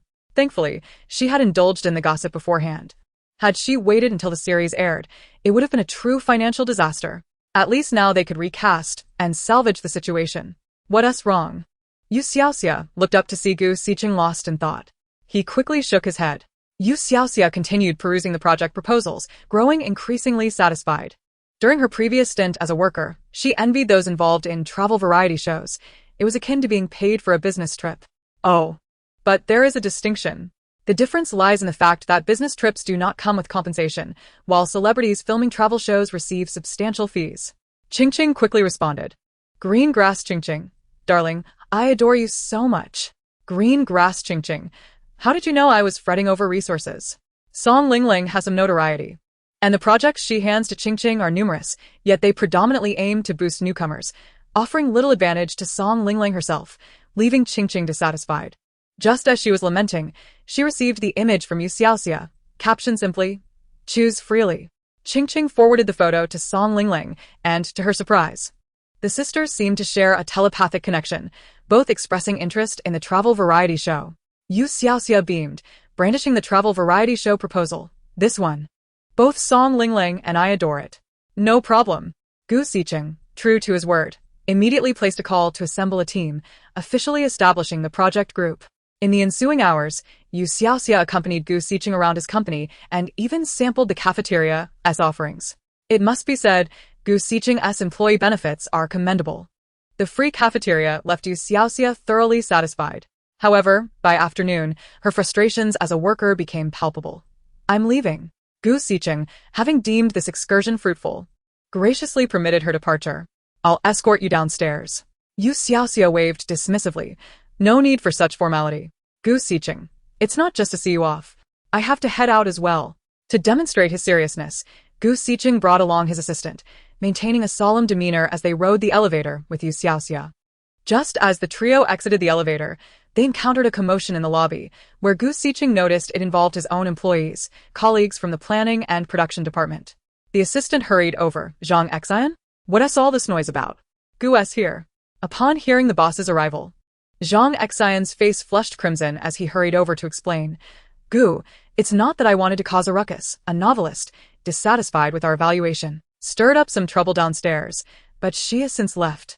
You Xiaoxia, intrigued, glanced over, spotting a solitary figure with a ponytail retreating in despair. Gu Xiqing, indifferent, casually inquired, What is her pen name? What does she write? Zhang Xian, with a hint of annoyance, replied, She's an uncontracted author, just dabbling in writing, producing a little of everything. Such minor authors are a dime a dozen online. Lacking fame, they dream of striking it rich, their ambitions exceeding their grasp. Gu Xiqing lifted his gaze, his sharp eyes scanning the scene. The assistant, well acquainted with Gu Xiqing's temperament, recognized his impatience and promptly nudged Zhang Xian. What are you complaining about? The boss is asking for her pen name. Zhang Xian, taken aback, scratched his head. What was it again? He couldn't recall.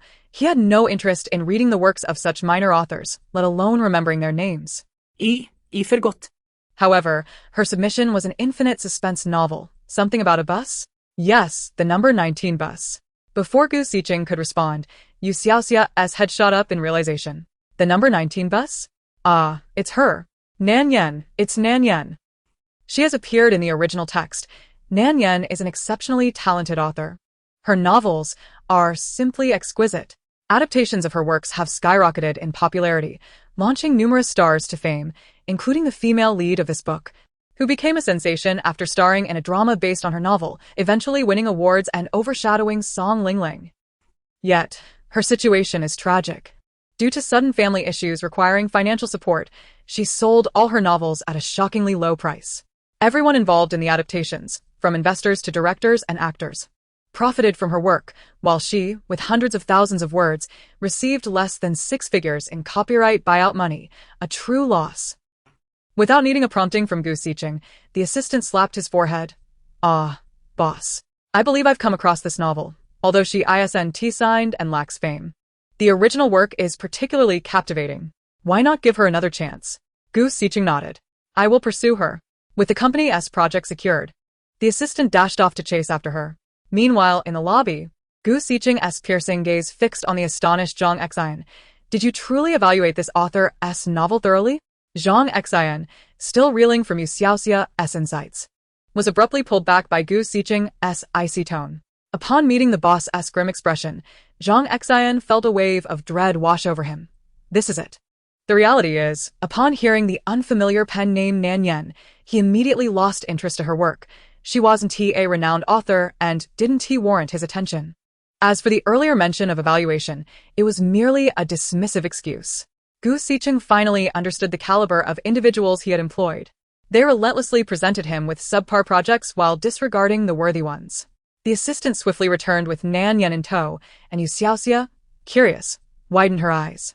Nan Yen possessed striking features, her long black hair tied back simply in a ponytail, exuding a cool demeanor that perfectly matched You Xiaoxia's stereotype of introverted, socially awkward online authors. When called back, Nan Yen appeared bewildered, having lost all hope, only to be unexpectedly invited back. Are you truly interested in purchasing my novel? The assistant nodded, introducing Nan Yen. This is our general manager Gu, and the individual beside him is our company's chief consultant. Rest assured, I would never deceive you. Just moments ago, she almost mistook him for a con artist. Feeling a bit embarrassed, Nan Yen replied, I apologize. I didn't mean to. Gu Xiqing gestured for the assistant to escort Nan Yen to the conference room, while he reserved judgment for Zhang Xian and his incompetent entourage later. Once everyone had departed, You Xiaoxia cleared her throat and said, Well, Nan Yen is an exceptional author, so please do not take advantage of her. She's counting on the money, and her work deserves recognition. Gu Xiqing, it would be wise to refrain from acting unscrupulously. Gu Xiqing chuckled. What? Have you read her novels? Not really, came her flustered response. But as she spoke, You Xiaoxia found it hard to explain. Perhaps I have read them. Gu Xiqing teased her. So have you, or haven't you? You Xiaoxia, feeling guilty, shot him an impatient glare. I have. You're so annoying, always prying. Gu Xiqing burst into laughter. You Xiaoxia, too preoccupied with the absurdity of his antics, muttered. What's so funny? So strange. I'm leaving now. Gu Xiqing lazily waved his arm at her, his voice casual. Be careful on your way. Chapter 56. The portrayal of the foolish, pampered wife is indeed quite profound. After leaving Gu Xiqing's company, You Xiaoxia did not head straight home. Instead, she leisurely hailed a cab to stroll through the snack street before returning contentedly to the grand villa. Upon her return, Song Lingling was seated on the sofa, engrossed in a novel on her tablet. Hearing the noise, she turned and greeted You Xiaoxia. You're back. You Xiaoxia leaned in. What are you reading? Song Lingling, her eyes straining from reading, directly handed over the tablet. You Xiaoxia glanced at it and was taken aback. Oh, is this the same pampered wife novel again? Didn't I help promote it for you? Song Lingling inquired. Did something happen that I'm unaware of? Thank you for helping me find resources. Qingqing will discuss the contract with Gu Xiqing soon. You Xiaoxia waved her hand dismissively. No need for thanks. We're sisters after all. Besides, I originally wanted to experience a paid travel variety show myself. That should be quite delightful. Song Lingling smiled. By the way, what do you think of this novel? She had read a few chapters and found them lacking, but the folks at Xigua Video claimed that if the drama were produced, it would be the annual highlight, boasting an excellent production team. It was rare for a female-oriented major production, unlike the previous male-dominated works with female leads. Honestly, she felt a flicker of excitement. You Xiaoxia shook her head, her expression one of disdain, speaking a bit too candidly with Song Linling. I think it's terrible. You shouldn't do it. You are severely criticized for participating in this drama. Not just you, but even the male lead who acted alongside you faced backlash. The criticism isn't the worst part. The subsequent repercussions are, you two will be haunted by this role for 3 years. Your promising career will be put on hold. And no matter what you shoot next, the audience will never forget your foolish character in this drama. Oh? When you think about it, doesn't that imply that Song Linling's acting is quite remarkable? The foolish, pampered wife role resonates deeply. Song Linling felt a mix of exasperation and confusion from You Xiaoxia's candid remarks. Was that a compliment or an insult? But please don't take the role. You'll be overshadowed, and the female lead will win awards for adapting Nan Yan's novel, leaving you behind. This is the crux of the matter. Your career will take a nosedive from this point onward. From then on, you'll be overshadowed by the female lead. Song Linling was left speechless, almost in a state of panic. Thankfully, if it weren't for You Xiaoxia, she might have unwittingly followed the plot of the original story. Linling? You Xiaoxia called her name, her expression serious. Really, you shouldn't act. This drama is not worth it. Song Linling nodded vigorously. I'll heed your advice. I wasn't fond of the novel either. I'll reject Shigua Video's offer shortly. Only then did You Xiaoxia feel reassured. Suddenly, Song Linling jumped up and went to her room, returning shortly with a gift. This is for you. Take a look. Inside was a velvet box, its luxurious exterior hinting at its value. As soon as You Xiaoxia opened it, the brilliance of diamonds sparkled forth. Wow, it's so dazzling. Song Linling grinned. I bought this last year. I spent my entire year's earnings on it. Women seem to have an innate attraction to glittering things. And when Song Linling spotted this diamond at the auction, she couldn't resist, scrimping and saving to acquire it. You Xiaoxia was astonished. You really gave this to me? Song Linling nodded. Compared to what You Xiaoxia had gifted her, this diamond was nothing. Should I try it on? You Xiaoxia eagerly nodded. Song Linling delicately placed it on her, and You Xiaoxia couldn't help but admire herself in the mirror, turning this way and that. Previously, Song Linling had gifted her a set of jewelry, and now this. You Xiaoxia mused internally. Song Linling is truly beautiful and kind-hearted. The original author has written her character all wrong. Could there really be such a generous and malicious female antagonist? Exactly. Song Linling laughed, covering her mouth. Amidst the laughter in the Song household, some individuals were far from pleased. Late at night, as Yi Yutong prepared for bed, she suddenly received 2 pieces of disheartening news. The much-anticipated Nan Yan had been signed by someone else, and Song Linling had explicitly rejected the pampered wife script she had prepared for her. Both of these events were orchestrated based on her past life's experiences. In her previous life, when Nan Yan's novel was adapted into a drama, she had been a mere nobody, unqualified to act, not even as a background character. In this lifetime, having been reborn, she had meticulously planned to secure the rights to Nan Yan's novel in advance and produce it herself. As for the critically panned pampered wife drama, it was the only low-budget female-led project she had ever participated in. She had hoped to turn her fortunes around with it. However, not only had it been poorly received, but it also obliterated her future.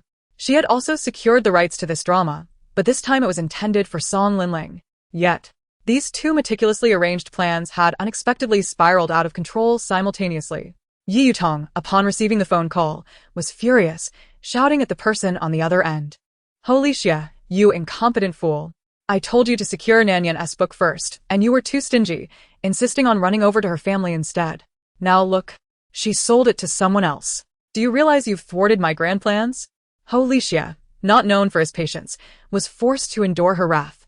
Who did she sell it to? You must buy it back at any cost, even if it means doubling the price. Holy shit hesitated. That might be difficult. Yi Yutong, hands on her hips, retorted. What is so difficult about it? Are you still reluctant to spend money? Holy shit, I hope you understand that without me, you would just be a small-time boss catering to others. It is because of me that you are where you are today. If you fail this task, our partnership is over. Go back to drinking your bitter wind. Holy shit, appearing conflicted, still tried to placate her. Yutong, don't speak in anger. We still need to make money together. What do you mean, part ways? As for Nan Yan, it's not that I didn't want to buy it, honestly. She sold it to General Manager Gu Xiqing, you know him, right? He is someone no one dares to offend in both the underworld and the legal world. How can I possibly approach him to buy it back? It wasn't just Yi Yutong who was upset. Heiresses was also seething internally. Everything had been planned so perfectly. The accident occurred, the driver fled, and Nanyan had to sell her novel for her mother's medical treatment. Everything was in place. And he had merely awaited Nanyan to come to sign the contract, only to find out she had suddenly gone to Gu Xicheng's company. What a futile endeavor. Gu Xichen and Yi Yutong furrowed her brow, feeling utterly helpless. Despite her rebirth, at this stage, she was still at a disadvantage compared to those scions of noble families. And what about Song Linling?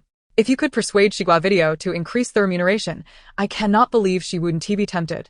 No matter how wealthy the Song family is, Song Linling is no longer their biological child. How could she not feel a tinge of insecurity? If an olive branch is extended, wouldn't she seize the opportunity to accumulate some wealth? However, Heiresses once again disappointed her. It was futile. The other party stated that the script was unsatisfactory and no amount of money would change their mind. Yi Yutong was utterly flabbergasted. What on earth was happening? Why did everything suddenly seem so awry?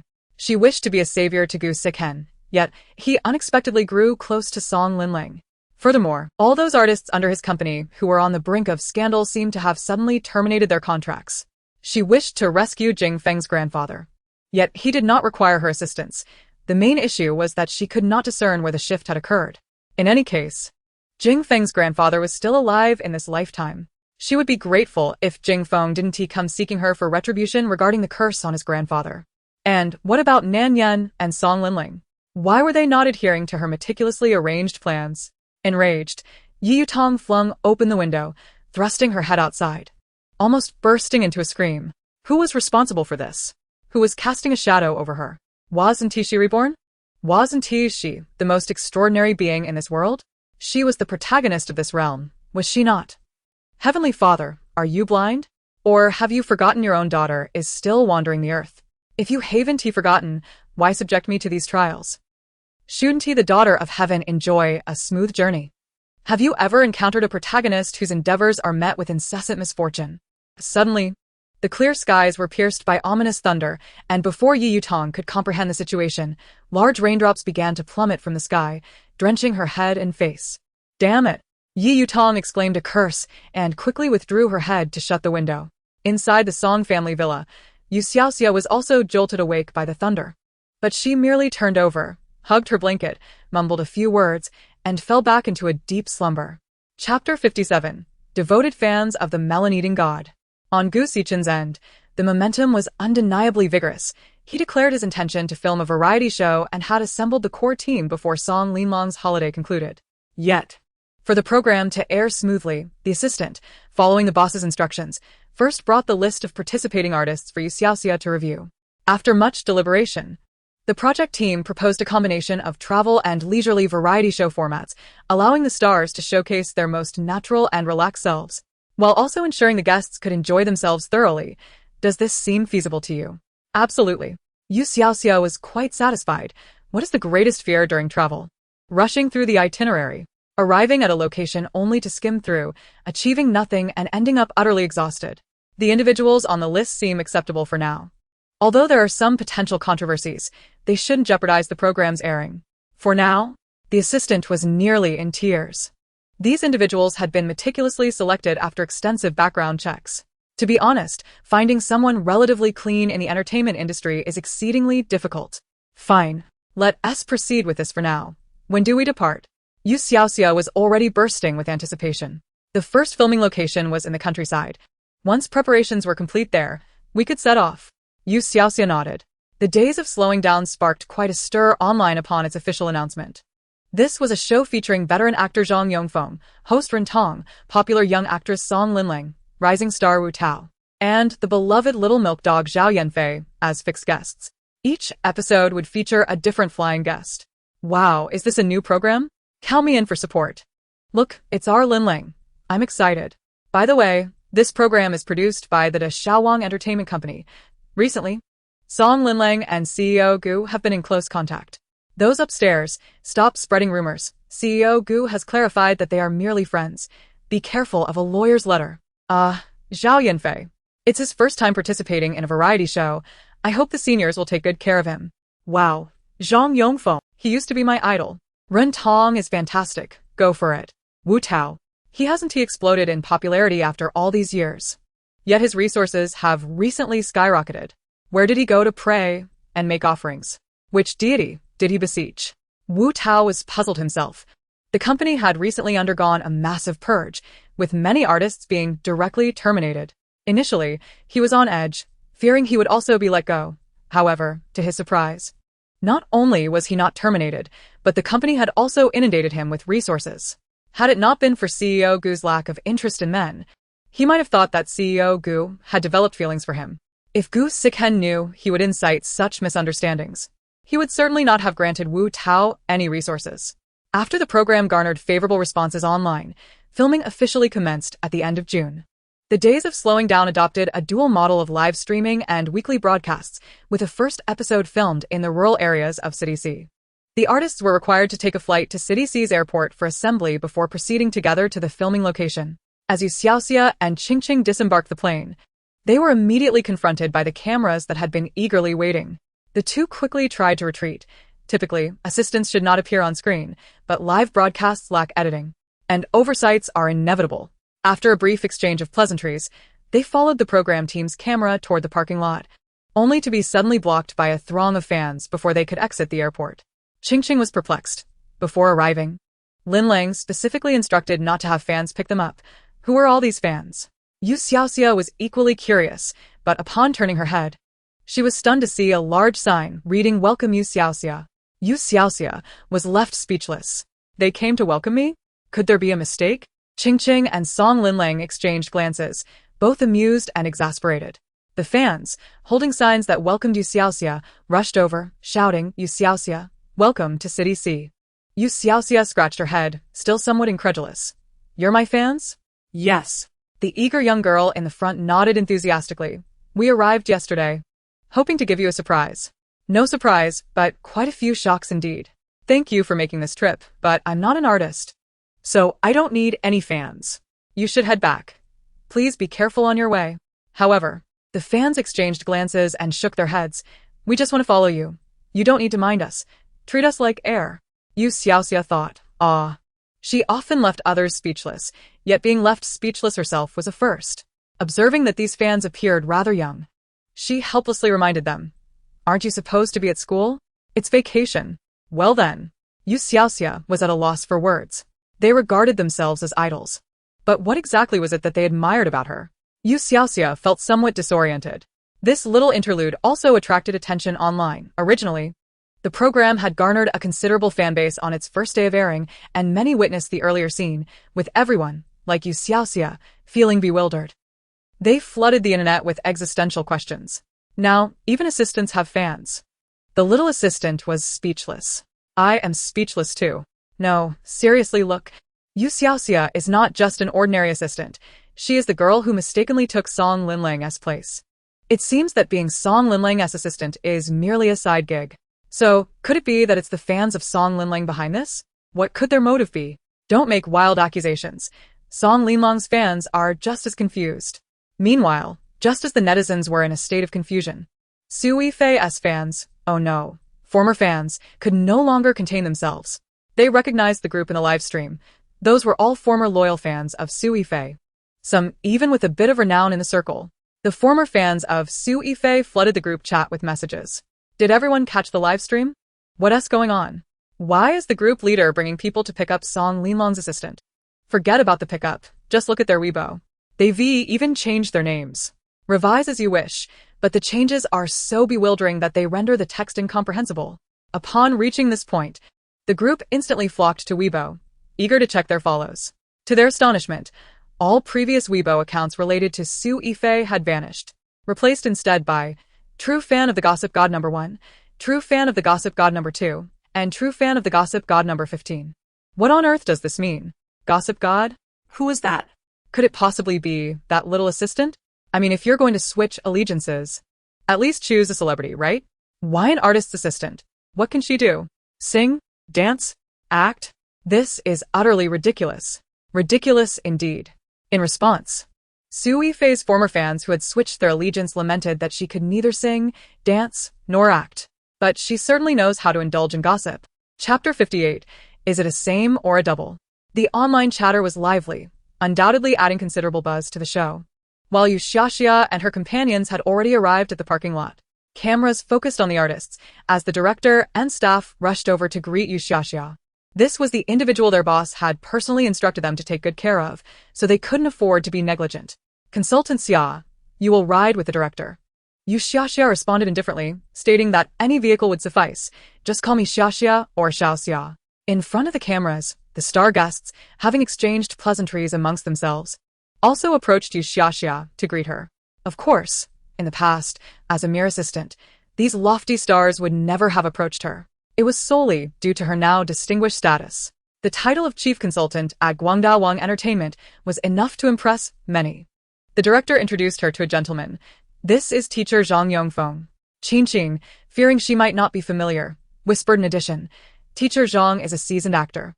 Widely recognized for his exceptional skills and high standing in the industry, he won the Best Actor award a decade ago. Yet another veteran actor, You Xiaoxia, was beginning to develop a sort of PTSD regarding seasoned actors. Assuming the demeanor of a chief consultant, You Xiaoxia nodded coolly. Hello, teacher Zhang. Zhang Yongfeng, appearing to be around 50, seemed quite approachable. Hello. The director continued. This is Ren Tong, a host from Banana TV. Qingqing added. Ren Tong is a perennial favorite in hosting, exceptionally skilled. With him around, there's no fear of awkward silences. So it makes sense for consultant Gu to bring him along to maintain the atmosphere. You Xiaoxia understood. Zhang Yongfeng was the most senior, meant to anchor the group. Ren Tong would manage the proceedings, while Song Linling, whom she had recommended, was there to inject energy along with Zhao Yanfei, serving as the visual and popularity appeal. But what about Wu Tao? What role was he meant to play? What purpose did Gu Xiqing have in sending him? Wu Tao felt utterly wronged. Having waited in vain for You Xiaoxia to acknowledge him, it was clear that with her newfound status, even a simple greeting required cueing. He lowered his voice. Sister Xia, the camera is on us. At least throw me a bone. Realizing her oversight, You Xiaoxia immediately altered her previously aloof demeanor, smiling as she grasped Wu Tao's hand and shook it. It's teacher Wu Tao. I've long heard of your esteemed name. What a pleasure to finally meet you. Wu Tao retorted. You flatter me. Your praise for the best actor is unwarranted, and your acknowledgement of a well-known host is amusing, yet here I am. A long-time unsung hero. How will this appear to my fans? As expected, comments began flooding in. Wow, I knew Wu Tao, this underappreciated talent, must have found a backer. Look at him being acknowledged. This is hilarious. A whole bunch of celebrities greeting a mere assistant. She's not just a simple assistant. Didn't you hear the director's introduction? She's the chief consultant at Guangda Wang Entertainment. Well, it seems we've uncovered the reason behind Wu Tao's sudden elevation in resources. You Xiaoxia maintained her aloofness with everyone except Wu Tao. And what more was there to understand? Surely they couldn't be involved in that kind of relationship, right? I heard Wu Tao was gay. Ah, was he? I thought he was bisexual. An intense debate on Wu Tao's orientation erupted online. Meanwhile, in City C, after exchanging simple greetings, Song Linling, Qingqing, and Wu Tao involuntarily held their breath upon encountering so many artists. Surely You Xiaoxia must be savoring the gossip in her mind. They wondered what juicy stories might unfold. However, after a while, You Xiaoxia remained silent as a clam, betraying no thoughts. The three exchanged glances, scratching their heads. Has Sister Xia changed her ways today? Why isn't she indulging in gossip? Unbeknownst to them, You Xiaoxia was experiencing a slight bout of dizziness from the journey and was currently lacking energy. Is everyone here? Can we depart? The staff eagerly nodded. Yes, everyone please board. We are setting off now. As the staff's words fell, the convoy slowly exited the parking lot, heading toward their filming destination, Dai Village. The journey was long, and they needed to capture material for the weekly program along the way. You Xiaoxia did not delay the director, opting to ride with the producer alongside Qingqing, and promptly fell asleep. She was awakened abruptly by the vehicle's sudden brake. Be careful. Qingqing quickly steadied her. You Xiaoxia opened her eyes. Have we arrived? Qingqing nodded. It seems we have, but what? You Xiaoxia sat up, alert. Qingqing frowned. There's someone blocking the road ahead. Blocking the road? You Xiaoxia was perplexed, not grasping the meaning. Why would they block the road? Qingqing shook her head. I'm not sure. Both the producer and director went down just now. As Qingqing intended to exit the vehicle to check if Song Linlang needed anything, she noticed Song Linlang and Wu Tao had already stepped out and were approaching their vehicle. You Xiaoxia rolled down the window. What brings you two here? Song Linlang smiled, while Wu Tao, devoid of any dignity, stretched his limbs. After sitting for so long, my backside hurts. I thought I'd get out and stretch. Noticing You Xiaoxia staring at him, Wu Tao hastily changed the topic. Sister Xia, do you know what is happening up ahead? You Xiaoxia shook her head. Wu Tao's expression was one of excitement. The villagers of Dai Village are blocking the road, insisting that the production team give them red envelopes or gifts before they let us enter the village. What? Qingqing's expression turned incredulous. Blocking for money? Are they out of their minds? We're not a wedding car. Besides, before we arrived, the production team had already coordinated with the village and county. They're here to promote their village. Blocking the road on live camera? What kind of publicity is that? Qingqing had a valid point. The viewers watching the live stream were utterly taken aback. On screen, the lead vehicle of the production team was being obstructed by a group of burly men. You can only pass if you give us a red envelope. Cigarettes would work too. The production team certainly could not comply. They were recording under contract, having already compensated beforehand. What would giving more entail? Furthermore, if they paid once, would they be expected to pay every time they entered or exited? The producer attempted to reason with them. We've already fulfilled our contractual obligations. Furthermore, we're here to promote your village. If this continues, it will only harm you in the end. Please, let us not make this a public spectacle. Oh. So you're quite brazen, huh? The leading burly man wore a disgruntled expression. You're all big stars from a big city. Giving us a little red envelope wouldn't cost much. Don't be stingy. Exactly. Stars earn so much, and if you didn't bring cash, a few cigarettes would suffice. The producer, being a scholar, found himself at a loss arguing with these ruffians. It was the director, who had previously visited to scout the location, who hurriedly called for the village chief. Upon arrival, the chief quickly expressed his helplessness and apologized to the production crew, but the burly men remained unyielding. In the end, to quell the situation, the director reluctantly handed over a few packs of cigarettes. Meanwhile, You Xiaoxia and her companions were engaged in conversation when they saw the producer return with a furious expression. How infuriating! The producer entered the vehicle, exclaiming, "This place is a true den of thieves." Never mind.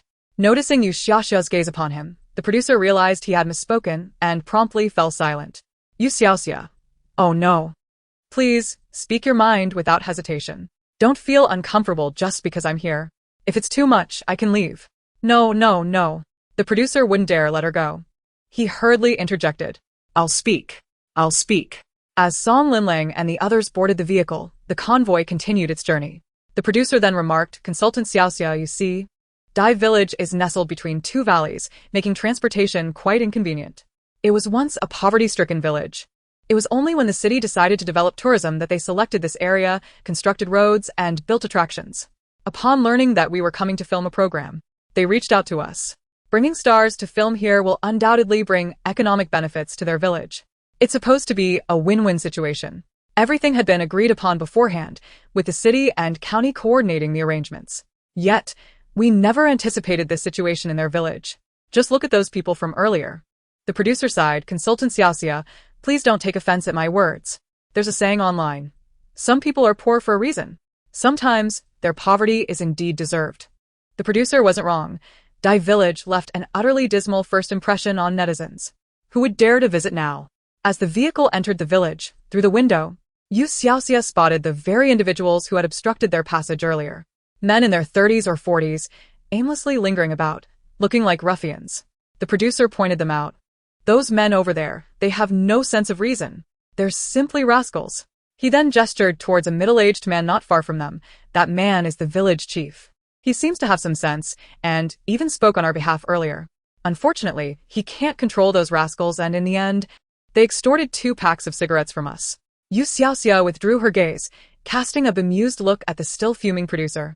You big fool, they're just playing good cop. Bad cop with you, and you still consider them the good ones. He may be reasonable, but think about it. In a godforsaken place like this, the village chief is practically a local tyrant, who would dare to disregard his words. The foolish producer's anger transformed into panic. Chapter 59, My eyes are going blind. Qingqing knew it would turn out this way. She quickly signaled to the producer, interrupting his incessant pleas. The producer remarked, "Now I understand why the stoic CEO Gu would take such a special interest in consultant Xiaoxia." You Xiaoxia had grown accustomed to people around her calling her dad out of the blue and paid it no mind, instead focusing on the village chief in the distance. That old hag is nothing but a village bully, and he's got quite a few skeletons in his closet. Oh, tonight there's a juicy gossip. Just perfect for me, the gossip hero, to catch live. I won't pass up the chance. The producer was immediately itching to know more, but he couldn't muster the courage to ask. What gossip? Count me in. Ching Ching chimed in, include me too. Just then, the convoy came to a halt. They had reached their destination. Before You Xiaoxia even stepped out of the vehicle, she retracted her earlier remark about the desolate place. This location was truly breathtaking. Set in a valley, Dai Village was picturesque, with clear waters, lush greenery, and even butterflies fluttering about. No wonder it was named Dai Village. If she weren't standing there, You Xiaoxia would have thought the scene was a creation of AI. The audience watching the live stream was equally astonished. Oh my, this is simply too beautiful. It resembles a paradise from the tale of the peach blossom spring. I had no idea our country had such stunning places. I want to visit. Our nation is vast and rich, with countless beautiful landscapes yet to be discovered. We should get out more often. Alas, it was a pity that this place, marred by those earlier troublemakers, would pose a risk to the production crew, who would dare to visit when they might get scammed. The staff from Sea City's Cultural Tourism Department were watching the program and were infuriated by the barrage of comments. They had put in so much effort beforehand, only to be undermined by a few rascals right at the start. The production team had rented a farmhouse for the stars, with the staff also staying nearby. The conditions were similar, leaving little room for choice. However, given the stunning scenery, You Xiaoxia figured the subpar accommodations were a minor inconvenience. With staff already stationed and cameras set up in advance, the stars would arrive ready to shoot. With nothing else to do, You Xiaoxia decided to drop off her luggage. And shortly after, Ching Ching came in. What's wrong? You Xiaoxia asked, noticing Ching Ching's troubled expression. Ching Ching shook her head. The villagers here are quite strange. I tried to greet the woman next door, and she acted as if she saw a ghost. You Xiaoxia understood immediately. Of course, the village chief took the program team's money and didn't share it with the villagers. He was afraid the crew might slip up and say something inappropriate. So he spoke ill of the crew. Now the villagers have a terrible impression of them. Moreover, the chief has threatened the villagers not to interact with the crew. Ching Ching's eyes widened in disbelief. I can't believe the village chief is so wicked. It's utterly lawless. But then she felt somewhat powerless. Even if they knew, what could they do? The strong dragon cannot suppress the local snake. If the locals can't manage it, what chance do outsiders have? By the time they arrived, the sun was setting. The production team initially planned for the stars to enjoy dinner at a local's home to showcase the village's simple customs and the celebrities' awkwardness in such situations. However, due to the earlier extortion incident, the director's team had to cancel this plan for the stars' safety, opting instead to provide ingredients for the stars to cook their own dinner. Among the 5 celebrity guests, only Zhang Yongfeng could cook, but only to the extent of boiling food. Flavor was out of the question. Night had fallen, and it took the 5 of them considerable effort to prepare a meal amid chaos. Exhausted but still in front of the cameras, they had to praise the food before they could eat. You Xiaoxia nestled behind the monitor, picking at her boxed meal with little enthusiasm. It's already 9 o'clock, and we're just now eating. The village chief's gossip is around 10. I wonder if we'll be able to enjoy it smoothly. On site, everyone stood up, listened to my rhythm, and shouted, "Ah, ah, ah," as the producers stepped out of the vehicle. He was eager to share this extraordinary occurrence with the director, but was so flustered that he couldn't utter a single word. Later, Ching Ching explained the rules to him, and only then was he able to communicate with the director without hindrance. The director, being a gossip enthusiast himself, became immediately interested upon hearing that the village chief was a rogue and that there was juicy gossip to be had. They exchanged glances. Shall we go together later? The producer replied, absolutely. You Xiaoxia was still feeling glum. Perhaps I should sneak off alone later, but I wonder if the villagers will mistake me for a bad person. On camera, the moment Song Linlang and Wu Tao heard the whispers, their eyes lit up, while the others looked somewhat puzzled. But they refrained from showing any unusual reactions in front of the camera. After finishing their meal, Song Linlang and Wu Tao, having shed their earlier clumsiness in the kitchen, quickly washed the dishes. Teacher Zhang, I'm too full. I'm going out for a stroll. Wu Tao immediately followed. I'll join you. It's not safe for a girl to be out alone at night. Zhang Yongfeng and the others couldn't help but notice that these two had a secret. The sudden voice they had heard earlier was quite peculiar. It sounded like Consultant Xiaoxia's, but she had been behind the camera. Even if she spoke, she would lower her voice to avoid disrupting the shoot, yet that voice had seemed to echo right in their ears. Unsurprisingly, Song Linlang and Wu Tao certainly understood what was going on. Zhang Yongfeng cleared his throat. Why don't we all go together? I'm a bit full too. Ren Tong and Zhao Yanfeng immediately agreed. Sure. In the live stream, the audience was utterly baffled. Wait a minute. Just what did you eat that could fill you all up? I seriously suspect the production team has been sneaking you extra food. This is getting dull. The guests should fend for themselves for some excitement.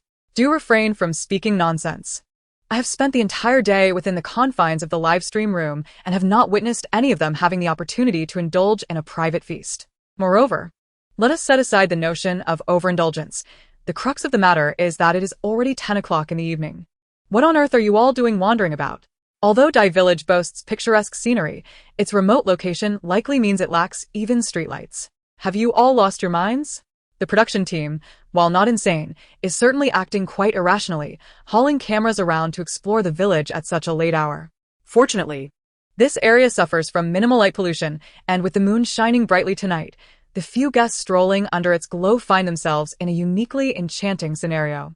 Song Linlang and Wu Tao saunter slowly, keenly attuned to the murmured thoughts of the behind them. You Xiaoxia. You Xiaoxia, slightly exasperated, exclaimed, "Oh dear, just turn left. The village chief's home is right there."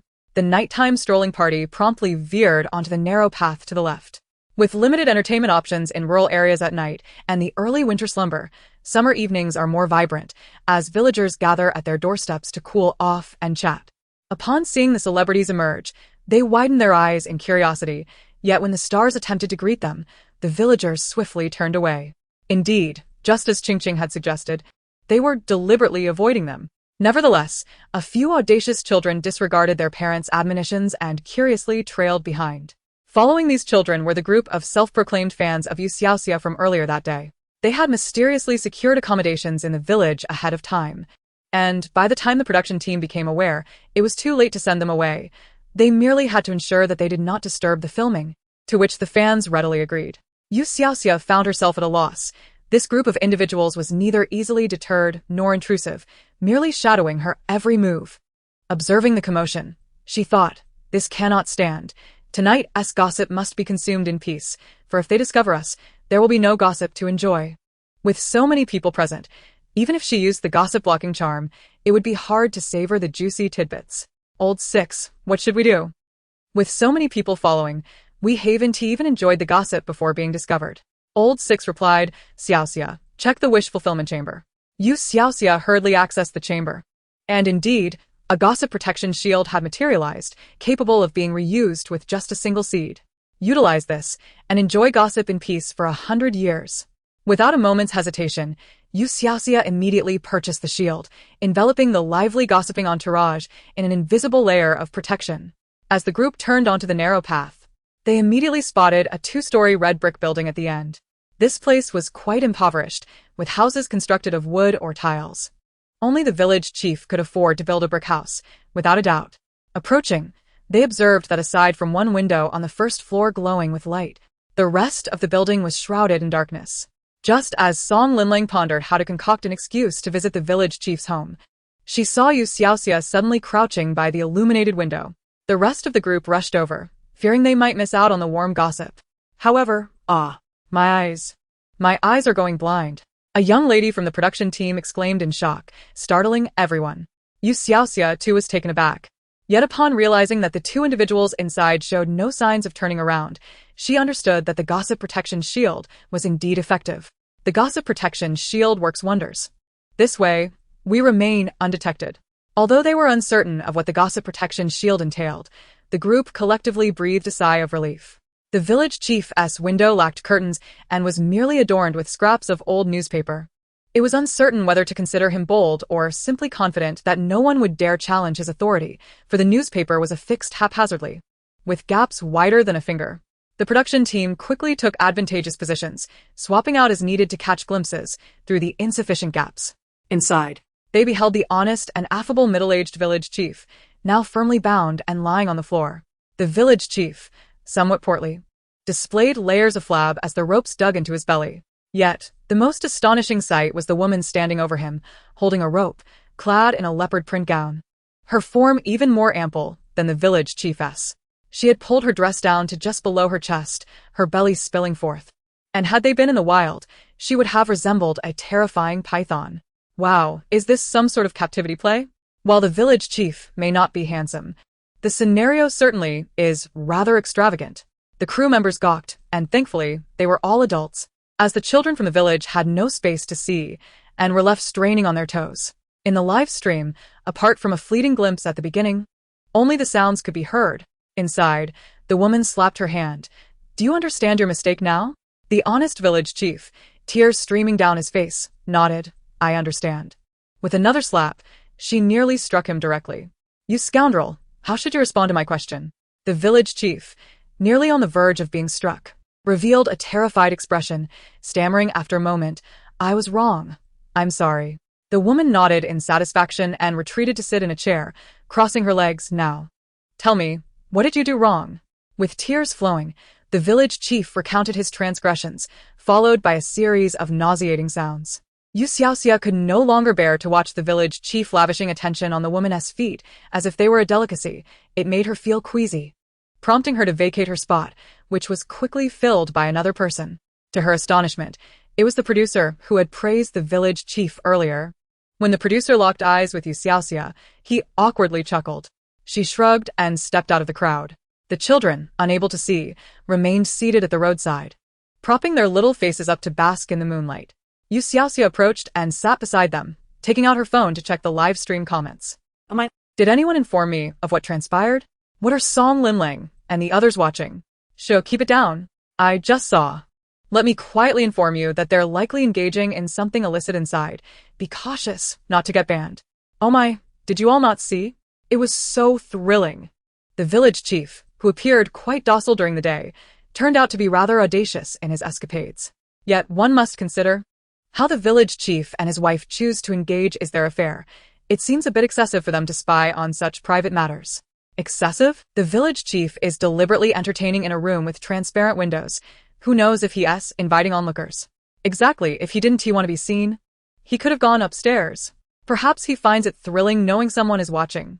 Upon reading the last few comments, You Xiaoxia's gaze flickered, just as a bold child beside her tugged at her sleeve. "Sister, what are you all watching?" I heard a woman's voice inside. But the village chief's wife isn't home. Who is in there? The comments momentarily fell silent, and even those by the window paused in surprise before turning to one another. The individuals inside were not the village chief's wife? Who could it be? They exchanged glances, suddenly awakening to the realization, oh my, could this be a scandalous affair? Of course. It's the wife of the burly man who demanded cigarettes from you all during the day. The village chief is truly despicable, while she fights for him. He's at home, with another woman. Oh, if only someone would inform the burly man that his wife is here. That would make for an even more entertaining spectacle. Upon hearing this, Chingching's eyes lit up. This is live streaming, and if footage captures the burly man clashing with the village chief, the entire nation would know the true character of this village bully. I must act. Chingching boldly stepped forward. However, before You Xiaoxia could inquire about her intentions, the crowd was startled to see a robust man hastily approaching with a group. It turned out that the strong man had been watching the live broadcast himself. How could he fail to recognize his own wife? The fleeting image was enough for him to discern the identity of those involved. The reason for his delayed arrival was that he had been drinking with friends outside the village, which afforded the spectators ample time to indulge in gossip. Meanwhile, inside the house, the village chief had already transformed into a heroic figure, draped in a bedsheet, with a pair of red underpants, valiantly battling a floral python to protect his villagers. Those peering through the window were nearly frantic, fearing they would miss the pivotal moment before the strong man arrived. Their heads bobbed back and forth like a drum, glancing at the strong man and then at the scene inside, grimacing in anticipation. Finally, the village chief plunged his sword, the hero's blade, deep into the heart of the python, which thrashed its tail a few times before ultimately succumbing. With the sword held aloft, the village chief bellowed triumphantly. Victory! Just then, the flimsy wooden door was kicked open and the strong man, his eyes aflame with fury, appeared in the doorway. Chapter 61. The program crew arrives at the temple. Victory, you bastard! The strong man clenched his fists in rage. Ah! The python has been slain, she shrieked, hurriedly tugging the bedsheet wrapped around the village chief to cover herself. The village chief, clad only in his red underpants, was momentarily stunned, quickly followed by a flurry of panic as he attempted to intimidate the intruder with his authoritative demeanor. Sun Dabiao, what are you doing? Get out of here! The strong man, indeed Sun Dabiao, retaliated with a swift slap. Get the hell out. I've been your dog outside, following your every command. And now you dare to sleep with my wife? With that single slap, blood gushed from the village chief's nose. The onlookers, of course, would not miss this spectacle. They had been trailing behind eagerly since Sun Dabiao's arrival. Moreover, as the situation escalated, the cameraman discreetly pointed the camera in their direction. You Xiaoxia quietly followed behind, turning on every light in the village chief's house, illuminating the entire second-floor courtyard, ensuring the audience in the live stream could see everything. Stop fighting, please stop. Sun Dabiao's wife cried out. The village chief, having endured several punches from Sun Dabiao, could no longer withstand the assault and collapsed onto the ground, groaning in agony. Sun Dabiao, in a fit of rage, was not about to let him off easily, intent on continuing the beating. However, the village chief managed to raise a hand in defense, casting a warning glance at Sun Dabiao as the situation spiraled out of control. Dabiao. Let us talk this over calmly. I admit my fault today, and I will compensate you. There are outsiders present in the village, so let us not make a scene. At the mention of compensation, Sun Dabiao's interest was piqued, but just then, someone in the crowd, emboldened by mischief, added fuel to the fire. What kind of man are you? Your wife is with someone else, and you're afraid of him? You deserve to wear a green hat. The village chief's expression changed drastically. Who said that? Who is spreading lies? Spreading lies, you bastard. Sun Dabiao's fury exploded, and he charged forward with clenched fists. Realizing he could no longer just endure the blows, the village chief had no choice but to fight back, and soon, the two were embroiled in a chaotic brawl within the room. The villagers gathered to witness the tumult, yet none intervened. Rather, their eyes gleamed with an unspoken thrill. Just then, the children suddenly began to cheer. Oh, they're fighting. Beat him. Defeat the big bad guy. With numerous cameras present, each star having their own dedicated lens, one of the cameras swung towards the sound of the children's voices. You Xiaoxia, standing off camera, asked the children, who is the big bad guy? Just as one child was about to respond, a vigilant parent whisked them away. However, another daring child explained to You Xiaoxia, the village chief is the big bad guy. The one fighting him is also a big bad guy. Another child chimed in. The village chief took Nyonyo's family land and broke Nyonyo's dad's leg. Nyonyo's mom cries every day at home. Ching, her face aflame with anger, asked, is Nyonyo that little boy from earlier? Yes. The children nodded in unison. You Xiaoxia's gaze shifted, and she pulled out a handful of snacks from her pocket to distribute among the children. Tell me more about the bad things the village chief has done. Come. Speak into this camera. The children, their eyes wide at the sight of the treats, eagerly began to recount their tales to the camera. Meanwhile, the comment section exploded with fervor. Oh my gosh, the village chief is so wicked.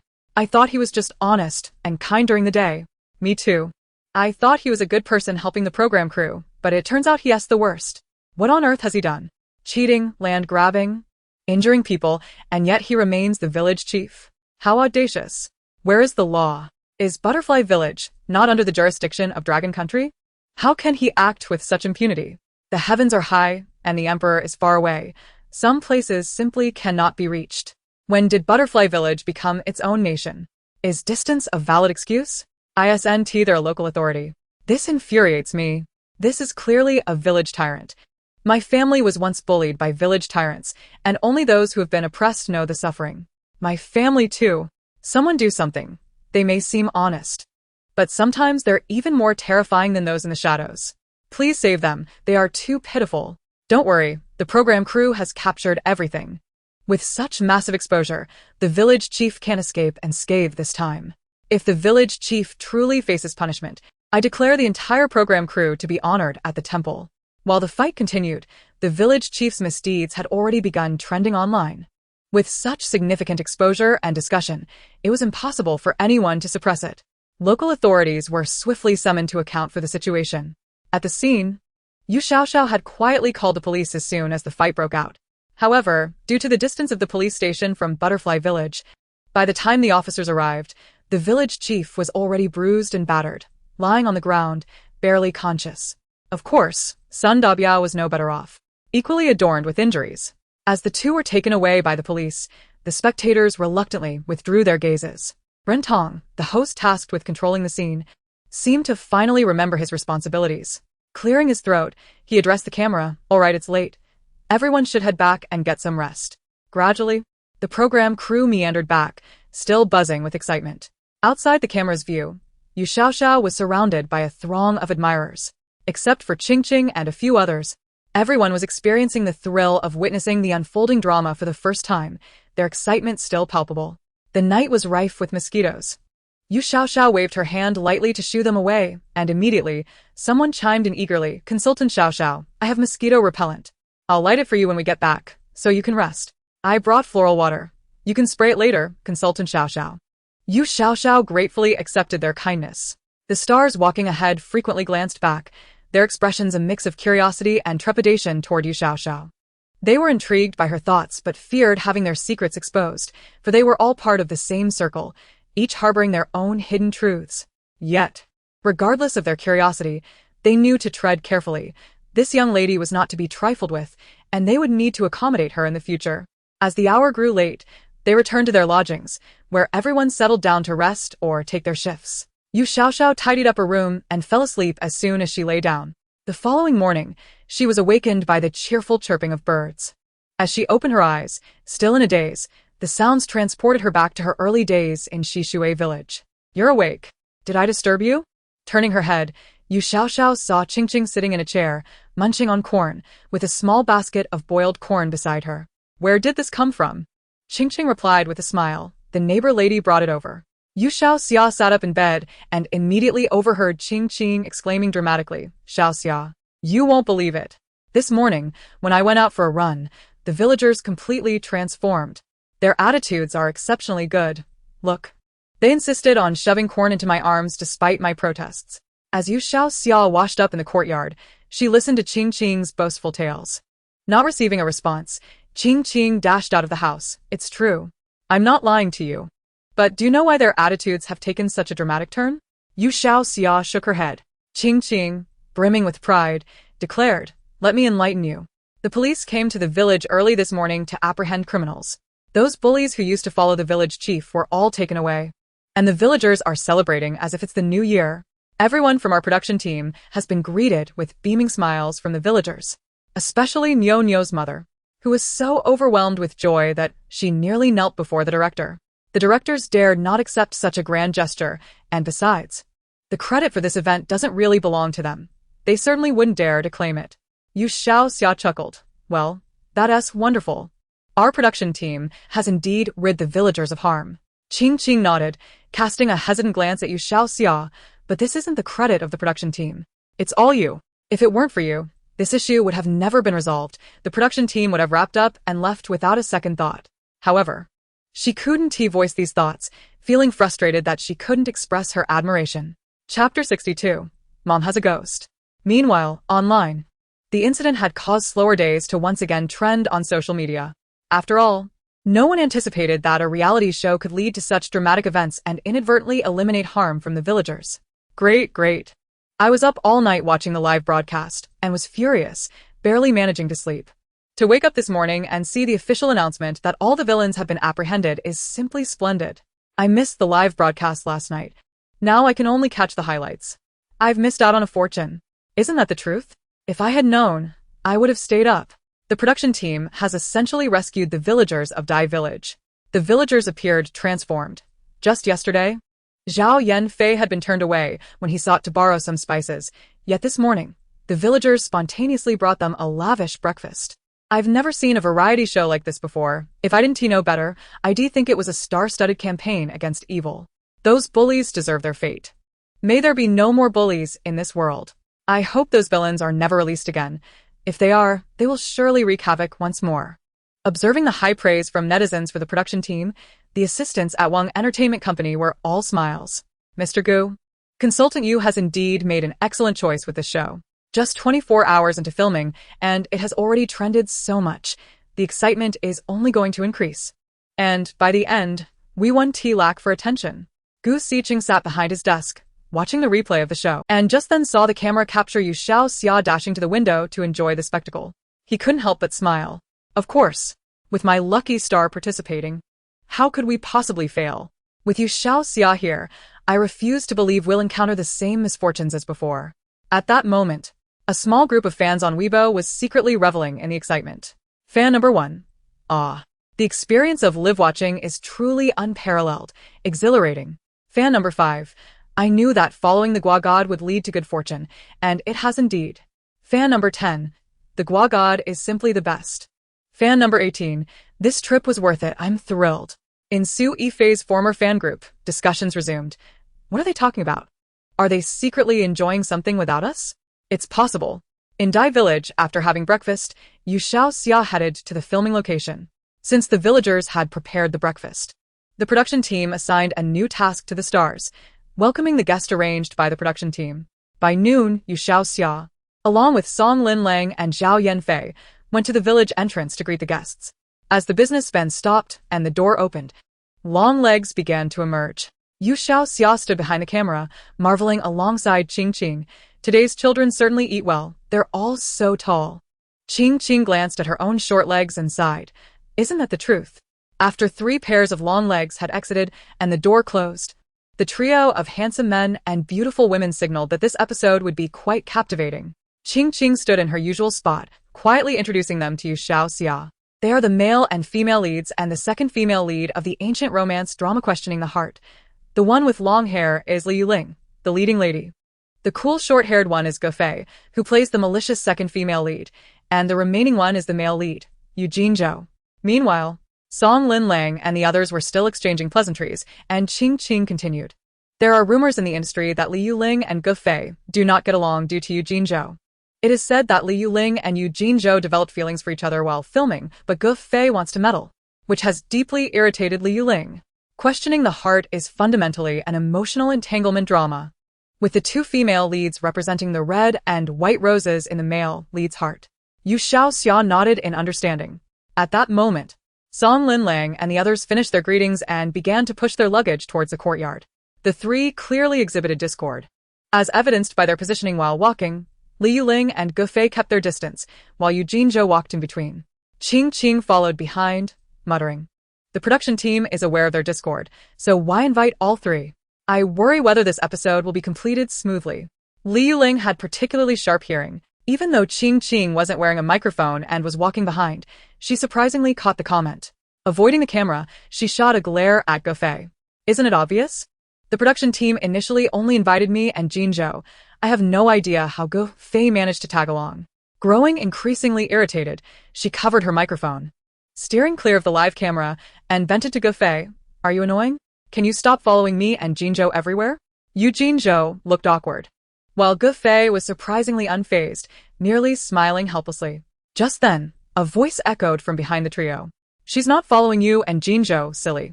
She's only following you because the person she's loved all along is you, Li Yuling.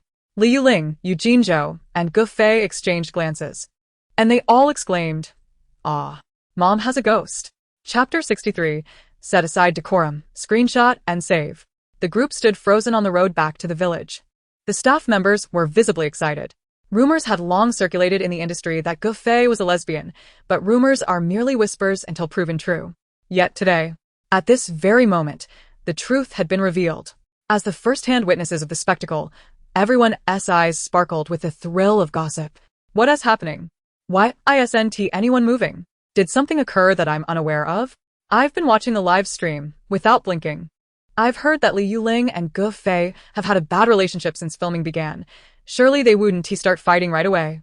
Given the discord between the idols, their fans naturally had tense relations. Any slight disturbance could lead to a heated argument.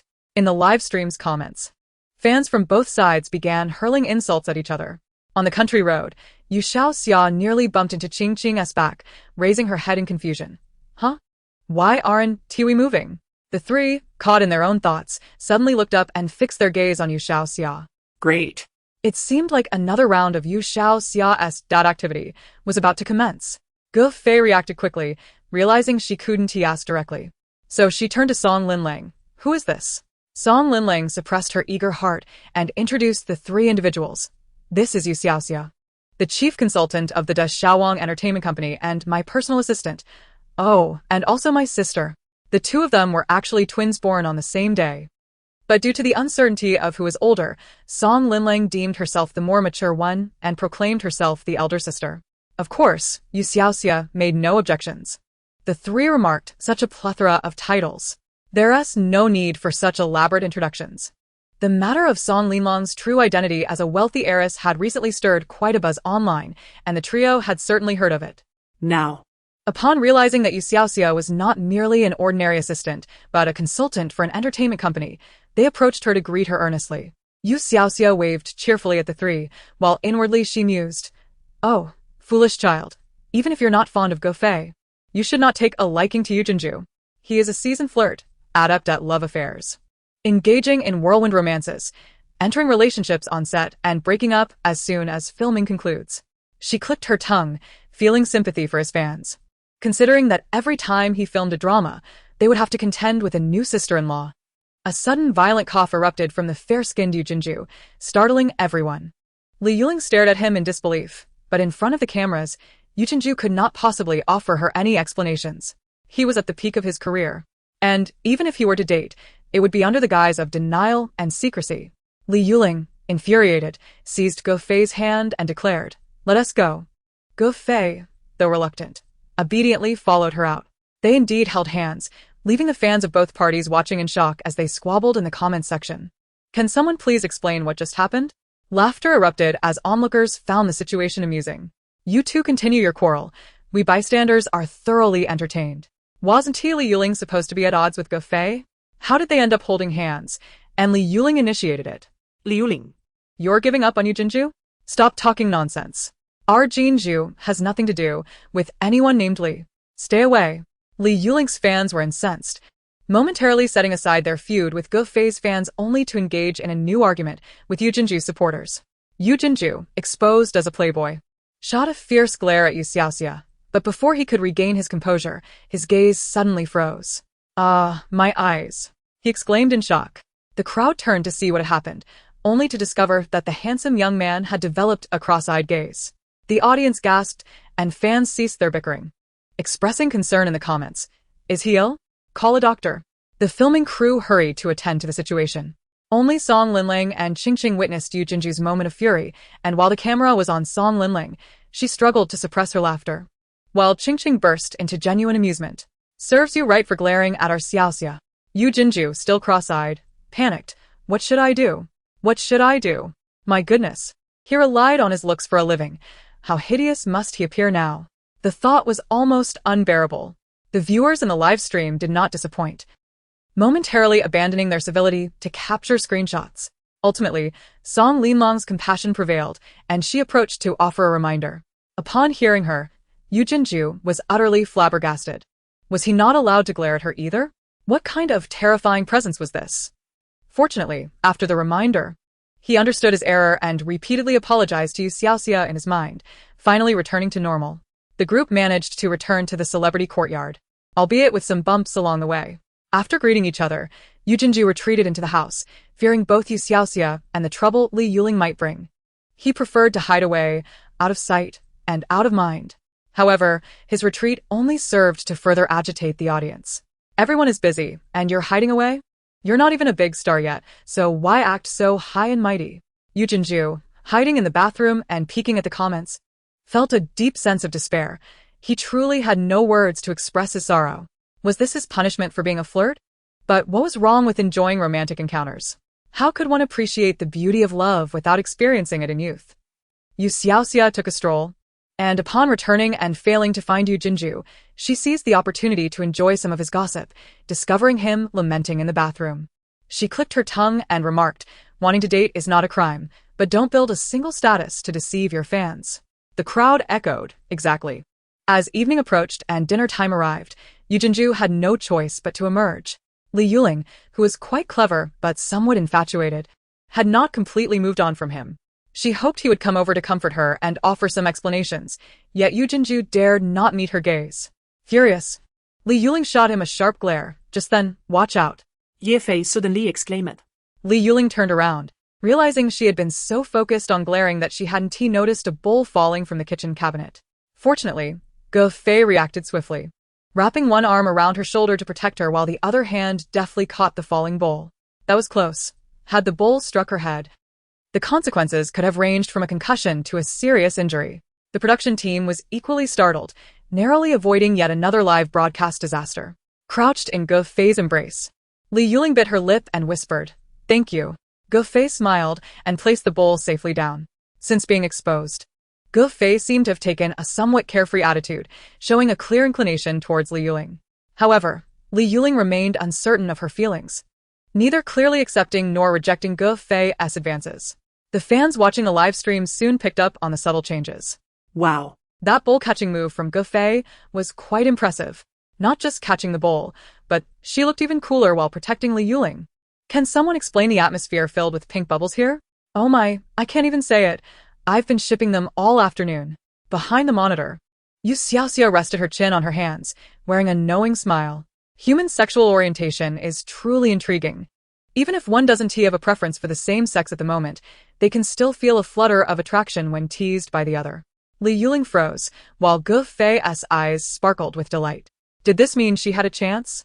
In You Xiaoxia's vision of the future, Li Yuling would eventually find herself with Ge Fei, shocking everyone in and out of the industry when they officially announced their relationship. However, it was curious that the emotional arc between these two seemed to have advanced while the connection between Li Yuling and Yu Jinju had vanished. How peculiar. Chapter 64. She has arrived, bringing along the gossip. The director learned of this triangular love affair in the afternoon, and the mischievous production team immediately set things in motion. After dinner, they swiftly arranged for everyone to play a game of truth or dare live. Upon hearing this, Yu Jinju turned pale. This is aimed at me. To make matters worse, luck was not on his side today. The bottle pointed directly at him, with the bottom landing squarely on Li Yuling. Li Yuling wasted no time. Yu Jinju, have you ever been in love? Yu Jinju's heart trembled, yet he maintained a composed facade, stating firmly, no. Everyone's breath hitched, waiting for Li Yuling's response. However, Li Yuling's lips trembled, and ultimately, she let out a cold laugh, not pressing the issue further. A collective sigh of relief swept through the group. Yet after several rounds, the bottle pointed at them once more, with Li asking you for answers. Li Yuling took a deep breath, her voice tinged with emotion as she questioned, Yu Jinju, have you ever loved anyone? After posing the question, she stubbornly locked her gaze onto Yu Jinju's, hoping for an answer. Yet, he disappointed her yet again, even smiling as he replied, not yet. But who knows what the future holds? Li Yuling abruptly stood. I need to use the restroom. With that, she hurried into the bathroom. In the live broadcast room, the fans were utterly astounded. Was Li Yuling truly displaying genuine emotions? Given the drama asking the heart, there exists a considerable faction of CP fans supporting the pairing of Li Yuling and Yu Jinju. The promotional period for the show was still ongoing. And just prior to today, both their companies had been fervently stoking the flames of their on-screen romance. How could they suddenly dismantle the CP on air? Unbeknownst to the fans, Yu Jinju had faltered.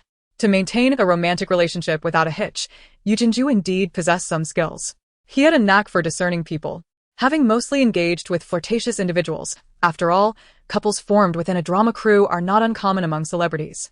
Even those who were not known for their playboy tendencies could be assessed by him regarding their post-breakup attitudes. For instance, those with timid personalities typically do not pursue grievances after a hidden loss. They either retreat into self-pity or blame their own inadequacies, ultimately avoiding any confrontation. Yet, it was evident that Li Yuling did not belong to either of these categories. With her somewhat stubborn disposition, she could easily bring ruin upon herself and others. Yu Jinju, fearing the repercussions, decided it best to sever ties decisively during this opportunity. After a while, Li Yuling emerged from the restroom, and Ge Fei looked at her with concern. Taking a deep breath, Li Yuling reassured her, I'm fine. I just overate. It was clear to everyone that this was merely an excuse, but they tactfully chose not to call her out. You Xiaoxia, unable to bear the sight of a beautiful young lady in tears, sighed inwardly.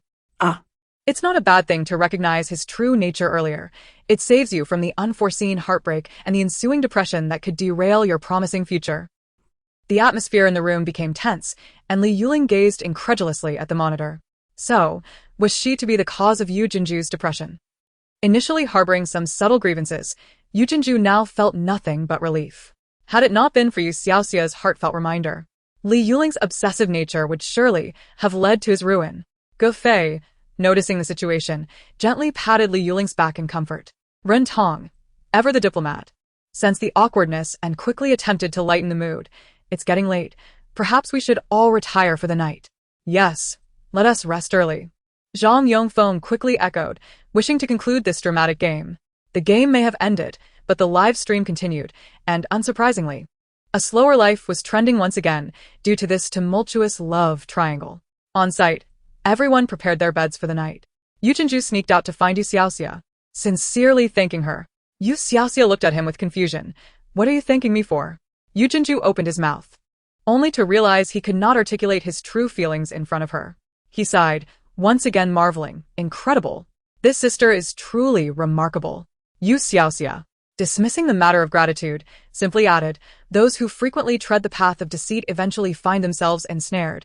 Wrongdoers must eventually pay for their misdeeds, so be wise. The deceiver shall ultimately be deceived. The greenhorn shall ultimately be greenhorned. In Yu Xiaoxia's vision of the future, she saw that Yu Jinju had many tricks up his sleeve, possessing high emotional intelligence and adept at charming women. Yet, as the proverb goes, the higher the skill, the greater the peril. Who would have thought he would one day fall into someone else's trap? Having been ensnared, betrayed in matters of the heart, he had offered genuine affection only to be left with nothing. Was this his retribution or merely fate? Yu Jinju lowered his head in contemplation, then solemnly replied, I understand. Thank you for the reminder. Yu Xiaoxia waved him off, as if shooing away a fly. As she prepared to return to her small courtyard for some rest, she was called back. Turning around, she found it was Zhao Yanfei, who approached her at a brisk pace, clutching something bulging in his arms. Upon closer inspection, she saw he had gathered a handful of wild cherries in his t-shirt. Zhao Yanfei, flashing a bright smile adorned with a charming dimple, urged Yu Xiaoxia, quick, quick. Taste this, it's incredibly sweet. Instantly enchanted, Yu Xiaoxia popped one into her mouth and exclaimed, it is quite sweet. Where did you find these? Zhao Yanfei, beaming with delight, replied, I picked them this afternoon in the valley. Let me walk you back and share these cherries with you. To be honest, Yu Xiaoxia had no resistance to Zhao Yanfei's boyish charm. Unlike the mature men such as Gu Xiqing and Jing Feng, or the overly muscular types, Zhao Yanfei radiated youthful exuberance with his fair skin and delicate features. Unable to suppress her excitement, Yu Xiaoxia responded, sounds great. Zhao Yanfei was elated, and together they strolled along the village path towards her residence. Along the way, he strained to catch any whispers concerning himself, but all he heard was, the little pup is so considerate. Did he wear perfume? He smells delightful. When will I get to touch the little pup's abs? I wonder how they compare to those of the big hulks. What's the difference? At merely 19 years of age, Zhao Yanfei had just debuted after a talent show and was thrust into this program by his company to gain recognition. At that moment, he felt his entire body stiffen, nearly on the verge of tears. Oh, dear, there are perverts here. Upon reaching the entrance of the courtyard, Zhao Yanfei hesitated to enter. Hastily dumping the cherries into Yu Xiaoxia's arms, his ears reddening as he stammered, I need to go. Yu Xiaoxia, puzzled, called after him. Why the rush? Come in and have some water. The moment she called out, Zhao Yanfei bolted away, exclaiming, I was wrong. I won't listen anymore. I know the future comes with a price, and I can't afford that. As she watched Zhao Yanfei sprint off, Yu Xiaoxia scratched her head in confusion. Has he gone mad? Zhao Yanfei dashed back to his small courtyard, where he found Yu Jinju, who had already finished washing up and was lying down. Hearing the commotion, he lifted his head and asked, What's wrong? You're drenched in sweat. Zhao Yanfei's face was still flushed. He quickly shook his head and rushed to the bathroom. Nothing at all. Yu Jinju paid him little mind, snuggling under a blanket while texting his manager. This variety show had done nothing to enhance his popularity. First, he was ridiculed for an unflattering photo, and within no time, the internet was rife with memes of his awkward expressions. Moreover, due to the dismantling of the CP and Li Yuling's emotional breakdown, some extreme netizens had even labeled him a scoundrel. Yu Jinju felt overwhelmed, on the verge of tears. His manager was inquiring about his situation, urging him to return promptly the next day, fearing that the live broadcast would spiral further out of control. Yu Jinju truly wished to leave. He was genuinely afraid of You Xiaoxia, the harbinger of chaos. After shutting off his phone, he resolved to pack his belongings first thing in the morning. However, the following day, just as they awakened, new guests arrived at the courtyard. It was a well-known celebrity couple, famous for their affectionate relationship, both of whom were household names in the entertainment industry. Yet, as they exchanged greetings, You Xiaoxia, donning her slippers and munching on breakfast, made her entrance. She was here, bringing the gossip with her.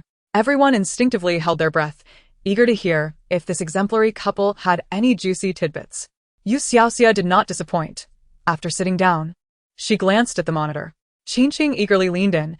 Today's guests are the illustrious teacher Tan Hongsheng and teacher Xiang Mingjie, a very loving celebrity couple in the entertainment world. You Xiaoxia took a bite of the pancakes sent by her mother that morning and remarked, "Oh, they divorced ages ago. What love are we talking about?" Everyone present. Silence. Yu Jinju, with his luggage in hand, cleared his throat.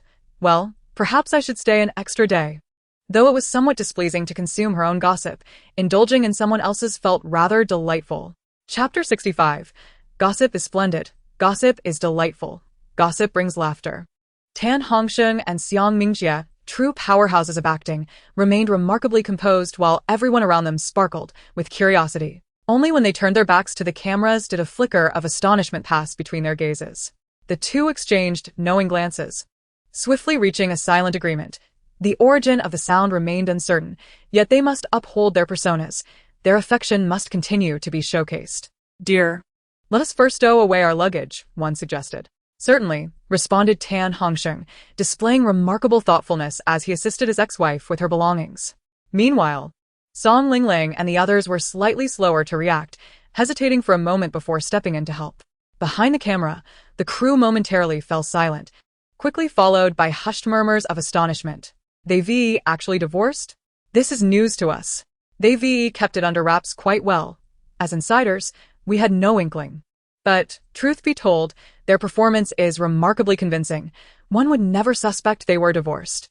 The audience, composed of perceptive individuals, observed, with only Zhao Yanfei appearing somewhat oblivious, hastily moving their luggage inside, and even thoughtfully assigning each a separate room.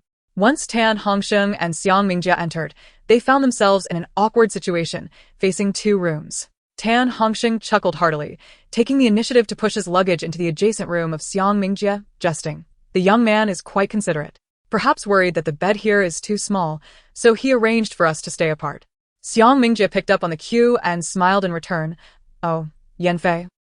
You see, I must hold on to your brother-in-law tonight to sleep soundly, but I do appreciate your kind gesture." Zhao Yanfei scratched his head. Perplexed, was it customary for divorced couples to share a bed?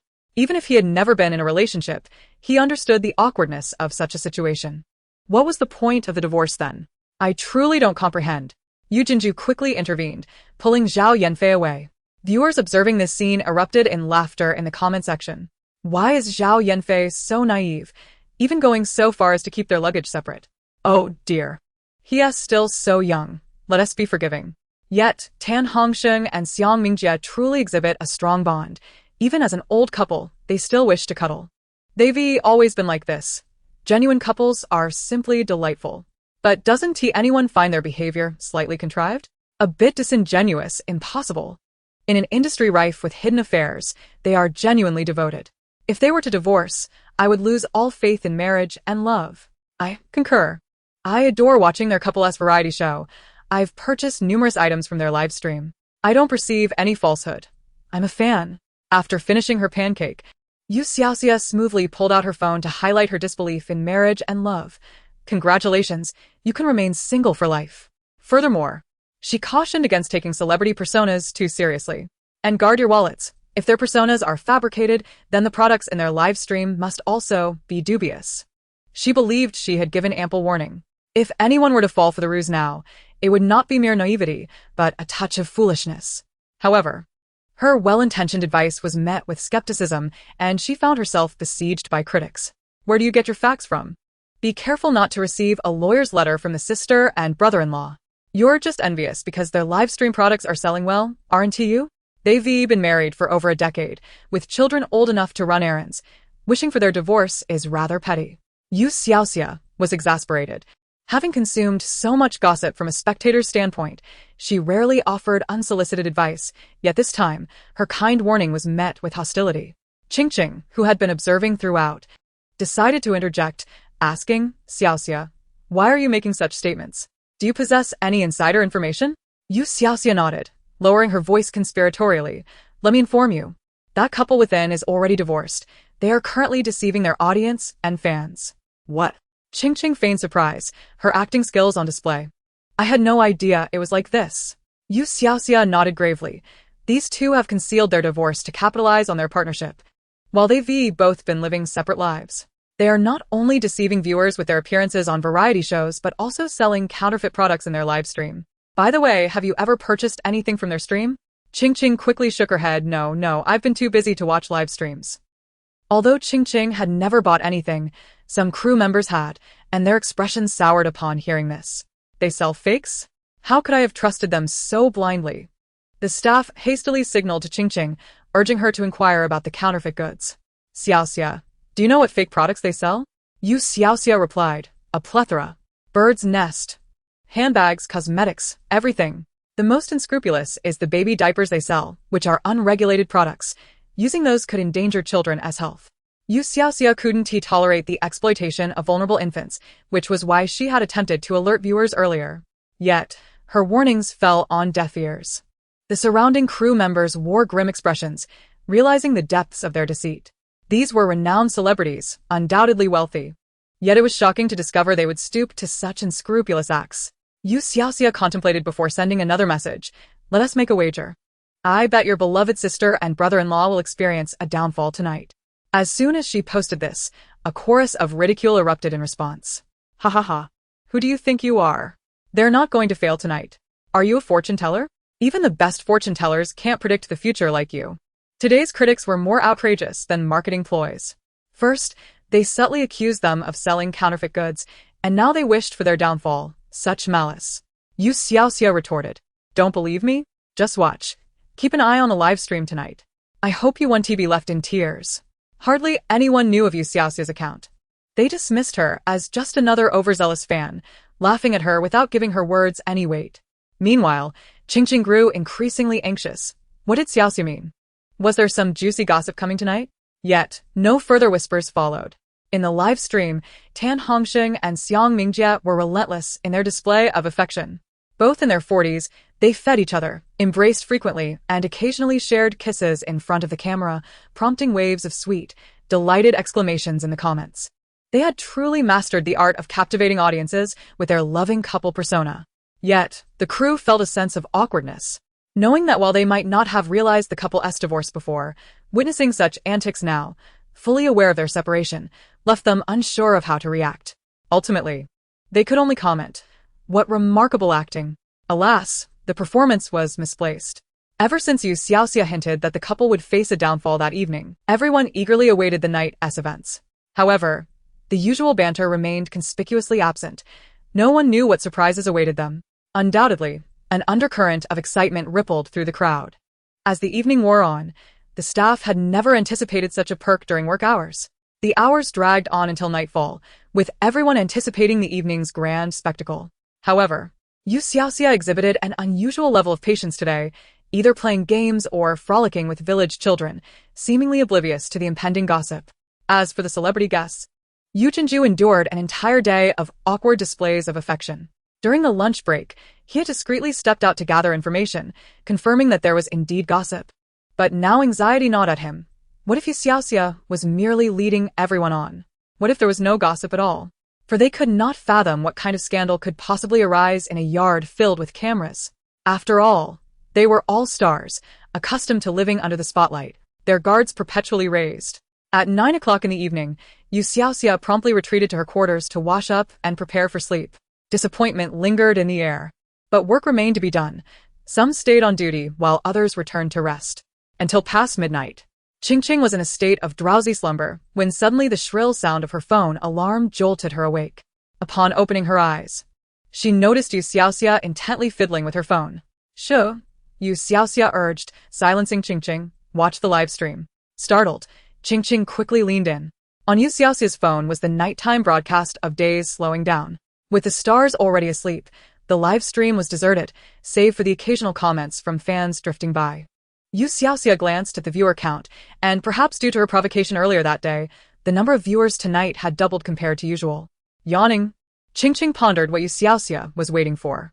Just as she was on the verge of dozing off again, the door creaked open with a click, revealing Zhao Yanfei in the hallway. He had emerged to use the restroom, but in his dazed state, he hadn't ventured far when another door swung open, and Xiang Mingjie stepped out. Zhao Yanfei was momentarily startled, but quickly regained his composure. "Teacher Xiang," he acknowledged. Xiang Mingjie, in stark contrast to her daytime demeanor, flashed a soft smile at Zhao Yanfei. "Xiao Fei, are you going to the bathroom?" Zhao Yanfei felt a peculiar sensation but nodded nonetheless. Suddenly, Xiang Mingjie stepped closer, blocking his path, her slender finger playfully flicking the collar of his pajamas, her voice laced with allure. "Are you afraid to be alone? Would you like your sister to accompany you?" Zhao Yanfei thought to himself. "Oh my, not another weirdo." Chapter 66. Hurry, hurry, the scoop is here. Bursting into laughter at Zhao Yanfei's terrified expression, You Xiaoxia couldn't contain herself and dove under the covers, pounding the bed in amusement. Qingqing's eyes widened, and she rubbed them vigorously. What is Xiang Mingjie doing? Is she trying to seduce Zhao Yanfei? But this is a live stream, Teacher Xiang. Qingqing was so astonished she nearly screamed. Who would have thought that the seemingly composed Xiang Mingjie was this desperate? You Xiaoxia laughed until her stomach hurt. She has no idea this is a 24-hour live stream. The youthful exuberance of the slender Zhao Yanfei truly captivated everyone. She adored him. And so did Xiang Mingjie. Even if they were nearly old enough to be his mother, they still found him appealing. The staff on duty and the online viewers, who had also been rubbing their eyes in fatigue, suddenly perked up, their eyes wide with excitement, even rousing those beside them. "Hurry, hurry, the scoop is here." One colleague, startled awake, caught sight of Xiang Mingjie teasing Zhao Yanfei. At that moment, Zhao Yanfei stood frozen, his tall stature of over 6 feet rendered immobile by fear, his blood seemingly rushing backward. He stammered, "Teacher, are you drunk?" Xiang Mingjie shot him a reproachful glance. "At this hour, where would I find alcohol? And stop calling me teacher, call me sister." Zhao Yanfei looked pitiful, on the verge of tears. "Teacher, what do you want?" Seeing his utterly helpless expression only delighted Xiang Mingjie further. As she aged, she found herself drawn to the vitality of youth. It was exhilarating to play with the younger generation. Her average boyfriend's age was under 25.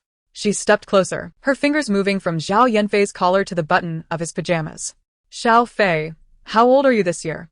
How about you follow your sister after the show?" At this point, Zhao Yanfei couldn't convince himself that he was overthinking it. He took a step back, reminding Xiang Mingjie, "Teacher, there are surveillance cameras in the hallway broadcasting." Xiang Mingjie dismissed his concern. "Xiao Fei, don't deceive your sister. I've filmed so many variety shows, whether live or recorded, the cameras are turned off at night." The more she looked at Zhao Yanfei, the more she delighted in him, wanting to rest her head on his shoulder. Zhao Yanfei hurriedly stepped back to avoid any contact. Xiang Mingjie frowned. "Xiao Fei, are you too tense?" "It's alright, I'm not pushing you. Just think it over and give me a definite answer later. I'll be waiting." With tears welling in his eyes, Zhao Yanfei pleaded, "Teacher, there really is a live stream. I'm not lying." However, Xiang Mingjie, overly confident, refused to listen. After all, she had been in the industry for over a decade and had participated in countless variety shows. She knew whether the stream was live at night. She advanced another step, reaching out to touch Zhao Yanfei's chest, but he had reached his limit. He turned and sprinted away, shouting, "Help! Teacher Xiang, spare me!" As he ran, the lights in each room flickered on. Xiang Mingjie's expression changed dramatically, and she immediately gave chase. "Don't shout! Don't shout!" But how could she outrun a tall young man like Zhao Yanfei? He quickly left her behind. One by one, doors opened and people emerged. What happened? What's going on? "Yanfei, was that you shouting?" Zhao Yanfei hid behind Wu Tao, stammering, "Tao, brother Tao." Wu Tao was taken aback by Zhao Yanfei's trembling form and quickly steadied him. "What's wrong? Who bullied you?" Zhao Yanfei couldn't bear to voice it. He buried his face in his blanket, muffling. Just watch the live stream replay. After all, it had all been recorded. Even if he wished to deny it, it was futile. It was only at that moment that Xiang Mingjie believed the live stream was indeed still ongoing. Her voice trembled as she clutched Zhang Yongfeng. Is the live stream still going? Zhang Yongfeng and the others were lamenting their missed opportunity for a juicy scoop when they nodded. Yes, our show is a 24-hour live stream. It's all about authenticity. Even at night, a thunderbolt of realization struck Xiang Mingjie. Tan Hongsheng, well aware of Xiang Mingjie's predicament, stood frozen, his face pale. Just then, a phone left in the room began to ring, and without looking, she knew it was her agent calling. Trembling, Xiang Mingjie returned to her room to answer the call. Chapter 67. The collapse is complete. Oh my god, look at the scandal I've stumbled upon. If I hadn't seen it with my own eyes, I would hardly believe it. The nighttime Xiang Mingjie was utterly wild, a stark contrast to her daytime self. My heart aches for teacher Tan Hongsheng for a moment. He is still in the room sleeping, and yet, a green hat has been placed upon him. The most unfortunate must be Zhao Yanfei.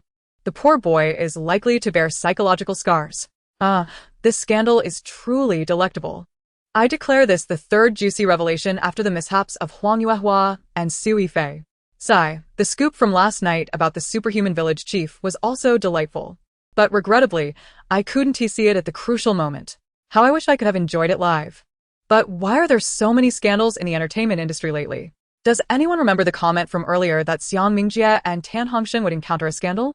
Of course, I remember. I saw that comment and, while working the night shift, casually turned on the live stream. I wasn't working. I specifically came to witness the truth. Thankfully, I won the bet. This scandal is truly juicy. Let me find out who this insightful person is. On site, all staff members were roused. The director and producer, regretting having missed the live broadcast, slapped their thighs in frustration. They shouldn't have doubted Xiaoxia's advice. It's too late to say anything now. They can only return to watch the live stream replay. Xiang Mingjie's first reaction was to blame others. She stormed out to confront the director. What is going on? Why didn't you turn off the live stream? The director looked exasperated. We're a 24-hour live stream. Didn't anyone remind you before you came? Why don't you check your contract? Xiang Mingjie was nearly driven to madness. Perhaps her assistant had mentioned it, but she had completely forgotten. Damn it, it's all ruined now. Tan Hongsheng's brows furrowed, his face darkening. Are you that desperate? You couldn't hold back for even a day? You had to come out in the middle of the night? Xiang Mingjie, unable to maintain her composure, shot back. What are you pretending for? I haven't even mentioned how you were still seeking out young influencers while live streaming. How can you criticize me? The comments continued to flood in. The two continued their heated argument, prompting the director to intervene, exasperated by the prospect of their squabble jeopardizing the program. Ladies and gentlemen, he interjected, allow me to remind you that we are still live. Both parties froze momentarily, with Xiang Mingjie, in a fit of rage, reaching for the camera, exclaiming, "What are we still broadcasting for at a time like this?" The camera quickly evaded her grasp. The director stepped in to prevent any further chaos. Hey, hold on. Don't pull at it recklessly. The equipment hasn't wronged you. If you break it, you'll be liable for damages. Their tempers flared even more. Meanwhile, the barrage of comments erupted in the chat after a brief lull. There's so much information. Let me digest this before discussing it with my friends. Wait. Are they enemies? Just this afternoon, they were all hugs and kisses. Did I misinterpret something? You didn't misinterpret. Their affection was all an act. Yet another pair of deceivers in the entertainment industry. Tan Hongsheng's words were quite harsh. Is that how one speaks of their spouse? So, should he just endure the humiliation of being cuckolded? Is their issue merely about infidelity? Did you not hear what was said? Tan is no saint. One seeking a little internet celebrity, the other a young boyfriend? How delightful. What other surprises are you two hiding? Who is it that claimed there are countless fake couples in the entertainment world, yet these two were the real deal? Talk about a slap in the face. Stop, please. I have a friend who is feeling a bit unwell right now. The nocturnal crowd was indeed out in full force. Within 2 hours of Xiang Mingjie's failed seduction of Zhao Yanfei, Weibo exploded with activity. By 3 in the morning, the post had garnered nearly 100 million views and tens of millions of discussions. Realizing the situation was irreparable, Xiang Mingjie and Tan Hongsheng opted to release a divorce statement, declaring that they had already parted ways, emphasizing that neither had been unfaithful. hoping to resolve matters before dawn and quell the ensuing fervor. However, contrary to their intentions, the divorce announcement ignited a fresh wave of excitement. So, You've been deceiving your audience and fans all this time? This is infuriating. If you're divorced, why participate in so many variety shows as a couple? Why flaunt your affection while selling products in the live stream? Do you think we're all fools? Is that even a question? Clearly, it's for profit. I'm astounded. Your acting skills are truly remarkable. Among the many couples rumored to be playing around behind the scenes, I never once doubted you. Earlier that day, someone remarked that if they were fake, they would never believe in love again. Hello? Are you still there? How are you holding up? The fervor and outrage surrounding this incident persisted into the daylight hours, with even more people logging online to discuss it. Marketing accounts began to dig into their previous live streams and shows, analyzing micro-expressions and subtle gestures to pinpoint when the couple had truly turned against one another and their marriage had crumbled. Sometimes, one can be blinded by a single leaf. Upon discovering a truth, many past events reveal their foreshadowing. The couple did not disappoint, as the uncovering continued to escalate. Just then, allegations about them selling counterfeit goods during live stream surfaced. Hadn't a prominent figure warned everyone yesterday that they were merely a constructed persona, subtly implying they sold fake products? I just checked the cosmetics I purchased during their live stream. It seems there really is an issue. Same here. I compared it with a friend's genuine product, and it left me sweating in panic. Previously, there had been whispers of their dealings in counterfeit goods, but no one paid heed. No matter how skilled their performances, the reality of selling fake products could not withstand scrutiny. Soon enough, it was revealed that they were selling diapers without any certifications. Marketing accounts thoroughly investigated, reaching out to manufacturers, visiting factories, and conducting tests at professional institutions, culminating in irrefutable evidence. My goodness, selling unregulated products, especially for infants. These two have truly sunk to new lows. Witnessing the heaps of substandard sanitary materials and tainted cotton transformed into diapers for babies was heart-wrenching. My heart aches for those infants using such counterfeit diapers and their mothers. Please check if your child is alright. My child developed a rash after using the diapers bought from their live stream. I initially thought it was due to something else, only to discover it was the diapers causing it. I'm furious. Their diapers were sold at a premium, and I bought them believing in the couple's integrity, only to find they were counterfeit. Within a mere day, this couple, who had been well-regarded and seemingly affectionate just yesterday, found themselves utterly disgraced. Their downfall was complete. Xiang Mingjie and Tan Hongsheng went into hiding, facing reports regarding their sale of counterfeit products, and they would soon be confronted with substantial compensation claims and potential legal consequences. Meanwhile, Slower Days premiered its third episode, maintaining its dominance on trending lists and major apps. I now fully believe this is an entirely unscripted show. Of course, no writer could craft such a dramatic script. Day 1 featured a superhuman village chief, Day 2 had a popular drama dismantling a couple, and Day 3 saw the fall of the Tan couple. Each day brought fresh scandals, an investment that pays off. It appears this program is indeed quite addictive. What do you mean addictive? They've committed wrongdoings. They should not deflect blame onto others. The reality is, Xiang Mingjie and Tan Hongsheng deceived their fans by selling counterfeit goods.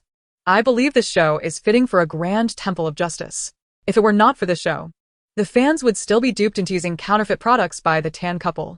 As for the dismantling of couples, it's quite clear that the female party was emotionally invested while the male party was not. Wouldn't it have been better to clarify this sooner? As netizens eagerly indulged in the unfolding drama, a pivotal character finally emerged from the chaos. You Xiaoxia. Chapter 68. A strong demand for Xiaoxia to enter the scene and share the juicy details. The discovery of You Xiaoxia initially came about when a marketing account compiled a montage of recent scandals.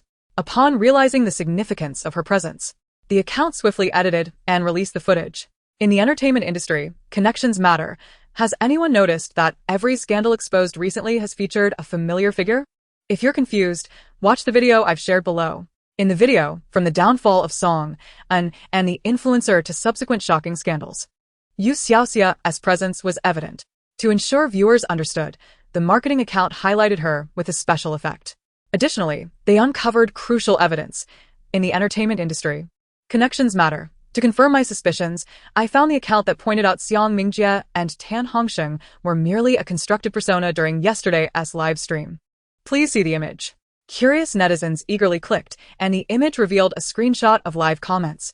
With the account name, sought after by netizens since the Tan couple's downfall, clearly labeled as Xiaoxia in the melon field. So, This Xiaoxia is the same You Xiaoxia from the video? The chief advisor of Daxiao Wang Entertainment, the biological daughter of the Song family who was mistakenly switched at birth? ah, Finally, someone has uncovered the truth. I've been suspicious for a while. I was in the live stream the night the village chief battled the snake demon, and You Xiaoxia was the first to dash to the window. Yes. After she went over, everyone followed suit. And when the muscular man was attacking the village chief, she discreetly turned on the lights. Moreover, she was the one who prompted the children to reveal the village chief's misdeeds. It was her. She was also in the audience the day Su Yifei's scandal broke. I saw her. So, what does this prove? Perhaps it's merely coincidence? It cannot be coincidence. She has been present at every scandal. What are the odds? So, are you suggesting that every recent scandal is connected to her? That's implausible. In the entertainment industry, connections matter. Initially, I found it unbelievable, but I also discovered a crucial piece of evidence. In the entertainment industry, connections are paramount. As is widely acknowledged, following Su Yifei's scandal, his fans began to abandon him en masse. Curiously, these prominent fans did not gravitate towards other stars. Instead, they collectively chose to follow a singular account. Their own usernames underwent a peculiar transformation, as evidenced by the screenshot below. Upon examining the marketing account's image, netizens discovered that Su Yifei's ardent supporters had indeed adopted an unusual name, the true fan of the melon-eating goddess. The account they followed belonged to one Xiaoxia, a wealthy individual. Clearly, this account was not representative of a celebrity, boasting only a handful of followers, all of whom appeared to be fake accounts. It had never posted anything substantial, merely bestowing likes upon various aesthetic influencers, resembling a secondary account. Xia? Could it be yet another Xia? The mystery unraveled. These Xias must surely be one and the same. How astonishing that she seems to be present at every juicy revelation. Thus, Su Yifei's former fans aptly dubbed her the melon-eating god. It becomes clear, wherever Xiaoxia appears, the drama follows. We implore Xiaoxia to publicly share her itinerary henceforth.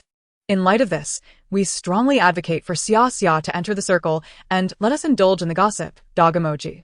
Agreed. A resounding agreement. Following the marketing account's analysis, the name You Xiaoxia ascended to trending status, even garnering its own entry. Xiaoxia, please personally guide us through the latest gossip. We fervently request Xiaoxia's inclusion in the scene. As You Xiaoxia's name surged on the trending list, Xiang Mingjie and Tan Hongsheng were busy packing their belongings, preparing to depart from Dai Village. Nightfall brought safety concerns, and they endured until dawn to address the fallout from the scandal. In a bid to uphold their public personas, they had opted to leave their assistant at the town's inn, intending to manage everything themselves to garner goodwill from the audience. However, they found themselves in this predicament, departing while lugging their own luggage. As they bickered, their manager sent a message inquiring whether there was a consultant named Xiaoxia on site, and whether they had offended her in any way. The two immediately checked the trending list, locating previous photos of You Xiaoxia and comparing them with the on-site staff. In truth, there was no need for extensive searching. A mere glance revealed that while the staff followed the director's and supervisor's commands, they were subtly enamored with another individual, a rather young girl. Xiang Mingjie was infuriated. She dropped her luggage and resolved to confront You Xiaoxia, with Tan Hongsheng following suit. Suddenly, Tan Hongsheng let out a yelp, prompting Xiang Mingjie to look down and realize she had accidentally dropped her suitcase on his foot. "I'm so sorry," she exclaimed, hastily attempting to move the suitcase. Despite its seemingly light weight, the suitcase inexplicably felt exceedingly heavy. As she struggled to shift it, the suitcase unexpectedly lightened, causing her to lose her balance and fall unceremoniously onto the ground, landing with a solid thud. Xiang Mingjie sat there, stunned, cradling the large suitcase, momentarily disoriented. Meanwhile, Tan Hongsheng hopped around, nursing his injured foot, still determined to seek out You Xiaoxia. "Damn it," he exclaimed, covering his mouth. "That hurts." It felt akin to receiving a sharp slap across the face. "Who the hell hit me?" But that was not the end of it. Suddenly, he clutched his chest, gasping for breath as a sharp pain radiated through his heart, engulfing him in fear. "Surely, I am not destined to perish here today?" Just as he was about to succumb to unconsciousness, the grip on his heart loosened, granting Tan Hongsheng a reprieve as he sprawled on the ground, gasping for air. At that moment, You Xiaoxia approached, clad in slippers. Having watched a live stream the previous night, she was unaware of the events that had transpired online but could deduce some of it. Upon seeing the two, she greeted them with curiosity. "Oh, are you leaving?" Tan Hongsheng and Xiang Mingjie exchanged wide-eyed glances, their expressions betraying their surprise at her voice. "Miss Xia, haven't you had breakfast yet?" "Perfect timing, I brought you something." Nyo-Nyo's mother, leading Nyo-Nyo, enthusiastically pressed items into You Xiaoxia's hands. Unable to refuse her warm hospitality, You Xiaoxia accepted the offerings. Taking a bite of the tea egg, she glanced at the disheveled and dazed pair on the ground, shrugged, and ambled away in her slippers. Chapter 69. This world is an enormous melon patch. Regardless of what transpired the previous night, it should not hinder others. The live stream must go on. Upon arriving at the filming location, You Xiaoxia found the stars enjoying breakfast. With practiced ease, she made her way to the monitor, prompting Qing Qing to quickly fetch a chair for her. "Why didn't you wake me this morning?" You Xiaoxia inquired as she settled down. Qing Qing, grinning, replied, "You were up late last night. I thought you might want to sleep in a little." "How considerate." In a generous gesture, You Xiaoxia shared a tea egg with Qing Qing. The two enjoyed their breakfast together, heads bent over the egg, when Qing Qing reminded her, "Xia, you probably haven't checked your phone since you got up. You're trending." "Really?" You Xiaoxia exclaimed in surprise. "What have I done to trend?"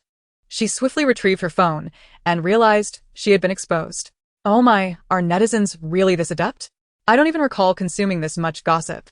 Scrolling through her phone, she discovered that the scandal involving Tan Hongsheng and Xiang Mingjie selling counterfeit goods had been unveiled, and she felt a wave of relief wash over her. What a coincidence. It was merely a coincidence. She chuckled. I can't possibly reveal to others that I was privy to their scandal beforehand. Such a breach of the laws of science is beyond my explanation. The crowd responded. We're already aware. No need for clarification. We understand implicitly.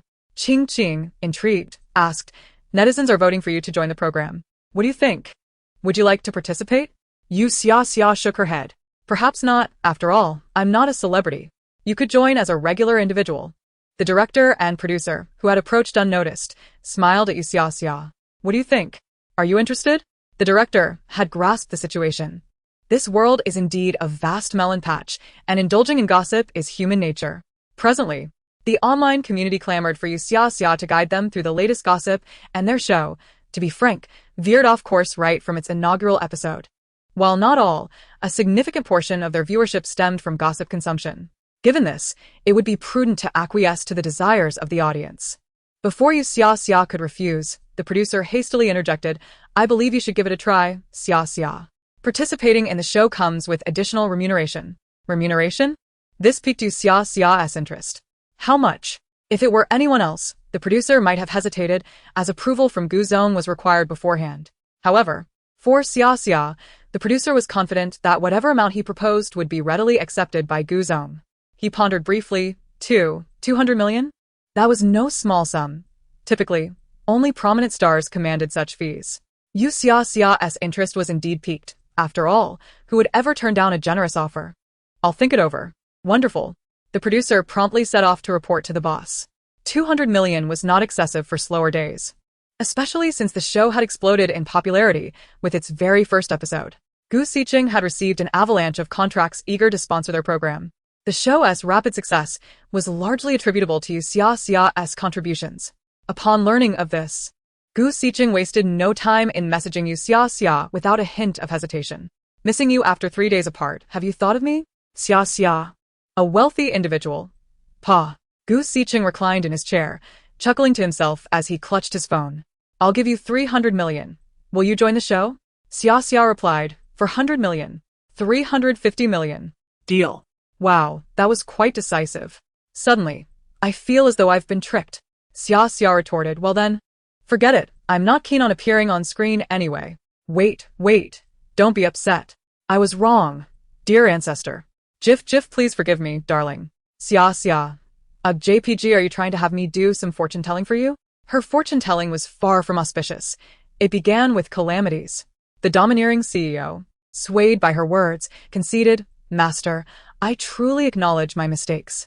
The CEO continued. 40 million? No, that sounds unrefined and unworthy of your stature. How about 50 million?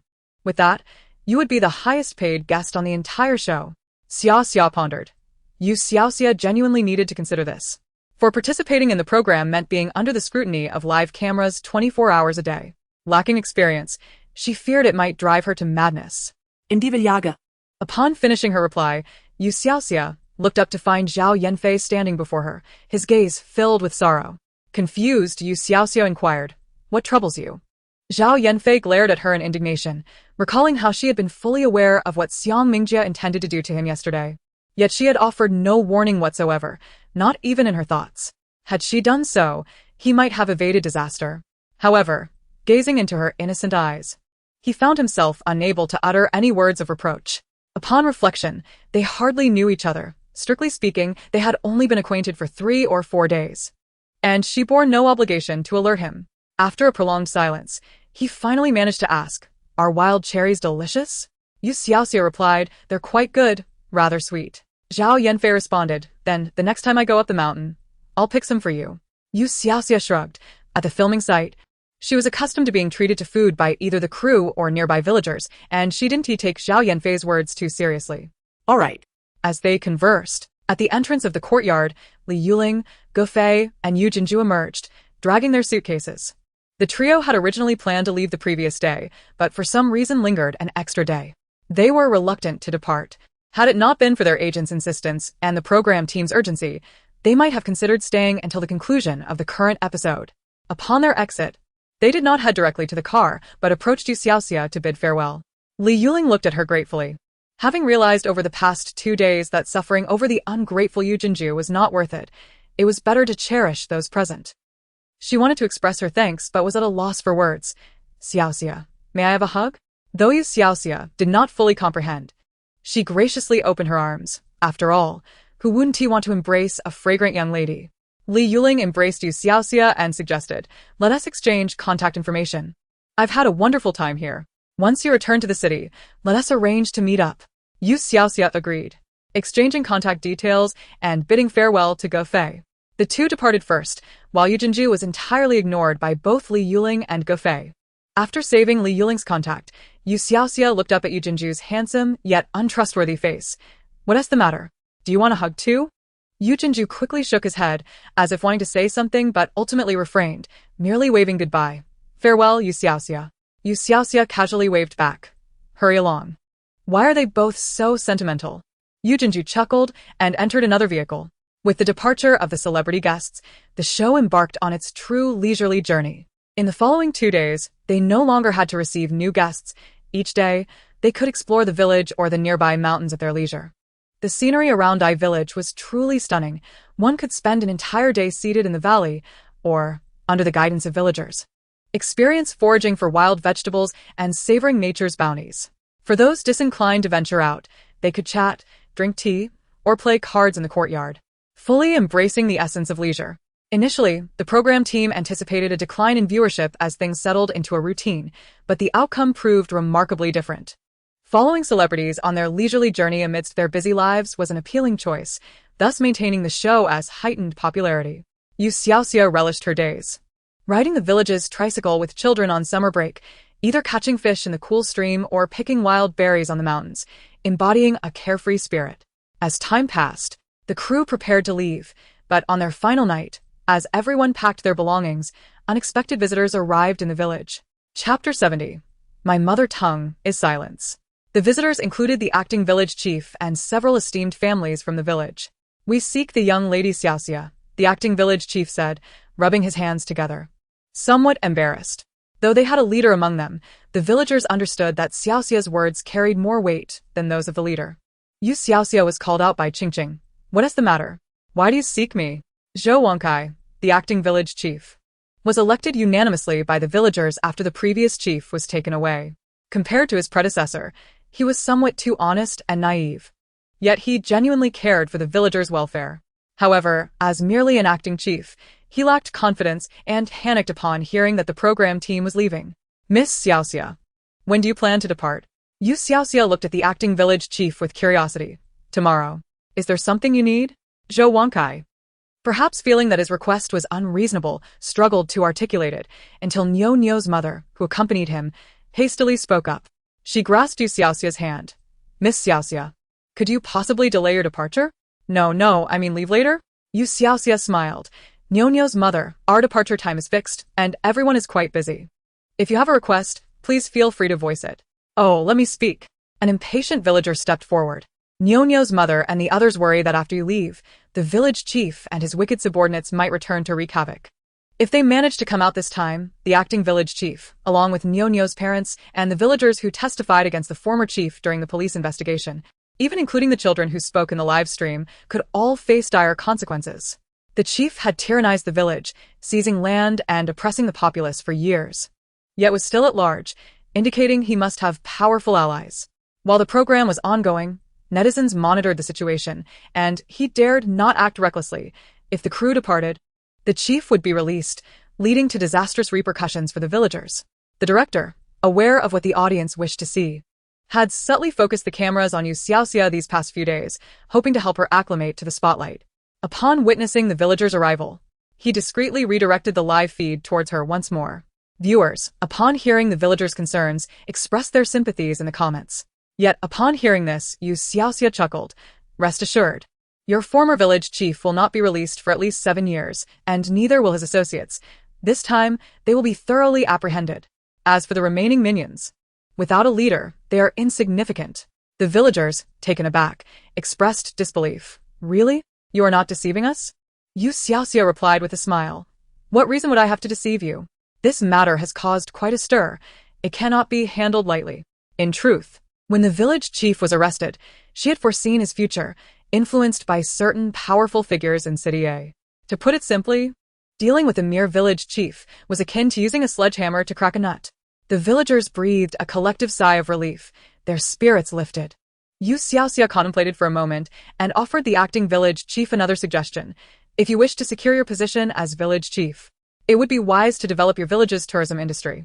The scenery here is splendid, and the city is eager to support it. If the village flourishes, it will be your achievement, and even if the former chief returns, your accomplishments will far surpass his. Moreover, with more tourists, increased attention would be drawn to your village. In this digital age, I am confident no one would dare to cause trouble. Upon hearing this, netizens echoed their approval, deeming it a splendid idea. That's a great plan. I've been itching to travel after watching the show, provided you don't deceive us. Indeed, I shall oversee the situation for you.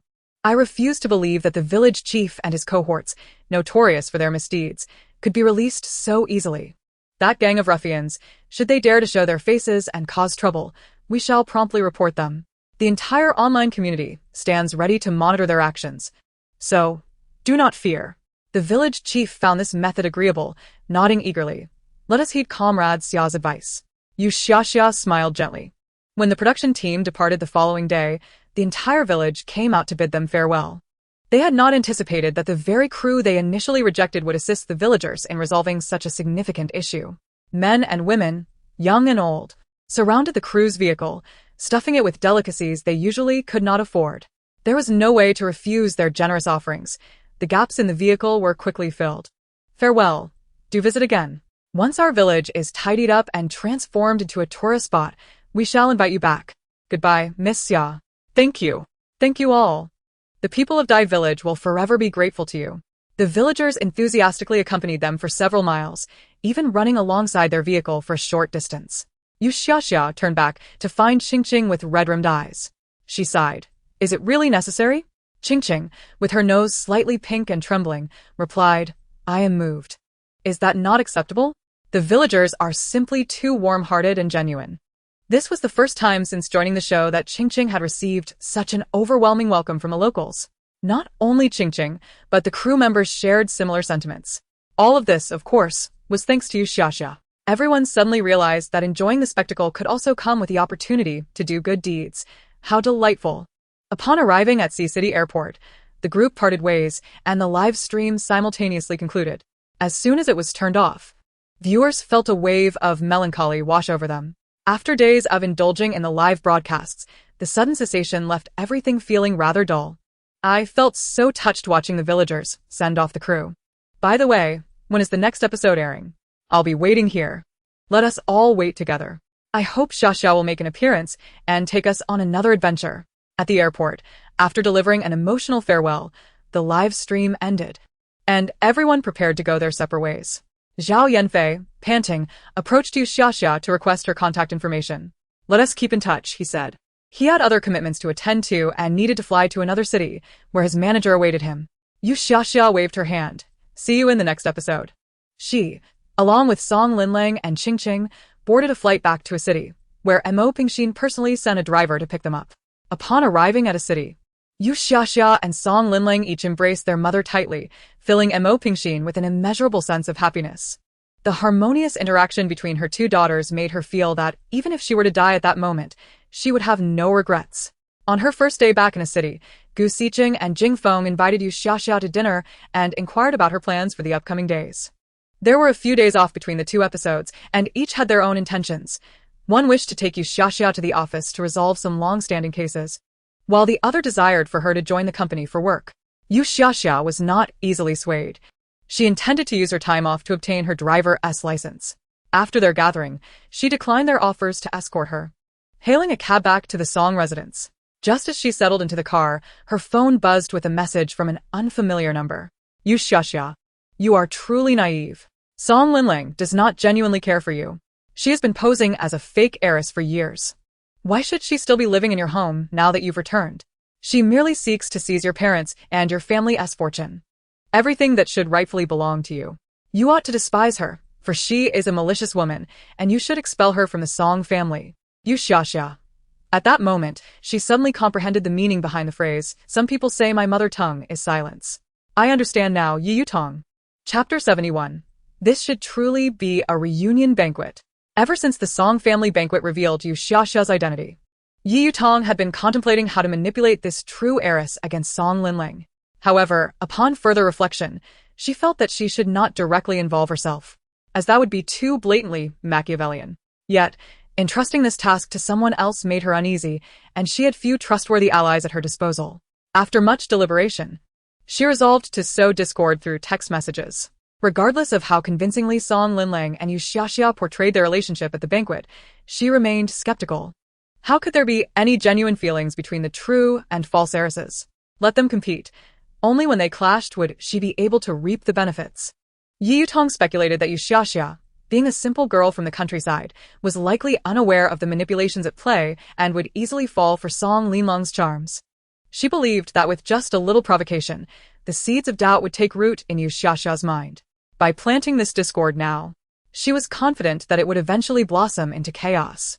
After sending the message, she felt an uneasy flutter of apprehension, uncertain whether You Xiaoxia would believe her words. If not, it would require her to exert more effort. Just then, a response pinged in. She hastily opened her phone, and the next moment, with a loud crash, she tumbled from her chair. Her assistant gasped in shock. Sister Yutong? Stay back. Yi Yutong clutched her phone tightly, her heart racing. How could she know that I sent this text? No. How does You Xiaoxia even know my name? Is it possible she recognizes me? But that cannot be. Since her rebirth, she had been cautious not to attract attention, rarely appearing before Song Linlang. Instead biding her time in the shadows until she could amass the resources to reclaim everything that had belonged to Song Linlang in her previous life. She firmly believed that she had never drawn Song Linlang's notice, so how could You Xiaoxia possibly know her? What on earth is happening? Yi Yutong sat on the floor, trembling as she typed. I am not Yi Yutong. I am merely a passerby who empathizes with you. I learned about your background online, and I felt so sorry for you. Song Linlang is simply outrageous. She should not behave this way. She does not respect you at all. If I were in your position, I would never allow this to stand. Very well, Yi Yutong. Suddenly, Yi Yutong lost her composure, flailing her legs in a frenzy while seated on the floor, startling her assistant, who hesitated to approach. The young assistant was on the verge of tears, utterly perplexed by Yi Yutong's erratic behavior. Yi Yutong's long, beautifully manicured nails clacked against the phone screen. I have told you, I am not Yi Yutong. Can you not understand that? I am simply a kind-hearted netizen. I believe you should not allow Song Linlang to continue living in your home. Do you not wish to enjoy your parents' love all to yourself? That rightfully belongs to you. Just imagine how happy you would be without Song Linlang around. Ye Yutong, disregarding the coldness of the floor, continued to type rapidly. And, once more, I am truly not Yu Tong. Please stop calling me that. In the taxi, You Xiaoxia chuckled at her phone, amused that she could partake in the drama of others while also navigating her own. She replied, "All right, Ms. Yi. While I am indeed a happy little girl at present, I appreciate your concern." With a crash, she flung her phone to the ground, shattering it completely. Yet, that was not enough to satiate her frustration. Yu Tong rose to her feet and stomped her high heel onto the fragmented screen. Fool. Fool. How could someone like you exist in this world? I told you I am not Yu Tong. Can you not comprehend? Go die, just die. Sister Yu Tong. The assistant, gathering courage, reached out to restrain the frenzied Yu Tong. Yu Tong looked up to find herself confronted by a dozen astonished faces, and she froze in place. Blast it. She had forgotten that she was currently recording a variety show and was in the backstage lounge at that moment. What are you staring at? She adjusted her collar and swiftly resumed her aloof demeanor, only unleashing her ire on the assistant once they were outside. Did you not think to alert me when someone entered? What purpose do you serve? The assistant, feeling wronged, lamented the hardships of being a worker. With that bizarre expression you just had, even if I reminded you, would you have listened? After waiting a while without a reply, You Xiaoxia tucked her phone away. Upon returning to the Song residence, Mo Pingxin and Song Onkong were trying on formal attire. Spotting her, Mo Pingxin eagerly waved. "Xiaoxia is back. Come over and tell me, does this dress look good on your mother, or should I wear the qipao instead?" You Xiaoxia approached. "Both are beautiful. The qipao elegantly accentuates your figure, while the long gown exudes nobility. But are you attending a banquet tomorrow?" Mo Pingxi nodded. "The only son of the Han family is getting engaged tomorrow. And they've invited your father and me." "The Han family?" Mo Pingxin elaborated. "They are our Group S partners. Their son, Han Xingtian, is about the same age as your elder brother. They attended our last banquet as well." Since the welcoming banquet for her biological daughter, Mo Pingxin had received a plethora of invitations, nearly every day beckoning her to yet another gathering. She was well aware that these individuals were simply trying to glean information about the prominent heirs who would be present at these events. Although she had declined most of the invitations, the engagement banquet of the Han family was not one she could refuse. Han Xingtian? Wow. This is more than just an engagement banquet. Mo Pingxin and Song Onkong exchanged glances. More than just an engagement banquet? What do you mean? The couple, intrigued, leaned in closer to hear. This should really be a reunion banquet. A reunion? Is someone planning to acknowledge relatives at Han Xingtian's engagement banquet? The Mo Pingxin couple was utterly perplexed. Nevertheless, with their daughter, the walking gossip magnet, they felt assured they could unravel the mystery. "Xiaoxia, do you have time tomorrow? If so, come with your mother to the banquet." You Xiaoxia hesitated. She had originally scheduled a driving lesson with her coach. I have driving practice tomorrow. But I also want to hear the gossip. What should I do?" "Never mind, let's prioritize the gossip. After all, opportunities like this are fleeting. And I can always practice driving later." Deciding, she smiled. "All right, then I'll accompany Mom and Dad tomorrow." Accompany them for what? The three turned to see Song Xiangbei and Song Linling entering. Song Xiangbei's eyes glimmered with interest. "Mom and Dad, where are you taking Xiaoxia tomorrow?" He had already guessed it was for gossip. Mo Pingxin recounted the details of the Han family banquet, and the two immediately chimed in. "I want to go too." "I want to go." You Xiaoxia. "All right, it seems tomorrow will be a family outing." Chapter 72. The melodrama of a martial arts drama has indeed not deceived me. Lack of enthusiasm for gossip indicates a problem with one's mindset. Thus, the next morning, the Song family arose early, preparing to attend the Han family's banquet. Song Xiangchen, who had not participated the night before, was awakened by the commotion. Opening the door, he discovered his parents and siblings already dressed and ready to leave. He rushed downstairs. "Where are you all going?" Song Xiangbei nonchalantly replied, "To attend to important matters. Children should stay home and continue their beauty sleep."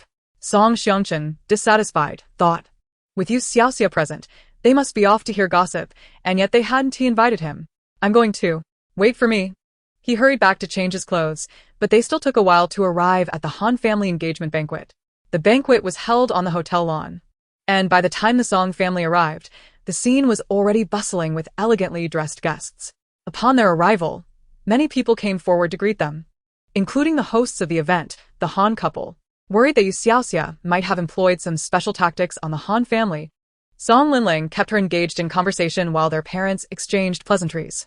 Once the greetings were done, she quickly pulled her away from the Song couple. Fortunately, You Xiaoxia seemed disinterested in her parents, scanning the venue as if searching for someone. Where's Han Xingtian and his fiancée Yi? Or rather, where are Han Xingtian and his sister to greet the guests? Suddenly, Song Linlang, who had just sipped champagne, spluttered it out. She couldn't help but scream internally. What kind of devilish plot is this? Han Xingtian's fiancée Yi is actually his sister? The Song couple was engaged in necessary socializing not far off, while Song Linlang, Song Xiangchen, and You Xiaoxia were surrounded by guests who all heard You Xiaoxia's thoughts, their shock turning into comprehension. No wonder they had heard that the Song family's biological daughter seemed a bit different, but they could never pinpoint how. Now it was clear. Heavens! What did she just say? Han Xingtian and his fiancée Yi are siblings? How could Han Jigang and Li Mei not know about such a significant matter? Is this what they mean by lovers becoming siblings? The melodrama of a martial arts drama has indeed not deceived me. The guests began to whisper amongst themselves. Some relatives of the Han family, wanting to inform them, but when they approached, they found themselves at a loss for words, ultimately watching the banquet proceed. You Xiaoxia scanned the lawn, but found no sign of the gossip's focal point. With a shrug, she joined Song Linlang at the long table for refreshments when suddenly, someone gently tugged her hair. Turning around, she was met with the handsome yet infuriating face of Gu Xiqing. She bared her teeth. What do you think you're doing? How dare you touch my hair? Do you want to predict my fortune? Each strand of hair was her life. Only she and her hairstylist had the right to touch it. Gu Xiqing grinned and feigned surrender. I wouldn't dare. Save that skill for someone else. You Xiaoxia wrinkled her nose and returned to her snacks. By the way, how did you end up here? Do you know the Han family? Gu Xiqing leaned against the table, nodding. Yes, we have business dealings. He squinted at You Xiaoxia, knowing she had only come for the gossip, though he was uncertain what it was about. Just then, the music shifted, and the engagement banquet officially commenced. Gu Xiqing was about to invite You Xiaoxia to sit up front when he turned to find she had vanished from her spot, having darted off to get more cake. Gu Xiqing, he should never have doubted the gossip enthusiast's keen sense for gossip and her eagerness. You Xiaoxia found her seat, and the Song family gradually joined her at the table. As the elegant and romantic piano music began, a man and woman strolled from the end of the carpet, and without needing to say more, it was clear they were the stars of the day. You Xiaoxia's eyes widened in astonishment, and as the couple approached, her thoughts echoed. Wow, Han Xingtian is quite handsome, unlike his scoundrel father. Thinking this, she glanced at the fiancée beside him. This girl is also beautiful. It seems neither of them inherited their father's loathsome genes. Due to proximity, Han Xingtian and Luo Wangking heard her thoughts and exchanged puzzled glances, searching the crowd. Whose voice was that? Moreover, what did she mean by her comments? Did she know their father? Particularly for the soon-to-be bride, Luo Wangking, who had grown up in a single-parent household and had never met her biological father, was astonished.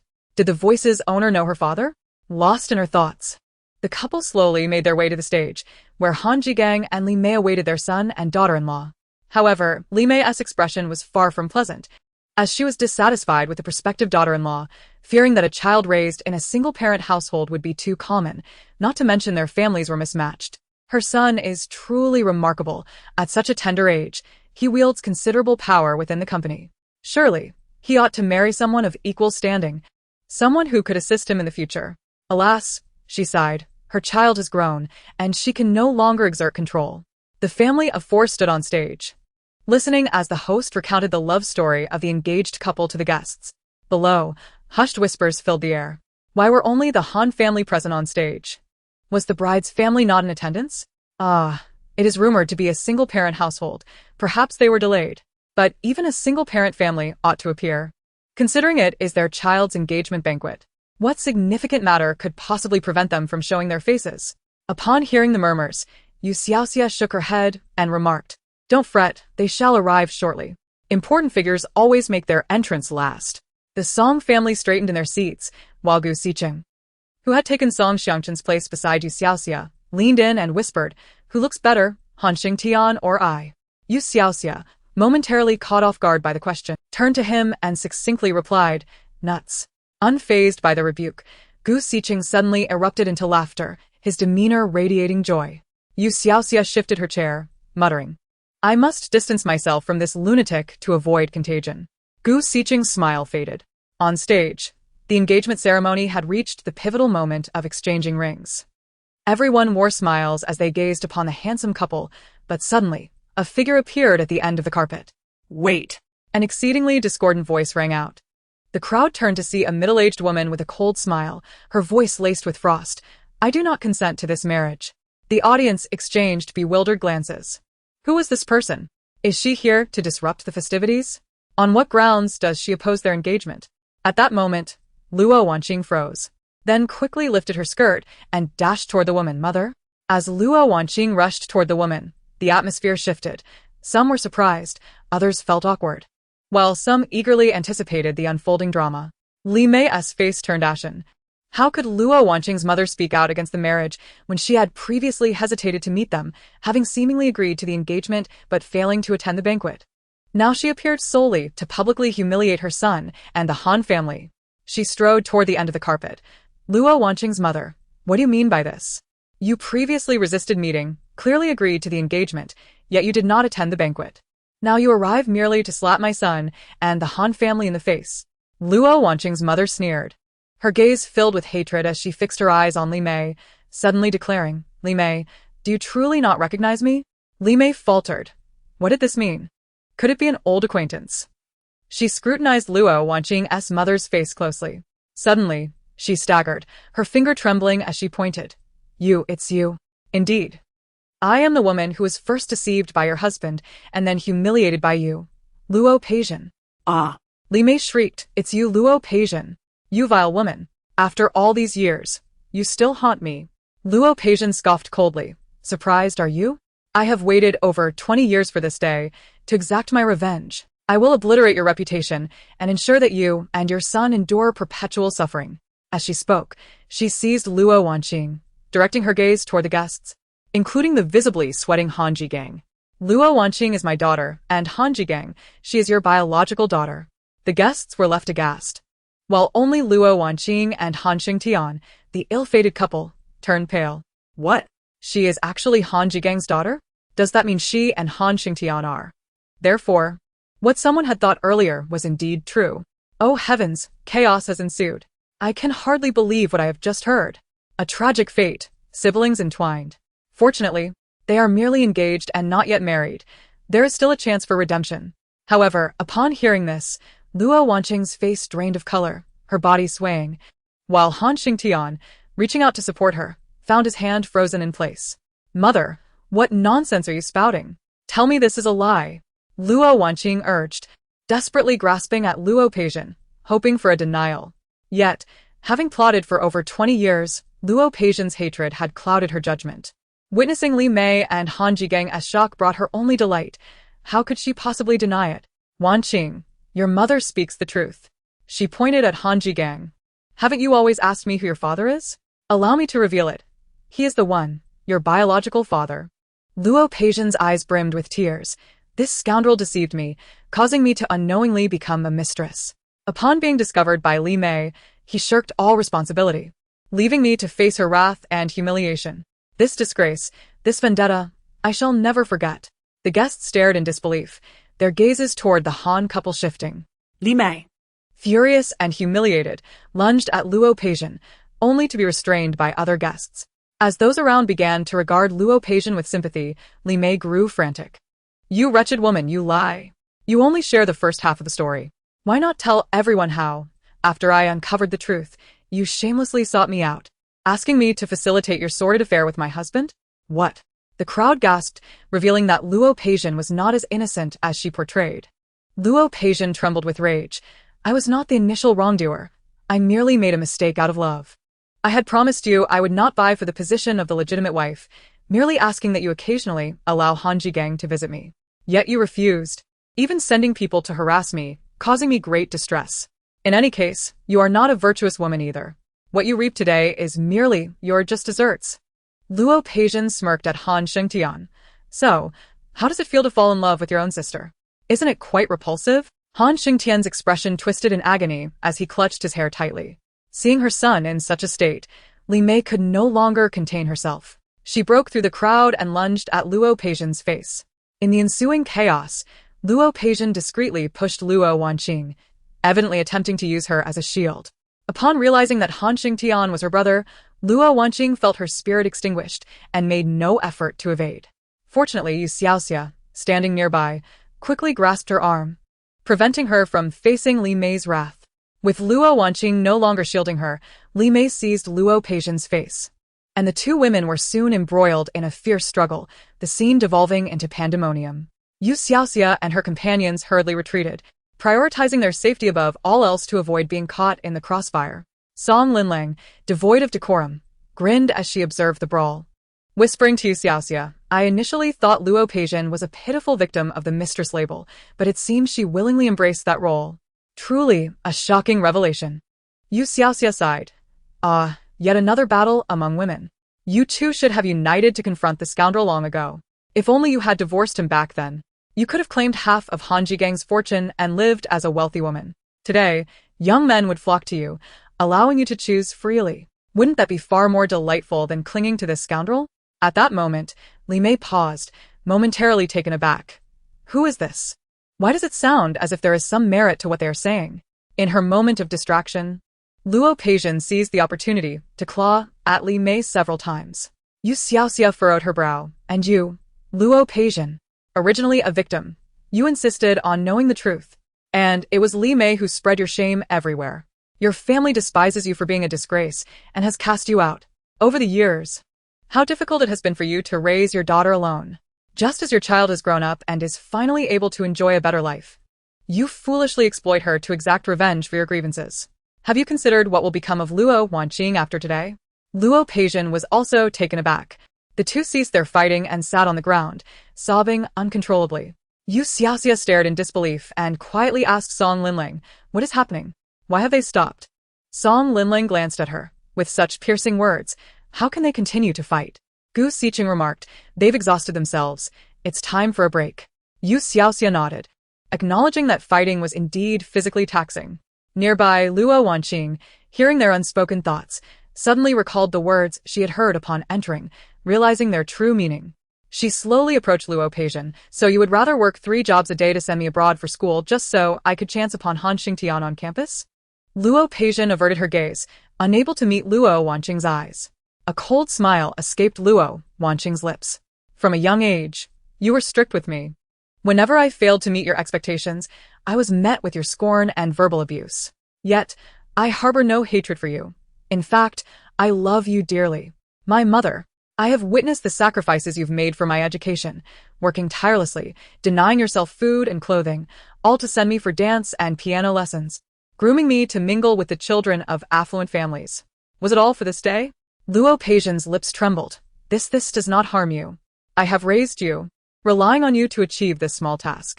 You can break up with that Han fellow and surely find a better man to marry. Is that so? Luo Wanqing replied with a sorrowful smile, her hand instinctively resting on her abdomen. But what can I do, mother? I am already pregnant with Han Xingtian's child. Chapter 74, A Surprising Turn. Luo Wanqing's revelation astounded everyone present. Han Xingtian gasped. Wanqing. Don't come any closer. Luo Wanqing rejected Han Xingtian's approach. His anguish deepened, feeling as if his heart were being cleaved. After recovering from her shock, Li Mei was filled with regret, observing her son's current state, her heart equally torn. She murmured, I was wrong. I should not have had she foreseen this day. She would never have publicly humiliated Luo Peixian. The guests were at a loss for words, their hearts heavy with sympathy for the ill-fated couple, Luo Wanqing and Han Xingtian. How could this happen? It was too tragic. How could the adults' issues affect the children? Truly, Sigh. These 3 adults would be better off dead. Luo Peixian was further shocked, staring incredulously at Luo Wanqing. You are pregnant? Luo Wanqing coldly laughed and suddenly dashed toward the long table laden with food, where a small knife for cutting steak awaited. Seizing the knife, she held it to her neck. Wanqing! The crowd gasped at her alarming action. Han Xingtian rushed forward, his voice trembling. Wanqing, don't harm yourself. With reddened eyes, Luo Wanqing gazed at the guests, knowing that after today, her life would be irrevocably shattered.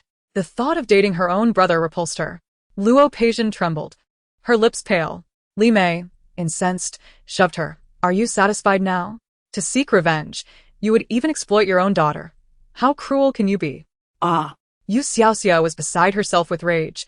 How could this happen? Just then, Lao Lu appeared at the opportune moment. Xiaoxia, don't panic. You missed part of the story. There's more to uncover. You Xiaoxia recalled that her earlier exploration in the melon field had been interrupted by Gu Xiqing, leaving her with incomplete information. Quick, reveal the rest. The guests were momentarily puzzled, unsure of what hidden melon meant. Could it possibly salvage the current situation? Suddenly, someone exclaimed, "Oh, so that's how it is. What a close call. Luo Wanqing, please don't act rashly. You are not Luo Peixian's biological daughter. You are not even related to Han Jigang." Regardless of the source, the guests instinctively exhaled in relief upon hearing this revelation. Luo Wanqing, caught in sorrow and agitation, was momentarily taken aback. Seizing the opportunity, Han Shengtian snatched the knife from her grasp and enveloped her in his arms. "You terrified me," he wept, holding her tightly. Luo Wanqing was still reeling from the revelation. You Xiaoxia, having finished her earlier morsel of gossip, cast a fierce glare at Luo Peixian. "Luo Peixian, you are the architect of your own misfortune. Your child was lost when Li Mei's entourage confronted you, due to your emotional turmoil. In seeking revenge, you adopted a girl, molding her into a tool for your vendetta. After raising her for over 20 years, isn't there a shred of affection? Yet now, You have driven her to the brink of suicide, and you still refuse to speak the truth." With a thud, Luo Peixian collapsed to the ground. However, at that moment, no one felt sympathy for her. In such a critical situation, had Luo Peixian possessed even a modicum of conscience to reveal the truth, she could have saved her adopted daughter, yet she did nothing. It nearly resulted in a double tragedy. Everyone looked at her with disdain. Just as You Xiaoxia prepared to disclose the secret to Luo Wanqing, Luo Peixian suddenly shouted, "You are not my daughter." She proclaimed to the crowd, "I had a miscarriage years ago. You are an adopted child, and you have no blood relation to Han Xingtian." However, it was too late. The guests had already heard the unspoken thoughts. They could hear her heart, and it was this timely revelation that saved Luo Wanqing. Not Luo Peixian's inability to deceive once the truth was exposed. Only You Xiaoxia sighed in relief. Phew. Thankfully she spoke up, otherwise I would have been troubled about how to inform Luo Wanqing. Everyone realized that she had been unaware that her thoughts could be heard. Some were moved to tears, recognizing her as a good person, doing good deeds without realizing it. Without awareness, there could be no expectation of reward. What could be better than that? The atmosphere lightened as the crowd exhaled in relief. Just as Han Xingtian prepared to take Luo Wanqing to the hospital for a checkup, a sudden cry echoed from behind. "CEO Han." It was then that everyone recognized a key figure in today's events who had been overlooked, the scoundrel Han Jigang. He had remained absent during the brawl between Li Mei and Luo Peixian, had not appeared when his son and daughter-in-law were in anguish, and even failed to show up when Luo Wanqing contemplated suicide. Not only was he a scoundrel, but he was also utterly irresponsible. Hearing the exclamation, the crowd turned to see Han Jigang, who had been hiding on stage, now sprawled on the ground. Li Mei's expression shifted instantly, rushing toward him. "Old Han?" Han Jigang was drenched in sweat, his face pale, unable to move a muscle. The two women didn't teach him a lesson, but heaven has. The scoundrel had developed diabetes and was on the brink of collapse. Li Mei suddenly came to her senses, shouting to the bodyguards, "Where are the meds? Bring the medication." The bodyguards scrambled to retrieve the medicine, and Li Mei hurriedly administered an injection to Han Jigang. "It's useless. He is doomed today. Oh, by the way, I overheard something about Han Jigang while I was indulging in gossip." Han Jigang, barely clinging to life, suddenly showed a flicker of awareness. Attempting to speak in You Xiaoxia's direction, but due to his condition, he couldn't even utter the word father. Alas, those who commit numerous wrongdoings shall inevitably meet their demise. The consequences of Han Jigang's misdeeds are that Han Xingtian is, in fact, not his biological son. What? The attendees widened their eyes in astonishment, clearly unprepared for such a sensational revelation. Even Li Mei was momentarily stunned, unable to process the information.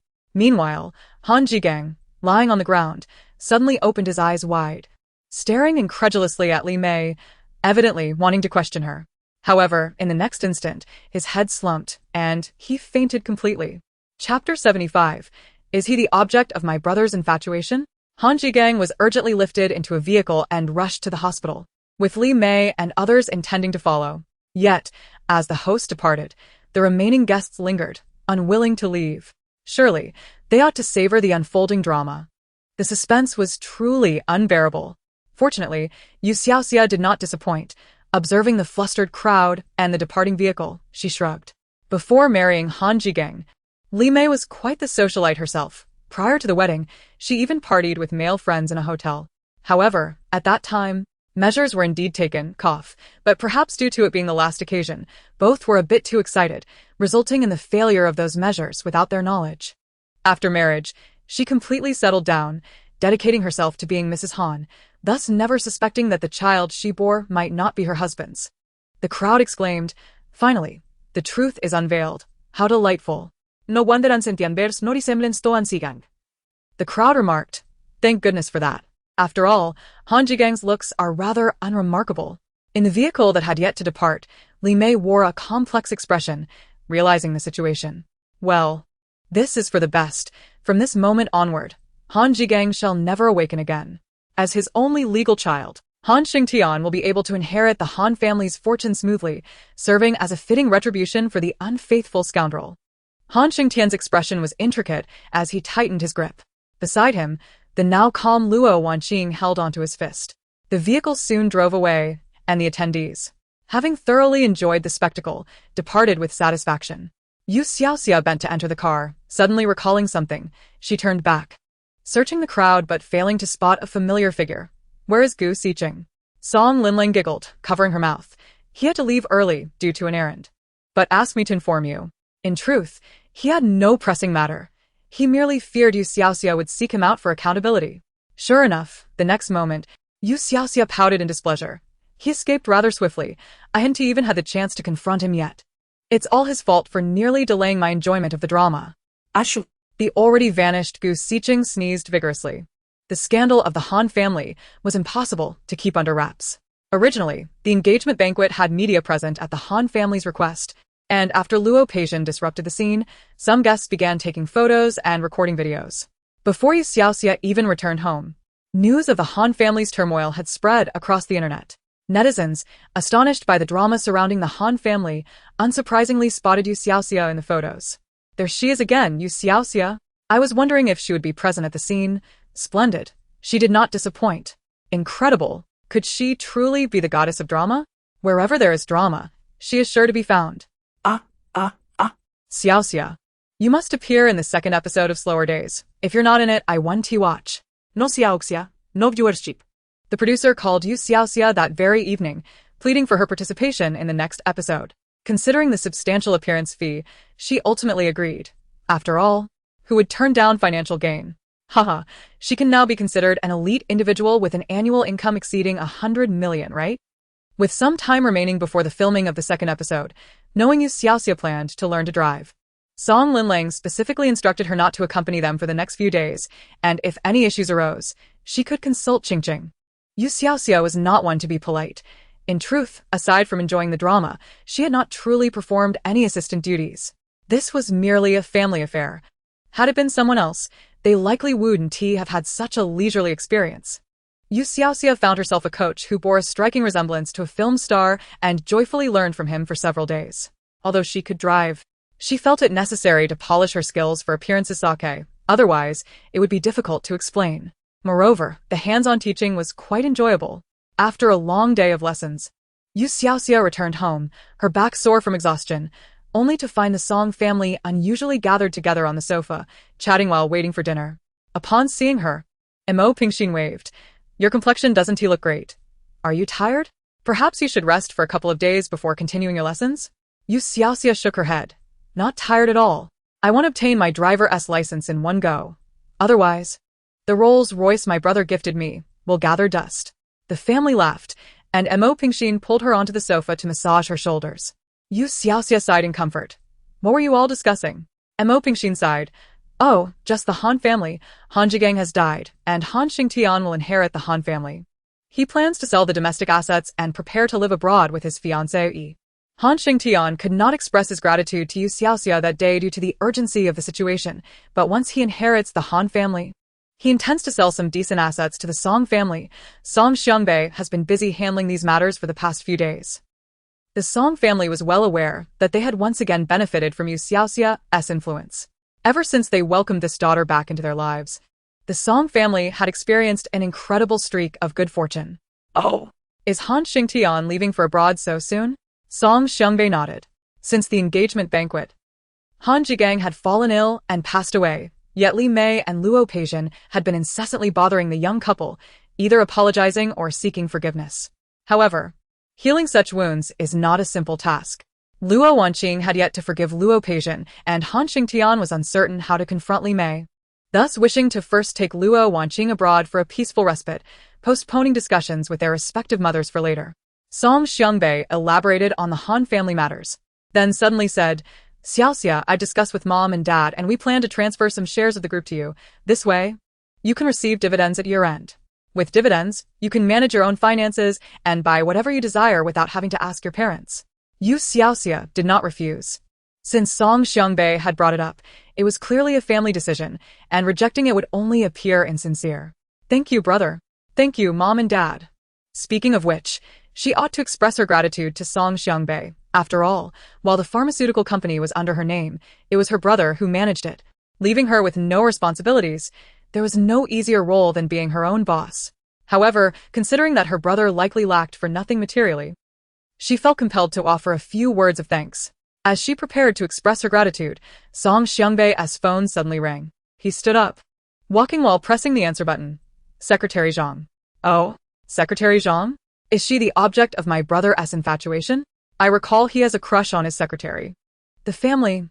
Excellent. The thoughts of Song Xiangbei regarding his romantic inclinations have finally surfaced. Chapter 76. A multicolored shade of black is still black.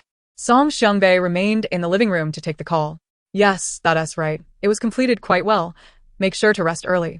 And I'll see you at the company tomorrow. He had matters weighing on his mind, succinctly responding to the secretary before hanging up and heading towards the sofa. Mo Pingxin immediately chimed in. Why is Secretary Zhang calling you so late? Song Xiangbei cleared his throat. She was reporting on matters concerning the Han group. Song Linling chuckled, teasingly saying, Brother, I recall Sister Xian has been working with you for 2 or 3 years now. Is there something between you two? Don't say such nonsense. Song Xiangbei quickly denied it. I have no feelings for her. Song Xiangqin eagerly interjected. Does she have feelings for you? It is quite difficult for a woman to avoid developing feelings over time when gazing upon your face, isn't it? Initially, Song Xiangbei intended to refute this notion. Yet his peripheral vision caught sight of the engrossed You Xiaoxia, prompting him to amend his statement. It is hard to say. She did invite me out for a drink just moments ago. Oh. Song Xiangqin and Song Linling began to tease him. However, You Xiaoxia furrowed her brow in confusion. This is peculiar. Why is Song Xiangbei acting out of character? In the original narrative, he is depicted as an absolute romantic, oblivious to the affections he develops for his secretary over time. Until she threatens to resign, his romantic inclinations surface, and he adopts a domineering persona, compelling her to stay, culminating in an escapade of pursuit and evasion. From that moment on, his heart was consumed solely by love, neglecting his work, and in his quest to win over Secretary Zhang, he began to act recklessly within the company, clashing with her admirers, ultimately leading to the financial ruin of the Song family business. Lost in thought, You Xiaoxia failed to notice the silence that enveloped the room, as everyone listened with greater intensity than she had anticipated. Could it be that since the secretary has yet to resign, the domineering romantic mode remains dormant? Song Xiangbei was momentarily taken aback. Although he had just denied it, he had recently discovered a slight fondness for Zhang Xinxin, especially during this business trip. Spanning nearly a month, Zhang Xinxin's attentive care had indeed stirred something within him. Song Xiangbei, alas, all of this is part of the female protagonist's scheme. Zhang Xinxin has been bribed by her. Therefore, it is without hesitation that she abandons the eldest brother when the Song family faces bankruptcy. In the end, Song Linling loses the wealthy support of the Song family entirely. The protagonist's strategy is quite ruthless, launching an all-out assault against Song Linling. How could she possibly contend with such an adversary? Mo Pingxin abruptly rose from the sofa, pondering the identity of this female protagonist. Who is she? And why is she intent on sabotaging the Song family? Is it merely because of Linling? When did Linling offend such a formidable foe? Why resort to such extreme measures against the Song family? Song Linling herself was equally perplexed. You Xiaoxia had never disclosed the identity of this so-called female protagonist. Although she had her suspicions, she could not fathom why someone would go to such lengths to undermine her, even dragging the entire Song family into disarray. Both Song Ankang and Song Xiangbei bore expressions of concern. At this moment, You Xiaoxia finally sensed that something was amiss. Huh? Mother, why did you stand up? Is dinner ready? And Mo Pingxin shook her head. I will check on it in the kitchen. It should be almost ready. You Xiaoxia then turned to Song Xiangbei. Eldest brother, did you wish to say something earlier? Song Xiangbei shook his head, and then nodded. His expression suddenly turning serious as he addressed Song Xiangqin and Song Linling. I do not harbor any feelings for Zhang Xinxin. Do not make such jokes in the future. The siblings quickly nodded in agreement. Meanwhile, after hanging up the phone, Zhang Xinxin hurriedly dialed another number. Hello? I don't know what has come over Song Xiangbei these past few days. He has been so lukewarm towards me, and he just rejected my invitation to meet. Another disheartening piece of news reached Yi Yutong, leaving her at a loss for how to respond. How could this be? Didn't you say he had a strong affection for you? Zhang Xinxin replied, I am unsure. Since returning from this business trip, he seems to have grown wary of those around him. I have invited him several times, but he has found excuses to decline each time. Yi Yutong sighed. Think of another approach. For years, he has had no one else by his side. You are the only woman he interacts with. His feelings for you must be significant. Perhaps you have inadvertently displeased him. Men are simple creatures. Sometimes a little coaxing will suffice. You must learn to show vulnerability. Do you understand? Or perhaps you could casually mention leaving the job, which might provoke a reaction from him, making him more aware of his feelings for you. Many novels depict the male lead only realizing his true feelings when the female lead contemplates departure. If you ask Yi Yutong, men can be quite petty. The pursuit of love is often fraught with such individuals. On the other end of the line, Zhang Xinxin hesitated but ultimately agreed to the suggestion. Yi Yutong detected a shift in her attitude and quickly added, I must remind you, you have yet to receive your final payment. The salary I provided would hardly suffice for a lifetime of secretarial work. If you desire financial freedom, you must heed my advice. Zhang Xinxin nodded eagerly. Understood. After ending the call, Yi Yutong rose and went to her bedroom, standing before the full-length mirror, her expression dark as she glared at the woman reflected back at her. Come out. The quiet bedroom remained still. Frustrated, Yi Yutong pounded her chest. Come out, come out. Why do you not appear? You are the one who granted me this second chance at life. What does this mean now? As she continued to strike her chest, the room began to change. A sudden burst of light erupted from her chest. Before Yi Yutong could comprehend what was happening, the light began to rise from her body, ultimately separating from her entirely. With a thud, the light source vanished, leaving behind a pitch-black box that fell onto the carpet. Yi Yutong quickly bent down to pick it up. The box was approximately a foot long and 3 fingers wide, entirely black, yet upon closer inspection, intricate dark patterns adorned its surface. Yi Yutong struggled to pry it open but to no avail. Frustrated, she hurled the box to the ground. Why? Why can't I open it? What could possibly be inside? The box lay motionless, quietly resting there. As Yi Yutong stared, a sudden realization struck her, prompting her to scramble over and embrace the box tightly. This must be an extraordinary artifact, a remarkable object that could grant her a second chance at life. She even suspected it might not belong to Earth at all. I'm sorry. She nervously apologized to the box, reminding herself that just because she couldn't open it now didn't mean she wouldn't be able to in the future. If it could bring her back to life without being opened, imagine the possibilities if she actually managed to unlock it. Perhaps once opened, the entire Earth would be hers. After apologizing, she scrutinized the box, murmuring to herself, why does it seem to have lost its luster? Although the box had appeared black when she first picked it up, it felt as though something had changed. After all, black comes in many shades, does it not? Chapter 77. What is truly real? In the following days, under Yanzu's guidance, You Xiaoxia successfully obtained her driver's license. Yet, before she could even touch a Rolls-Royce, the second episode of their show was set to commence filming. Slowing down days episode 2 would focus on urban exploration, with the location chosen as City F. As it was You Xiaoxia's first official appearance, her fans, previously Su Yifei's fans, were extraordinarily enthusiastic, once again arriving at the airport to welcome her. Fortunately, this time everyone was quite restrained. After greeting her, they departed without following the show around for gossip, as they had previously. On the bus to the F-City airport, the director, aware of what the audience craved, expertly directed the cameraman to focus on You Xiaoxia. The host, Rentong, warmed up the crowd. In this episode, we welcome our new guest, the long-awaited You Xiaoxia, our esteemed consultant. Let us give her a round of applause. The other guests were quite gracious, applauding enthusiastically. Failing to do so would result in their own ridicule. You Xiaoxia waved at the camera, greeting the audience, and then boldly proclaimed, "I am just an ordinary person, so do not expect any remarkable performances from me in this show. To be honest, I cannot sing or dance, nor do I possess any acting talent. The only thing I excel at is indulging in gossip. My goal is to savor every morsel of entertainment news. If you wish to join me in this endeavor, press 1 on your screens and double tap 666.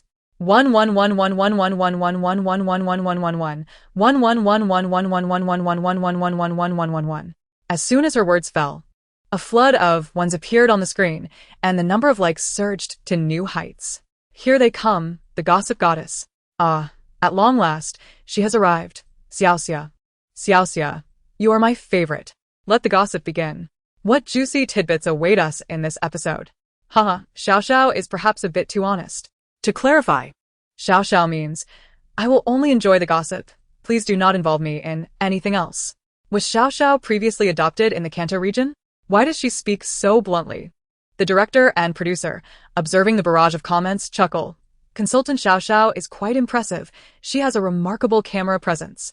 The producer nods in agreement. The most important thing is that she doesn't shy away from the spotlight.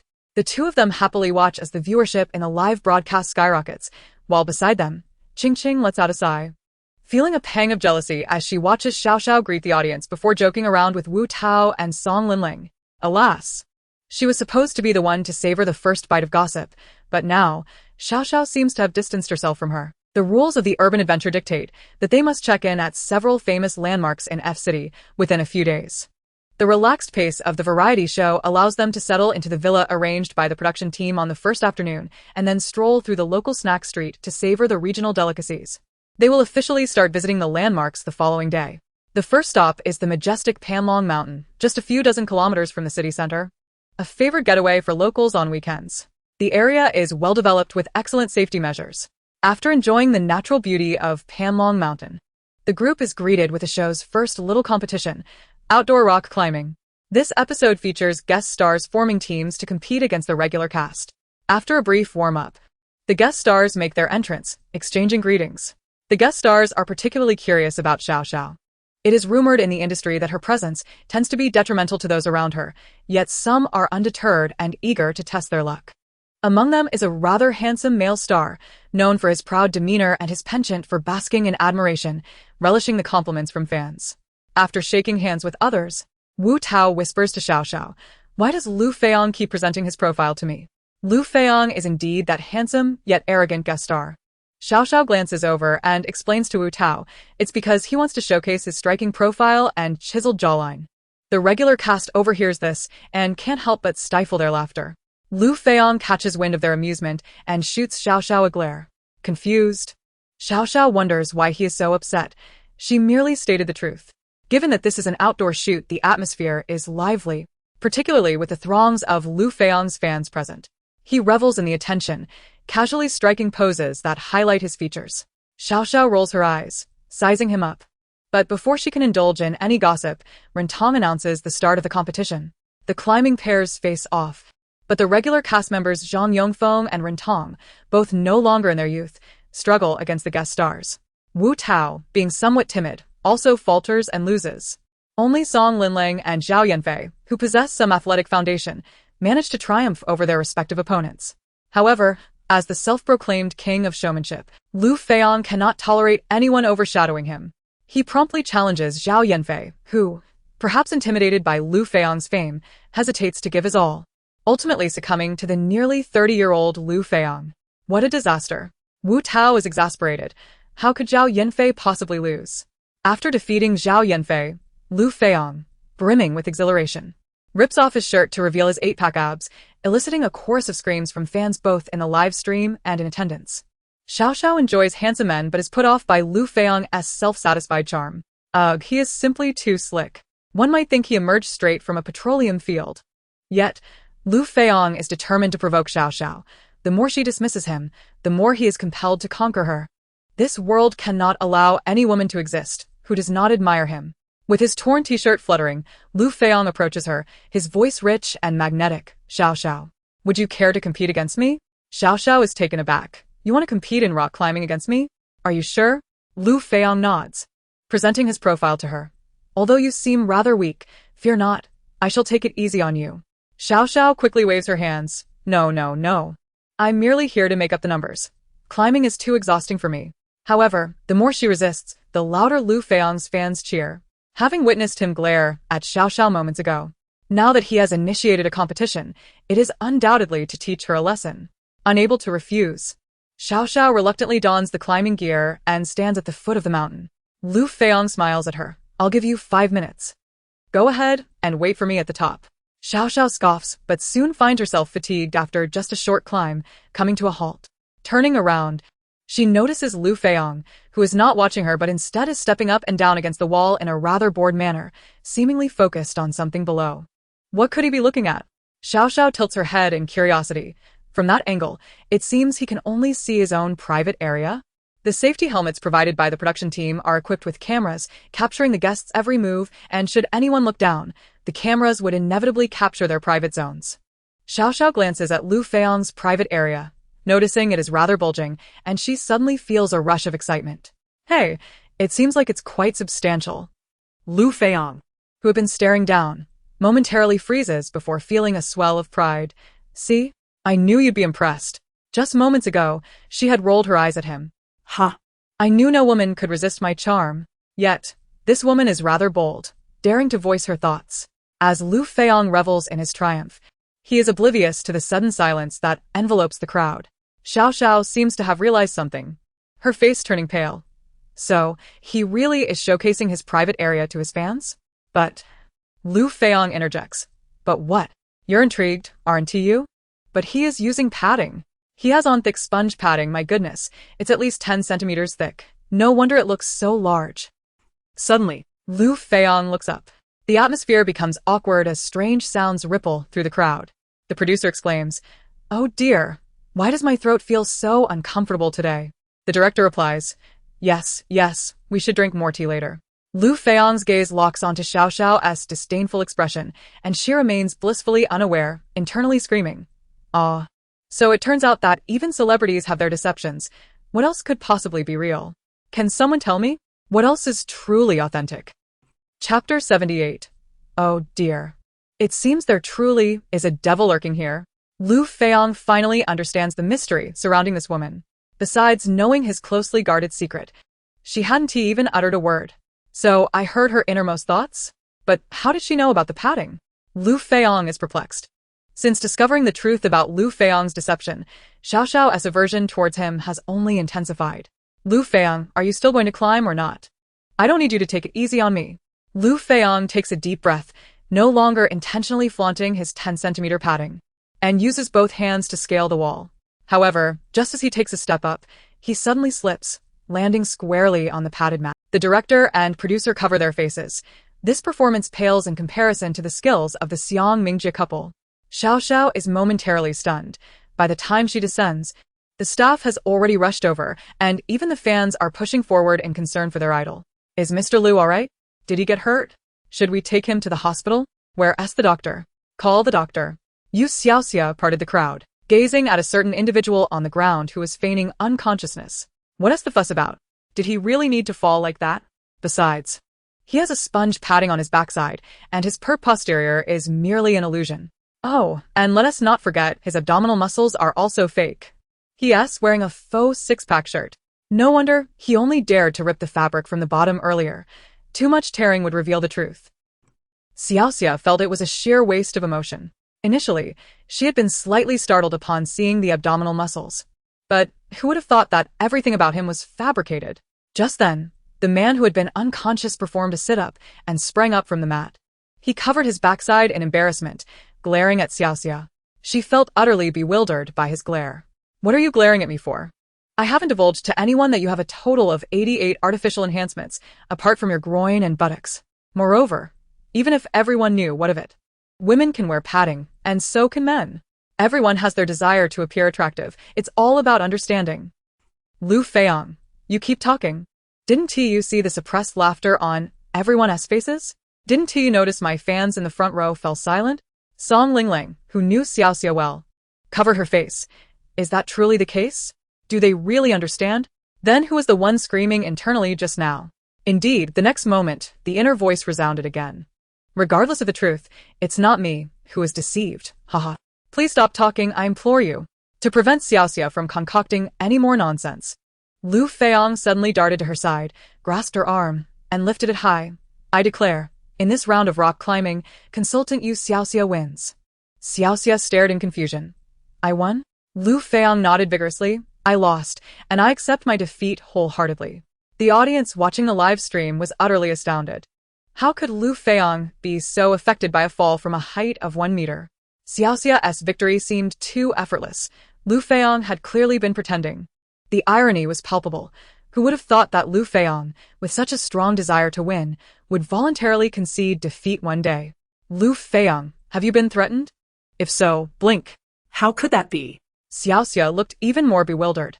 What about the fans present? Your idol has been so humiliated, and yet they remain silent? It seemed they were too stunned to speak. Particularly those fans in the front row who had heard the inner thoughts, now gazing at Lu Feiyang, finding everything about him so awkward. Could it be that someone would wear padding there? A few fans couldn't help but steal glances at Lu Feiyang. How insecure could he be? Was this the same Lu Feiyang who once stood on stage, dazzling and brimming with confidence, eliciting cheers from fans? Moreover, upon reflection, what could it possibly mean for a man to wear padding? Wasn't it an attempt to flaunt something he didn't possess? The more they thought about it, the more it felt oddly sordid. And 88 fakes, surely some must be on his face? The fans recalled how Lu Feiyang had previously engaged in online battles when accused of plastic surgery. Who would have thought it to be true? Good heavens. The fans felt as if their idol had crumbled, yet it didn't seem to have collapsed entirely. In short, they were at a loss regarding how to view their idol now. The group of fans in the front row appeared despondent, soon being pushed out of the way. Curious fans inquired, Hey, why are you leaving? Not watching anymore? The fans who had been in the front row smiled awkwardly. We're done watching, you all go ahead. For the remainder of the live stream, Lu Feiyang no longer pretended to be the king. He had no time to maintain the facade. He had to keep speaking to You Xiaoxia, terrified that if he paused, he would give her the chance to concoct more wild thoughts. Witnessing the usually aloof Lu Feiyang displaying such a demeanor before fans, someone affectionately dubbed him You Xiaoxia's lapdog. It was hilarious. They had never seen Lu Feiyang so obsequious. Hadn't he always kept his distance from female celebrities, fearing to ride on their coattails? What was this? Now he was aware of Xiaoxia's popularity and was eagerly seeking to bask in her glow. Yet, to be fair, Xiaoxia's charm was truly remarkable. Just moments ago, Lu Feiyang was aloof, and now he was practically groveling. Lu Feiyang was unconcerned about the online chatter. He merely wanted to finish the show and leave as swiftly as possible. Thus, as soon as the live broadcast concluded, he didn't even take the program team's vehicle but hurriedly fled, clutching his mortified heart. His manager awaited him in the van, curious about his state. What happened? The internet is abuzz with claims of you being infatuated with You Xiaoxia. What is the story? Lu Feiyang wanted to complain, his words stumbling out. But all he could do was sigh. I never want to have any contact with You Xiaoxia again.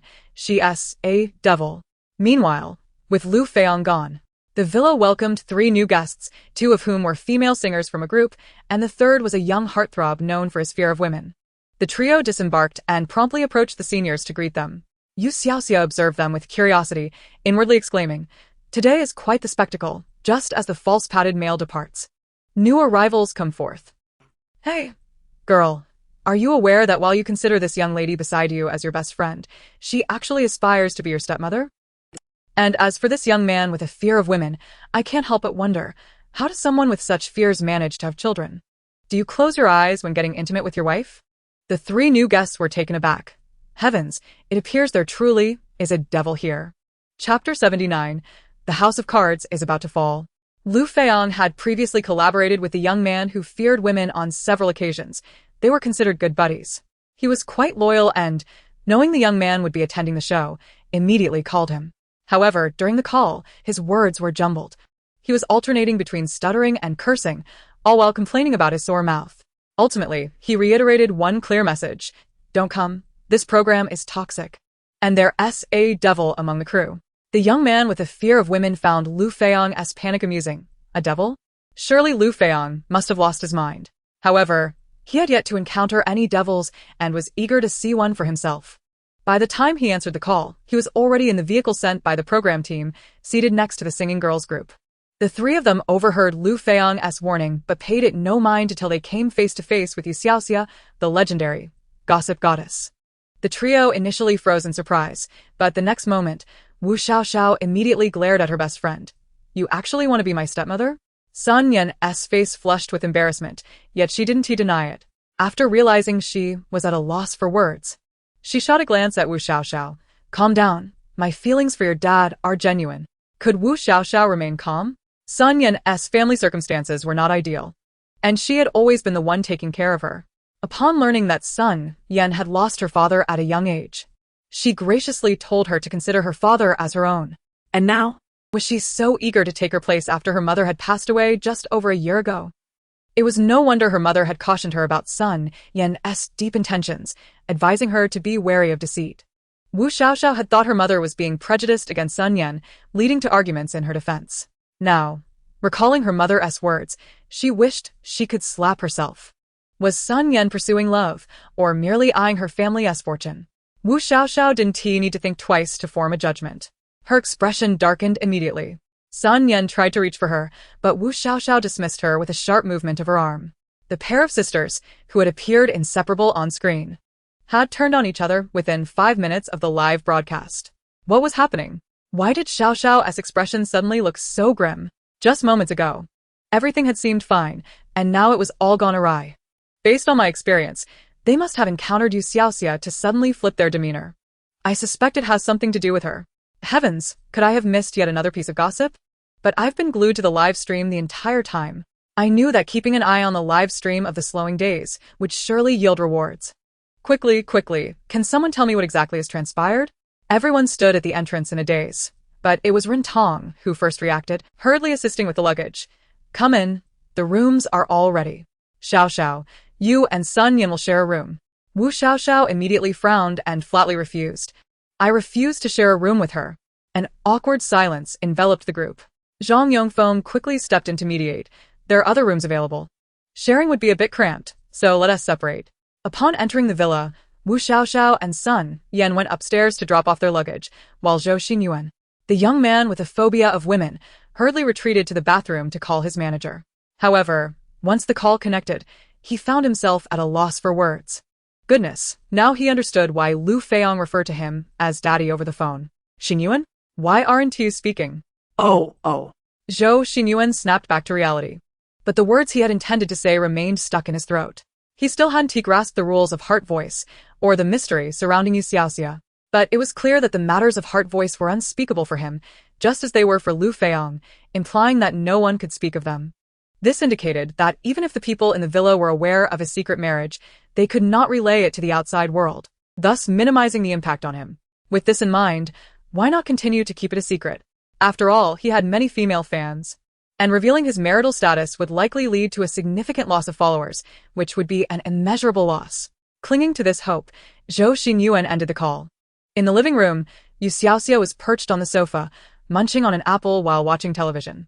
Wu Tao had pulled up a small chair beside her, eagerly offering to massage her legs. You Xiaoxia dodged him, saying, "Are you trying to get me scolded by the viewers? This is live. You go to your thing." Wu Tao, undeterred, insisted on giving her a leg massage and addressed the camera earnestly. "I am voluntarily massaging Xiaoxia's legs. If you want to scold someone, scold me." The remaining regular guests were busy cooking in the open kitchen. Hearing the commotion, Song Linling looked up in discontent. "Wu Tao, my Xiaoxia doesn't need your service. If you have nothing to do, come help." Wu Tao had no intention of assisting. He was keen on savoring the juicy gossip about Zhou Xinyuan. They were all industry insiders and had collaborated once before, although he knew Zhou Xinyuan's phobia of women was exaggerated. He was astonished to find out that he was married. What a juicy tidbit to devour. "I'm not going to help. I'll wash the dishes after dinner." You Xiaoxia immediately raised her hand. "I'll wash the dishes too. I can't cook." No.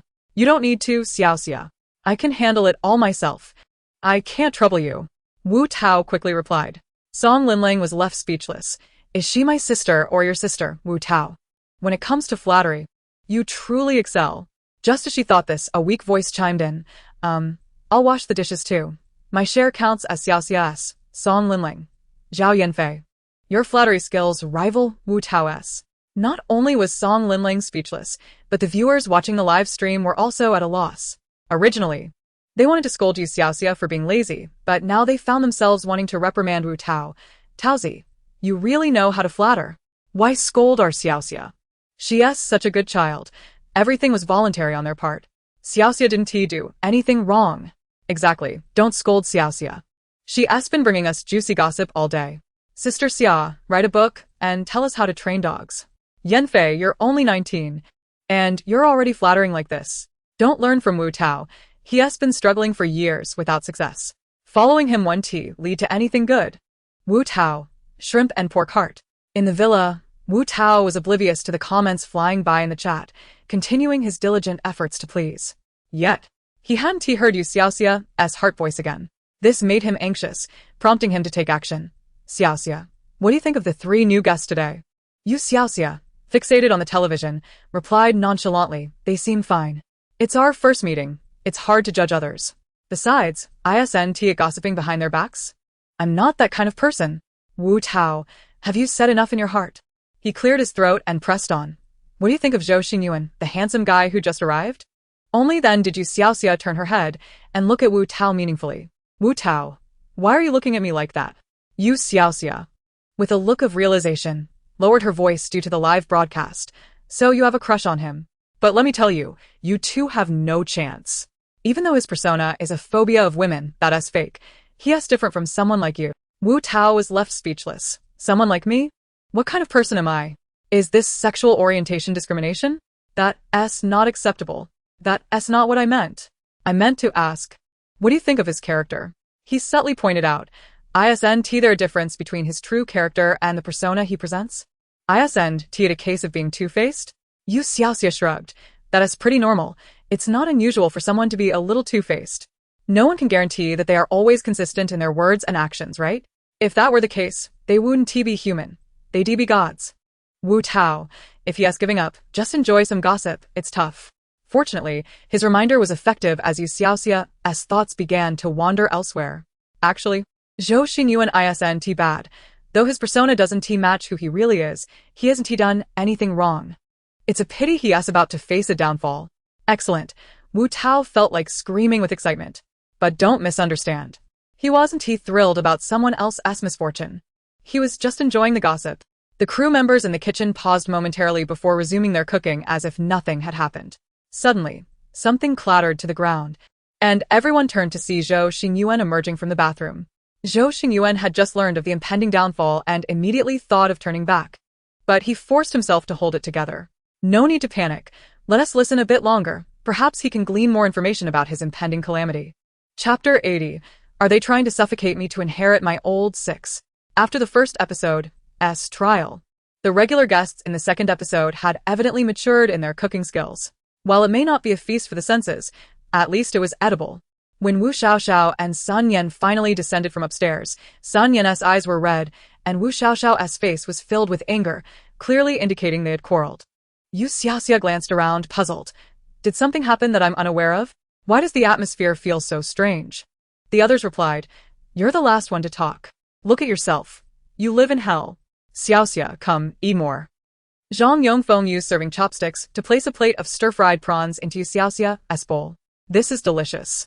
Rentong added sweet and sour ribs. Sister Xiaoxia, you've worked hard.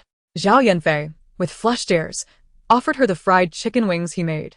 Once these 3 began to act, the others feared being left out. And before long, Yu Xiaoxia's bowl was piled high.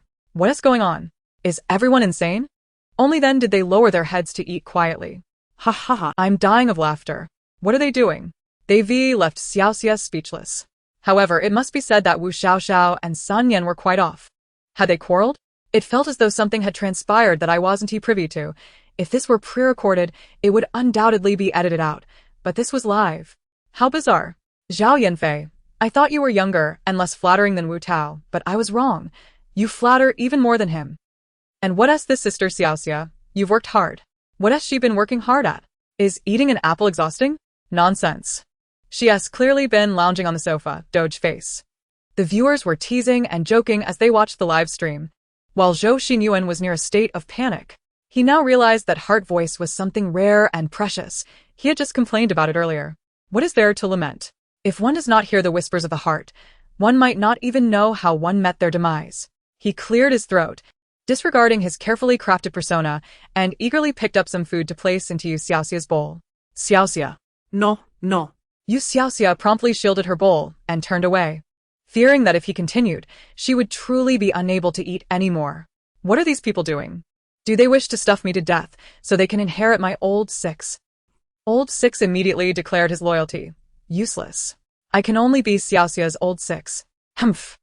Zhou Xinyuan's chopsticks hovered awkwardly in midair, unsure of how to proceed. Wu Tao, possessing a modicum of conscience, having just indulged in the fruits of another's labor, understood Zhou Xinyuan's current state of knowing his downfall was imminent, yet being oblivious to the reasons behind it. He took the dish Zhou Xinyuan offered and deliberately broached a subject related to him. Xinyuan, what are your upcoming plans? Zhou Xinyuan cast a grateful glance at Wu Tao.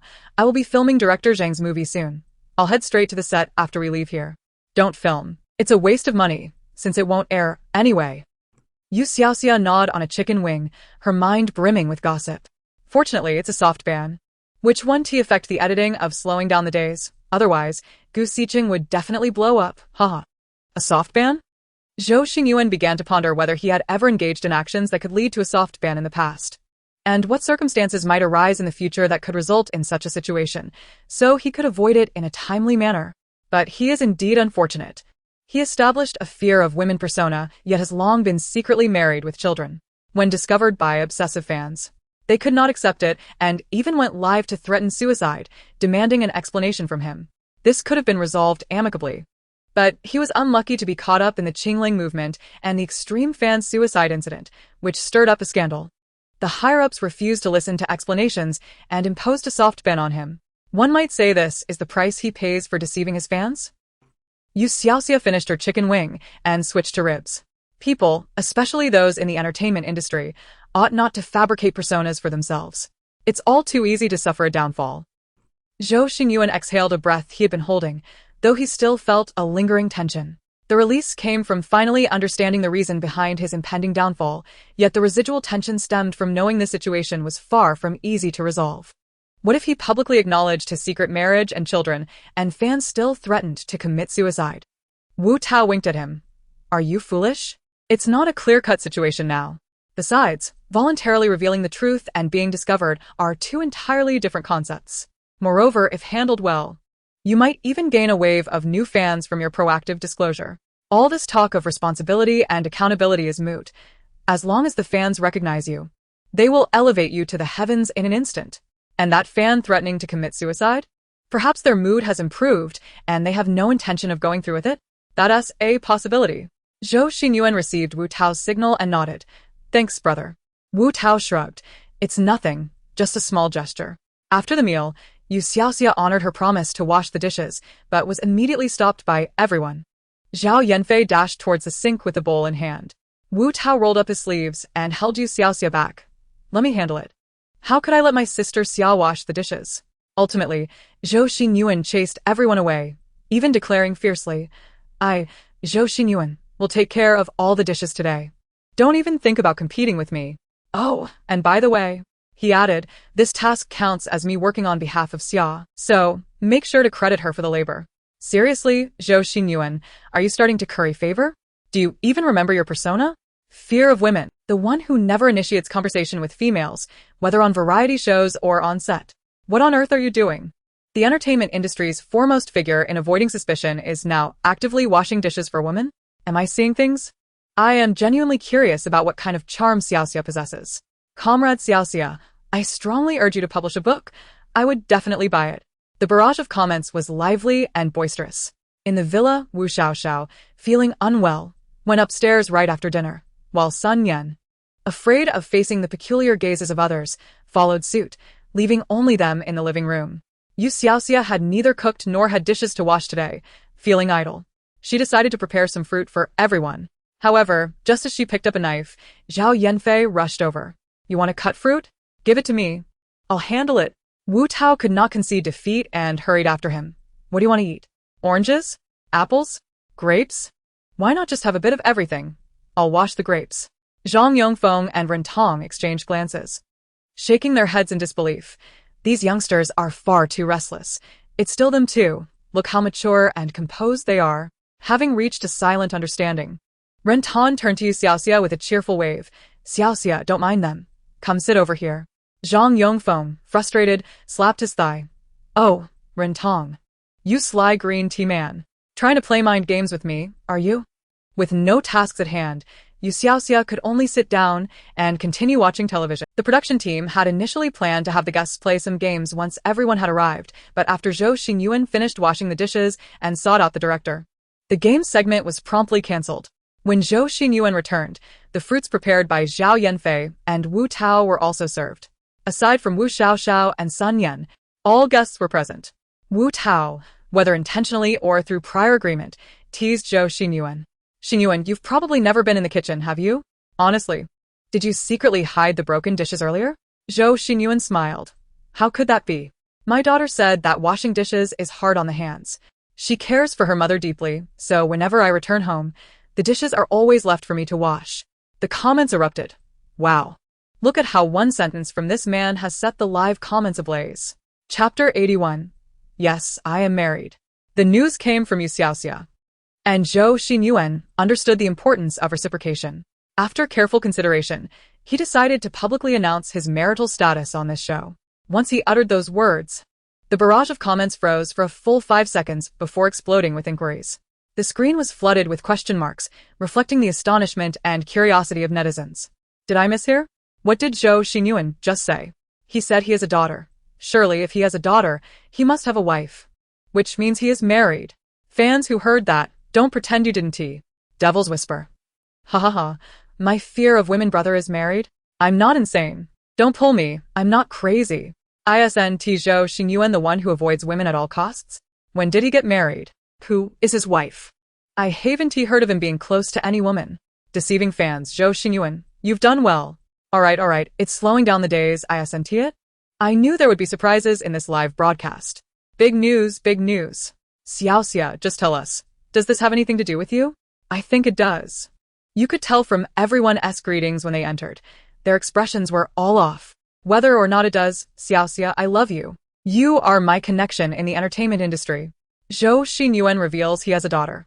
Zhou Xingyuan is married in secret. Who is Zhou Xingyuan's wife? Slowing down the days, Zhou Xingyuan reveals. Several keywords instantly surged to the trending list, and knowing the live broadcast was still ongoing, a multitude of fans and onlookers flooded into the stream to witness the spectacle. The director and producer exchanged gleeful smiles as they watched the backstage traffic. Xiaoxia, you are truly our goddess. Not just the goddess of gossip, but also the goddess of fortune. On site, although everyone was already privy to the secret, they were nonetheless astonished by Zhou Xingyuan's sudden revelation. Wu Tao exaggeratedly covered his mouth, looking at Zhou Xingyuan in disbelief. Xingyuan, did you just say? Zhou Xingyuan, displaying impressive acting skills, feigned surprise for a moment before suddenly realizing. Did I just let that slip? Well then. He faced the camera with a serious demeanor. To all the fans watching the live stream, I wish to announce that, yes, I am married and I have a lovely daughter. You Xiaoxia was taken aback, wondering why he had suddenly revealed such personal information. Wu Tao, ever the supportive sidekick, chuckled and inquired, really? I had not heard about this before. Zhou Xingyuan smiled lightly. My wife is not in the industry and prefers to avoid excessive attention. So, I decided not to inform everyone. The crowd in the living room erupted in playful banter. Wu Tao continued. Would you mind sharing the story of your courtship with the audience? Zhou Xingyuan chuckled. My wife and I were college classmates. We had planned to marry right after graduation. However, I was unexpectedly discovered by a talent scout and entered the entertainment industry. The rest, as you know, is history. He shrugged. I've been wanting to find the right moment to disclose this for years, and today feels like the right time. Finally, I have unburdened my heart, and I feel considerably lighter. Upon hearing this, everyone suddenly recalled that his initial persona of being afraid of women had been imposed upon him by fans. At that time, he was already discussing marriage with his girlfriend, and his distance from female guests on shows was merely to avoid misunderstandings. To his surprise, Fans and marketing accounts misconstrued it as a fear of women. His management company thought this persona was beneficial and never allowed him to clarify. Thus, for several years, he was associated with this image, which eventually became his label, making it difficult to shed. Nonetheless, it is undeniable that this persona brought him certain advantages, as a significant portion of his fanbase consists of female admirers. Facing the camera, he clarified the misunderstandings behind his initial behavior. Then, he solemnly stated, "Regarding my hidden marriage, I owe my fans an apology. I am sorry for not explaining this clearly before. Furthermore, I must apologize to my family. My dear wife, I am sorry for not being able to publicly acknowledge our relationship all these years. I have put you through a lot." This heartfelt declaration sent shockwaves through the internet. Onlookers were entertained, but it was his fans who were most stirred. "I can't believe it. This can't be true. Fraud. Zhou Xinyuan, you are a fraud." EM unfollowing. Come on, delusional fans. Accept reality. Even if he weren't married, he could never marry you. At least I'm a sister fan, and I'm okay with this. Zhou Xinyuan is nearly 30. Dating and marrying is perfectly normal. There's no need for such an uproar. Netizens held varying opinions and emotions.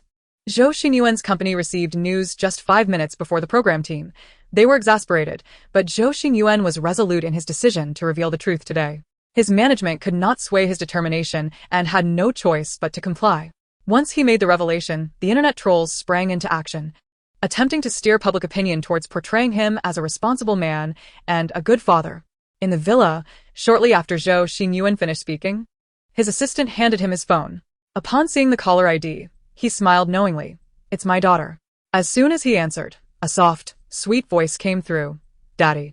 Zhou Xinyuan's smile transformed entirely, radiating an indescribable warmth. "Baby, do you miss Daddy?" "I miss you, Daddy," the little one replied, her speech slightly unclear, yet adorable. "Daddy, kiss me." Zhou Xinyuan felt a rush of shyness, but couldn't bring himself to refuse his daughter's request, blushing as he blew kisses into the phone.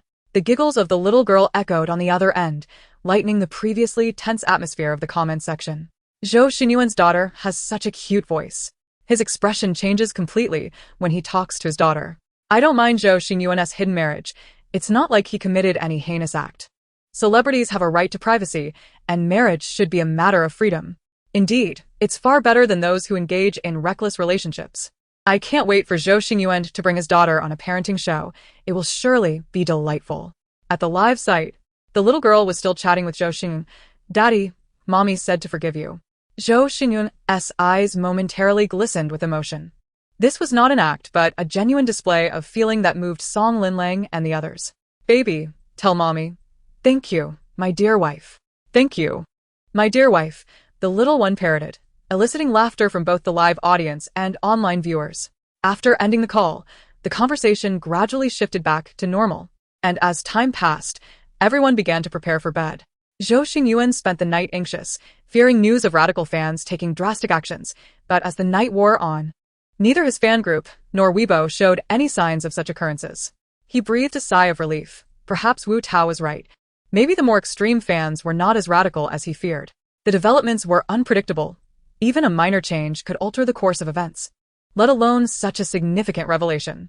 The following day, they were scheduled to visit a new tourist attraction. After breakfast, the group boarded the bus arranged by the production team. Zhou Xinyuan wished to express his gratitude to You Xiaoxia for her timely reminder, but found himself unable to voice it. So, when Ren Tong asked why he suddenly revealed his hidden marriage, he inadvertently blurted out the truth. "Because of You Xiaoxia." The bus fell silent for a brief moment, while the comment section erupted with affirmations of "I knew it." What kind of charm does You Xiaoxia possess? It seems that everyone who interacts with her either faces a scandal or undergoes a significant transformation. "Quick, Zhou Xinyuan, explain." You Xiaoxia looked puzzled and turned to him. "What does this have to do with me?" Zhou Xinyuan cleared his throat and quickly corrected himself. "Ahem. It's because consultant Xiaoxia is so adorable. When I saw her eating an apple, it reminded me of my daughter's apple-eating antics. That's why I accidentally mentioned her on the show." You Xiaoxia retorted. "Seeing you think of your daughter when you see me? Isn't that taking advantage of me? Aren't you just a few years older than me?" Zhou Xinyuan lowered his head, too shy to respond. "Moreover, I've heard that if someone calls you cute, it's because you're not attractive. So does that mean I'm ugly?" Wu Tao stifled a laugh, covering his mouth. Just as everyone was sharing a light-hearted moment, Wu Xiaoxiao, sitting in the back, suddenly erupted. She stood up abruptly and shoved Sun Yan aside. Get away from me. Sun Yan, caught off guard, tumbled into the aisle. The comment section exploded. Well done. This woman, with a single action, has shifted everyone's attention from that Zhou man to herself. What on earth is happening? Has Wu Xiaoxia lost her mind? These two were off yesterday. They didn't even show up for the evening chat. My goodness, I've never seen Wu Xiaoxia so furious. Especially during a live broadcast. Wu Xiaoxia has such a bad temper. Sun Yan has been tolerating her since yesterday. The notion that Wu Xiaoxia would dare to act so brazenly during a live show raised concerns about her behavior off-camera. Rumor circulated that Wu Xiaoxia came from a wealthy family, while Sun Yan had previously revealed her modest upbringing. Would Wu Xiaoxia be bullying Sun Yan because of her better circumstances? What are you talking about? Since their debut, Wu Xiaoxia has always taken care of Sun Yan. Their relationship has been great. Can we stop spreading rumors? Oh wow. Fans are at it. Keep fighting, don't stop. We bystanders love the drama. I knew watching this show would be a thrill. Any second could reveal a juicy scandal. The atmosphere in the bus grew increasingly awkward. Everyone is aware of the reason behind Wu Xiaoxia's outburst, yet with You Xiaoxia present, who is currently live streaming, they find themselves unable to voice their thoughts. Moreover, discussing such matters is not something they feel comfortable addressing. Ultimately, it is Ren Tong, the peacemaker, who steps in to assist Sun Yan. Xiao, are you feeling unwell? Do you need a doctor? However, Ren Tong inadvertently provides Wu Xiaoxia an excuse to escalate the situation as she defiantly confronts Sun Yan. She even disregards the consequences, neglecting to inform the company and boldly declares into the live broadcast camera, from this day forth, my partnership with Sun Yan is irrevocably dissolved. I can no longer tolerate being bound to such a hypocritical schemer. Her proclamation unleashes a torrent of reactions, in addition to the barrage of comments and trending topics. Both their management companies promptly attempt to reach them, resorting to contacting the program as staff when they fail. Yet, Wu Xiaoxia rebuffs all attempts at communication until her father personally calls. In the live stream, the two engage in a fierce argument over the phone. In a fit of rage, Wu Xiaoxia slams her phone down and shouts at the tearful Sun Yan, "Are you satisfied now? Even my father is defending you, Sun Yan. You manipulative wretch." Xiao. Sun Yan suddenly interrupts loudly, "Can you please stop? I accept your accusations and your insults, but just don't say anymore." Sun Yan's willingness to concede, in stark contrast to the aggressive Wu Xiaoxia, surprisingly garners her some sympathy online.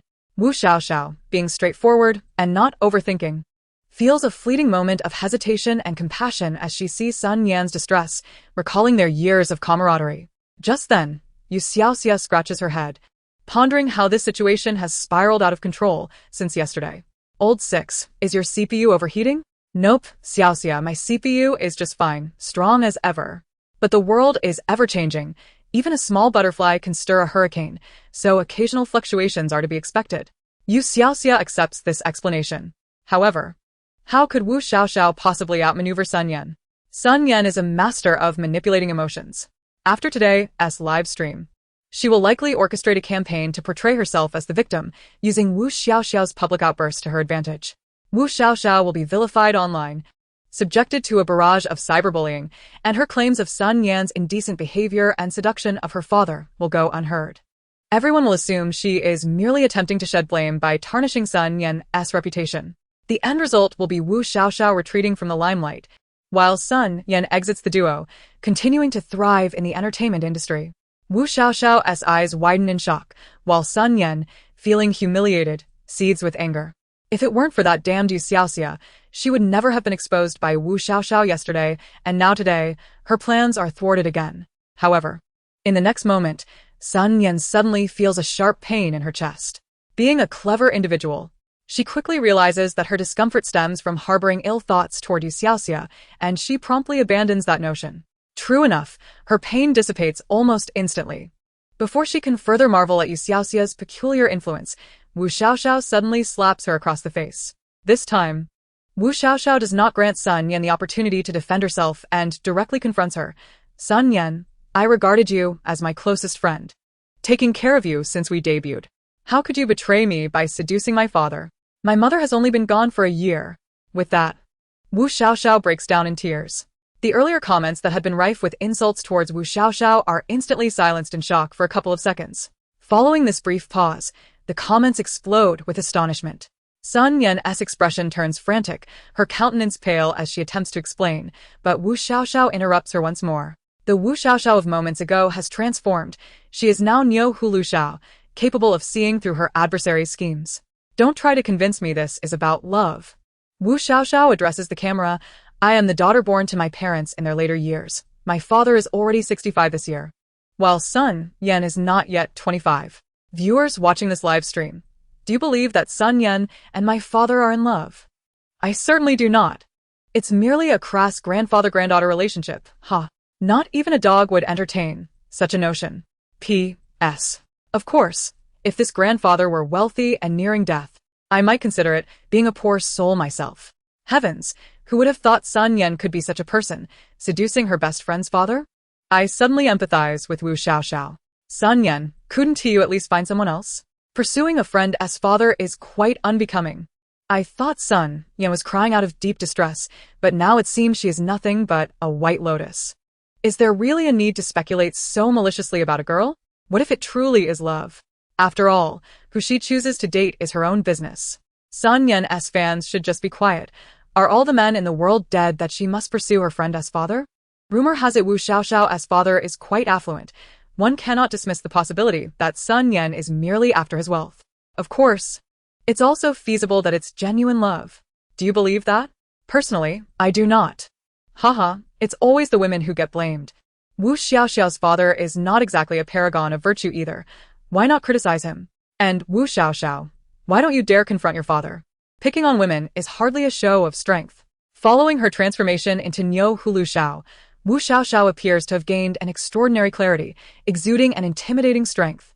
She senses someone challenging her and continues addressing the camera. And you, my father, if you can be so easily seduced by Sun Yan, it shows you never truly valued me as your daughter. If you had any regard for me, considering my relationship with Sun Yan, you would never have concealed your association with her from me. Thus, you are not an admirable person either. I hereby sever our father-daughter ties. Cough cough cough. Wu Xiaoxiao's father, watching the live stream on his phone, nearly chokes on his own blood. This rebellious daughter, this ungrateful daughter. Chapter 83, Song Linlang and others have been kidnapped. As Wu Xiaoxiao descends into madness, her management company has been desperately trying to contact her to curtail her outburst. However, Wu Xiaoxiao remains impervious to their pleas. In a last-ditch effort, her company attempts to reach the program team to request they cut the live feed. But the program team flatly declines, who would willingly relinquish such a sensational story and valuable viewership. Thus, Wu Xiaoxiao successfully exposes Sun Yan. Not long after, personnel dispatched from the company finally catch up with the program team's vehicle. With no time to spare for the ongoing broadcast, these individuals demand to take both Wu Xiaoxiao and Sun Yan away in front of the cameras. Wu Xiaoxiao, this time, does not resist and obediently follows the company representatives. However, just before departing, she suddenly embraces You Xiaoxia. Xiaoxia, thank you for taking care of me these past few days. You Xiaoxia, caught off guard, smiles awkwardly. No need for thanks. Just take care of yourself. Everything can be resolved. Don't get stuck in a rut. Wu Xiaoxiao nods and steps off the bus first.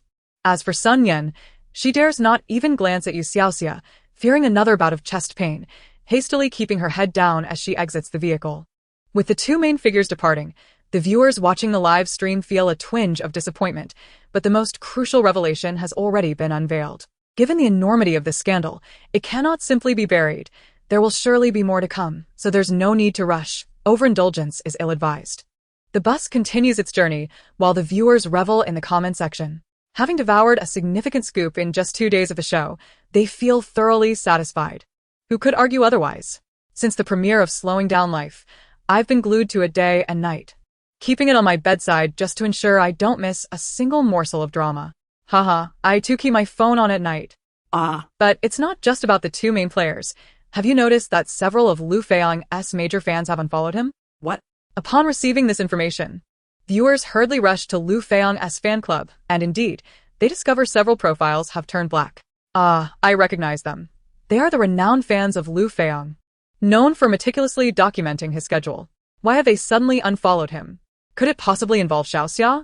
Yet, just yesterday during the live broadcast, Lu Feiyang and You Xiaoxia seem to be enjoying each other's company splendidly. It's perplexing. Those fans were present yesterday to capture moments, but after the event, Not only did they fail to share any images, but they also went as far as to change their profile pictures to something entirely black.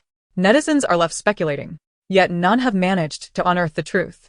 Haha, if we consider it, in just 2 days of broadcasting, there have already been 3 sensational stories. What a bounty. Regardless of the number of stories, having witnessed them is a gain in itself. I dare say that among all the concurrent shows, none can rival the brilliance of slowing down the days. Naturally, Lu Feiyong has also become aware of his dedicated fans' abrupt departure. He is filled with ire but dares not voice it, swallowing his indignation silently. However, he hasn't forgotten to call Zhou Xingyuan. Now do you understand why I didn't invite you to participate in the show? That woman is simply toxic. You know what I mean. This time, Zhou Xingyuan did not echo his sentiments. What nonsense are you spouting? Consultant Xia is quite amiable. I am particularly grateful to her. Are you out of your mind? Lu Feiyong nearly exploded. If I'm not mistaken, you only revealed your concealed marriage because of her, right? You actually kept your marriage a secret even from me? Forget it. Let us not discuss that for now. As a good friend, Lu Feiyong was indeed slightly taken aback by Zhou Xingyuan's revelation last night. He retracted his interest in gossip and addressed the matter at hand. If I'm not mistaken, with this revelation, most of your female fans must have abandoned you. Do you not resent her? Not at all, Zhou Xingyuan replied, overwhelmed with gratitude. By the way, although you participated in the show, nothing scandalous has surfaced about you.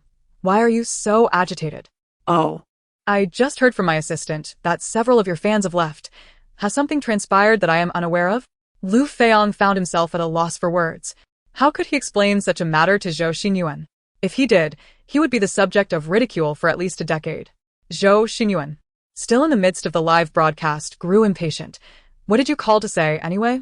Lu Feiyong cleared his throat. Haven't you noticed? Anyone who participates in that woman's show seems to meet with misfortune. As a person of integrity, I feel compelled to take action.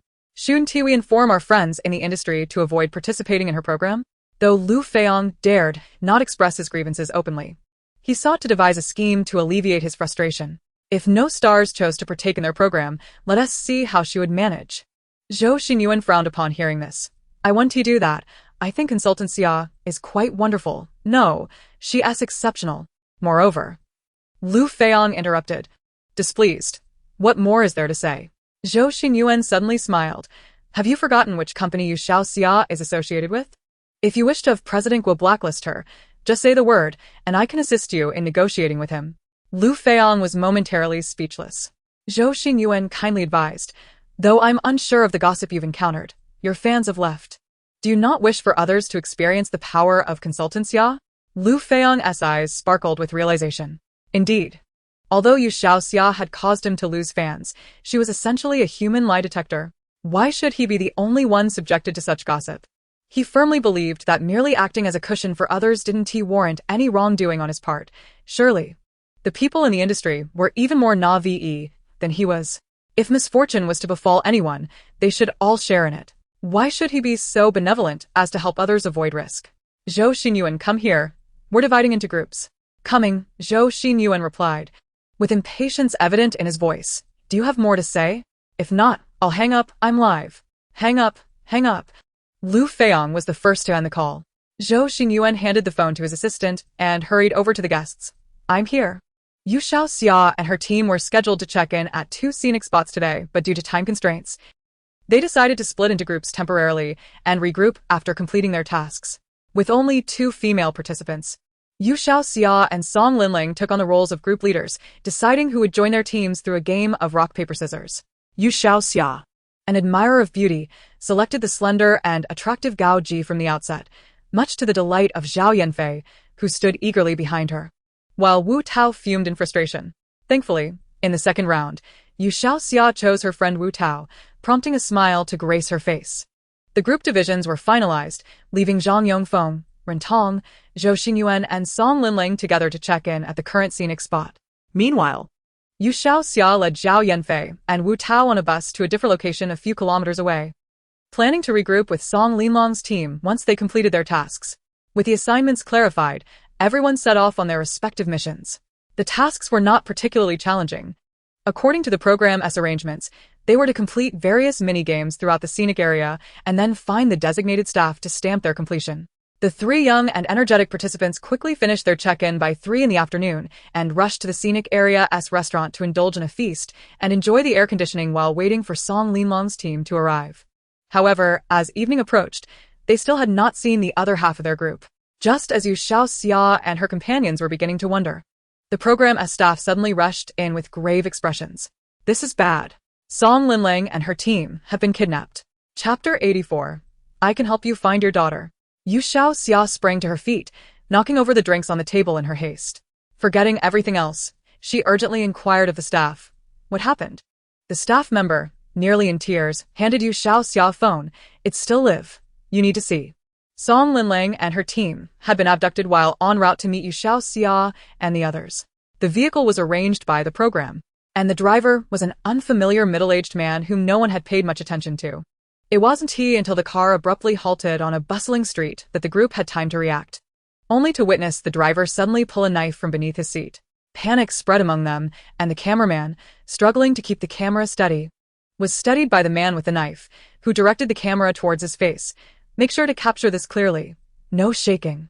Why yes, the cameraman stammered, beads of sweat forming on his brow. In the vehicle, apart from Song Linlang and her 4 companions, there were several other staff members, including the assistant director and 2 cameramen capturing the live feed.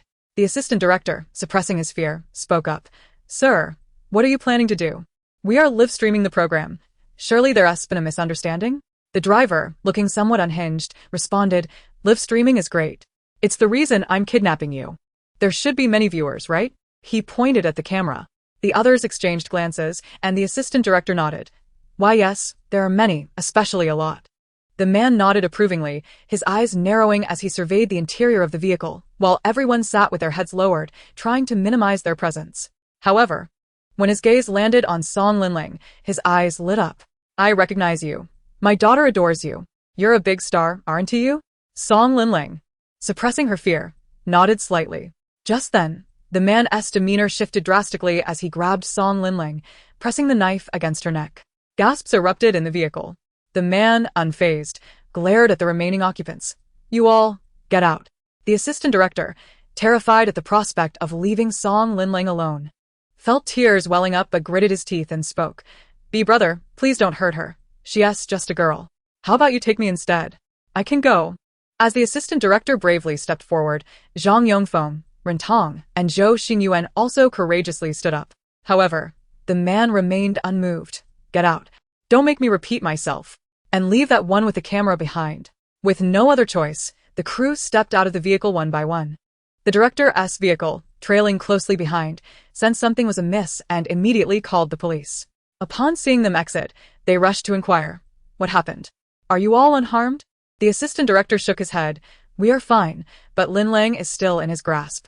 At that moment, Qingqing suddenly shouted, Everyone look at the live broadcast. The crowd immediately opened their phones, and there they saw the man with a knife pressed against Song Linlong's neck, addressing the audience in the stream. My daughter is missing, and I need to find her. If you help me locate her, I will release her immediately. The barrage of comments exploded. No one had anticipated that a celebrity would be kidnapped live on air, with a knife to her throat. This was utterly sensational. This man was either deranged or completely unhinged. However, upon hearing the man's plea, someone suddenly recalled something. I think I recognize him. Didn't he post a video searching for his daughter last year? Yes, that's him. A pitiful father. I even helped share his post. Another chimed in. I remember now, his daughter went missing while traveling in City F, and he searched for a long time without success. I thought they had found her, but it turns out they still haven't. Oh my goodness, it's really him. But he can't resort to kidnapping Song Linlang. I'm so worried for Song Linlang. That's a real knife. What should we do? Why haven't the police arrived yet? Does anyone have information about his daughter? If you do, please contact the director's team. While chaos ensued online, Gu Xiqing had already received the news and rushed to City F. Meanwhile, the Song family was in disarray. They instructed Song Xiangchen to stay behind and watch over Mo Pingxin, while Song Ankang took Song Xiangbei to City F. However, they could not match the speed of You Xiaoxia, who, upon seeing the live broadcast, hurried to the scene. She insisted on coming, and the director could not stop her. The area was already crowded with people, as it was the peak hour after work, and the bus was parked on a heavily trafficked main road. The driver aimed to escalate the situation. He had been searching for his daughter for a year. Initially, he had the help of the police and compassionate citizens, but eventually, they all left, leaving him alone. He had exhausted all his savings with no trace of his daughter, remaining in the city to work while searching day after day, month after month, and now it had been over a year. With no other options left, he resorted to this desperate measure. If he could find his daughter, he would immediately atone for his actions with his life. "Do not blame me. I will not harm you. I only want my daughter," the man declared. What could Song Linling do? She could only nod tearfully. At that moment, an urgent voice called from outside the car window, "I can help you find your daughter." Hearing this, the man felt a momentary rush of hope, but it quickly turned to skepticism. After searching for a year without success, how could someone find her so quickly? He was not convinced. Meanwhile, Song Linling recognized the voice. "Xiaoxia. Linling, are you okay?" "I'm fine, don't worry." You Xiaoxia was frantic, mentally berating herself. "Why didn't I see the news about Linlong's kidnapping today?" Lao 6, trembling, replied, "Perhaps it's because the man acted impulsively. When you separated from Song Linling this morning, he hadn't yet formed any malicious intent." You Xiaoxia was exasperated. Just then the police arrived. Upon hearing You Xiaoxia's words, the rescue team leader hurried over, quietly admonishing her, "Don't deceive him if you can't find her. It could provoke the criminal." You Xiaoxia shot him a glance. "Who said I'm lying? I can truly find her." The team leader was left speechless. He was aware of this missing person case and had participated in the search. But it had ended in vain. The criminal had been very cautious, leaving no evidence at the scene, complicating their investigation significantly. Thus, if so many people had failed to find her, how could a young girl succeed? But at that moment, he received a call from City A. This was the first time he had received a direct call from such a high-ranking figure. And the voice on the other end gave a single directive: to cooperate with You Xiaoxia in rescuing the hostage. Yes. After hanging up, the team leader scratched his head. Perplexed, yet he knew he had to follow orders. Chapter 85. The man was suddenly startled, his hair standing on end. You Xiaoxia was already speaking up. "Wang Honkai. I can truly find your daughter. I can read fortunes. Just ask the audience in the live stream. You should be able to see the comments. Have them tell you." I'm exceptionally accurate. Another camera was focused on You Xiaoxia, and upon hearing this, the online viewers were uncertain about her fortune-telling abilities, but since lives were at stake, they immediately flooded the comments. "She can trust her." Of course, there were skeptics who criticized and insulted You Xiaoxia in the comments, but their voices were quickly drowned out by those who believed her. Watching the screen filled with support made Wang Honkai somewhat suspicious. He put away his phone and pushed Song Linling towards a bus door. To his surprise, she was just a naive little girl, which darkened his expression. "You aren't deceiving me, are you?" You Xiaoxia shook her head. "Of course not. You see, I know your name is Wang Honkai and your daughter is named Wang Mengfan, right? She came to City F for vacation 2 winters ago, but just a few days after her arrival, you lost contact with her. You have been searching for over a year, without any leads. How could I possibly deceive you?" Wang Honkai nodded but suddenly became alert. "No, this information is all online. You must have read it." Dad. "What does it matter now? I have no time to browse the internet. You must believe me. I am the only one who can help you find your daughter." Wang Hongzai's eyes widened in surprise. He heard a strange sound. Yet the girl before him did not speak. The team leader, who had been standing by, suddenly understood something but maintained his composure, pretending not to notice anything amiss. You Xiaoxia placed her hands on her hips. "Let me be clear. I am the only one who can help you find your daughter. Listen to me. First release Song Linling. If not, you can take me instead, and I will lead you to your daughter. How does that sound?" No. Before the man could respond, Song Linling immediately exclaimed. Fearing Wang Honkai might switch targets, she quickly added, "You can take me, just don't take her. I am Song Linling. I am a big star. And taking her will serve no purpose." The man hesitated, scrutinizing You Xiaoxia from head to toe. "She is a big star. Are you a star too? Are you more famous than her?" "Of course." You Xiaoxia proudly lied, simultaneously questioning Lao 6 in her mind. "Lao 6, if I am in danger, will you protect me?" Lao 6 replied, "Of course, Xiaoxia. With me around, no one in this world can harm you." Reassured, You Xiaoxia noticed the man squinting at her. Who was Lao 6? He sounded quite formidable. This little girl was a bit cunning, and he felt uncertain. "Don't switch targets. Take me to find my daughter. If we find her, I will release her immediately." Sighing, You Xiaoxia thought, what more could she do? Let's go. With her command, the scene erupted into action. Wang Hongkai remained vigilant, refusing the police's requests to shut down the live stream or allow You Xiaoxia onto the bus. You lead the way. His gaze fixed on You Xiaoxia. She had no choice but to board the car prepared by the police. Wang Hongkai ordered the cameraman to leave the equipment behind, then dismissed the cameraman from the bus, tying Song Linling to the seat before driving the bus himself. In the police car, the team leader sat beside You Xiaoxia, hesitating before confirming. Do you really know where her daughter is? You Xiaoxia nodded. In Wang Hongkai's future, he would ultimately find his daughter, but it would be too late by then. Lao 6 lead the way. Coconut. You Xiaoxia responded. The convoy raced down the road, while on the other side, in a dilapidated courtyard on the outskirts of the city, a middle-aged man with an honest demeanor sat in a recliner, his eyes riveted to a live stream on his phone.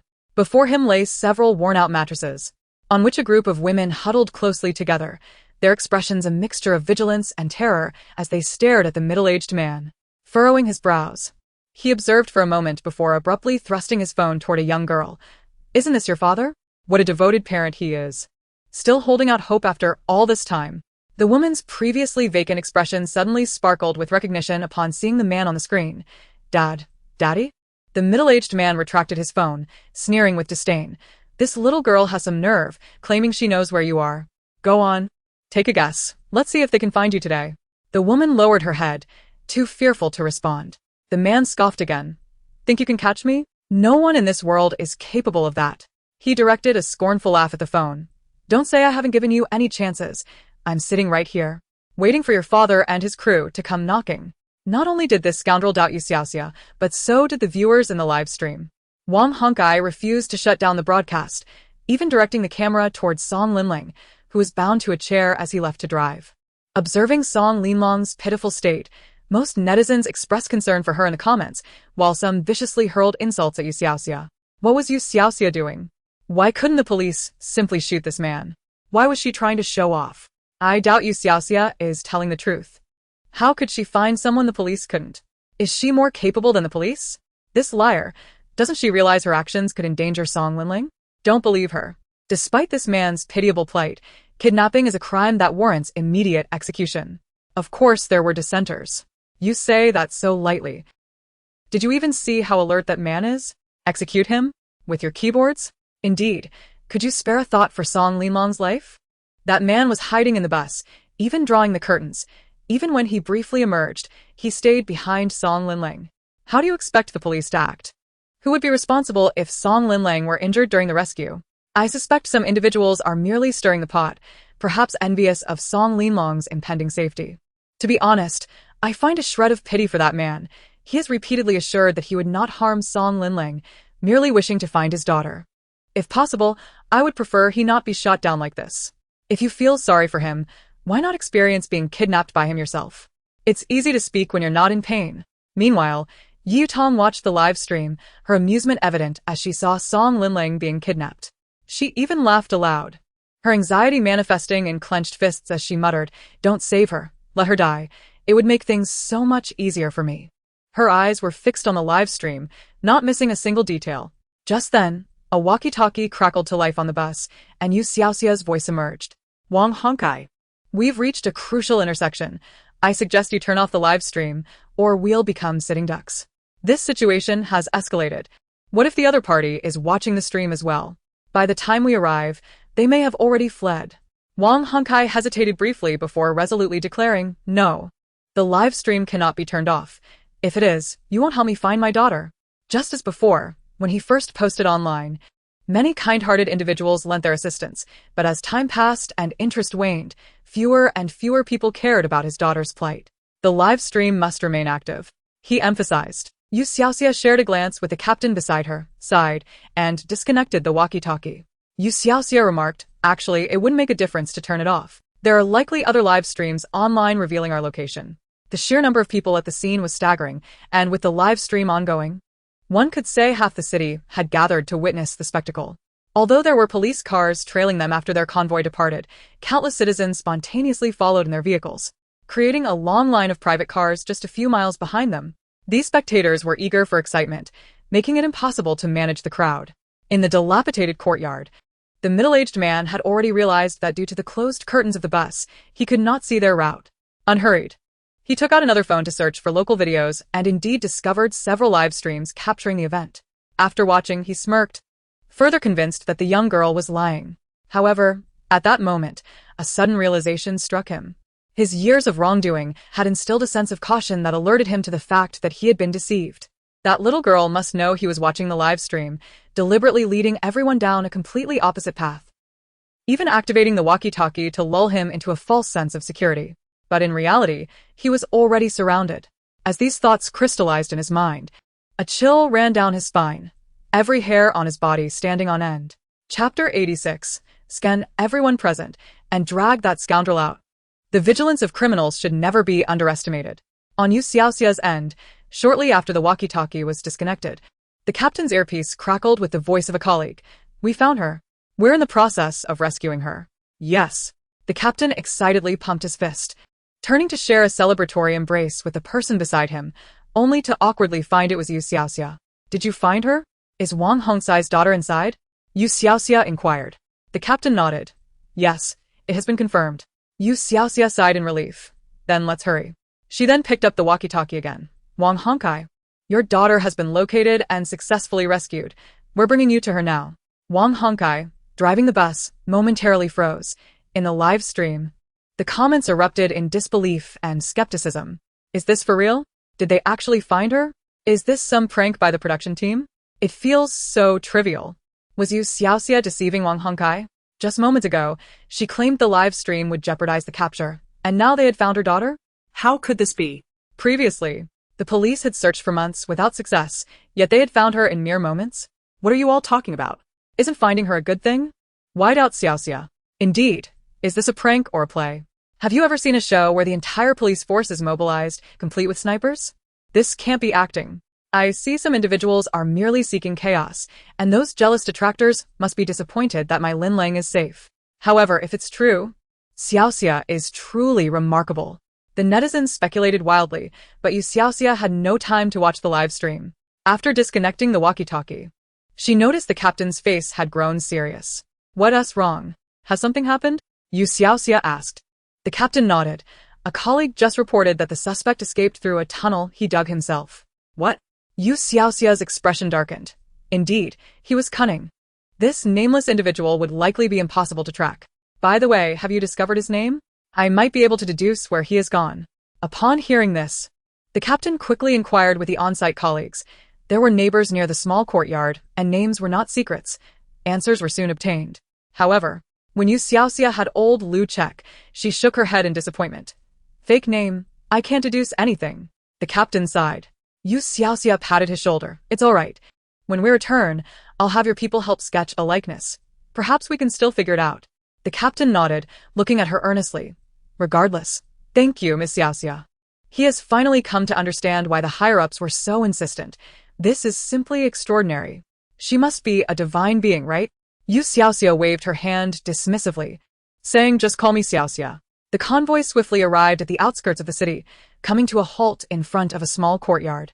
Although a cordon had been established around the area, local villagers had already gathered in throngs, surrounding the courtyard in layers, making it nearly impenetrable. As the bus stopped, Wang Hongcai disregarded Song Linlang entirely and rushed out the door. You Xiaoxia, however, immediately climbed aboard the bus, calling out Linlang. Song Linlang, bound to her seat, smiled through her reddened eyes and replied, "Xiaoxia." You Xiaoxia hurried to untie Song Linlang and examined her closely. "Are you all right? Are you hurt anywhere?"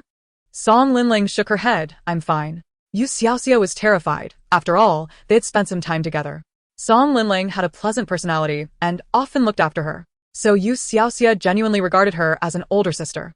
She immediately enveloped Song Linlang in a hug, exclaiming, "You scared me to death. I'm so relieved you're okay." "Just fine." The live broadcast continued, with Imo Pingxin and Song Xiangchen steadfastly monitoring the stream. Upon witnessing the scene, the mother and son broke into tears. Montag Pingxin wept, patting her chest. "Thank goodness, they are both safe." Suddenly, a piercing wail erupted from the scene. As You Xiaoxia assisted Song Linlang down from the bus, she spotted Wang Hongcai weeping uncontrollably while clutching a dazed young woman.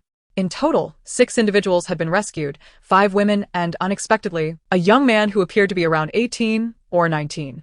Each had endured unimaginable torment. When the SWAT team burst in, they found these individuals shackled with iron chains, their emaciated forms and vacant gazes evoking deep sympathy. They had arrived too late to witness the initial horror, but the onlooking villagers had seen everything unfold clearly. How could such a monster reside near our village? It terrifies me. I shudder just thinking about it. Indeed, this person might have committed murder. At that moment, the police approached, inquiring, "Are you the villagers residing here? Whose house is this?" The villagers tilted their heads, pointing. That's the old residence of Pang Lao. Following their gaze, a grizzled old man with half-white hair fell to the ground in fright. As he saw the police questioning him, he scrambled to his feet, exclaiming, I am innocent. "Yes, this is my house, but I had nothing to do with this." The police replied, "We never said you did. Who lives in this house?" Pang Lao sighed in relief, then began to lament. "I rented it out to a man in his 40s or 50s. He claimed to work at a nearby construction site and seemed quite amiable. I never imagined he would commit such atrocities." As Pang Lao lamented, You Xiaoxia guided Song Linling towards the ambulance, saying, "Let us go to the hospital. I can't help but worry." Song Linling nodded in agreement.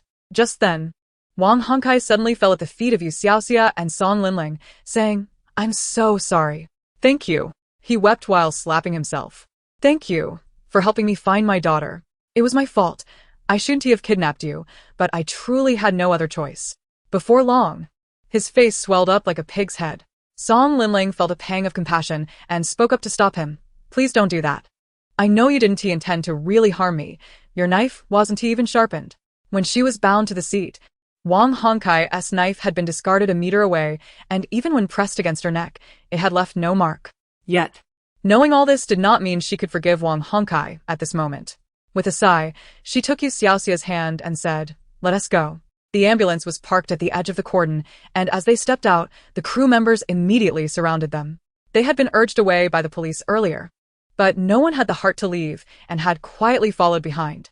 Now, seeing Song Linling alive, they finally felt a sense of relief. After exchanging a few words of concern, commotion erupted from the back of the crowd. It was the Song family and Gu Xiqing arriving. Song Xiangbei and Song Onkong had received news of Song Linling's rescue as soon as they landed, but it was only upon seeing her that their hearts finally eased. Linling. Xiaoxia. Song Onkong hurriedly approached. Upon seeing her father, Song Linling's tears flowed anew. Song Xiangbei ruffled the hair of his 2 younger sisters, saying, "You both have suffered." Gu Xiqing had been fixated on You Xiaoxia since arriving on the scene. Although he knew she would be fine, seeing her vibrant and full of life allowed him to breathe a little easier. He withdrew his gaze and turned to Song Linling, saying, "Thank goodness you're okay. The production team bears responsibility for this incident and will provide an explanation." The driver was arranged through the production team, and accountability would surely be pursued step by step. The producer and director kept their heads down, too afraid to speak. You Xiaoxia entrusted Song Linling to her family, saying, "Dad, big brother, please take Linling to the hospital for a checkup. I have a few matters to attend to. I will find you later." Without waiting for Song Onkong to respond, You Xiaoxia had already dashed away. Gu Xiqing quickly reassured, "Uncle Song, don't worry. You go to the hospital. I'll catch up with her." You Xiaoxia swiftly located the team leader she had arrived with and whispered a few words in his ear. The leader's expression changed immediately.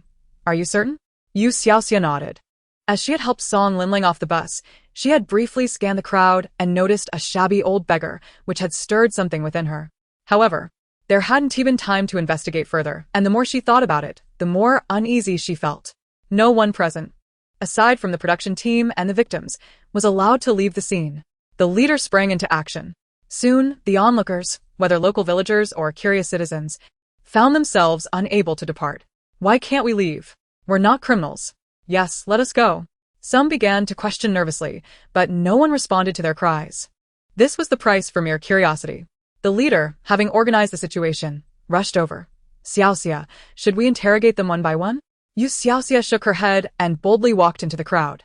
Standing in the midst of the throng, hands on her hips, she surveyed the area, commanding, "Old 6. Skin all present and identify the culprit. At your command, Commander." Chapter 87. Because I am your ancestor. What culprit? Did you hear that? Did you hear it too? I thought I was the only one who heard it.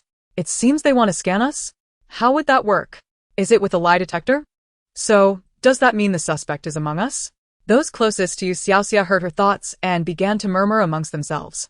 As the last statement echoed, fear gripped them, and they quickly sized each other up, casting suspicious glances before silently distancing themselves. Just then, that strange mechanical voice reemerged. Xiaoxia, I found it. You Xiaoxia immediately locked her gaze on a specific point within the crowd and whispered a few words to the team leader. In the back of the crowd, the tattered old beggar felt his heart sink as he became trapped among the throngs. Unsure of what was happening, the crowd suddenly began to stir.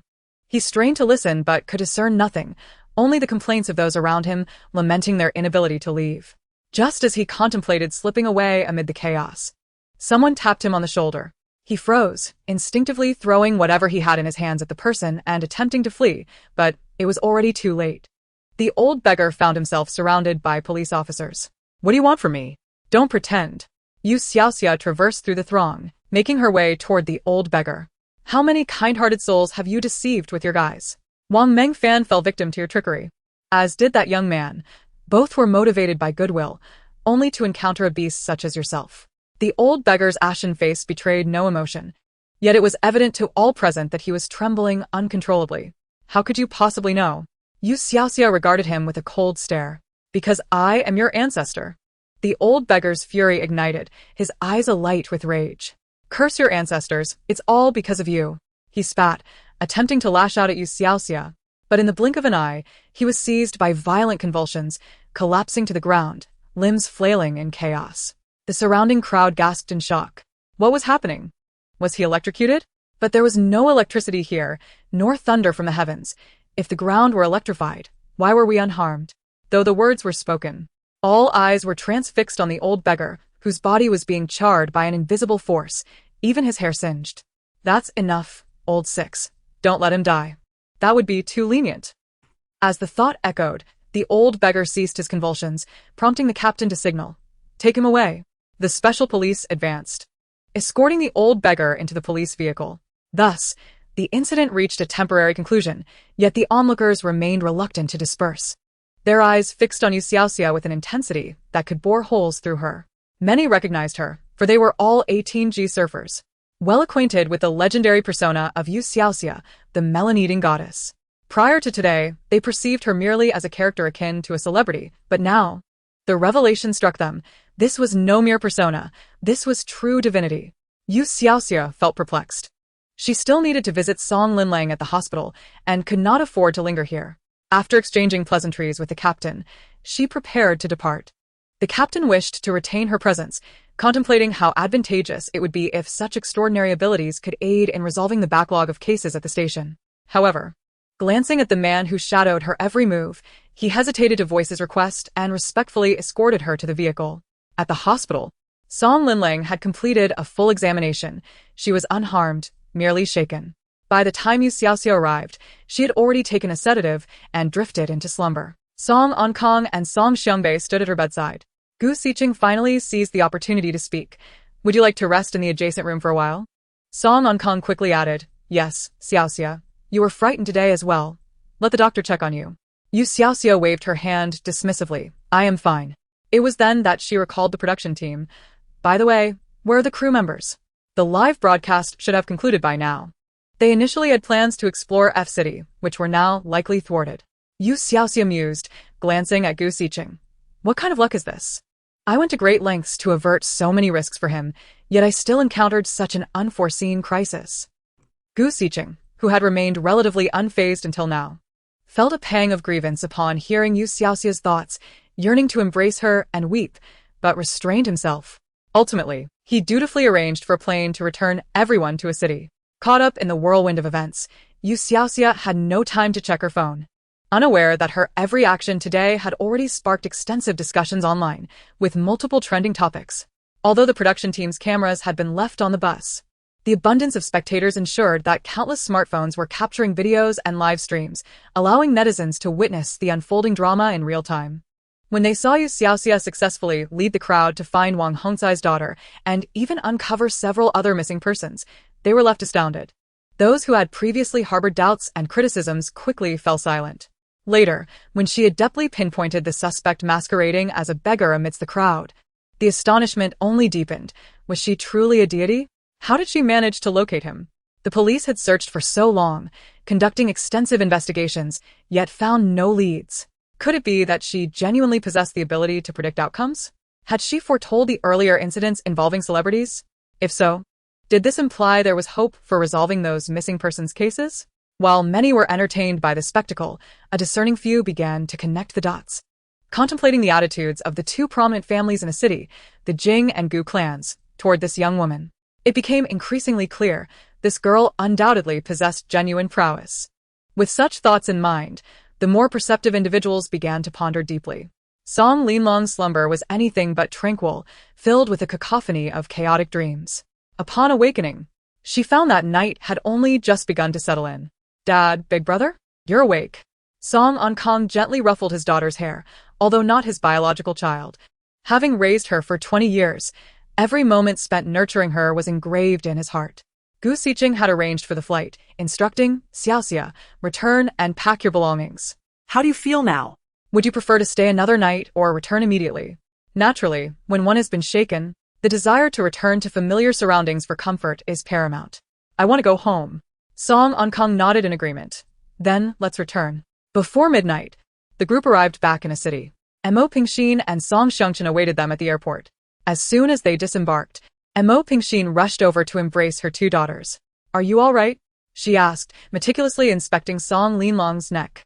Song Linlang feigned nonchalance, smiling. The knife wasn't even sharpened. "He was merely trying to frighten us." Yet Mo Pingxin was unfazed by the reasoning.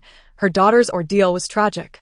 But she could not condone using a knife to threaten another's child. Fortunately, Xiaoxia had helped locate her. What if they hadn't found her? Would Linlang have returned safely?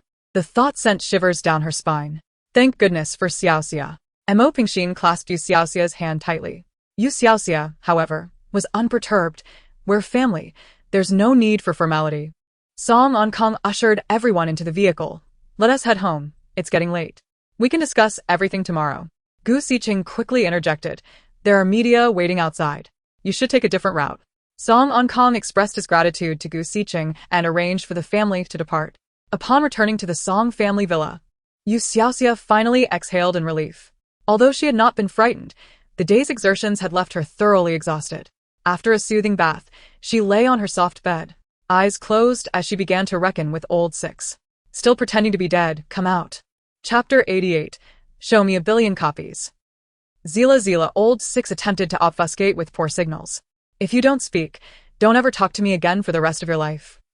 If old Six had any shame, he would surely have been wearing a sycophantic grin at this moment.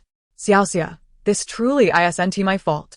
Wang Hongsai's actions today were utterly unpredictable. The driver originally assigned by the production team wasn't him. He was swapped out at the last minute due to a colleague's emergency. When Wang Honkai boarded the vehicle, he had no intention of kidnapping. He merely saw the stars getting on and, upon noticing the live broadcast cameras, the idea suddenly struck him. I truly could not have foreseen this. You Xiaoxia remained unconvinced. If it were so random, where did his knife come from? Surely, he wouldn't carry a knife with him all the time.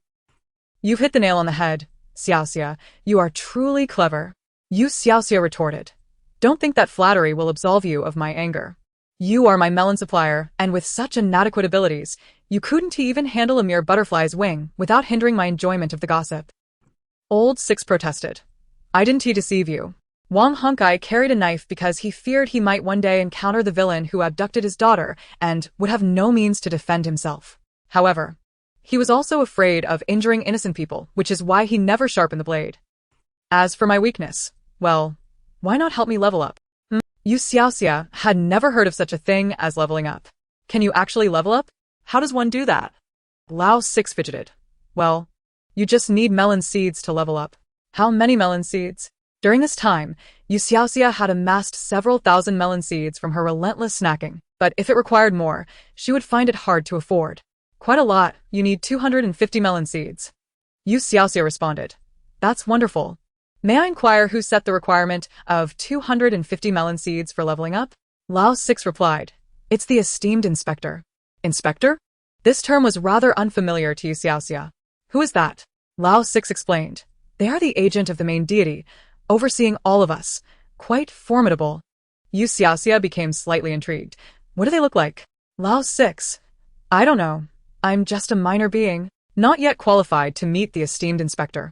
You Xiaoxia. It turns out that no matter where one is, even if you are merely an artificial intelligence, there are hierarchical constraints. How delightful. Returning to the matter at hand, once you level up, will your abilities improve? Lao Shao, absolutin. Once I level up, I will be quite a powerful entity. I could crush this little butterfly in an instant. Don't believe the bragging. And even if it survives, I could foresee the outcome, just as I should have been able to see the incident with Song Linling today. Should have? You Xiaoxia was not entirely satisfied. In any case, I will be quite impressive. Like that dastardly villain, we couldn't capture him because he used a false name, but after I level up, I can deduce things even from a false name. Oh, and after I level up, the wishful thinking house will also upgrade, allowing you to enjoy a 20 discount on purchases. A 20 discount? This piqued You Xiaoxia's interest. Speaking of the wishful thinking house, she had never thoroughly researched it. Some items were exorbitantly priced, while others were surprisingly cheap, and she was utterly clueless about the pricing rules. Alright then. Let us level you up. Just 250 melon seeds? You should have mentioned it earlier. I would have done it in a heartbeat. You Xiaoxia was not a stingy person. Lao 6 was overwhelmed with gratitude. Xiaoxia, you are so kind to me. 250 melon seeds equated to 250 days of survival, yet without a blink, You Xiaoxia spent them. Lao 6 was deeply moved, feeling that it would be impossible to find anyone as kind as her. Let us level up right now. By the way, is it just melon seeds? Or are there other requirements? Lao 6. For the first upgrade, the host must have consumed at least 50 melons to be eligible for leveling up. 50 melons? You Xiaoxia hurriedly asked. Have I met the requirement? Lao 6. Yes, host, you have consumed more than 50 melons since your arrival. You Xiaoxia felt relieved. Then let us proceed. As she issued the command, the system interface transformed, resembling a computer update process, with circles shaped like daisies, their brightness rotating from dim to bright. Hypnotically, after 2 rotations, You Xiaoxia fell asleep. The next day, she awoke groggily, just rubbing her eyes when a voice suddenly drifted into her ears. Darling, are you awake? You Xiaoxia froze mid-rub, and, in the next moment, she sprang upright from her bed. Goose sick hen? You scoundrel! How dare you enter my room so early in the morning? However, after cursing, she realized she was alone in the bedroom. You Xiaoxia stood in stunned silence for 5 seconds before erupting. Lao 6, come out this instant. Ahem, Lao 6 resumed its mechanical voice, looking rather aggrieved. Did I scare you? I thought you liked him, so I used his voice to surprise you. Like him? You Xiaoxia's face darkened. Who could understand the shock of finding a man in her room first thing in the morning? Lao Shao? Utterly clueless. So you don't like him? I must have misunderstood. In the next moment, it switched voices. Baby, how about this one? Do you like this? Jing Feng's voice. You Xiaoxia was nearly exasperated. Lao 6, are you trying to get yourself killed? Alright then. You don't like this one either. Lao 6 smoothly transitioned. Then how about this, sister? Zhao Yanfeng? You Xiaoxia's eyes widened. While she liked slender, delicate men, it was merely a simple fondness. Nothing more. You Xiaoxia silently screamed. Lao 6, can you please be normal? It seems you still don't like it. Surely you don't prefer Wu Tao? Enough. Just as Lao 6 was about to switch to Wu Tao's voice, You Xiaoxia could no longer contain her anger. Lao 6, have you leveled up and become foolish? Lao 6 reverted to its mechanical voice, chuckling foolishly. I merely added a personal voice mode. I was curious. Curious enough to toy with me? You Xiaoxia was on the verge of exploding early in the morning. I spent 250 melon seeds without a second thought. And this is how you repay me? Where is your conscience? Did you eat it yourself? Lao 6 finally realized its mistake, looking pitiful. Yes, I'm sorry. Xiaoxia. Please forgive me just this once. You Xiaoxia then rolled back onto her bed. What have you upgraded? Show me, aside from the voices. She was truly exasperated with Lao 6. However, Lao 6 was stammering, unable to articulate. You Xiaoxia instantly had a bad feeling, her eyes narrowing. She hastily opened the wishful thinking house, and in the next moment, a roar erupted. Wasn't it supposed to be a 20 discount? Where did it go? Did you embezzle it? Whoa, Lao 6 cried pitifully. I don't know, it was like this after I leveled up, number 20 discount, whoa.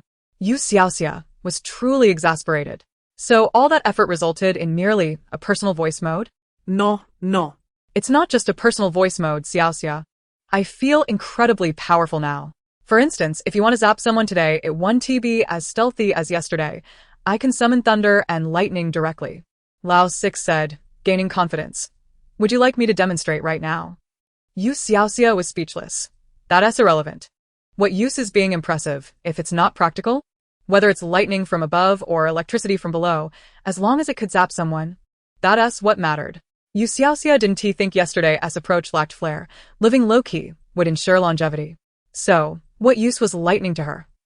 So, I wasted 250 seeds for nothing. Lao 6 insisted. You didn't waste them, just take a look, I've gained an additional function.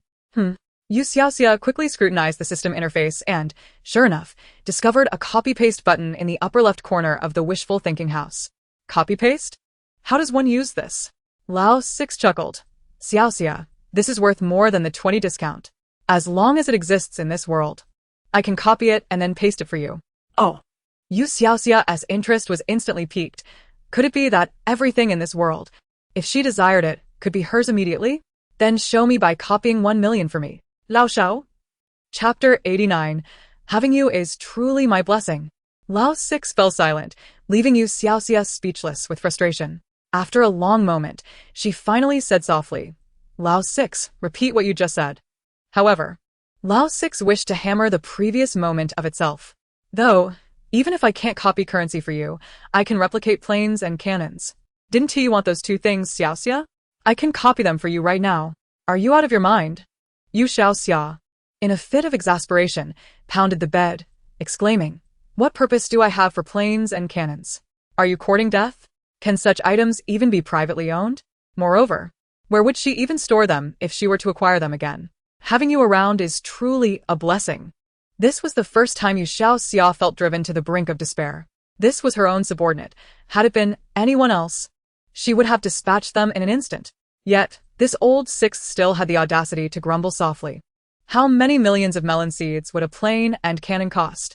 Copying them is essentially free. We'd actually be profiting. Sensing her increasingly irate disposition, the old 6 wisely chose to remain silent. After a considerable pause, he suddenly perked up again. Well then, Xiaoxia, since you desire money, I could replicate the most valuable items in this world for you. You could exchange them for cash as well. You Xiaoxia remained nonplussed. Did she truly lack funds? Her worth was in the billions at the very least. What she craved was that exhilarating feeling of sudden wealth, the delightful sensation of being unexpectedly showered with riches while lounging in bed. Never mind, old 6th wouldn't comprehend such nuances. As for selling items, it would only lead outsiders to speculate that the Song family was on the brink of bankruptcy. Turning over on the bed, You Xiaoxia declared, How about this? Just replicate a media player for me. That way, if I miss the live events, I can directly watch the videos instead. Old 6th responded with a silent pause. You Xiaoxia, on the verge of exploding with frustration, retorted, Not even a media player? Old 6, tell me, how many truthful statements have you uttered? Do you even remember what you